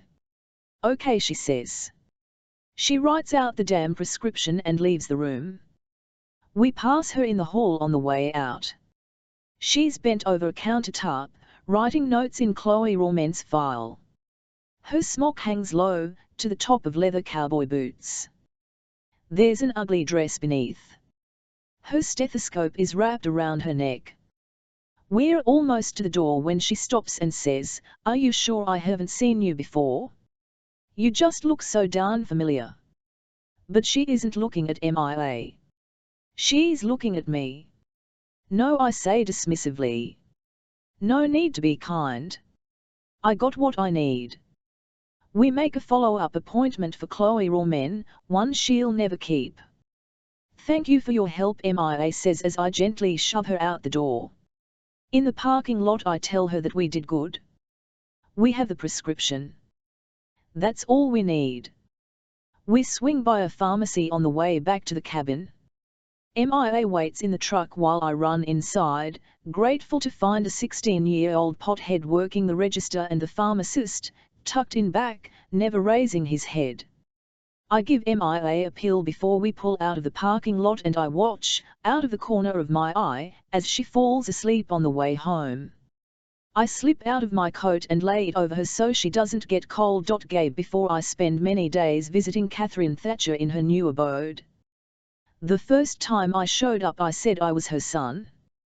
The receptionist said to me, "Oh, thank goodness, she talks about you all the time," and led me to the woman's room. I could tell in her eyes that she was disappointed to see me, but so relieved to have company she didn't bother to tell them I'd lied. She's well medicated now and can function minimally on her own. Mrs. Thatcher shares a room with an 82-year-old woman on hospice care. It's only a matter of time before she dies. She's so doped up on morphine she doesn't have a damn clue where she is, and she's certain Mrs. Thatcher is a lady named Rory Maguire. No one comes to visit the woman. No one comes to visit Mrs. Thatcher but me. Turns out Mrs. Thatcher likes true crime novels. I go to the bookstore and pick up every bestseller I can find. I sit in on the edge of her bed and read them to her. I suck at reading aloud. I suck at reading at all. I don't think I quite mastered that in the first grade. Turns out I like true crime novels as well. I sneak chicken nuggets into her room. As often as we can, we share a 10-piece and a large fry. I bring an old CD player of mine and borrow Christmas CDs from the library. She says that it doesn't feel like Christmas in the nursing home. She can see the snow out the window, but inside everything feels the same. When I leave at night, I turn on music so she doesn't have to listen to her roommate's troubled breathing. The days off I don't spend with Catherine Thatcher, I spend with Eve. I find some asinine reason to repeatedly show up at her door. As December sets in and winter descends upon us, a fog comes over her. She chalks it up to seasonal affective disorder, whatever the hell that is. I can see that she's tired all the time. She's sad. She sits and stares out the window at the falling snow. I try and devise one small scrap of information, real or not, about the case that will give the impression I'm not at a dead end. I teach her to make my mother's lasagna. I'm not trying to turn her into a chef. I'm just not sure there's any other way to make her eat. She says her husband is coming home less and less. He works even later, sometimes until 10 or 11 at night. Last night he didn't come home. He claims to have worked all night catching up on motions, something that Eve attests he's never ever done. What do you think? I ask. He looked tired this morning. He passed through to change his clothes. I'm trying to hone my great detective skills to figure out why she doesn't leave her husband. So far, no luck. So he was working, I conclude. Fat chance in hell he was working. But if it makes Eve feel better, so be it. We never allude to the kiss. But every time I see her, I imagine Eve's lips pressed to mine. When I close my eyes, I taste her, and smell everything from her hand soap to her perfume. She calls me Gabe and I call her Eve. We stand closer than we used to. Now when she opens the front door, there's a flicker of happiness, and not just a letdown because I'm not the long-lost daughter, there's a flicker of happiness for me. Eve begs me to bring her to the nursing home, but I know it would be more than she can handle. She wants to talk to Mrs. Thatcher, mother to mother. She thinks there's something Mrs. Thatcher might tell her that she wouldn't tell me. But still, I tell her no. She asks what Catherine is like and I tell her that she's a strong woman and defiant. Eve tells me she used to be strong, fine china and haute couture have made her weak. As soon as Mrs. Thatcher is fully stabilised, she'll go to live with a sister nearby, a woman who, apparently, hasn't so much as turned on the evening news for the past few months. I phoned her the other day at Catherine's request. She had no idea her nephew had gone AWOL, had never heard a word about the search for MIA Dennett. I've been assigned to other cases. A fire in an apartment building that's possible arson. Complaints from numerous teen boppers against a high school teacher. But at night when I retire to my own apartment, I drink to help me sleep, and when I do, I fall asleep to the image of MIA Dennett on video surveillance, being shepherded from an elevator by the abrasive Colin Thatcher. I imagine a bleak Eve crying herself to sleep. And I remind myself that I'm the only one who can stop it. I'm visiting the nursing home one snowy Tuesday afternoon when Catherine Thatcher turns to me and asks about her neighbour, Ruth Baker. "Does Ruthie know I'm here?" she asks, and I shrug and say that I don't know. I've never heard of this Ruth, aka Ruthie Baker. But she tells me how Ruthie checks on her every week, during the week when Colin can't be there. She says that she collects the mail every day and brings it with her, to Mrs. Thatcher's home. I envision the mail in the mailbox nearly tumbling to the ground, stuffed to the point it was impossible to close the door. There was so much mail I needed to drive to the Gary post office with a warrant to collect what the mailman couldn't stuff into the box. I spoke to the neighbours, but there was no Ruth or Ruthie, no Mrs. Baker. Mrs. Thatcher tells me that Ruth lives in the White Cape Cod across the street, and it's then that I remember the for sale sign out front. No one answered the door. I do my research and stumble upon an obituary from the first week of October. I pull up the death records and find that Mrs. Ruth Baker had a stroke and died at 5:18 p.m. on the 7th of October. Mrs. Thatcher has no idea. Mrs. Baker was supposed to be keeping an eye on Catherine Thatcher while Colin was away. I'm guessing that wherever he is, he doesn't have a clue the 75-year-old woman he left in charge of his mother is dead. My mind reverts to the mail. I pull out the stack of mail I swiped from Mrs. Thatcher's box and collected from the post office, and sort it by postmark date. Sure enough, there is a gap from MIA's disappearance until the bills and past due notices begin. About 5 days.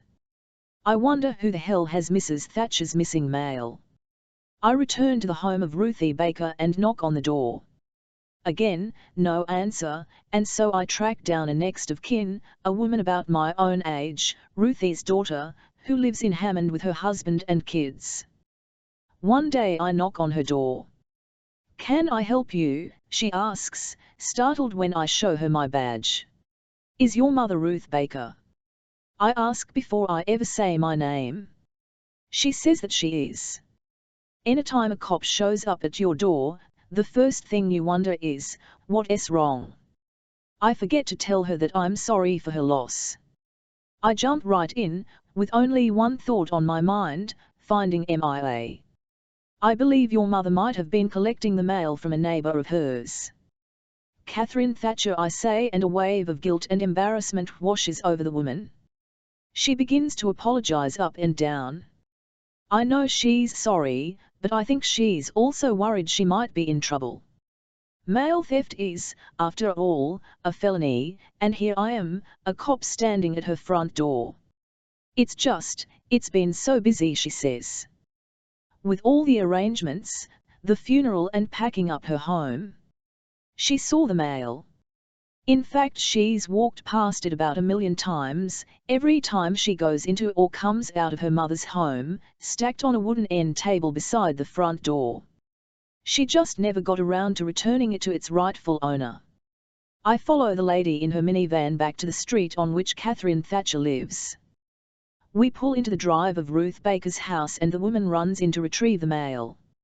I thank her and snatch it from her hand, and there, in the driveway, I scramble through the mail. Chinese takeout menu, a water bill, grocery store ad, more bills and a pudgy envelope made out to Catherine Thatcher with no return address. The handwriting is sloppy. I rip open the envelope and find, tucked inside, a crapload of cash. No note, no return address. I turn it over and over in my hands. I read the postmark. Eau Claire, WI. I toss the mail in the passenger seat of my car and speed away. Back at the station I pull up a map online. I track the route from Chicago to Grand Marais. Sure enough. Right where 1-94 heads west to St. Paul / Minneapolis and US Highway 53 heads north and then west into northern Minnesota is the Wisconsin town of Eau Claire, just about 5 hours shy of Grand Marais. I contact an officer Rogers something or other from northeastern Minnesota. He assures me I'm barking up the wrong tree, but he says he'll look into it nonetheless. I tell him that I'm faxing a sketch, just in case. Colin Thatcher's face has made the news only in the tri-state area. TV stations throughout Minnesota and the rest of the world don't have a clue who he is.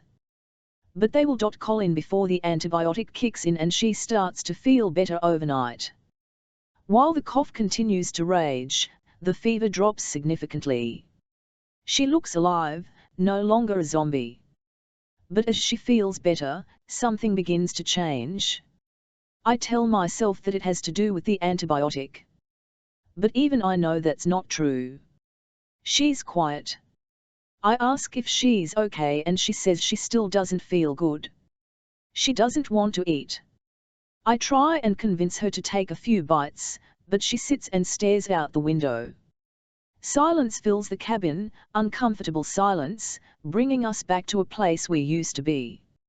I try to make small talk, but her only responses are one-word answers. Yes, no, I don't know. She says we're going to freeze to death. She says she hates the snow, that if she has to eat chicken noodle soup again she'll vomit. Generally I'd get pissed. I'd tell her to shut up. I'd remind her how I saved her life.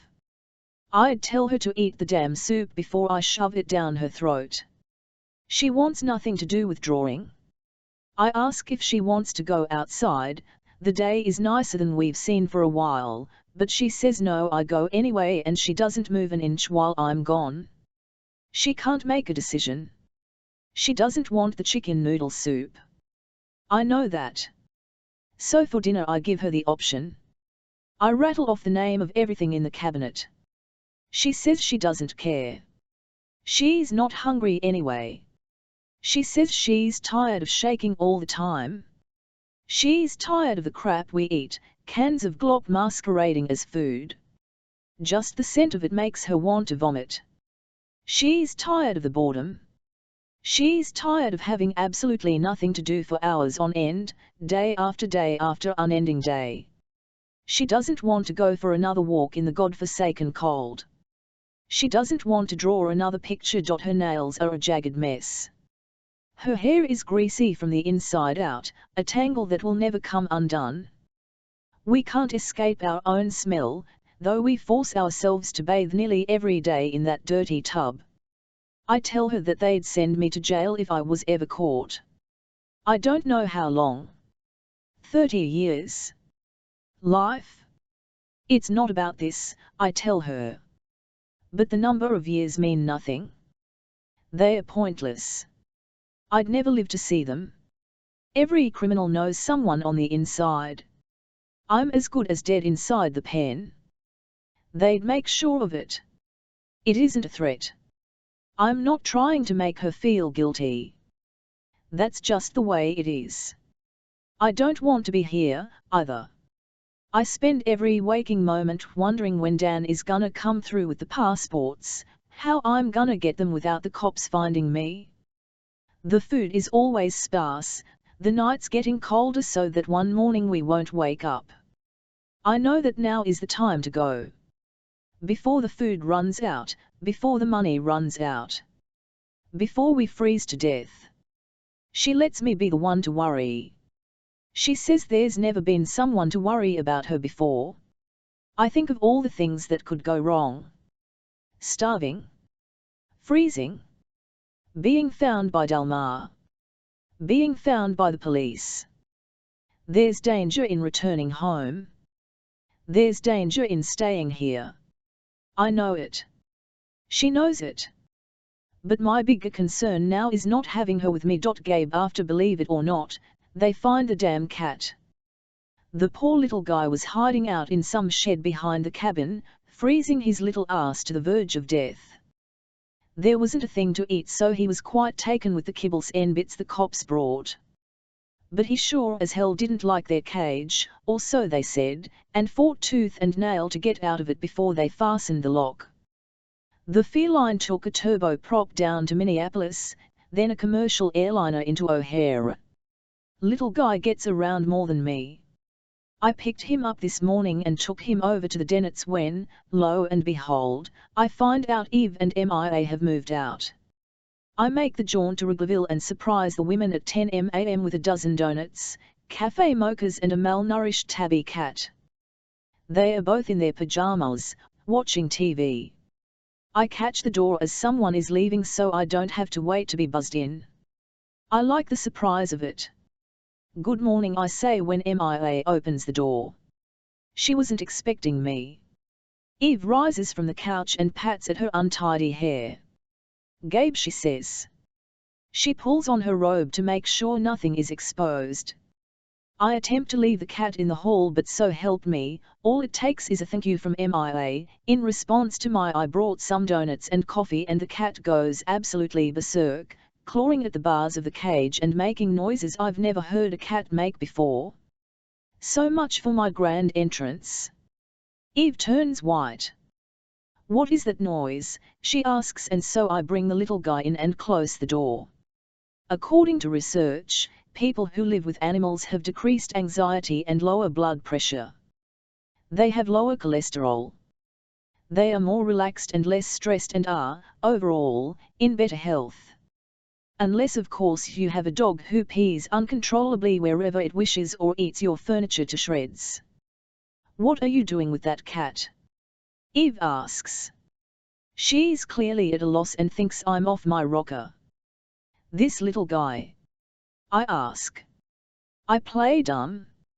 I squat down and open the cage and take the cat into my arms. He claws me with his back claws. Shit. I'm watching him for a friend of mine. I hope you don't mind. Is anyone allergic to cats? I ask, setting him on the ground and standing to meet MIA in the eye. The furball jaunts over to her and does about 1,000 figure eights around her legs. He's meowing. His insides purr. Eve laughs. She runs a hand through her hair. Looks like you have a friend, MIA, she says. The girl is muttering something under her breath, as if trying a new word on for size before she blurts it out and astounds us all. She lets that cat grope her for I don't know how long as we listen to Eve go on and on about how taken the little guy is with MIA's feet. What's that you said? I ask, stepping forward as she leans down and scoops the cat into her arms. He doesn't scratch her. They nuzzle noses and he bumps into her face with his head. I always told her she should get a cat, Eve continues to babble. MIA. I say. She looks at me with tears in her eyes.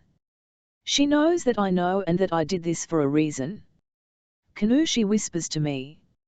I said Canoe. It's his name. Whatever happened to Max or Fido? Canoe? What kind of name is that? MIA, honey. Eve comes to her side, aware, for the first time, that something is happening here. Whose name is Canoe? She asks. Her voice is dumbed down, as if she's talking to a mentally challenged child. She's certain MIA is talking gibberish, a side effect of the ASD. Except this is the first time I've ever seen MIA say something that makes sense. Eve, I say, ever so gently, prymg her hand off MIA's arm. I reach into my coat pocket and pull out the fax I sent to the cops in Grand Marais and unfold it to reveal a perfectly sketched image of little Canoe. This, I say, holding it out to her, is Canoe. Then he isn't. There was a shed, Mia is saying. She doesn't look at us. Her eyes are lost on the cat. Eve takes the drawing from my hand. She knows now. She's seen the sketchbook, every last image down to the drawing of Colin Thatcher that she told me kept her awake at night. But she had forgotten the cat. Eve sinks into the couch. There was a shed behind the cabin. He was living in there. I found him sleeping in an old rusty canoe. I scared him the first time. I just threw open the door to have a look around and scared him half to death. He ran away, out a small hole in the shed, and flew like a bat out of hell through the woods. I never thought he'd come back. But he was hungry, and I'd left out food. He said there was no way in hell a cat was staying with us. No way in hell. Who said that, Mia? I ask. Of course I know. I should have been the damn shrink. But her answer is unexpected. Owen, she says, and then she begins to sob, laying a hand on the wall to steady herself. Mia, honey, who is Owen? There is no Owen. The man in the cabin? That man? That man is Colin Thatcher. Eve, I say. My self-worth is increasing by the second. I managed to do what a PhD couldn't. I've got Mia placing herself in the cabin with a man named Owen and a cat named Canoe. He went by a number of aliases. Owen is probably just another one of them. Is there anything else you remember? I ask. Can you tell me anything else about him? We should call Dr. Rhodes, Eve interrupts. I know she means well, she has Mia's best interest at heart, but I can't let that happen. She reaches into her purse and I say her name. Enough has passed between us that Eve knows she can trust me. I won't let anything happen to Mia. She looks at me and I shake my head. Not now. This is getting good. He said that he hated cats. And that if he saw it in the cabin he'd shoot it. He didn't mean it. Of course he didn't, or I wouldn't have let the cat in. Did he have a gun? Of course he did. I know he did. Were you afraid of him, Mia? Did you think he might shoot you? She's nodding. Yes. But then she stops. No. She shakes her head. Don't know. I don't think so. Well, of course you were, honey. He had a gun. He kidnapped you. Did he threaten you with the gun? Yes. She's thinking. She wakes up from a dream and tries to remember the details. She gets bits and pieces, but never the whole thing. We've all been there. In a dream, your house is a house, but it's not your house. Some lady doesn't look like your mother, but you know that she is your mother. In the daytime, it doesn't quite make as much sense as it did during the night. He held me down. Outside. In the woods. He pointed the gun at me. He was so mad. He was screaming. She's shaking her head vigorously. Tears fall freely down her cheeks. It's making Eve a nervous wreck. I have to step between the women to keep Eve back. Why? I ask. My voice is calm, subdued. Maybe I was a shrink in a former life. It's my fault. It's all my fault. What's your fault, Mia? I tried to tell him. Tried to tell him what? He wouldn't listen. He had the gun. He kept pointing it at me. I knew if anything went wrong, he was going to kill me. He told you that? I ask. He said if anything went wrong, he would kill. No, no, she shakes her head. She looks me right in the eye. I could see it in his eyes. She says that she was scared that day in the bar. She tried not to be, but she was scared. My mind doesn't about face to the jazz bar in Uptown, the balding proprietor and fancy green candle. This is where MIA first encountered Colin Thatcher, aka Owen. From the waitress's testimony, MIA left in a hurry, of her own free will. I think back to the waitress's words, seemed to me she couldn't wait to get out of here. Doesn't sound like fear to me. And then MIA cries, everything was going wrong. I tried to tell him. I should have just told him. But I was scared. He had the gun. And I knew that if anything went wrong he'd kill me. I tried to, Colin Thatcher, I interrupt, Owen. Owen would kill you if anything went wrong. She nods, then quickly shakes her head. Yes. No. She's frustrated. I don't know, she splutters. What did you try to tell him? I ask instead, but her mind does a 180 and she shakes her head, stymied, frustrated. She can no longer remember what she was about to say. Most people think there are two natural responses to fear, fight or flight. But there's a third reaction to a bad situation, freeze. Like a deer in headlights. Play dead. MIA's words, I was scared, I tried to tell him, prove just that. There was no fight or flight response. She froze. There she was, on high alert, adrenaline pumping, but unable to do anything to save her life.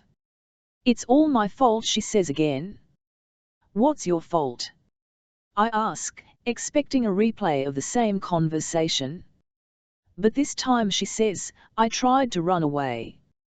And he caught you. She's nodding. I recall her earlier admission. Outside, in the woods. I ask. And he was mad at you for trying to run away. So he pointed the gun at you? And told you that if you ever tried that again, that he would kill me? Eve gasps. She covers a gaping mouth with her hand. Of course he threatened to kill her. That's what they do. I'm sure it happened many times. What else did he say? I query. What can you remember? She's shaking her head, she comes up with nothing. Canoe, I prompt, you said he'd shoot him if he saw him in the cabin, but he didn't. You remember that the cat was in the cabin? She strokes the cat's fur. She doesn't look at me. He said he laid by me for days. He never left my side. Who didn't? I ask. He said no one had ever loved him as much in his life. No one had ever been as devoted. As who? She looks at me. Duh, her eyes say. Canoe. And that's when it hits me, if seeing the cat brought this much back to life, what memories could we exhume if we placed MIA back in the homely log cabin? I have to find the person that did this to her, before I know for sure that she, and Eve, are safe. Colin, before I tell her we're going for a walk. It's dark outside, after 10 p.m. now, she asks. As if we have something better to do. Now. She tries to argue, but I won't have it. Not this time. I help her into my coat and we head outside. The snow is falling lightly and the temperature hovers right around 32 degrees. The snow is light. It's perfect for a snowball fight.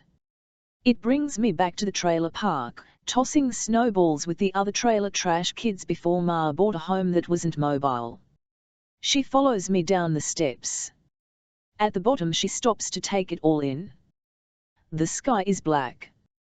The lake is lost to oblivion. It would be dark, too dark without the brilliance of the snow. She catches it into her hands and the snow collects in her hair and on her eyelashes. I stick out my tongue to taste it. The night is silent. Out here, the snow makes everything glow. It's brisk outside, not cold. One of those nights that the snow somehow makes you feel warm. She's standing at the bottom of the steps. The snow is up to her ankles. Come here, I say. We trudge through the snow for the crappy little shed out back. I pry the door open. I have to force the damn thing through the snow to get inside. It isn't easy. She helps me pull, and then says, "What are you looking for?" when we're inside. This I say, holding up an axe. I thought I'd seen it in here before. 2 months ago she would have thought the axe was meant for her. "What's that for?" she asks. She isn't scared. I have a plan. You'll see. The snow must be 4 inches by now, maybe more. Our feet slosh in it and the legs of our pants become soaked. We walk for a while, until the cabin is no longer in sight. We're on a mission, and that in itself is vitalizing. Ever cut your own Christmas tree? I ask. She looks at me like I'm nuts, like only some crazy hick would cut their own Christmas tree. But then I see that hesitation flee. She says to me, "I've always wanted to cut my own Christmas tree." Her eyes light up like a child's. She says that at her home, it was always fake. Real trees were messy. Her mother would never go for it. There was nothing fun about Christmas in her home. It was all for appearance's sake. The tree was decked out with all these breakable crystal ornaments. She'd get yelled at for coming within 3 feet of the thing. I tell her to pick it out, whichever one she wants. She points to a 60-foot fir. Try again, I say. But for a moment I stare it down and wonder if I could. I convince myself that she's having fun. She doesn't mind the cold or the way the snow gets caught in the ankle of her sock. She says that her hands are freezing. She presses them to my cheeks to feel, but I can't feel a thing. My own cheeks are numb. I tell her that as a kid, my mother and I forgot about Christmas. She dragged me to Mass, but as for the presents and trees and all that shit, well, we didn't have the money. And I never wanted my mother to feel guilty about it. So I just let the 25th of December come and go like it was any other day. Back in school the kids would all brag about what they'd gotten. I'd always make something up. I didn't feel sorry for myself. I wasn't one to feel sorry for myself. I tell her that I never believed in Santa Claus. Not one day of my life. "What did you want?" she asks. What I wanted was a dad. Someone to take care of my mother and me, so I didn't have to do it myself. But what I tell her is a turry. She finds a tree. It's about 5 feet tall. "You want to try?" I ask and hand her the axe. Holding it in her hands, she laughs. It's a sound I've never heard before. She gives the tree a whack. After 4 or 5 tries she hands me the axe. I examine the base. She's made a dent but not much more. It's not like it's easy. I tell her to stand back as I whack the hell out of it. She's watching with the wide eyes of a 5-year-old child. I'll be damned if I don't cut down this tree. The entire world is quiet. Everything is at peace. I'm sure I've never experienced a night as perfect as this before.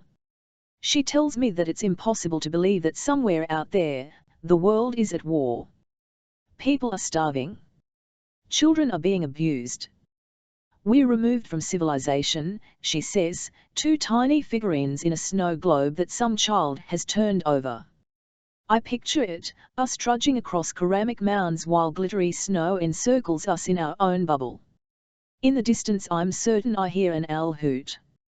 I stop her and say, "Shush," and for a moment we listen. This is where the snowy owl migrates in the winter. We're freezing to death, but he comes here to keep warm. We listen. It's quiet. She looks toward the sky and watches the clouds burst at the seams. They shower us with snow. The tree is heavy. We haul it in together, her in the front, me in the back. We slide it across the snow, and 4 or 5 times one or both of us slides on the snow and falls. Our hands are so cold, they are hardly able to grasp the trunk of the tree. When we get to the cabin, I take the base of the tree. Moving backward, I heave it up the steps. She stands at the bottom. She pretends to help, but we both know that she does nothing. We force it through the front door and prop it against a wall. I collapse. The tree must weigh 150 pounds, sopping wet and overflowing with heavy snow. I kick off my wet shoes and gulp water right from the kitchen faucet. She lets her hands wander across the juvenile leaves, still filled with snow. She smells the pine. It's the first time neither of us complains of being cold. Our hands are raw, our noses and cheeks red. But under layers of clothes we sweat. I stare at her, her skin alive from the cold. I go into the bathroom to clean up and change my clothes.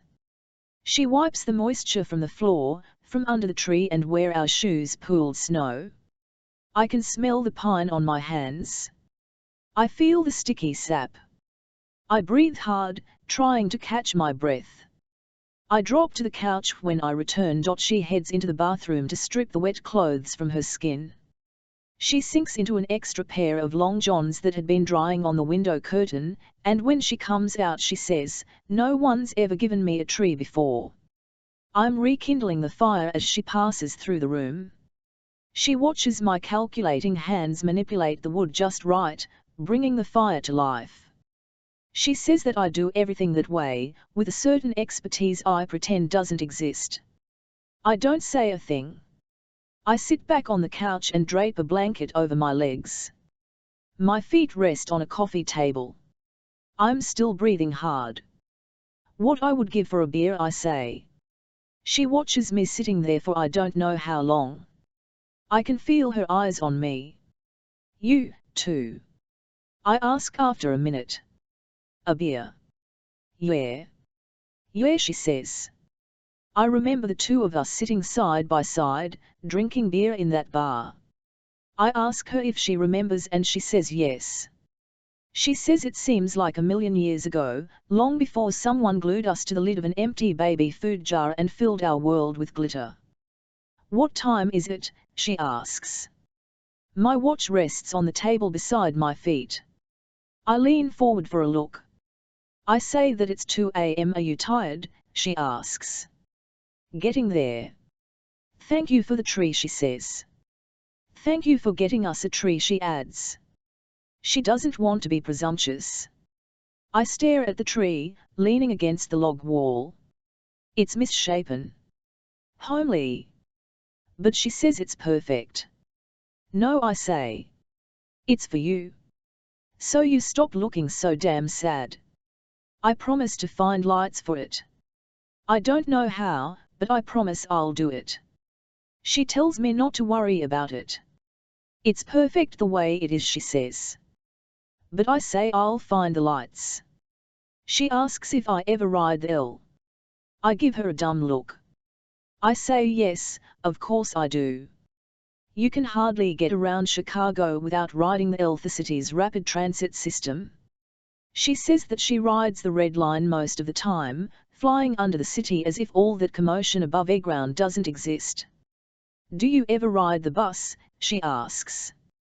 I wonder where the hell she's going with this. Sometimes. Go out. To bars. Stuff like that. Sometimes. I shrug. It's not really my crowd. But you do. I guess. Sometimes. You ever go by the lake? I know a guy who's got a boat at Belmont Harbor. And by that I mean some lowlife like me. Some guy working for Del Mar who lives in a boat, a used cruiser he keeps gassed and docked, in case he needs to run. He's got enough provisions on that boat that he could last for at least a month, traveling up the Great Lakes to Canada. This is how people like us live. Always ready to run. She nods. Belmont Harbor. Of course. She says she runs by there all the time. I could have seen you before. We might have passed on the street, ridden together on the bus. Maybe waited underground for the same L. Millions of people live in Chicago. But maybe.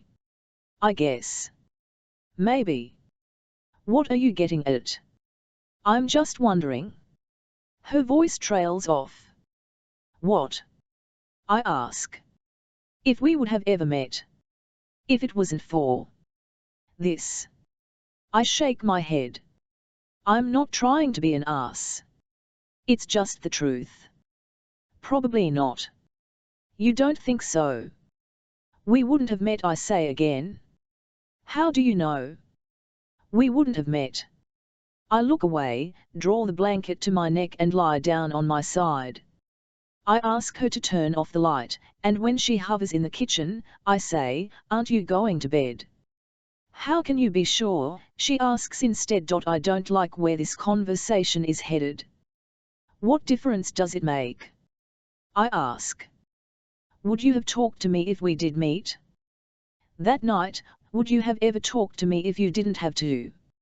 I wouldn't have been in that bar in the first place. But, if you were. No. I wouldn't have talked to you. The rejection slaps her across the face. Oh. She crosses the room and turns off the light. But I can't leave it like that. I can't let her go to bed pissed. In the darkness I admit, it's not what you think. She's defensive. I've hurt her feelings. What do I think? It has nothing to do with you. Of course it does. MIA_ then what? MIA. What? It has nothing to do with you. It doesn't mean anything. But it does. It does to her. She's walking toward the bedroom when I admit, the first time I saw you, you were coming out of your apartment. I was across the street sitting on the steps of some 4 flat, just waiting. I'd seen a picture. I called from a payphone on the corner. You answered and I hung up. I knew you were there. I don't know how long I waited, 45 minutes, maybe an hour. I had to know what I'd gotten myself into. And then I saw you through the little windows on the side of the front door. I saw you jog down the steps with your headphones on. You opened the door and sat down outside to tie a shoe. I memorized your hair, the way it fell over your shoulders before you took these long arms and tied it back. A woman passed by with like 4 or 5 dogs. She said something to you and you smiled and I thought to myself that I'd never seen anything so. I don't know. I'd never seen anything so beautiful in my life. You went off running down the road and I waited. I watched cabs drive by and hordes of people walk home from the bus stop at the corner. It was 6, maybe 7 o'clock. It started to get dark.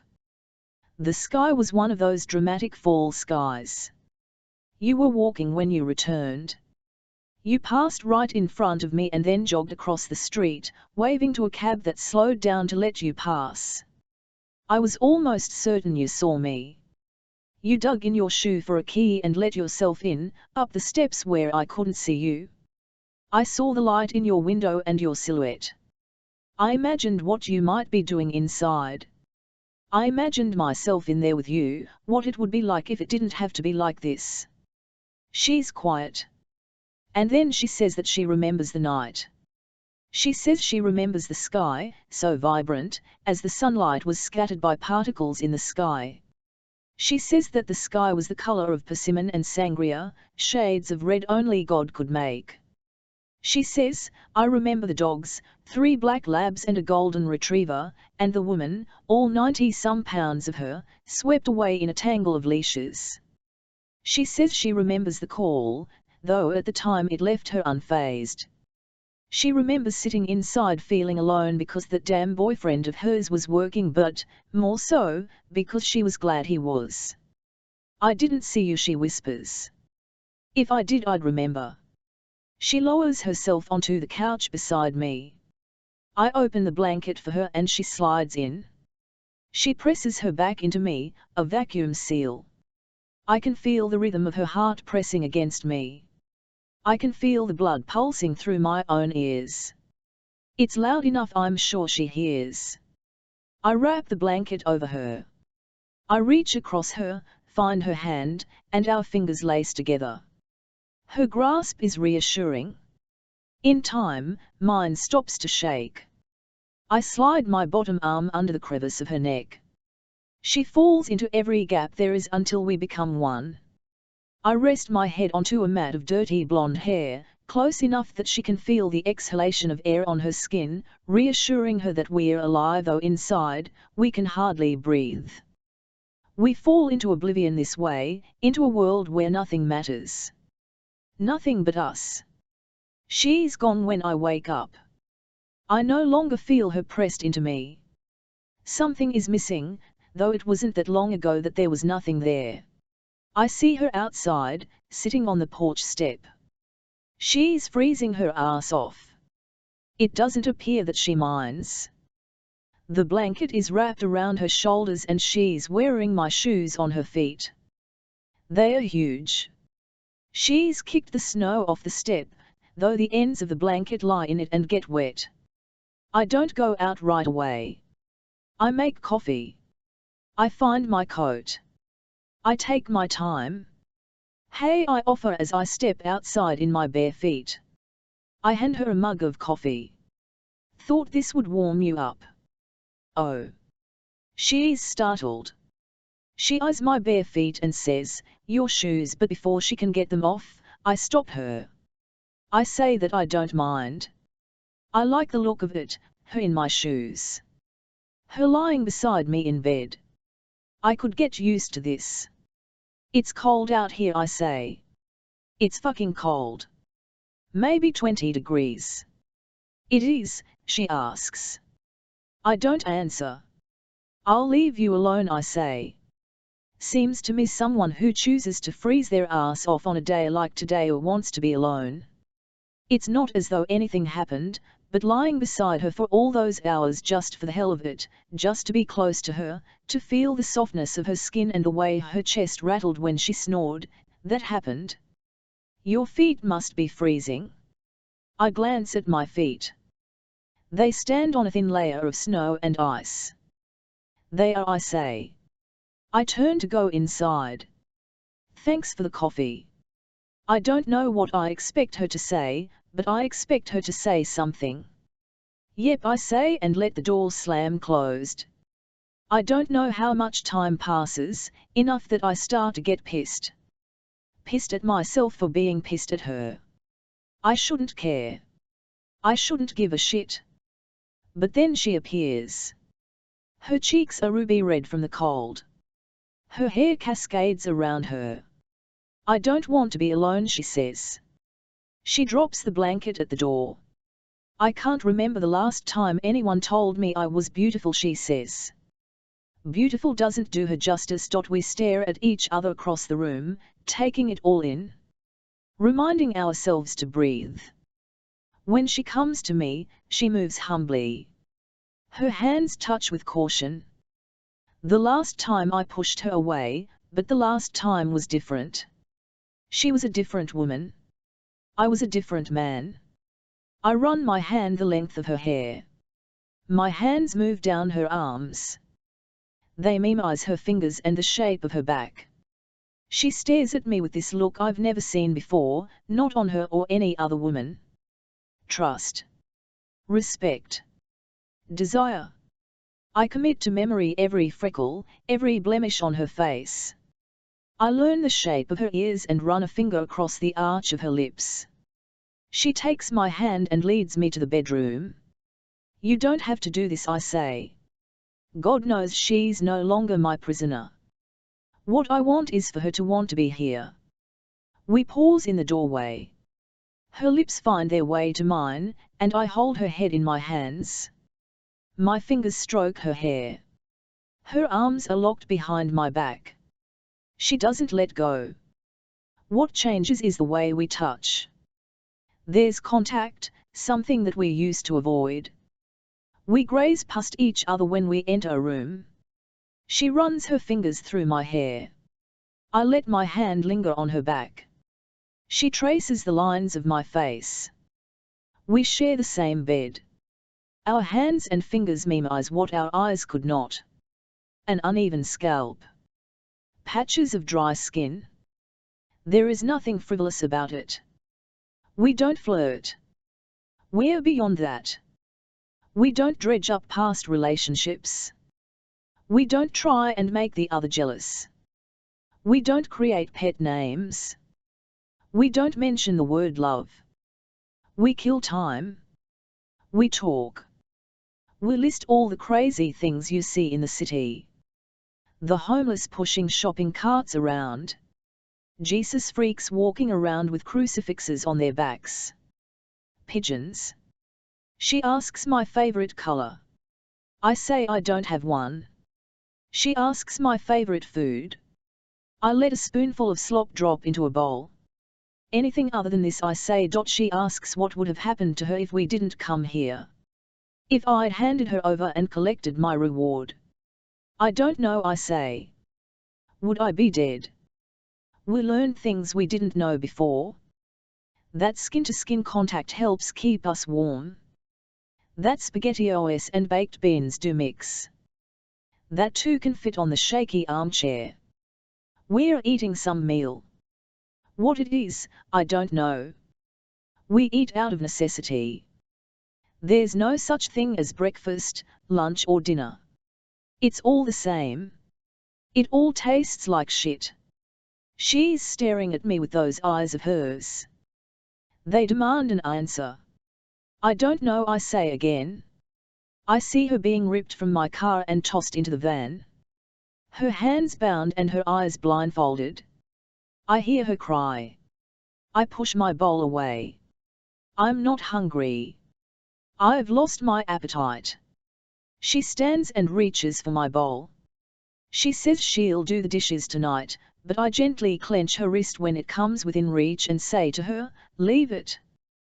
We settle by the window where we watch the moon, a sliver in the sky. The clouds flicker by and sometimes we see the moon, sometimes we don't. Look at all the stars, she says. She knows the names of the constellations. Aries, Phoronix, Perseus. She says that in Chicago she used to wish on airplanes because there were far more of those floating around in the night sky than stars.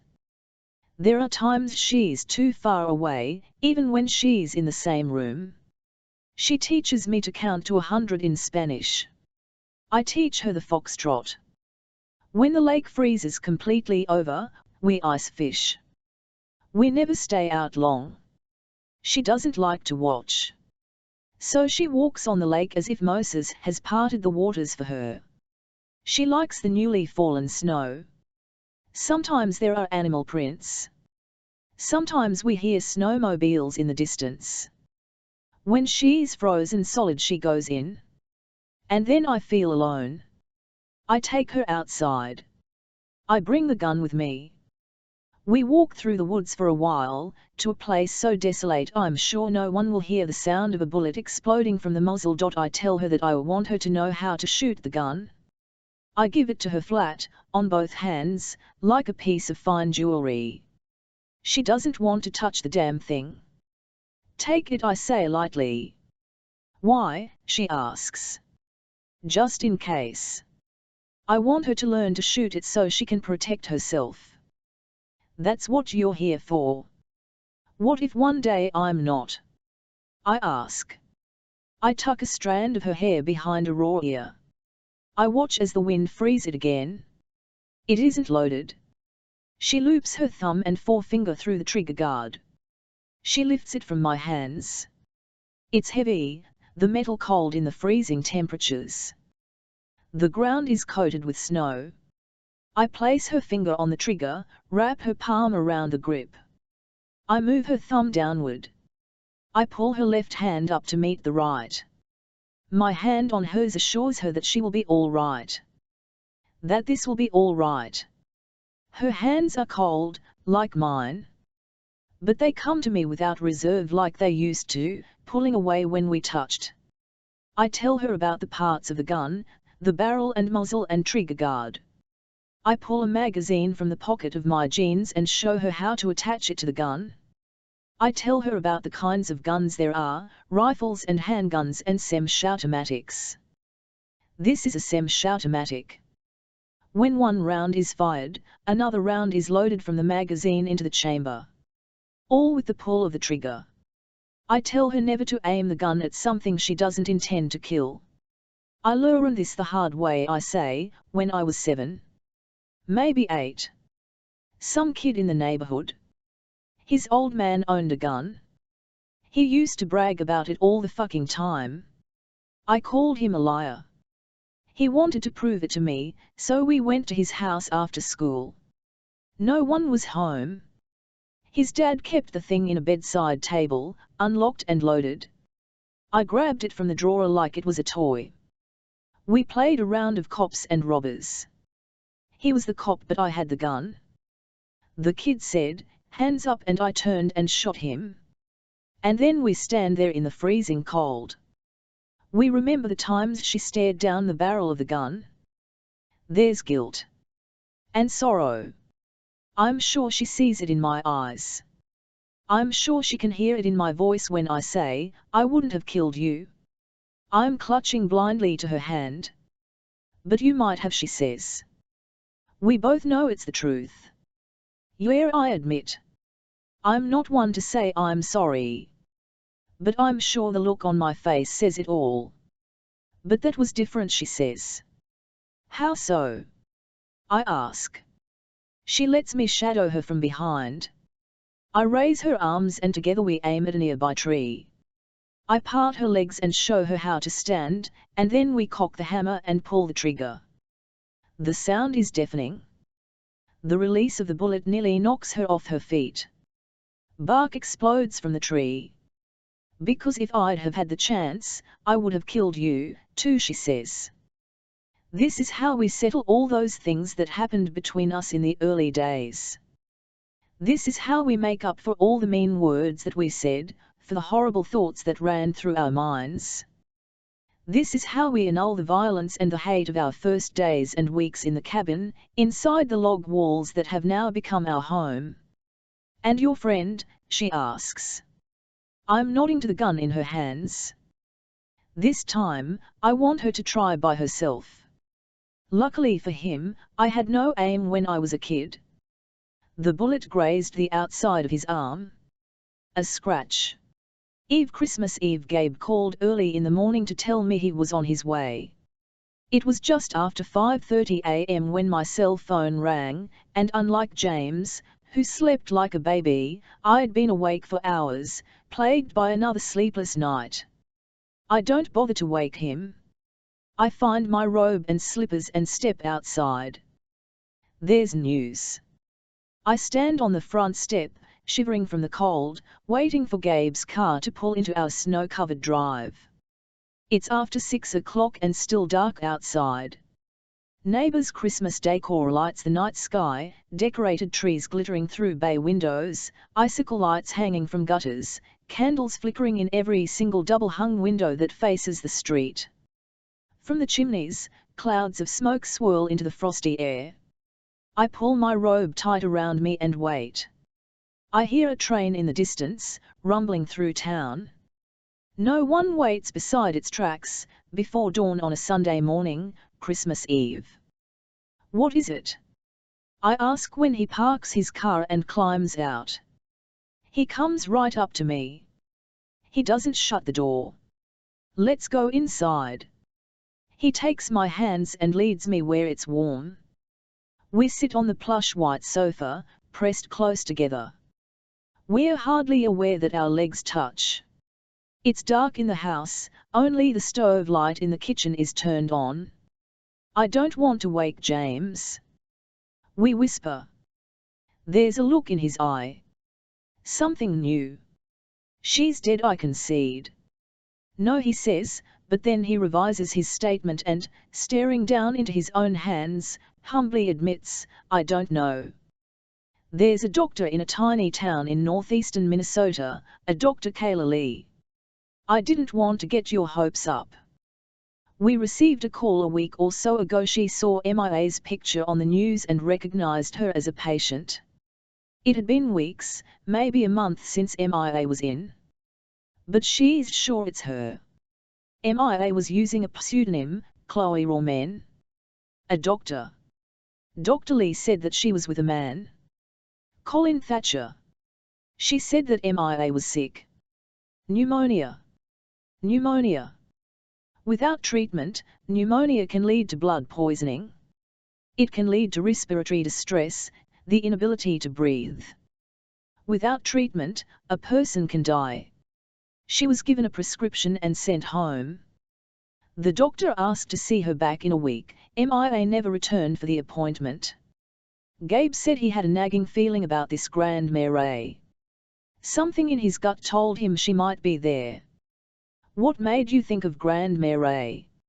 I ask, remembering the day he showed up at my home, asking if I'd ever heard of it.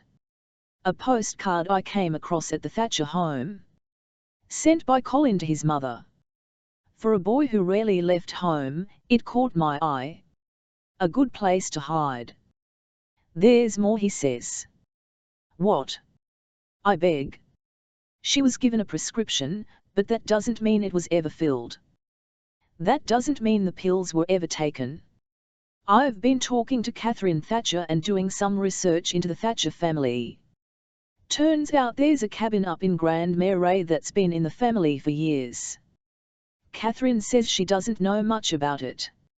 She's never been there. But her ex brought Colin there when he was a boy. It's a summer home, so to speak, inhabited only for a few months of the year. I sent an officer to check on the home, and when he did, he found a red truck with Illinois plates parked outside. A red truck, I repeat. Gabe reminds me that Mrs. Thatcher's neighbours were sure Colin drove a truck. And? I ask anxiously. He stands to his feet. I'm on my way. Driving there. This morning. I was going to take a flight, but there's no good way, no direct routes, and between layovers and connections, I rise up to meet him. I'm coming. Let me pack. I try to step past him. His hands seize me by the shoulders. You can't come, he says in a gentle voice. He says this is only a hunch. There's no proof. The home is under surveillance right now. He's not even certain that MIA is there. Colin Thatcher is a dangerous man, wanted for much more than this. I cry. She's my daughter. Eve. My voice is uneven. My hands shake. I've waited for months for this moment, and now that it has arrived, I'm not certain I'm ready. There's so much that could go wrong. She needs me right now. I'm her mother, Gabe. It's my duty to protect her. He embraces me, a burly bear hug. It's my duty to protect you, he says. Trust me. If she's there, I will bring her home. I can't lose her now, I cry. My eyes stray to a family photograph we had done years ago, James, Grace, MIA and me. Everyone else looks as if they were forced to be there, with artificial smiles plastered to furrowed brows and rolling eyes. Even me. But MIA simply looks happy. Why? I wonder. We never gave her a reason to be happy. Gabe lowers his lips to my forehead and holds them there, pressed tightly against the creased skin. This is how we stand when James comes hobbling down the steps, dressed in a pair of tight-fitting tartan pajamas. What the hell is this? He demands. I'm the first to pull away. James, I say, hurrying to meet him in the foyer. They found MIA. But his eyes brush past me and he evades my greeting. And this is how you break the news, he challenges, deriding Gabe. By putting the moves on my wife. James, I say again, reaching for his hand so that he'll understand, our daughter is coming home. They found MIA. But James replies with a patronizing look in Gabe's direction. He doesn't look at me. I'll believe it when I see it, he says, and walks out of the room. Colin, before there are lights on the Christmas tree. I won't tell her how they got there. I said she wouldn't like it. I said that someone else's loss is our gain. She says they look absolutely gorgeous at night when we turn off the lights and lay side by side in the dark, with just the lights from the Christmas tree and the fire. This is perfect, she says. This isn't good enough, I say. What do you mean, she asks. It's perfect. But we both know it's far from perfect. What is perfect is the way she looks at me, and the way she says my name. The way her hand strokes my hair, though I don't think she knows she's doing it. The way we lay together night after night. The way I feel complete. What is perfect is the way she sometimes smiles and she sometimes laughs. The way we can say anything that comes to mind, or sit together for hours in absolute silence. The cat lies by us during the day. He sleeps with us at night, on her pillow where there's an ounce of warmth. I tell her to shoo him away, but she won't. So she moves closer to me. She shares mine instead. She feeds the cat table scraps, which he devours. But we both know that as the cabinet's empty, she will have to decide, us or him. We talk about where we would go if we had the chance. I list everywhere I can possibly think of that's warm. Mexico. Costa Rica. Egypt. The Sudan. The Sudan? Why not? It gets hot. You're that cold, she asks. I pull her on top of me. I'm getting warmer, I say. I ask where she'd want to go, if we ever got out of here. There's a town in Italy, she says.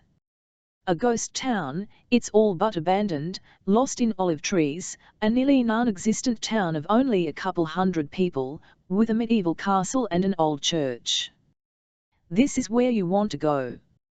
I'm surprised. I expected Machu Picchu or Hawaii. Something along those lines. But I can tell she's been thinking about it. It's the kind of place we could slip in. It's a world apart from TVs and technology. It's in Liguria, this part of Italy that borders the south of France. We'd be only miles from the Italian Riviera. We could live off the land, and grow our own food. We wouldn't have to rely on others. We wouldn't have to worry about being caught or found or... I'm giving her a look. You think it's stupid, she says.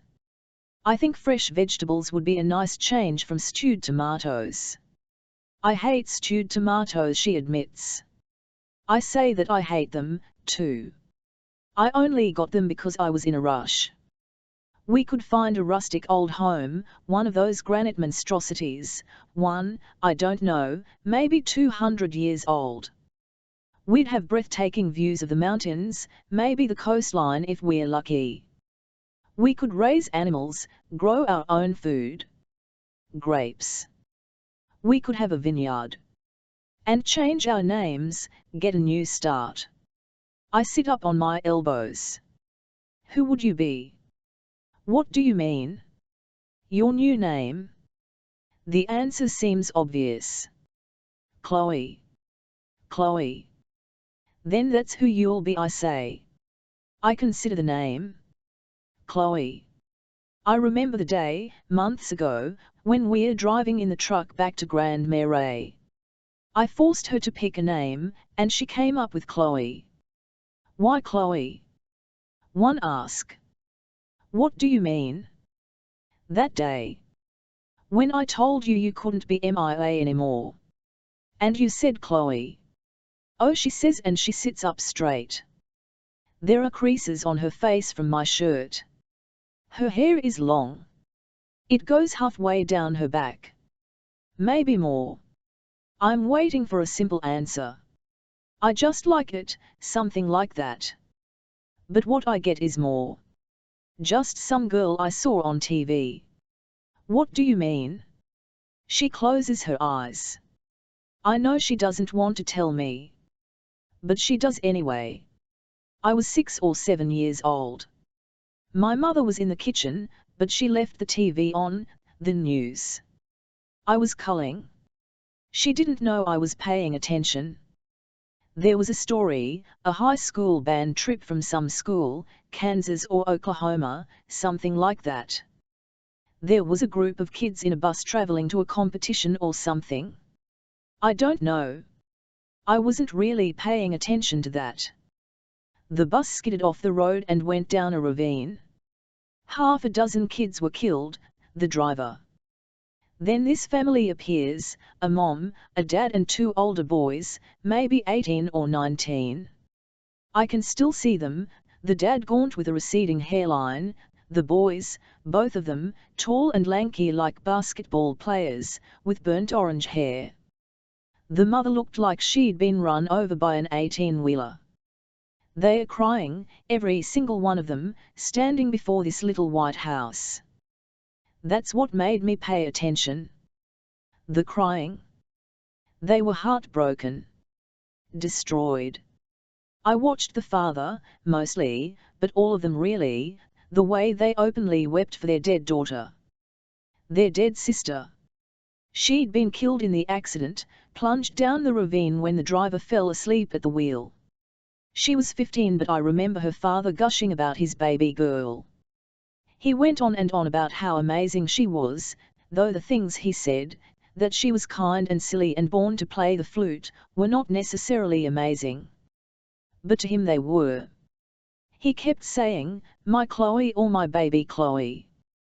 That was her name. Chloe Frost. All I could think about was Chloe Frost.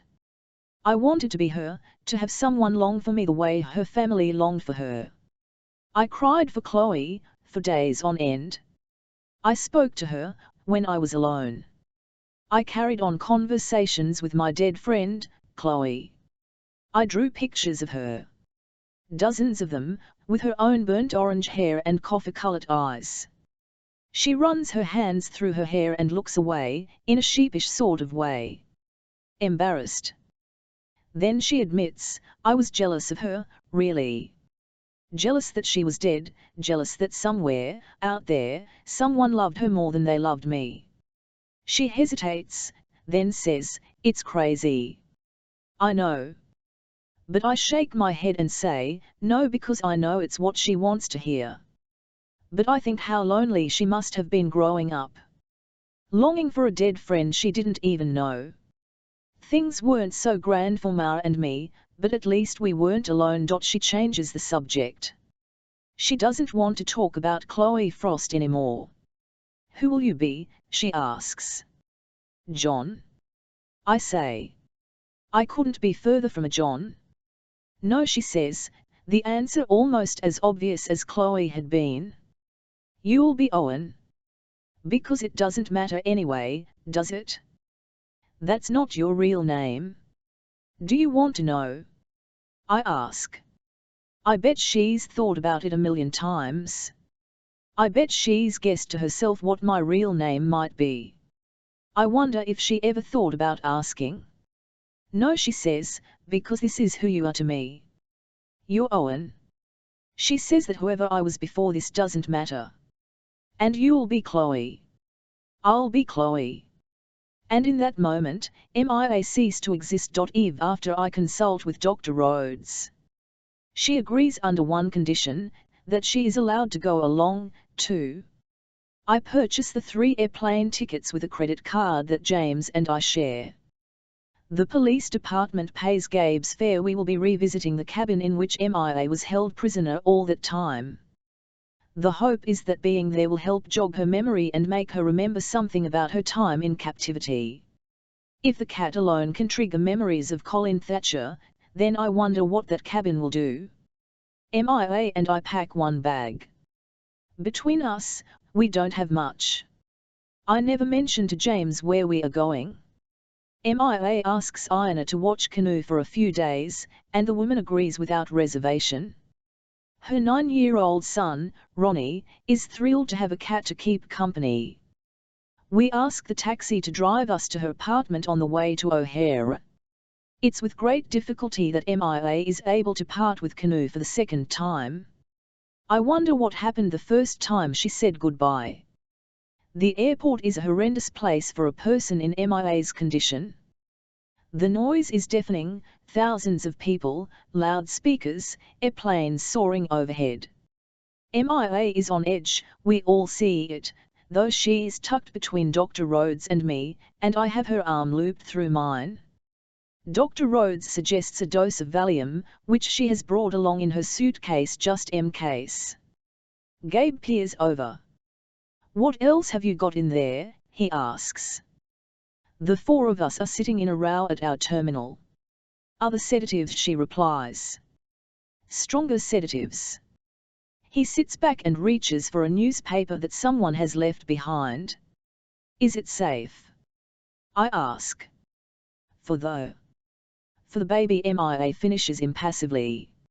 I can't bring myself to say the word. "Yes," I say, humbled that she was able to. "It's safe," the doctor assures us, "this once. I wouldn't suggest using it frequently during pregnancy." Mia takes the pills with a sip of water, and then we wait.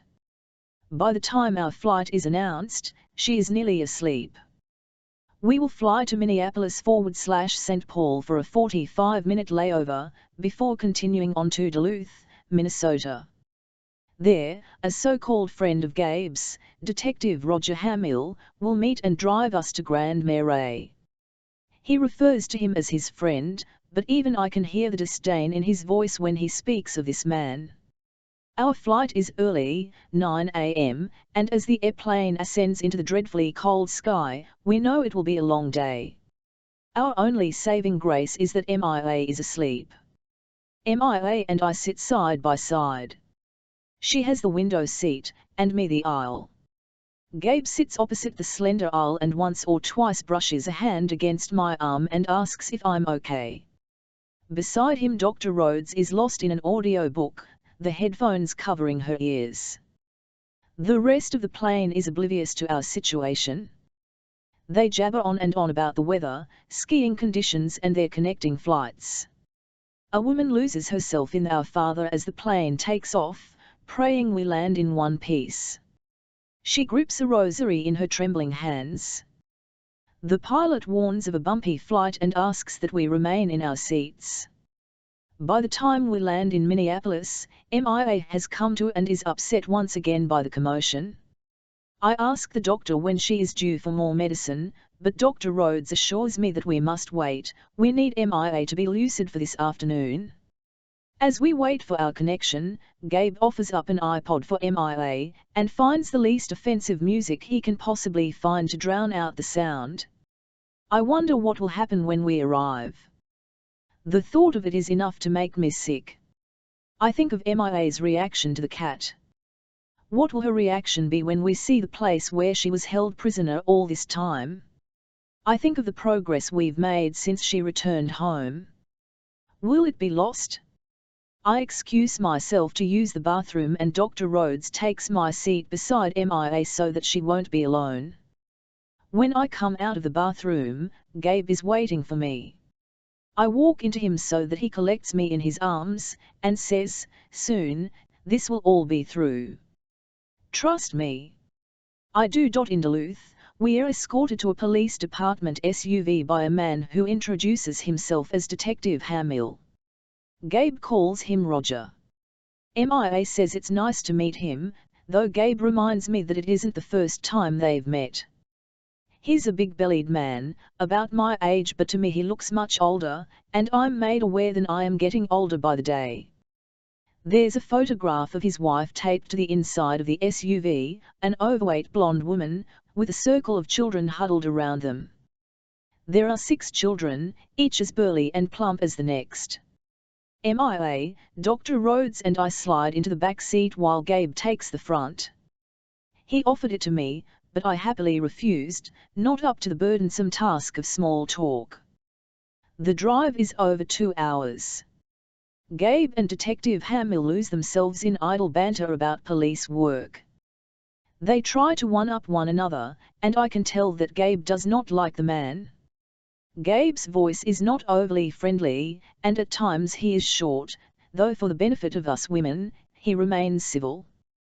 He tries to speak to Mia and me more than our chauffeur, and for much of the drive, the rest of us sit in silence while Detective Hamill gives a soliloquy on 2 Timberwolves wins this season against the Chicago Bulls. I have no knowledge of professional sports. We travel along Highway 61 for the bulk of the journey, riding, in part, along the shores of Lake Superior. MIA's eyes are steadfast on the waters. I wonder if she's seen them before. Anything look familiar? Gabe asks more than once. He asks all the questions I don't have the courage to. Earlier, Dr. Rhodes made it clear that Gabe should not pry too hard. Gabe made it clear that he had a job to do, hers was to pick up the pieces when they fell. Assuming the shortest distance between 2 points is a straight line, Detective Hamill says, peering at MIA in the rearview mirror, you would have travelled this path. We pass through Grand Marais and take a path known as the Gunflint Trail. Detective Hamill is a wealth of information, although little he has to offer is new to me, having memorized every detail of the scenic byway in the sleepless nights since MIA returned. We travel along a 2-lane road, through the Superior National Forest, surrounded by more vegetation than I believe I've ever seen in my entire life. Much of the greenery is dead now, buried under mounds of snow. It will not be unearthed until spring. The evergreen trees embrace the snow in their needles, where they lie heavy from the weight. What I see in MIA as we continue along our journey is a straighter posture, her eyes more attuned to the outdoors, not a glassy-eyed look like I've seen in the past, but an awareness and an interest. Dr. Rhodes is instructing MIA in visualization and repetitive affirmations. I can do this. I can hear James now, mocking the woman for her irrational techniques. Do you recognize anything now? Gabe asks. He's turned around in his seat, and she shakes her head. It's late afternoon, 3, maybe 4 o'clock, and already the sky is becoming dark. Clouds fill the sky, and though the heat runs steady, my hands and toes begin to numb. The heater cannot compete with the sub-zero temperatures outside. Damn good thing you got out when you did, Detective Hamill says to MIA. You never would have survived the winter. The thought sends a chill through me. Had Thatcher not killed her, Mother Nature would have done the job herself. Gabe says to lighten the mood. He sees something pass through me that he doesn't like. You'd be surprised. MIA is quite a fighter. Isn't that right? He asks with a wink. And then he mouths the words that only she and I see, you can do this, as the tires of the SUV hit a mound of snow and we all turn and find ourselves face to face with a bleak log cabin. She's seen the pictures. There were so many times I found her sitting lethargically, staring at images of this very cabin, or staring into the vacant eyes of Colin Thatcher and seeing nothing. But now she sees something. Detective Hamill opens the door, and like a magnetic force, MIA emerges from the car, and I have to stop her. MIA, your hat, I say, your scarf, because it's so cold out here the very air will freeze her flesh. But MIA seems completely unaware of the cold and I have to force the gloves onto her hands like she's a 5-year-old child. Her eyes are lost on this cabin, on the stack of steps that lead from the snow-covered drive to a door that's been barred with yellow caution tape. Snow covers the steps, though footprints remain, and tire tracks in the drive suggest that someone has been here since the last snowfall. The snow is everywhere, on the roof, the porch, the uninhabited world around the home. I wonder how MIA felt arriving at this home, so remote one might believe they are the last inhabitants on Earth. I shiver at the thought of it.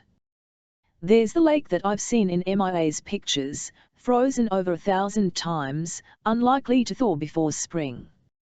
I'm overwhelmed with such feelings of loneliness and despair that I don't see MIA making her way up the steps with comfort and familiarity. Gabe reaches her first and offers to help. The steps are slick and more than once her feet slip. At the top they wait for Detective Hamill to unlock the door. Dr. Rhodes and I follow close behind.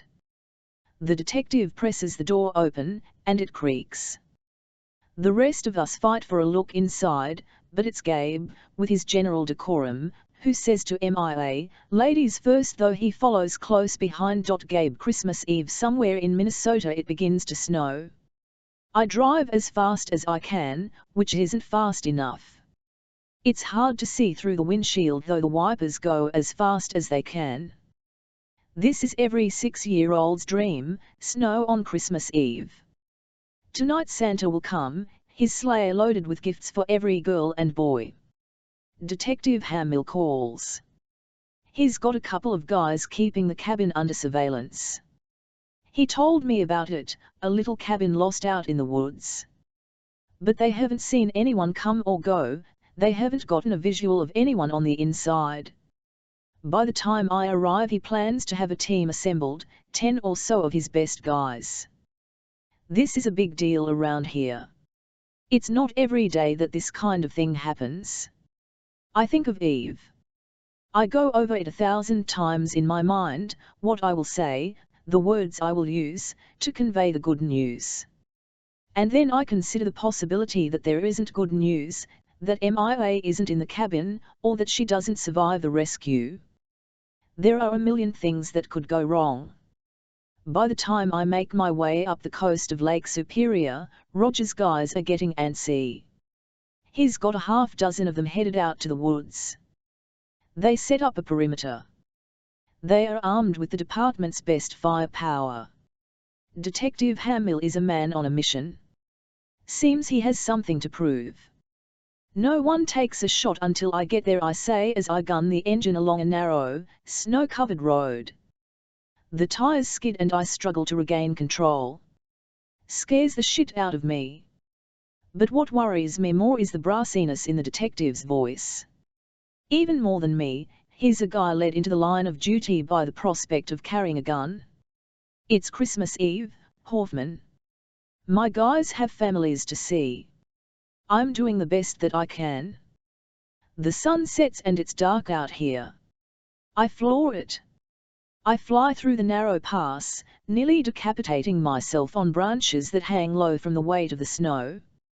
I don't know how many times I come to a near standstill, the tires kicking up snow and going absolutely nowhere. This piece of shit car is going to get me killed. I'm going as fast as I can, knowing I need to get to Thatcher before Detective Hamill does. There's no telling what that guy might do. Colin Christmas Eve this afternoon I return to town and put in a call to Dan. Everything's ready to go. He says he'll meet us on the 26th in Milwaukee. It's the best he could do. The guy wasn't about to drive all the fucking way to Grand Marais. He made that clear. It's my Christmas present for her, a surprise for tomorrow. We'll leave by sundown and drive all night. It's the safest way. I suggest we meet at the zoo. Nice public place. Open Christmas Day. I've gone through it in my mind 1,000 times. We'll park in the lot. She'll hide out in the Primate house. I'll meet Dan by the wolves. I'll find her when he's gone, when I'm sure we aren't being trailed. From there, the quickest way to Canada is in Windsor, Ontario. We'll drive into Windsor, and then as far as we can get on the gas money we have. I have enough cash to get us there. And then it will be gone. We'll live under pseudonyms. I'll get a job. I've got Dan working on a fake ID for Ma, too, and when I can, I'll get it to her, somehow. When I figure that part out. I know this is my last night in this shitty old cabin. She doesn't. I'm secretly saying my goodbyes. Tomorrow is Christmas Day. I remember that when I was a kid I'd leave the house early on Christmas Day. I'd count out $1.02 from a change jar we kept. I'd walk to the bakery at the corner. They were open until noon on Christmas. We pretended it was a surprise, though it never was. Ma would lie in bed long enough to hear me sneak out the front door. I never went straight to the bakery. I'd be a peeping Tom, staring through the open windows of the other kids in the neighborhood, just to see what they got on Christmas. I'd stare for a while at their happy, smiling faces, then think fuck them as I trudged through the snow the rest of the way.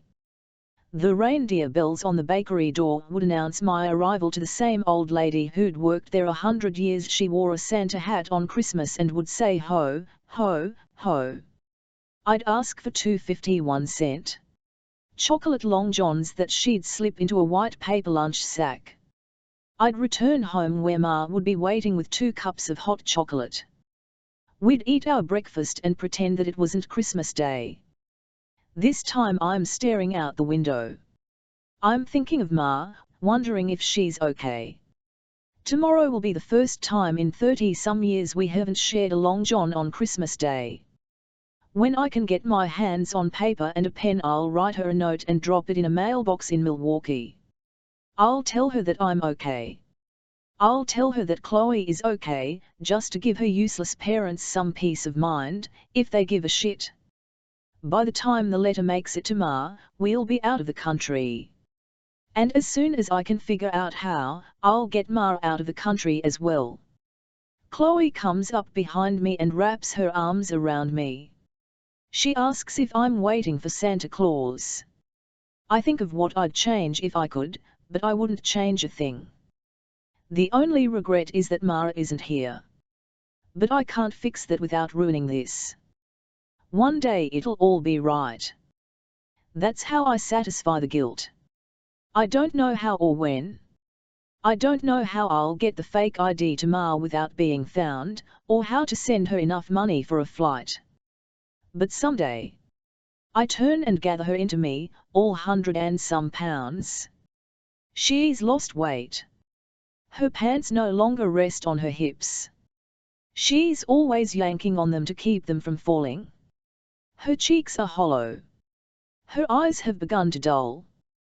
This can't go on forever. You know what I want this year for Christmas? I ask. What? A razor, I say. I comb the mustache and beard with my fingers. I hate it. It feels disgusting. I think of all the things that will be better when we get out of the country. We won't be so fucking cold. We can shower with real soap. I can shave this woolly face. We can go out into the world together. We won't have to hide, though it will take until all eternity for us to feel safe. I like it, she mocks, smiling. When she smiles, I see all the pieces fall into place. Liar, I say. Then we'll ask for 2, she says. She lets me feel the soft hair on her legs. What would you ask Santa for? I ask. Nothing, she says without thought. I have everything I want. She rests her head against my chest. Liar, I repeat. She pulls back and looks at me. What she wants, she says, is to look pretty. For me. To take a shower. To wear perfume. You look beautiful, I say, and she does. But she reiterates in a whisper, liar. She says she's never felt so revolting in her life. I settle my hands on the sides of her face. She's embarrassed and tries to look away, but I force her to look at me. You look beautiful, I say again. She nods. Okay, okay, she says. Then she fingers my beard and says, and I like the beard. We stare for a moment before calling a truce. One day, I promise, you'll wear perfume and all that. Okay. We'll list the things that we'll do one day. Go out to dinner. Watch a movie. Things the rest of the world does every damn day. She says that she's tired and disappears to the bedroom. I know she's sad.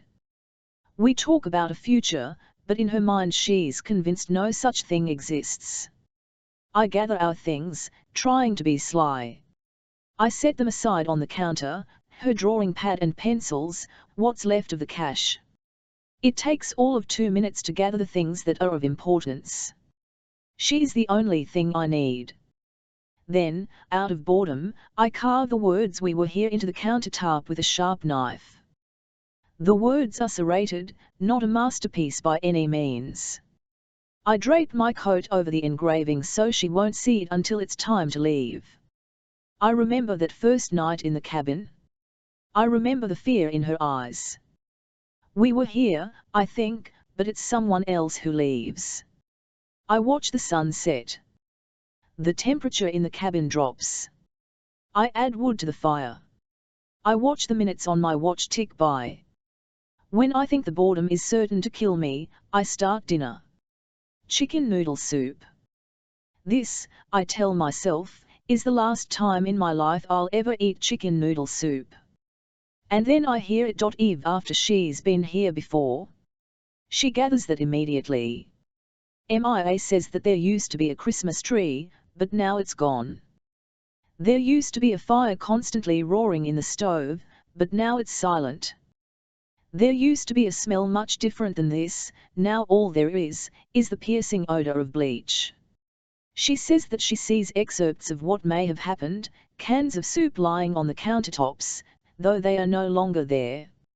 She hears the sound of water running from a faucet, and the ruckus of heavy shoes on the hardwood floors, though the rest of us remain still, watching Mia like a hawk, our backs pressed against the log wall.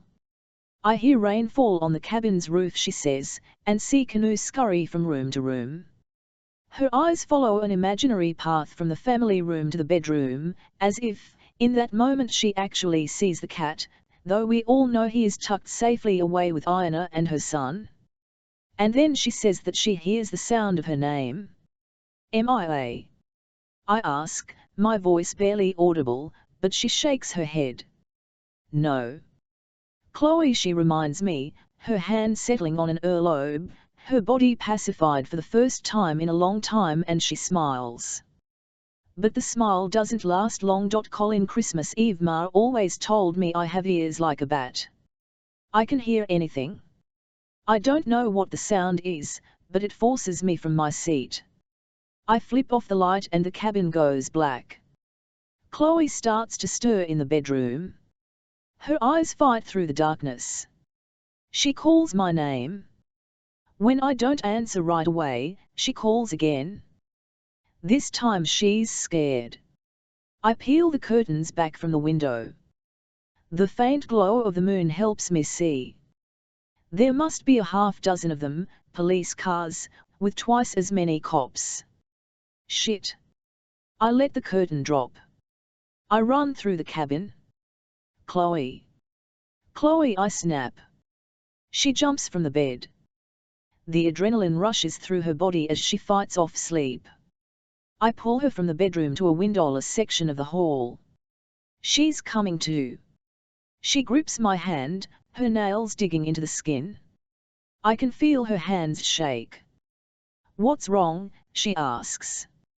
Her voice trembles. Tears fall from her eyes. She knows what's wrong. They are here, I say. Oh, my God, she wails. We have to run. She slides away from me and into the bathroom. She thinks we'll get out the window, somehow, and escape. She thinks we can run. It won't work, I tell her. The window is jammed shut. It'll never open. She tries anyway. I put my hands on her, lure her away from the window. My voice is calm. There's nowhere to go. You can't run. Then we'll fight, she says. She pushes past me. I try to avoid the windows, though I bet the blackness in the cabin makes us invisible. But I do it anyway. She's crying that she doesn't want to die. I try to tell her it's the cops. The damn cops, I want to say, but she can't hear a word I'm saying. She keeps saying over and over again that she doesn't want to die. The tears run from her eyes. She thinks it's Delmar. I can't think straight. I peer out the window, and I tell her that there's nowhere to go. We can't fight. There's too many of them. It'll never work. It will only make things worse. But she finds the gun in the drawer. She knows how to shoot it. She grasps it in her shaking hands. She attaches the magazine. Chloe, I say softly. My voice is a whisper. It won't do any good. But she sets her finger on the trigger anyway. She puts her left hand and right hand together. She holds firmly, like I told her to. She leaves no space between her hands and the grip. Chloe, I say. It's through. Please, she cries. We have to fight. We can't let it end this way. She's crazed, wild and demented. Hysterical. But for some strange reason I'm calm. Maybe because I knew all along that sooner or later it would come to this. A moment passes between us. I watch her eyes. They are crushed and defeated. She's crying. Her nose runs.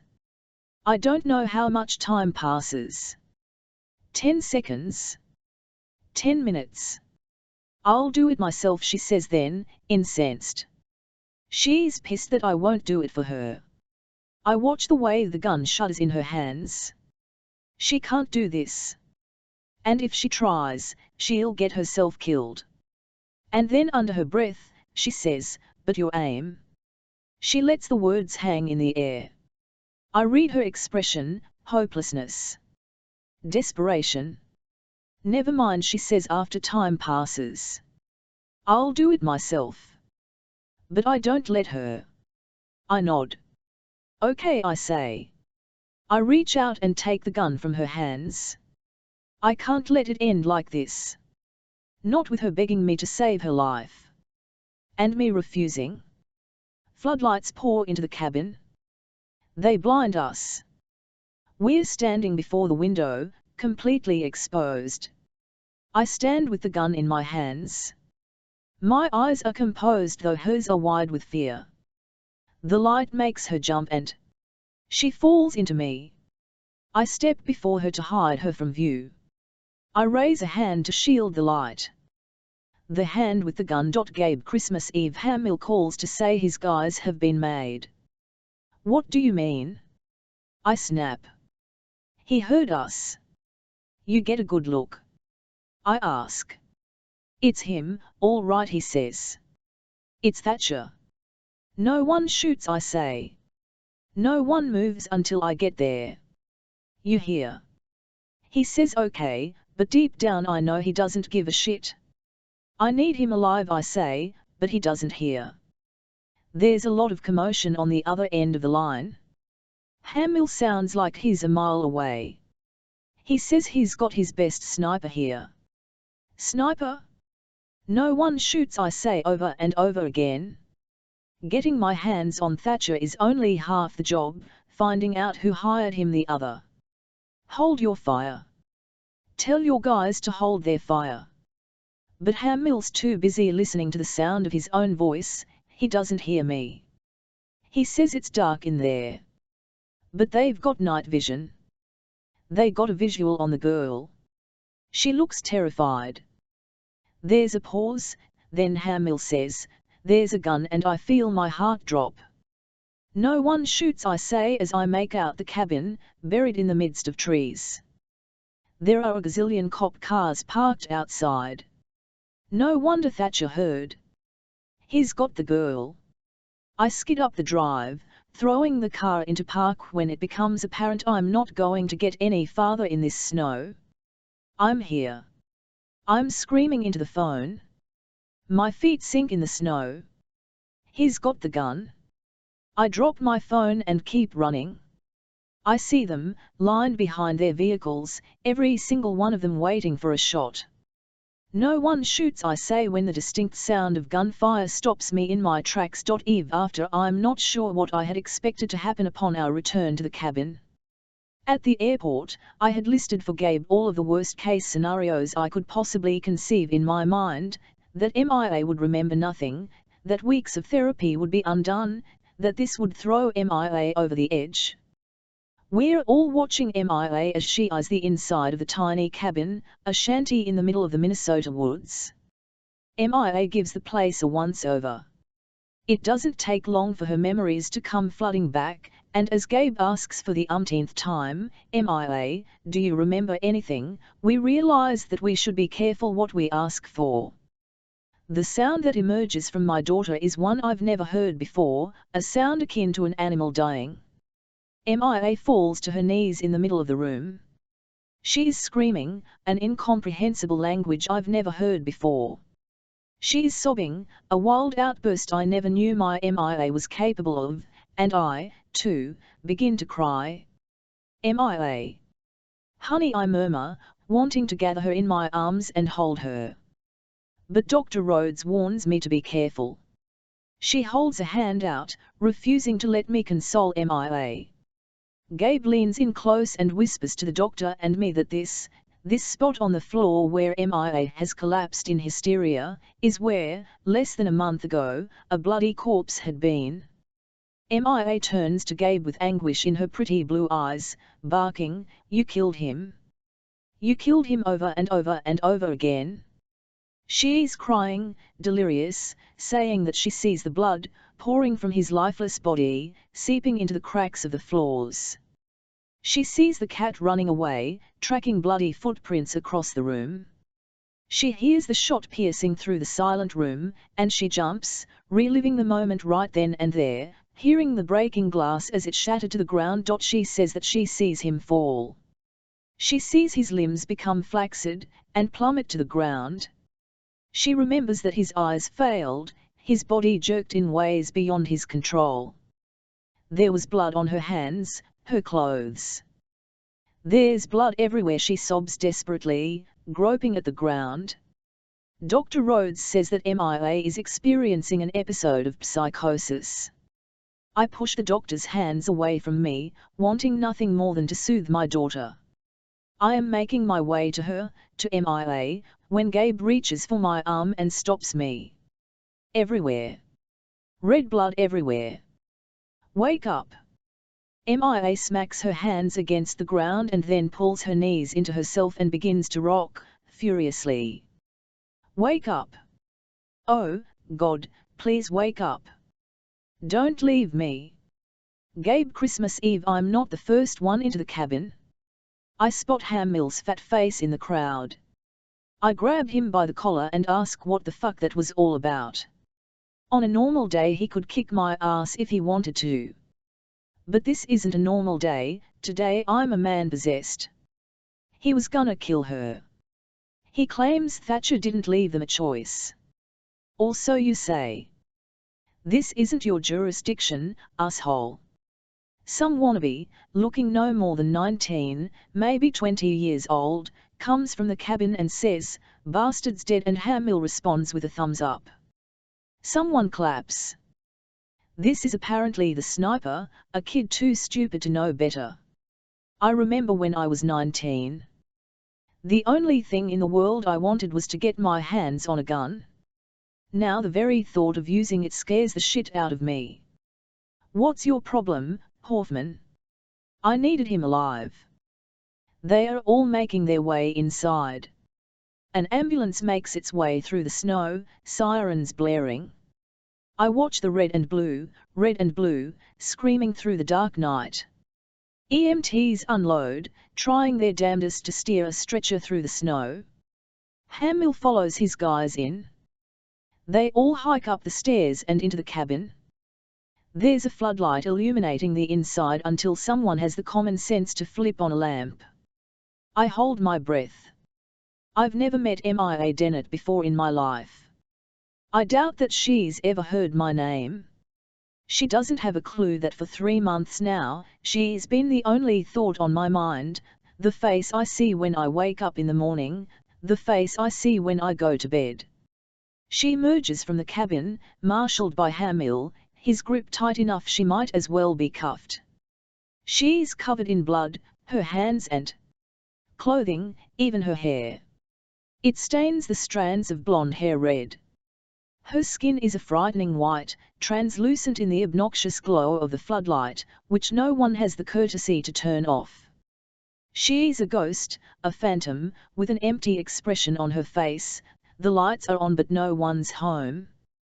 Tears freeze to her cheeks as she slips down the stairs and Hamill jerks her back to her feet. "Me first," Hamill vows as he leads MIA away from me. Her eyes graze over my face. What I see in her is Eve, 30 years ago, before James Dennett, before Grace and MIA, before me. Son of a bitch. I'd kick his fucking ass if I wasn't so worried about frightening MIA. I don't like the way he touches her. Inside I find the corpse of Colin Thatcher sprawled awkwardly across the floor. Once or twice as a street cop, I helped pull a stiff from a wreck. There's nothing like it in the world. The feel of dead flesh, hard and cold the instant the soul leaves it. The eyes, whether open or closed, lose their life. His eyes are open. His flesh is cold. There's more blood than I've ever seen. I force the lids down and say, "It's nice to finally meet you, Colin Thatcher." I think of Catherine Thatcher in that shitty nursing home.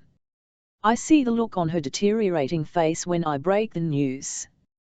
Ham Mill's guys have already gotten to work, crime scene photos, fingerprinting, gathering evidence.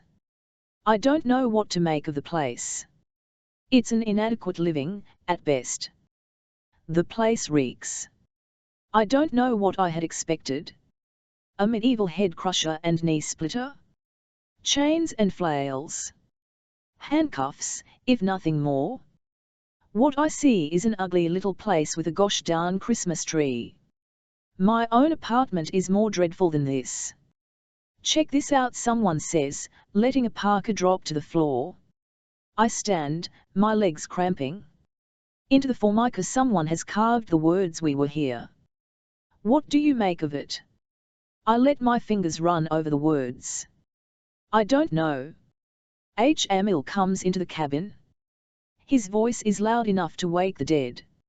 "She's all yours," he says to me as he gives Thatcher a little kick just in case. What did she say? I ask for conversation's sake. I don't really give a shit what she told him. See for yourself, he says. There's something in his tone that perks my interest. He shows off this arrogant smile, "I know something you don't know," and adds, "It's good." I lean over Colin Thatcher for a last look. He lies dead as a doorknob on the wooden floors. What did you do? I ask discreetly, then head outside. She's sitting in the back of the open ambulance, being attended to by an EMT. They've got a wool blanket wrapped around her. They are trying to make sure none of that blood is hers. The ambulance is quiet now, the lights and sirens silenced. There's the sound of people talking, someone laughing. I saunter up to her. She's staring off into space, letting the EMT take a look, though she flinches with every touch. "It's cold out here," I say, getting her attention. Her hair is long, falling over her face and clouding her eyes. There's an indistinguishable look on her, I don't know what it means. Dried, frozen, blood clings to her skin. Her nose runs. I pull a handkerchief from my pocket and set it in her hand. I've never cared this much about someone I didn't know. You must be exhausted. This has been quite an ordeal. We'll get you home soon. I promise. I know someone who can't wait to hear your voice. I'm Detective Gabe Hoffman. We've been looking for you. I find it impossible to believe this is the first time we've met. Seems to me I know her more than I know half my friends.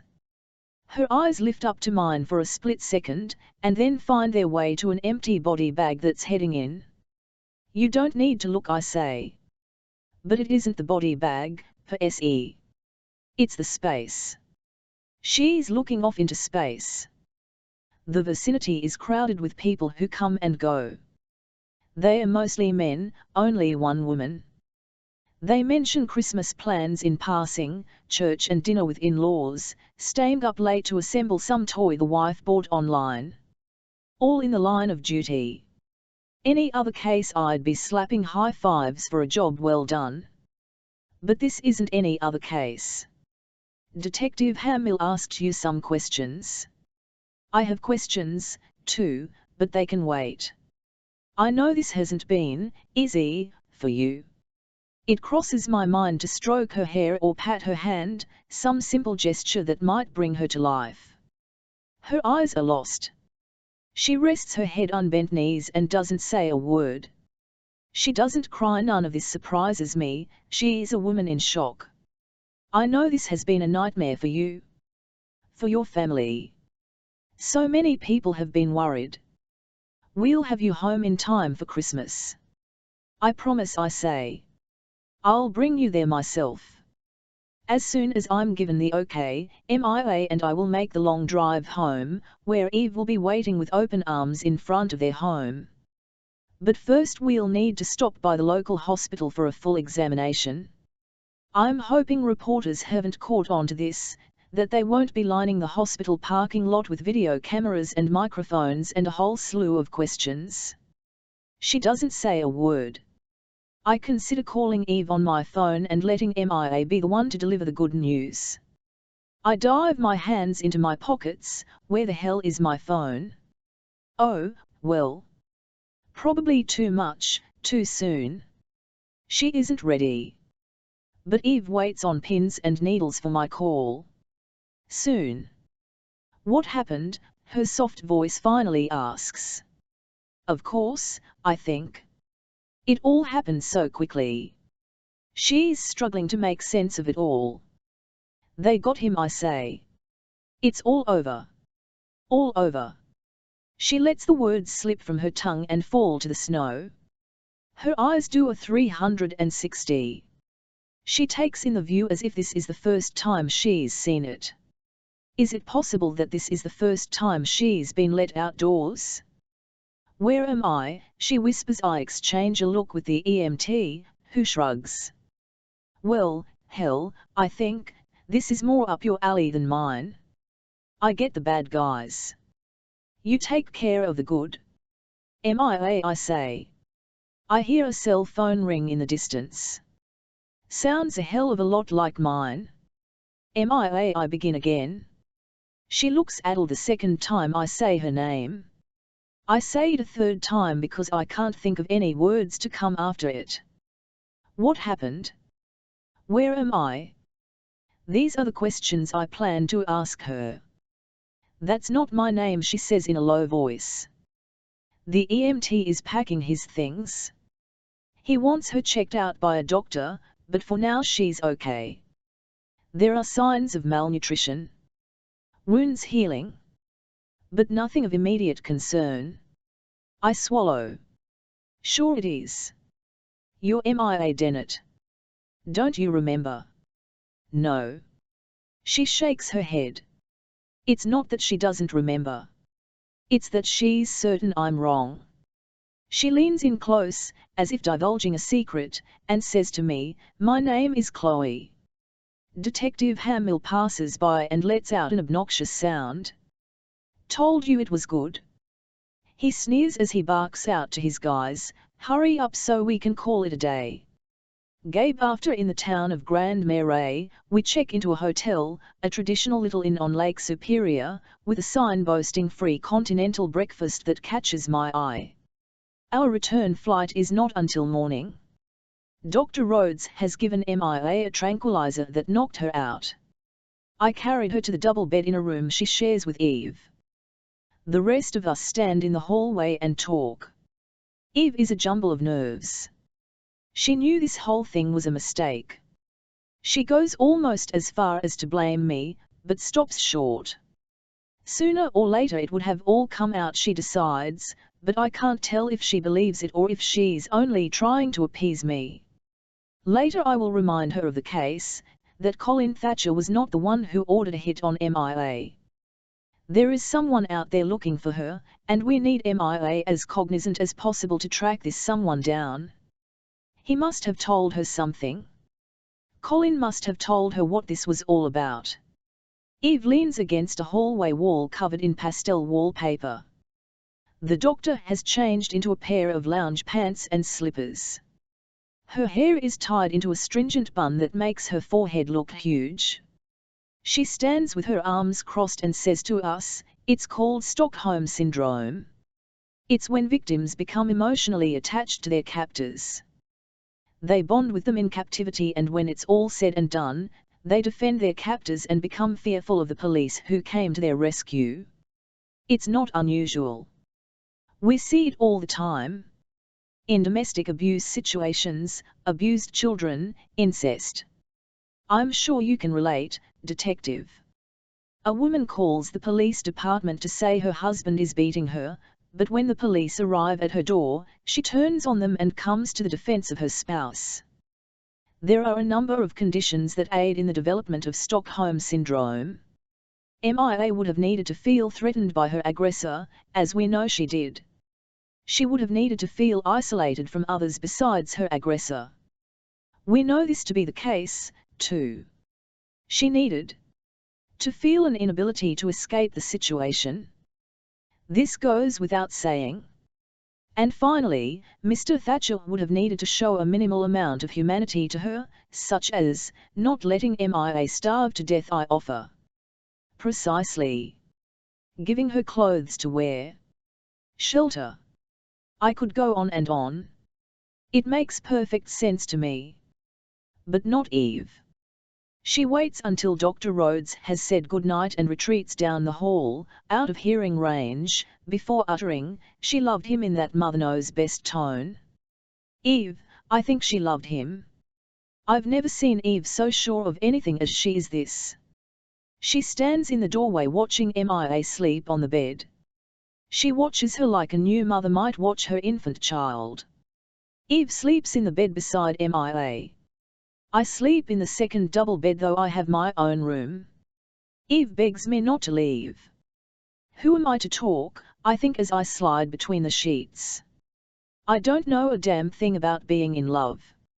Neither of us sleeps. I didn't kill him, I remind Eve, but it doesn't matter because someone did. Eve, after the entire flight home, she's lost. She takes the window seat and presses her forehead against the cold glass. She's unresponsive when we try to speak to her, and at times I hear her cry. I see the tears she sheds drip down her cheeks and fall to her hands. I try to console her, but she pulls away. I was in love once, so long ago that I can barely remember. I was enraptured by this handsome man I'd met in a restaurant in the city, this alluring man who made me feel like I walked on air. Now he's gone and all that remains in the space between us are hurt feelings and despicable words. He wasn't taken from me. I drifted away, far enough that I can no longer see that youthful face or persuasive smile. And still it hurts. Dr. Rhodes leaves us at the airport. She wants to see Mia in the morning. The doctor and I decided amongst ourselves that we would increase her sessions to 2 times per week. Acute stress disorder is one thing, grief another. This is a lot for someone to handle, she says to me, and we look over to watch as Mia's hand drops to her abdomen. This baby is no longer a burden, but a last trace of him, something to hold on to. I think what it would have done to Mia if she'd had the abortion. It would have pushed her over the edge. We find Gabe's car in long-term parking. He has offered to drive us home. He tries awkwardly to manage all of our bags, he won't let me help. Mia walks faster than the rest of us so that we struggle to keep up. She does it so she won't see the uneasy countenance on my face, or have to look into the eyes of the man she believes shot her lover. She rides the entire trip in the back seat in silence. Gabe asks if she's hungry, she doesn't respond. I ask if she's warm enough, she ignores me. The traffic is light. It's a frigid Sunday, the kind you long to spend in bed. The radio is turned on, the volume low. Mia lies down in the back seat and in time, she falls asleep. I watch the clumsy hair fall across her rosy cheeks, numb still from the winter air. Her eyes flutter, her body asleep while images fill her mind. I try to make sense of it all, how someone like Mia could fall for someone like Colin Thatcher. And then my eyes wander to the man sitting beside me, a man so unlike James it's almost comical. I'm leaving him, I disclose, my eyes never rising from the road ahead. Gabe says nothing. But when his hand closes over mine, he says everything he needs to say. Gabe drops us off at the door. He offers to help us up, but I decline, telling him we can manage. Mia is making her way inside the building without me. In silence, we watch her go. Gabe says that he'll be back in the morning. He has something for her. And then, when the heavy door closes and she is no longer in view, he leans in to kiss me, altogether ignoring the commuters who walk home along the busy sidewalks, the cabs passing by on the boisterous street. I place my hands on his chest and stop him. I can't, I say. This pains me more than it will. Gabe and I watch as he studies me for an explanation, his soft eyes wondering why, and then gradually he begins to nod. It has nothing to do with him. But it's time to get my priorities in order. They've been out of sync for so long. Mia tells me that there is the sound of breaking glass.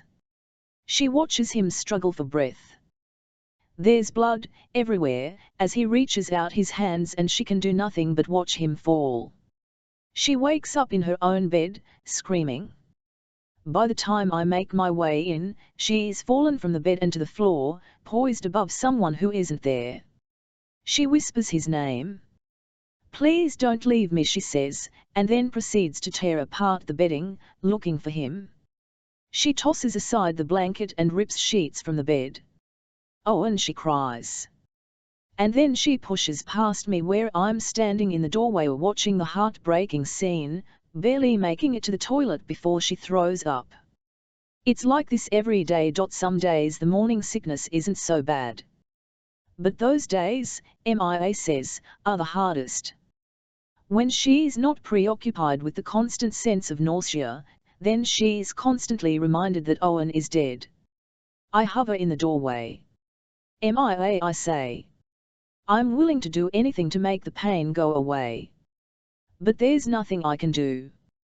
When she's ready, she tells me about the last moments inside the cabin, the way the gunshots sounded like fireworks, the way the window broke, glass shattering to the floor, the winter air welcoming itself in.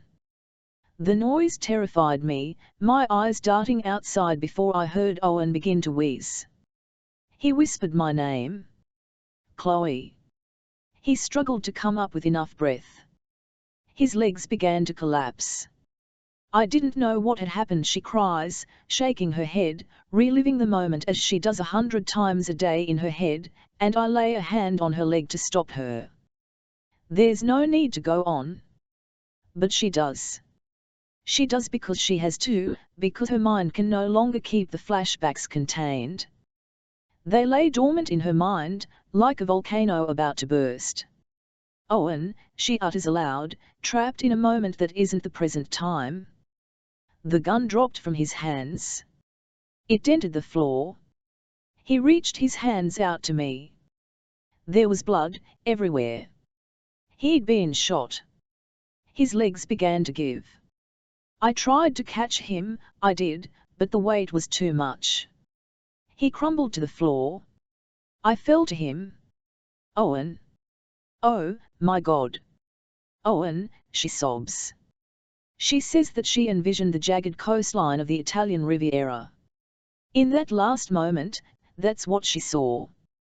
The boats floating lazily in the Ligurian Sea, and the abrupt peaks of the Maritime Alps and the Apennines Mountains.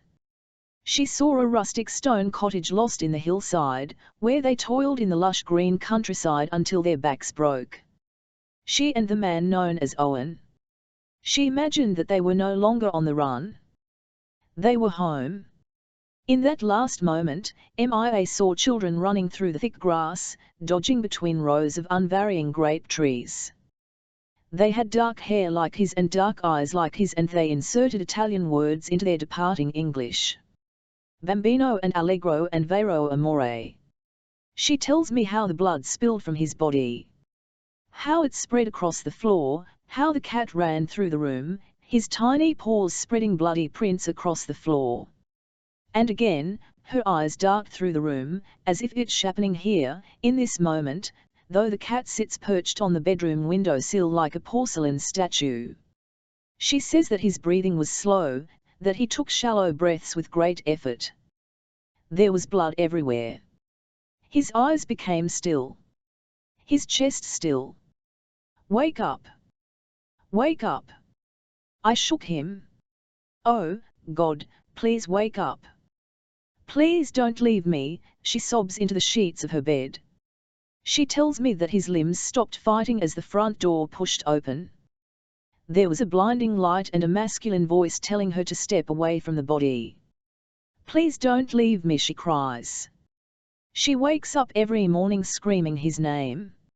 She sleeps in the bedroom, I roll out the futon and sleep in the family room. She refuses to open the curtains and accept the world into the room. She likes it dark, where she can believe it's night time 24 hours a day and succumb to her depression. I can barely get her to eat anymore. If not for you, I advise, then do it for the baby. She says it's the only reason she has to live anymore. She admits to me in confidence that she can't go on.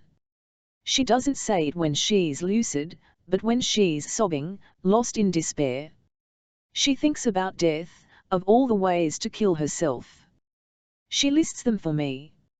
I tell myself that I'll never leave her alone. Monday morning Gabe showed up with a box of things he'd brought from the cabin. He'd been saving them as evidence. I planned to return them to Colin's mother, he said, but thought maybe you'd like to have a look. He was hoping for a ceasefire. What he got was a reproachful look as she muttered, "Owen," under her breath. When I drag her from her bedroom, she sits and stares mindlessly at the TV. I have to mind what she watches. The evening news tears her apart, words like death and murder and convict. I tell Mia that Gabe was not the one to shoot Owen, but she says it doesn't matter. It means nothing. He's dead. She doesn't hate Gabe for this. She feels nothing. There's a vast emptiness filling her soul. I justify what he did, what we all did. I try to make her understand that the police were there to protect her. That what they saw was an armed convict and his prey. More than anything, Mia blames herself. She says that she put the gun in his hand. She sobs at night that she's sorry. Dr. Rhodes talks to her about the stages of grief, denial and anger. One day, she promises, there will be an acceptance of the loss. Mia opened the box Gabe had brought for her and raised a grey hooded sweatshirt from the cardboard. She brought it to her face, she closed her eyes and smelled the cotton. It was clear that she planned to keep it. "Mia, honey," I said, "let me wash it." There was a horrible stench to it, but she refused to let me take it from her hands. "Don't," she insisted. She sleeps with it every night, pretending that it's his arms that hold her tight. She sees him everywhere, in her dreams, when she's awake. Yesterday I insisted on a walk. It was a bearable day for January. We needed fresh air. We'd been cooped up in this apartment for days. I cleaned the apartment, scouring a bathtub that hadn't been used in months. I snipped at her plants with a pair of pinking shears, dropping the dead foliage into a trash can. Ina offered to pick up some items for us at the market, milk and orange juice and, at my request, fresh flowers, something to remind Mia of all the things in the world that are alive. Yesterday Mia sunk into the wide arms of a jacket she collected from the same cardboard box, and we went outside. At the bottom of the steps, she paused and stared at an imaginary place on the opposite side of the street. I don't know how long she stared, until I pulled her gently by the arm, and said, "Let's walk." I couldn't quite figure out what she was staring at. There was nothing there, only a 4-flat brick building with scaffolding out front. The Chicago winter is harsh. But every now and then God blesses us with a 30 or 40-degree day to remind us that misery comes and goes. It must be 38, 39 degrees, when we head out for our walk, the kind of day that teenagers foolishly rush out in shorts and t-shirts, forgetting that in October we were aghast at temperatures like this. We stayed on the residential streets because I thought there would be less noise. We could hear the city not so far away. It was the middle of the day. She dragged her feet.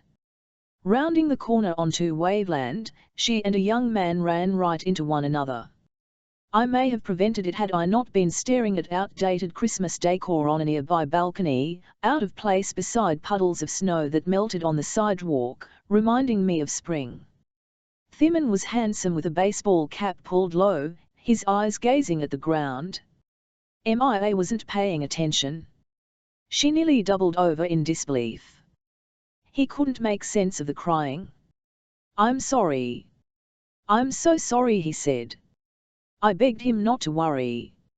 It's the same baseball cap Mia took from the box, the one that sits beside her bed. The grief and the morning sickness send her running to the bathroom 3, sometimes 4 times a day. Gabe arrived this afternoon, fully intent on getting to the bottom of this. Until today, he was content with small visits, with the sole purpose of reconciliation. But he reminds me that there's a lingering threat out there, and the policeman parked outside her building for security will not be there forever. He set Mia down on the futon. "Tell me about his mother," she says. "This is called give and take." Mia's apartment is approximately a 400 square foot box. There's the family room with the futon and tiny TV. She pulls out the futon when company comes to stay. I've polished the bathroom many times, and still it doesn't feel clean. The bathtub fills with water every time I shower. The kitchen is only large enough for one person. You cannot stand behind the refrigerator when the door is open without being shoved into the stove. There is no dishwasher. The radiator rarely warms the room, and when it does, the temperature soars to 90 degrees. We eat dinner on the futon, which we don't often bother to sit up, since night after night I use it for a bed. Catherine, Gabe replies. He's perched awkwardly on the edge of the futon. For days now, Mia has been asking about Colin's mother. I didn't know what to say, other than that Gabe would know more about Miss Thatcher than me. I've never met the woman, though in a matter of months we will be grandmothers to the same child. She's a sick woman, he says, with advanced stages of Parkinson's disease. I disappear into the kitchen and pretend to wash dishes. I know. She's as well as to be expected. Miss Thatcher had been living in a nursing home. She wasn't fit to care for herself. Mia asks how the woman came to be living at a nursing home. As far as Colin, Owen, was concerned, the woman was living at home. I brought her there. You brought her there? She asks. I did, Gabe confesses. Miss Thatcher needed constant care. This earns Gabe brownie points in Mia's eyes. He was worried about her. He had good reason to be. But she's fine, Gabe reassures. I drove Miss Thatcher to the funeral. He pauses long enough to let it settle. Gabe told me about the funeral. It was only days after Mia returned home. We were absorbed in first appointments with Dr. Rhodes and discovering that the hum of the refrigerator scared the living daylights out of our child. Gabe clipped an obituary from a Gary paper and brought it to me. He brought me a program from the funeral, with this polished photograph on the front, a black and white set amidst ivory paper. At the time I'd been incensed that Colin Thatcher had such a civil burial. I discarded the program in the fireplace, watching his face go up in flames. I prayed the same thing happened to the real man, that he burn in hell. I stop what I'm doing and wait for the sound of weeping. It doesn't come. Mia is still. You went to the funeral. I did. It was nice. As nice as to be expected. Gabe's image is growing by leaps and bounds. I hear a change in Mia's voice, no longer seeping with abhorrence. It softens, and loses a bit of the defensiveness. I, on the other hand, stand in the kitchen, clutching a ceramic plate, imagining Colin burning in hell, and try desperately to recant. Was the casket closed? But there were pictures. And a lot of people. More people loved him than he'll ever know. I know, she whispers. There's silence. More silence than I can take. I dry my hands on the seat of my pants. When I peer into the family room, I see that Gabe is sitting close, right beside Mia, and that she has allowed her head to droop to his shoulder. His arm is draped around her back and she cries. I want to intrude, to be the one whose shoulder she cries upon, but I don't dare. Miss Thatcher is living with her sister Valerie now. She's fully medicated and better able to manage the disease. I hide in the kitchen pretending not to listen. The last time I saw her, Gabe says, there was hope. Tell me how you ended up in that cabin, Gabe asks. She says that these are the things that are easy to explain. I hold my breath. I don't know if I want to hear this. She tells Gabe what she knows, that he was hired to find her and turn her over to a man she'd never heard of. But he couldn't do it, and so he brought her to a place where he believed she would be safe. I take a deep breath. He brought her to a place where he believed she would be safe. Maybe he wasn't a madman after all. She says something about a ransom. She says that it has something to do with James. I've stepped into the family room, where I can listen. At the mention of James's name, Gabe stands heatedly from the futon and begins to pace the room. I knew it, he says over and over again. I watch my baby sitting on the futon and think that her father had the ability to protect her from this. I leave the apartment, finding solace in the freezing winter day.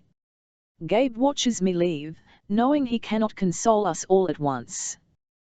When she goes to bed at night, I hear her toss and turn. I hear her cry and call his name. I stand outside her bedroom door, wanting to make it go away, but knowing I cannot. Gabe says that there isn't anything I can do. Just be there for her, he says. She says she could drown herself in the bathtub. She could slice an artery with a kitchen knife. She could stick her head into the stove.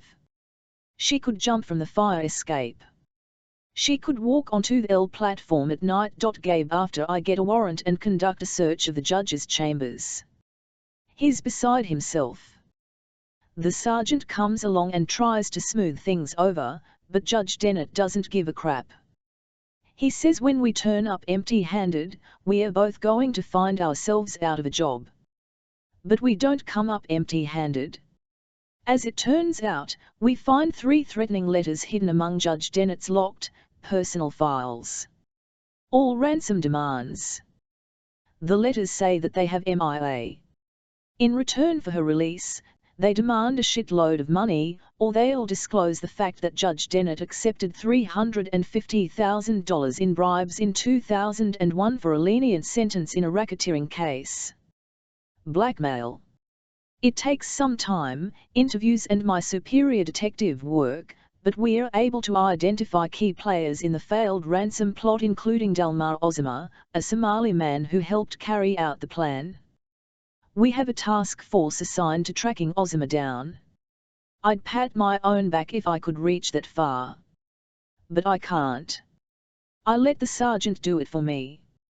As for Judge Dennett, he's the one who finds himself out of a job. He's disbarred. But that's the least of his concerns. He has evidence tampering and obstruction of justice to think about while he awaits his own trial. An inquest is made into the bribery charges to see if there's any merit there. I'd bet my life there is. Why else would Judge Dennett sandwich the letters between file folders, never imagining someone would see? I question him before he's sent to prison. You knew, I say with utter disbelief. All along. You knew she'd been abducted. What kind of man would do that to his own child? His voice still brims with egotism, but for the first time ever, there's an ounce of shame mixed in. At first, no, he says. He's in a holding cell at the precinct. Judge Dennett behind bars, an image I've dreamed of since our paths first crossed. He sits on the edge of the bed staring at the public toilet, knowing that sooner or later he'll have to piss in front of us all. It's the first time I'm sure Judge Dennett is being sincere. He says that at first, He was certain MIA was off doing something stupid. It was in her nature. She'd run off before. And then the letters began to arrive. He didn't want anyone to know he was corrupt, that he'd accepted the bribes all those years ago. He would have been disbarred. But, he admits, and for a split second, I believe him, he didn't want anything to happen to MIA. He was going to pay the ransom to free her, but also so they'd shut up. He demanded proof of life. There was none. Because I say, they didn't have her. Colin Thatcher had her. Colin Thatcher had presumably saved her life. I assumed she was dead, he says. If she was dead, then no one needed to know what I'd done, he admits with a modesty I never ever expected from Judge Dennett.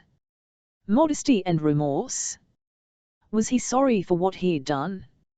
I think of all the days that he sat in the same room with Eve, of all the nights he shared the same bed, believing that their daughter was dead. Eve files for divorce, and when it's granted, she'll take half of everything Judge Dennett owns.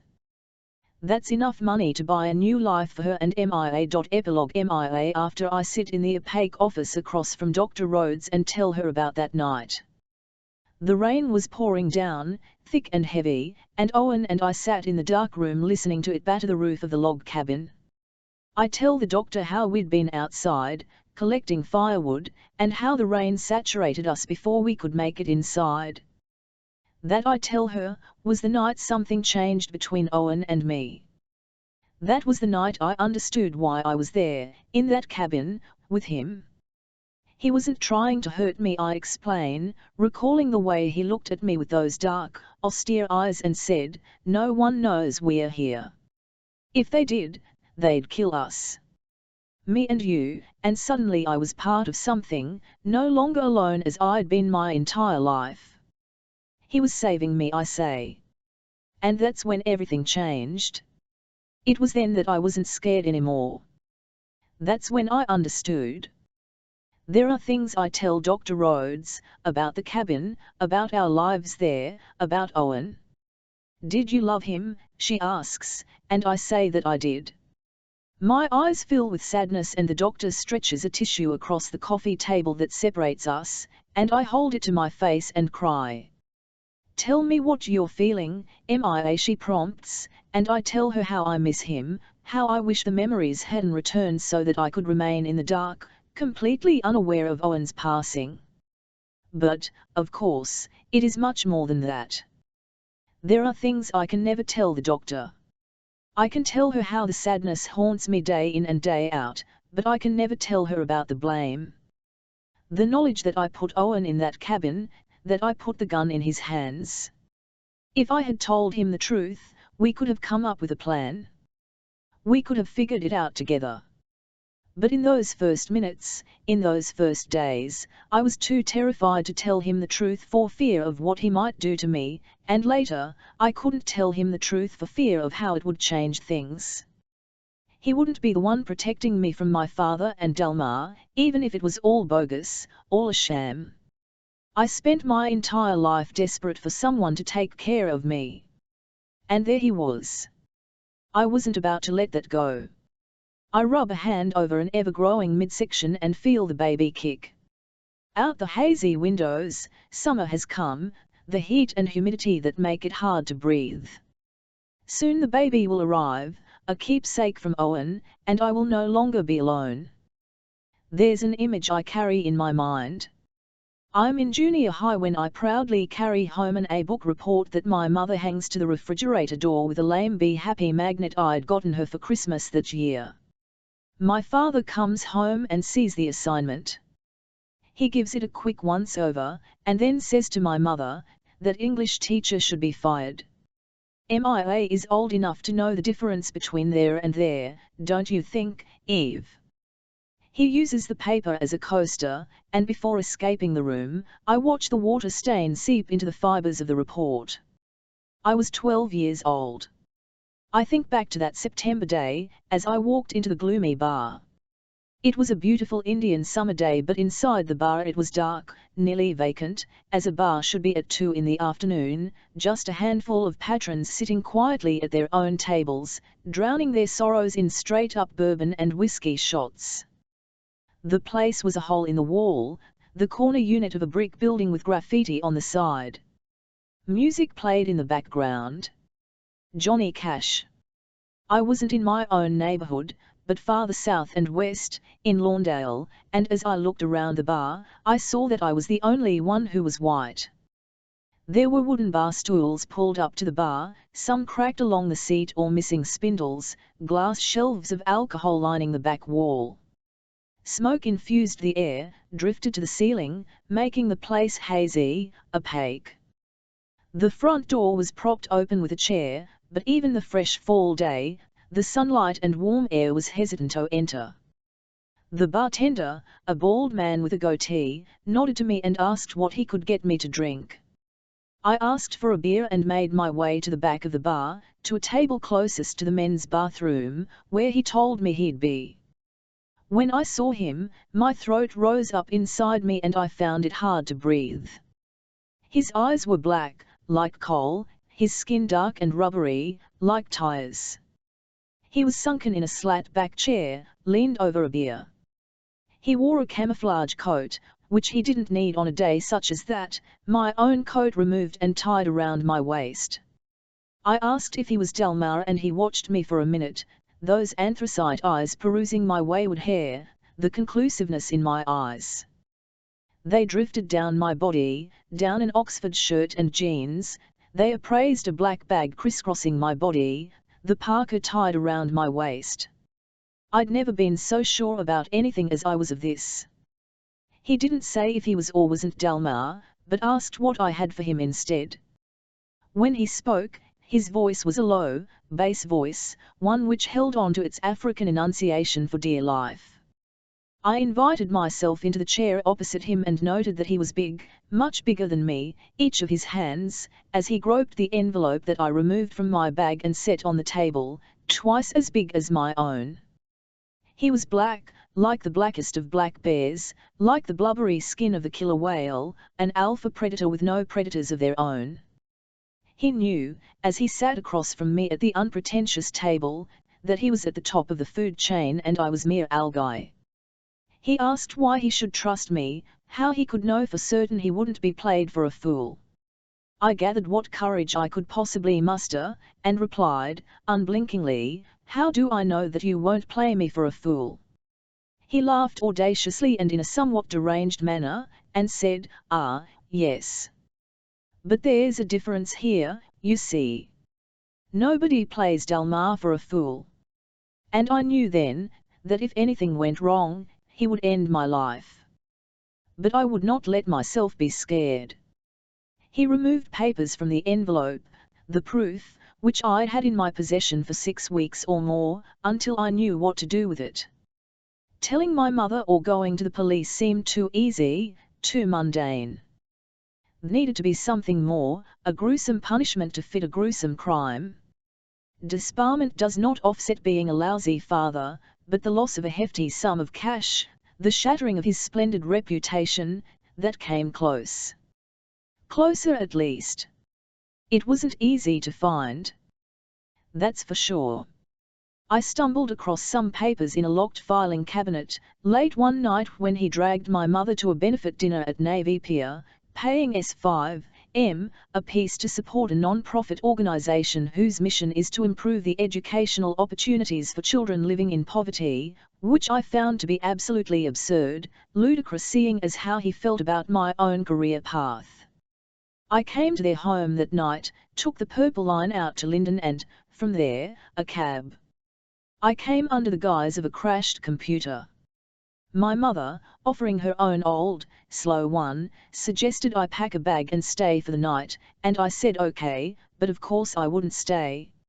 I packed a bag anyway, for appearance's sake, the perfect way to stow away the evidence. Hours later, after a complete dissection of my father's office, as I called for a cab and returned home to my own apartment, to a fully functioning computer where I researched private investigators to turn my suspicion into full-fledged proof.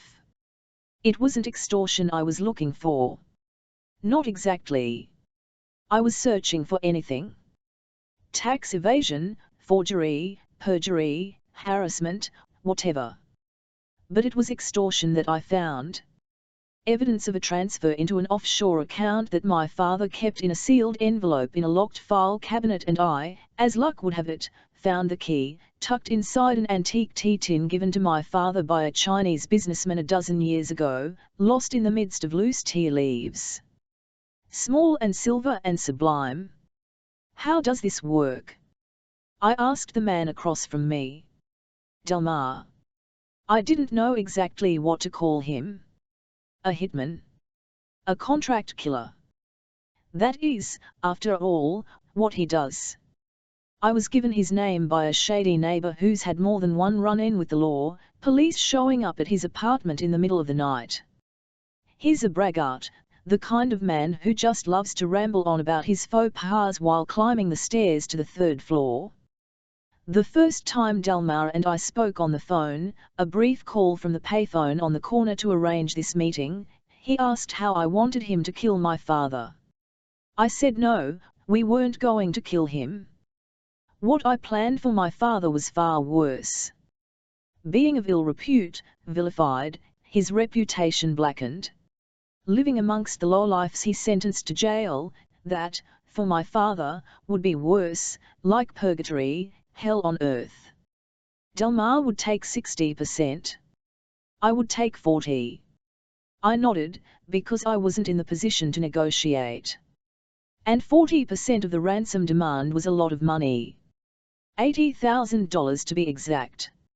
An anonymous donation to my school was what I had in mind, what I planned to do with my share of the money. I'd outlined the details in my mind, made preparations in advance. For the sake of authenticity, I would not simply disappear. There needed to be proof, in the event of an ensuing investigation, witnesses, fingerprints, videotapes and such. I wouldn't ask who, what or when. There needed be a surprise factor so that, in the moment, my own behavior was legit, a terrified woman in a kidnapping plot. I discovered a derelict studio apartment on the northwest side, in Albany Park. This is where I would hide while the professionals, Delmar and his associates, did the rest. This was the plan, at least. I paid, in advance, 3 months of rent from a cash advance I received from Delmar, and squirreled away bottles of water, canned fruit, frozen meats and breads, so that I would never need to leave. I purchased paper towel and toilet paper, art supplies en masse so that I wouldn't risk being seen. Once the ransom was paid, and yet, my father's dirty deeds discovered, it would be from this crippled little apartment in Albany Park where my rescue would ensue, where the police would find me, bound and gagged, my abductor still at large. Delmar wanted to know who he was to take hostage, who he was to hold for ransom. I looked into his black serpentine eyes, at the shaven head and a scar, 3 inches or more, running vertically down the length of his cheek, a rivet in his skin where I imagined some kind of blade, a switchblade or a machete, sliced through the vulnerable exterior, creating a man untouchable on the inside. My eyes circled the bar, to make sure we were alone. Nearly everyone there, except for a 20-something waitress in jeans and a too-tight shirt, was male, all, besides me, were black. A man perched at a bar stool before the bar slipped clumsily, drunkenly, from the stool and fish-tailed his way into the men's room. I watched him pass, watched him push his way through a bulky wooden door, and then my eyes returned to Delmar's serious, unforgiving black eyes. And I said, "Me."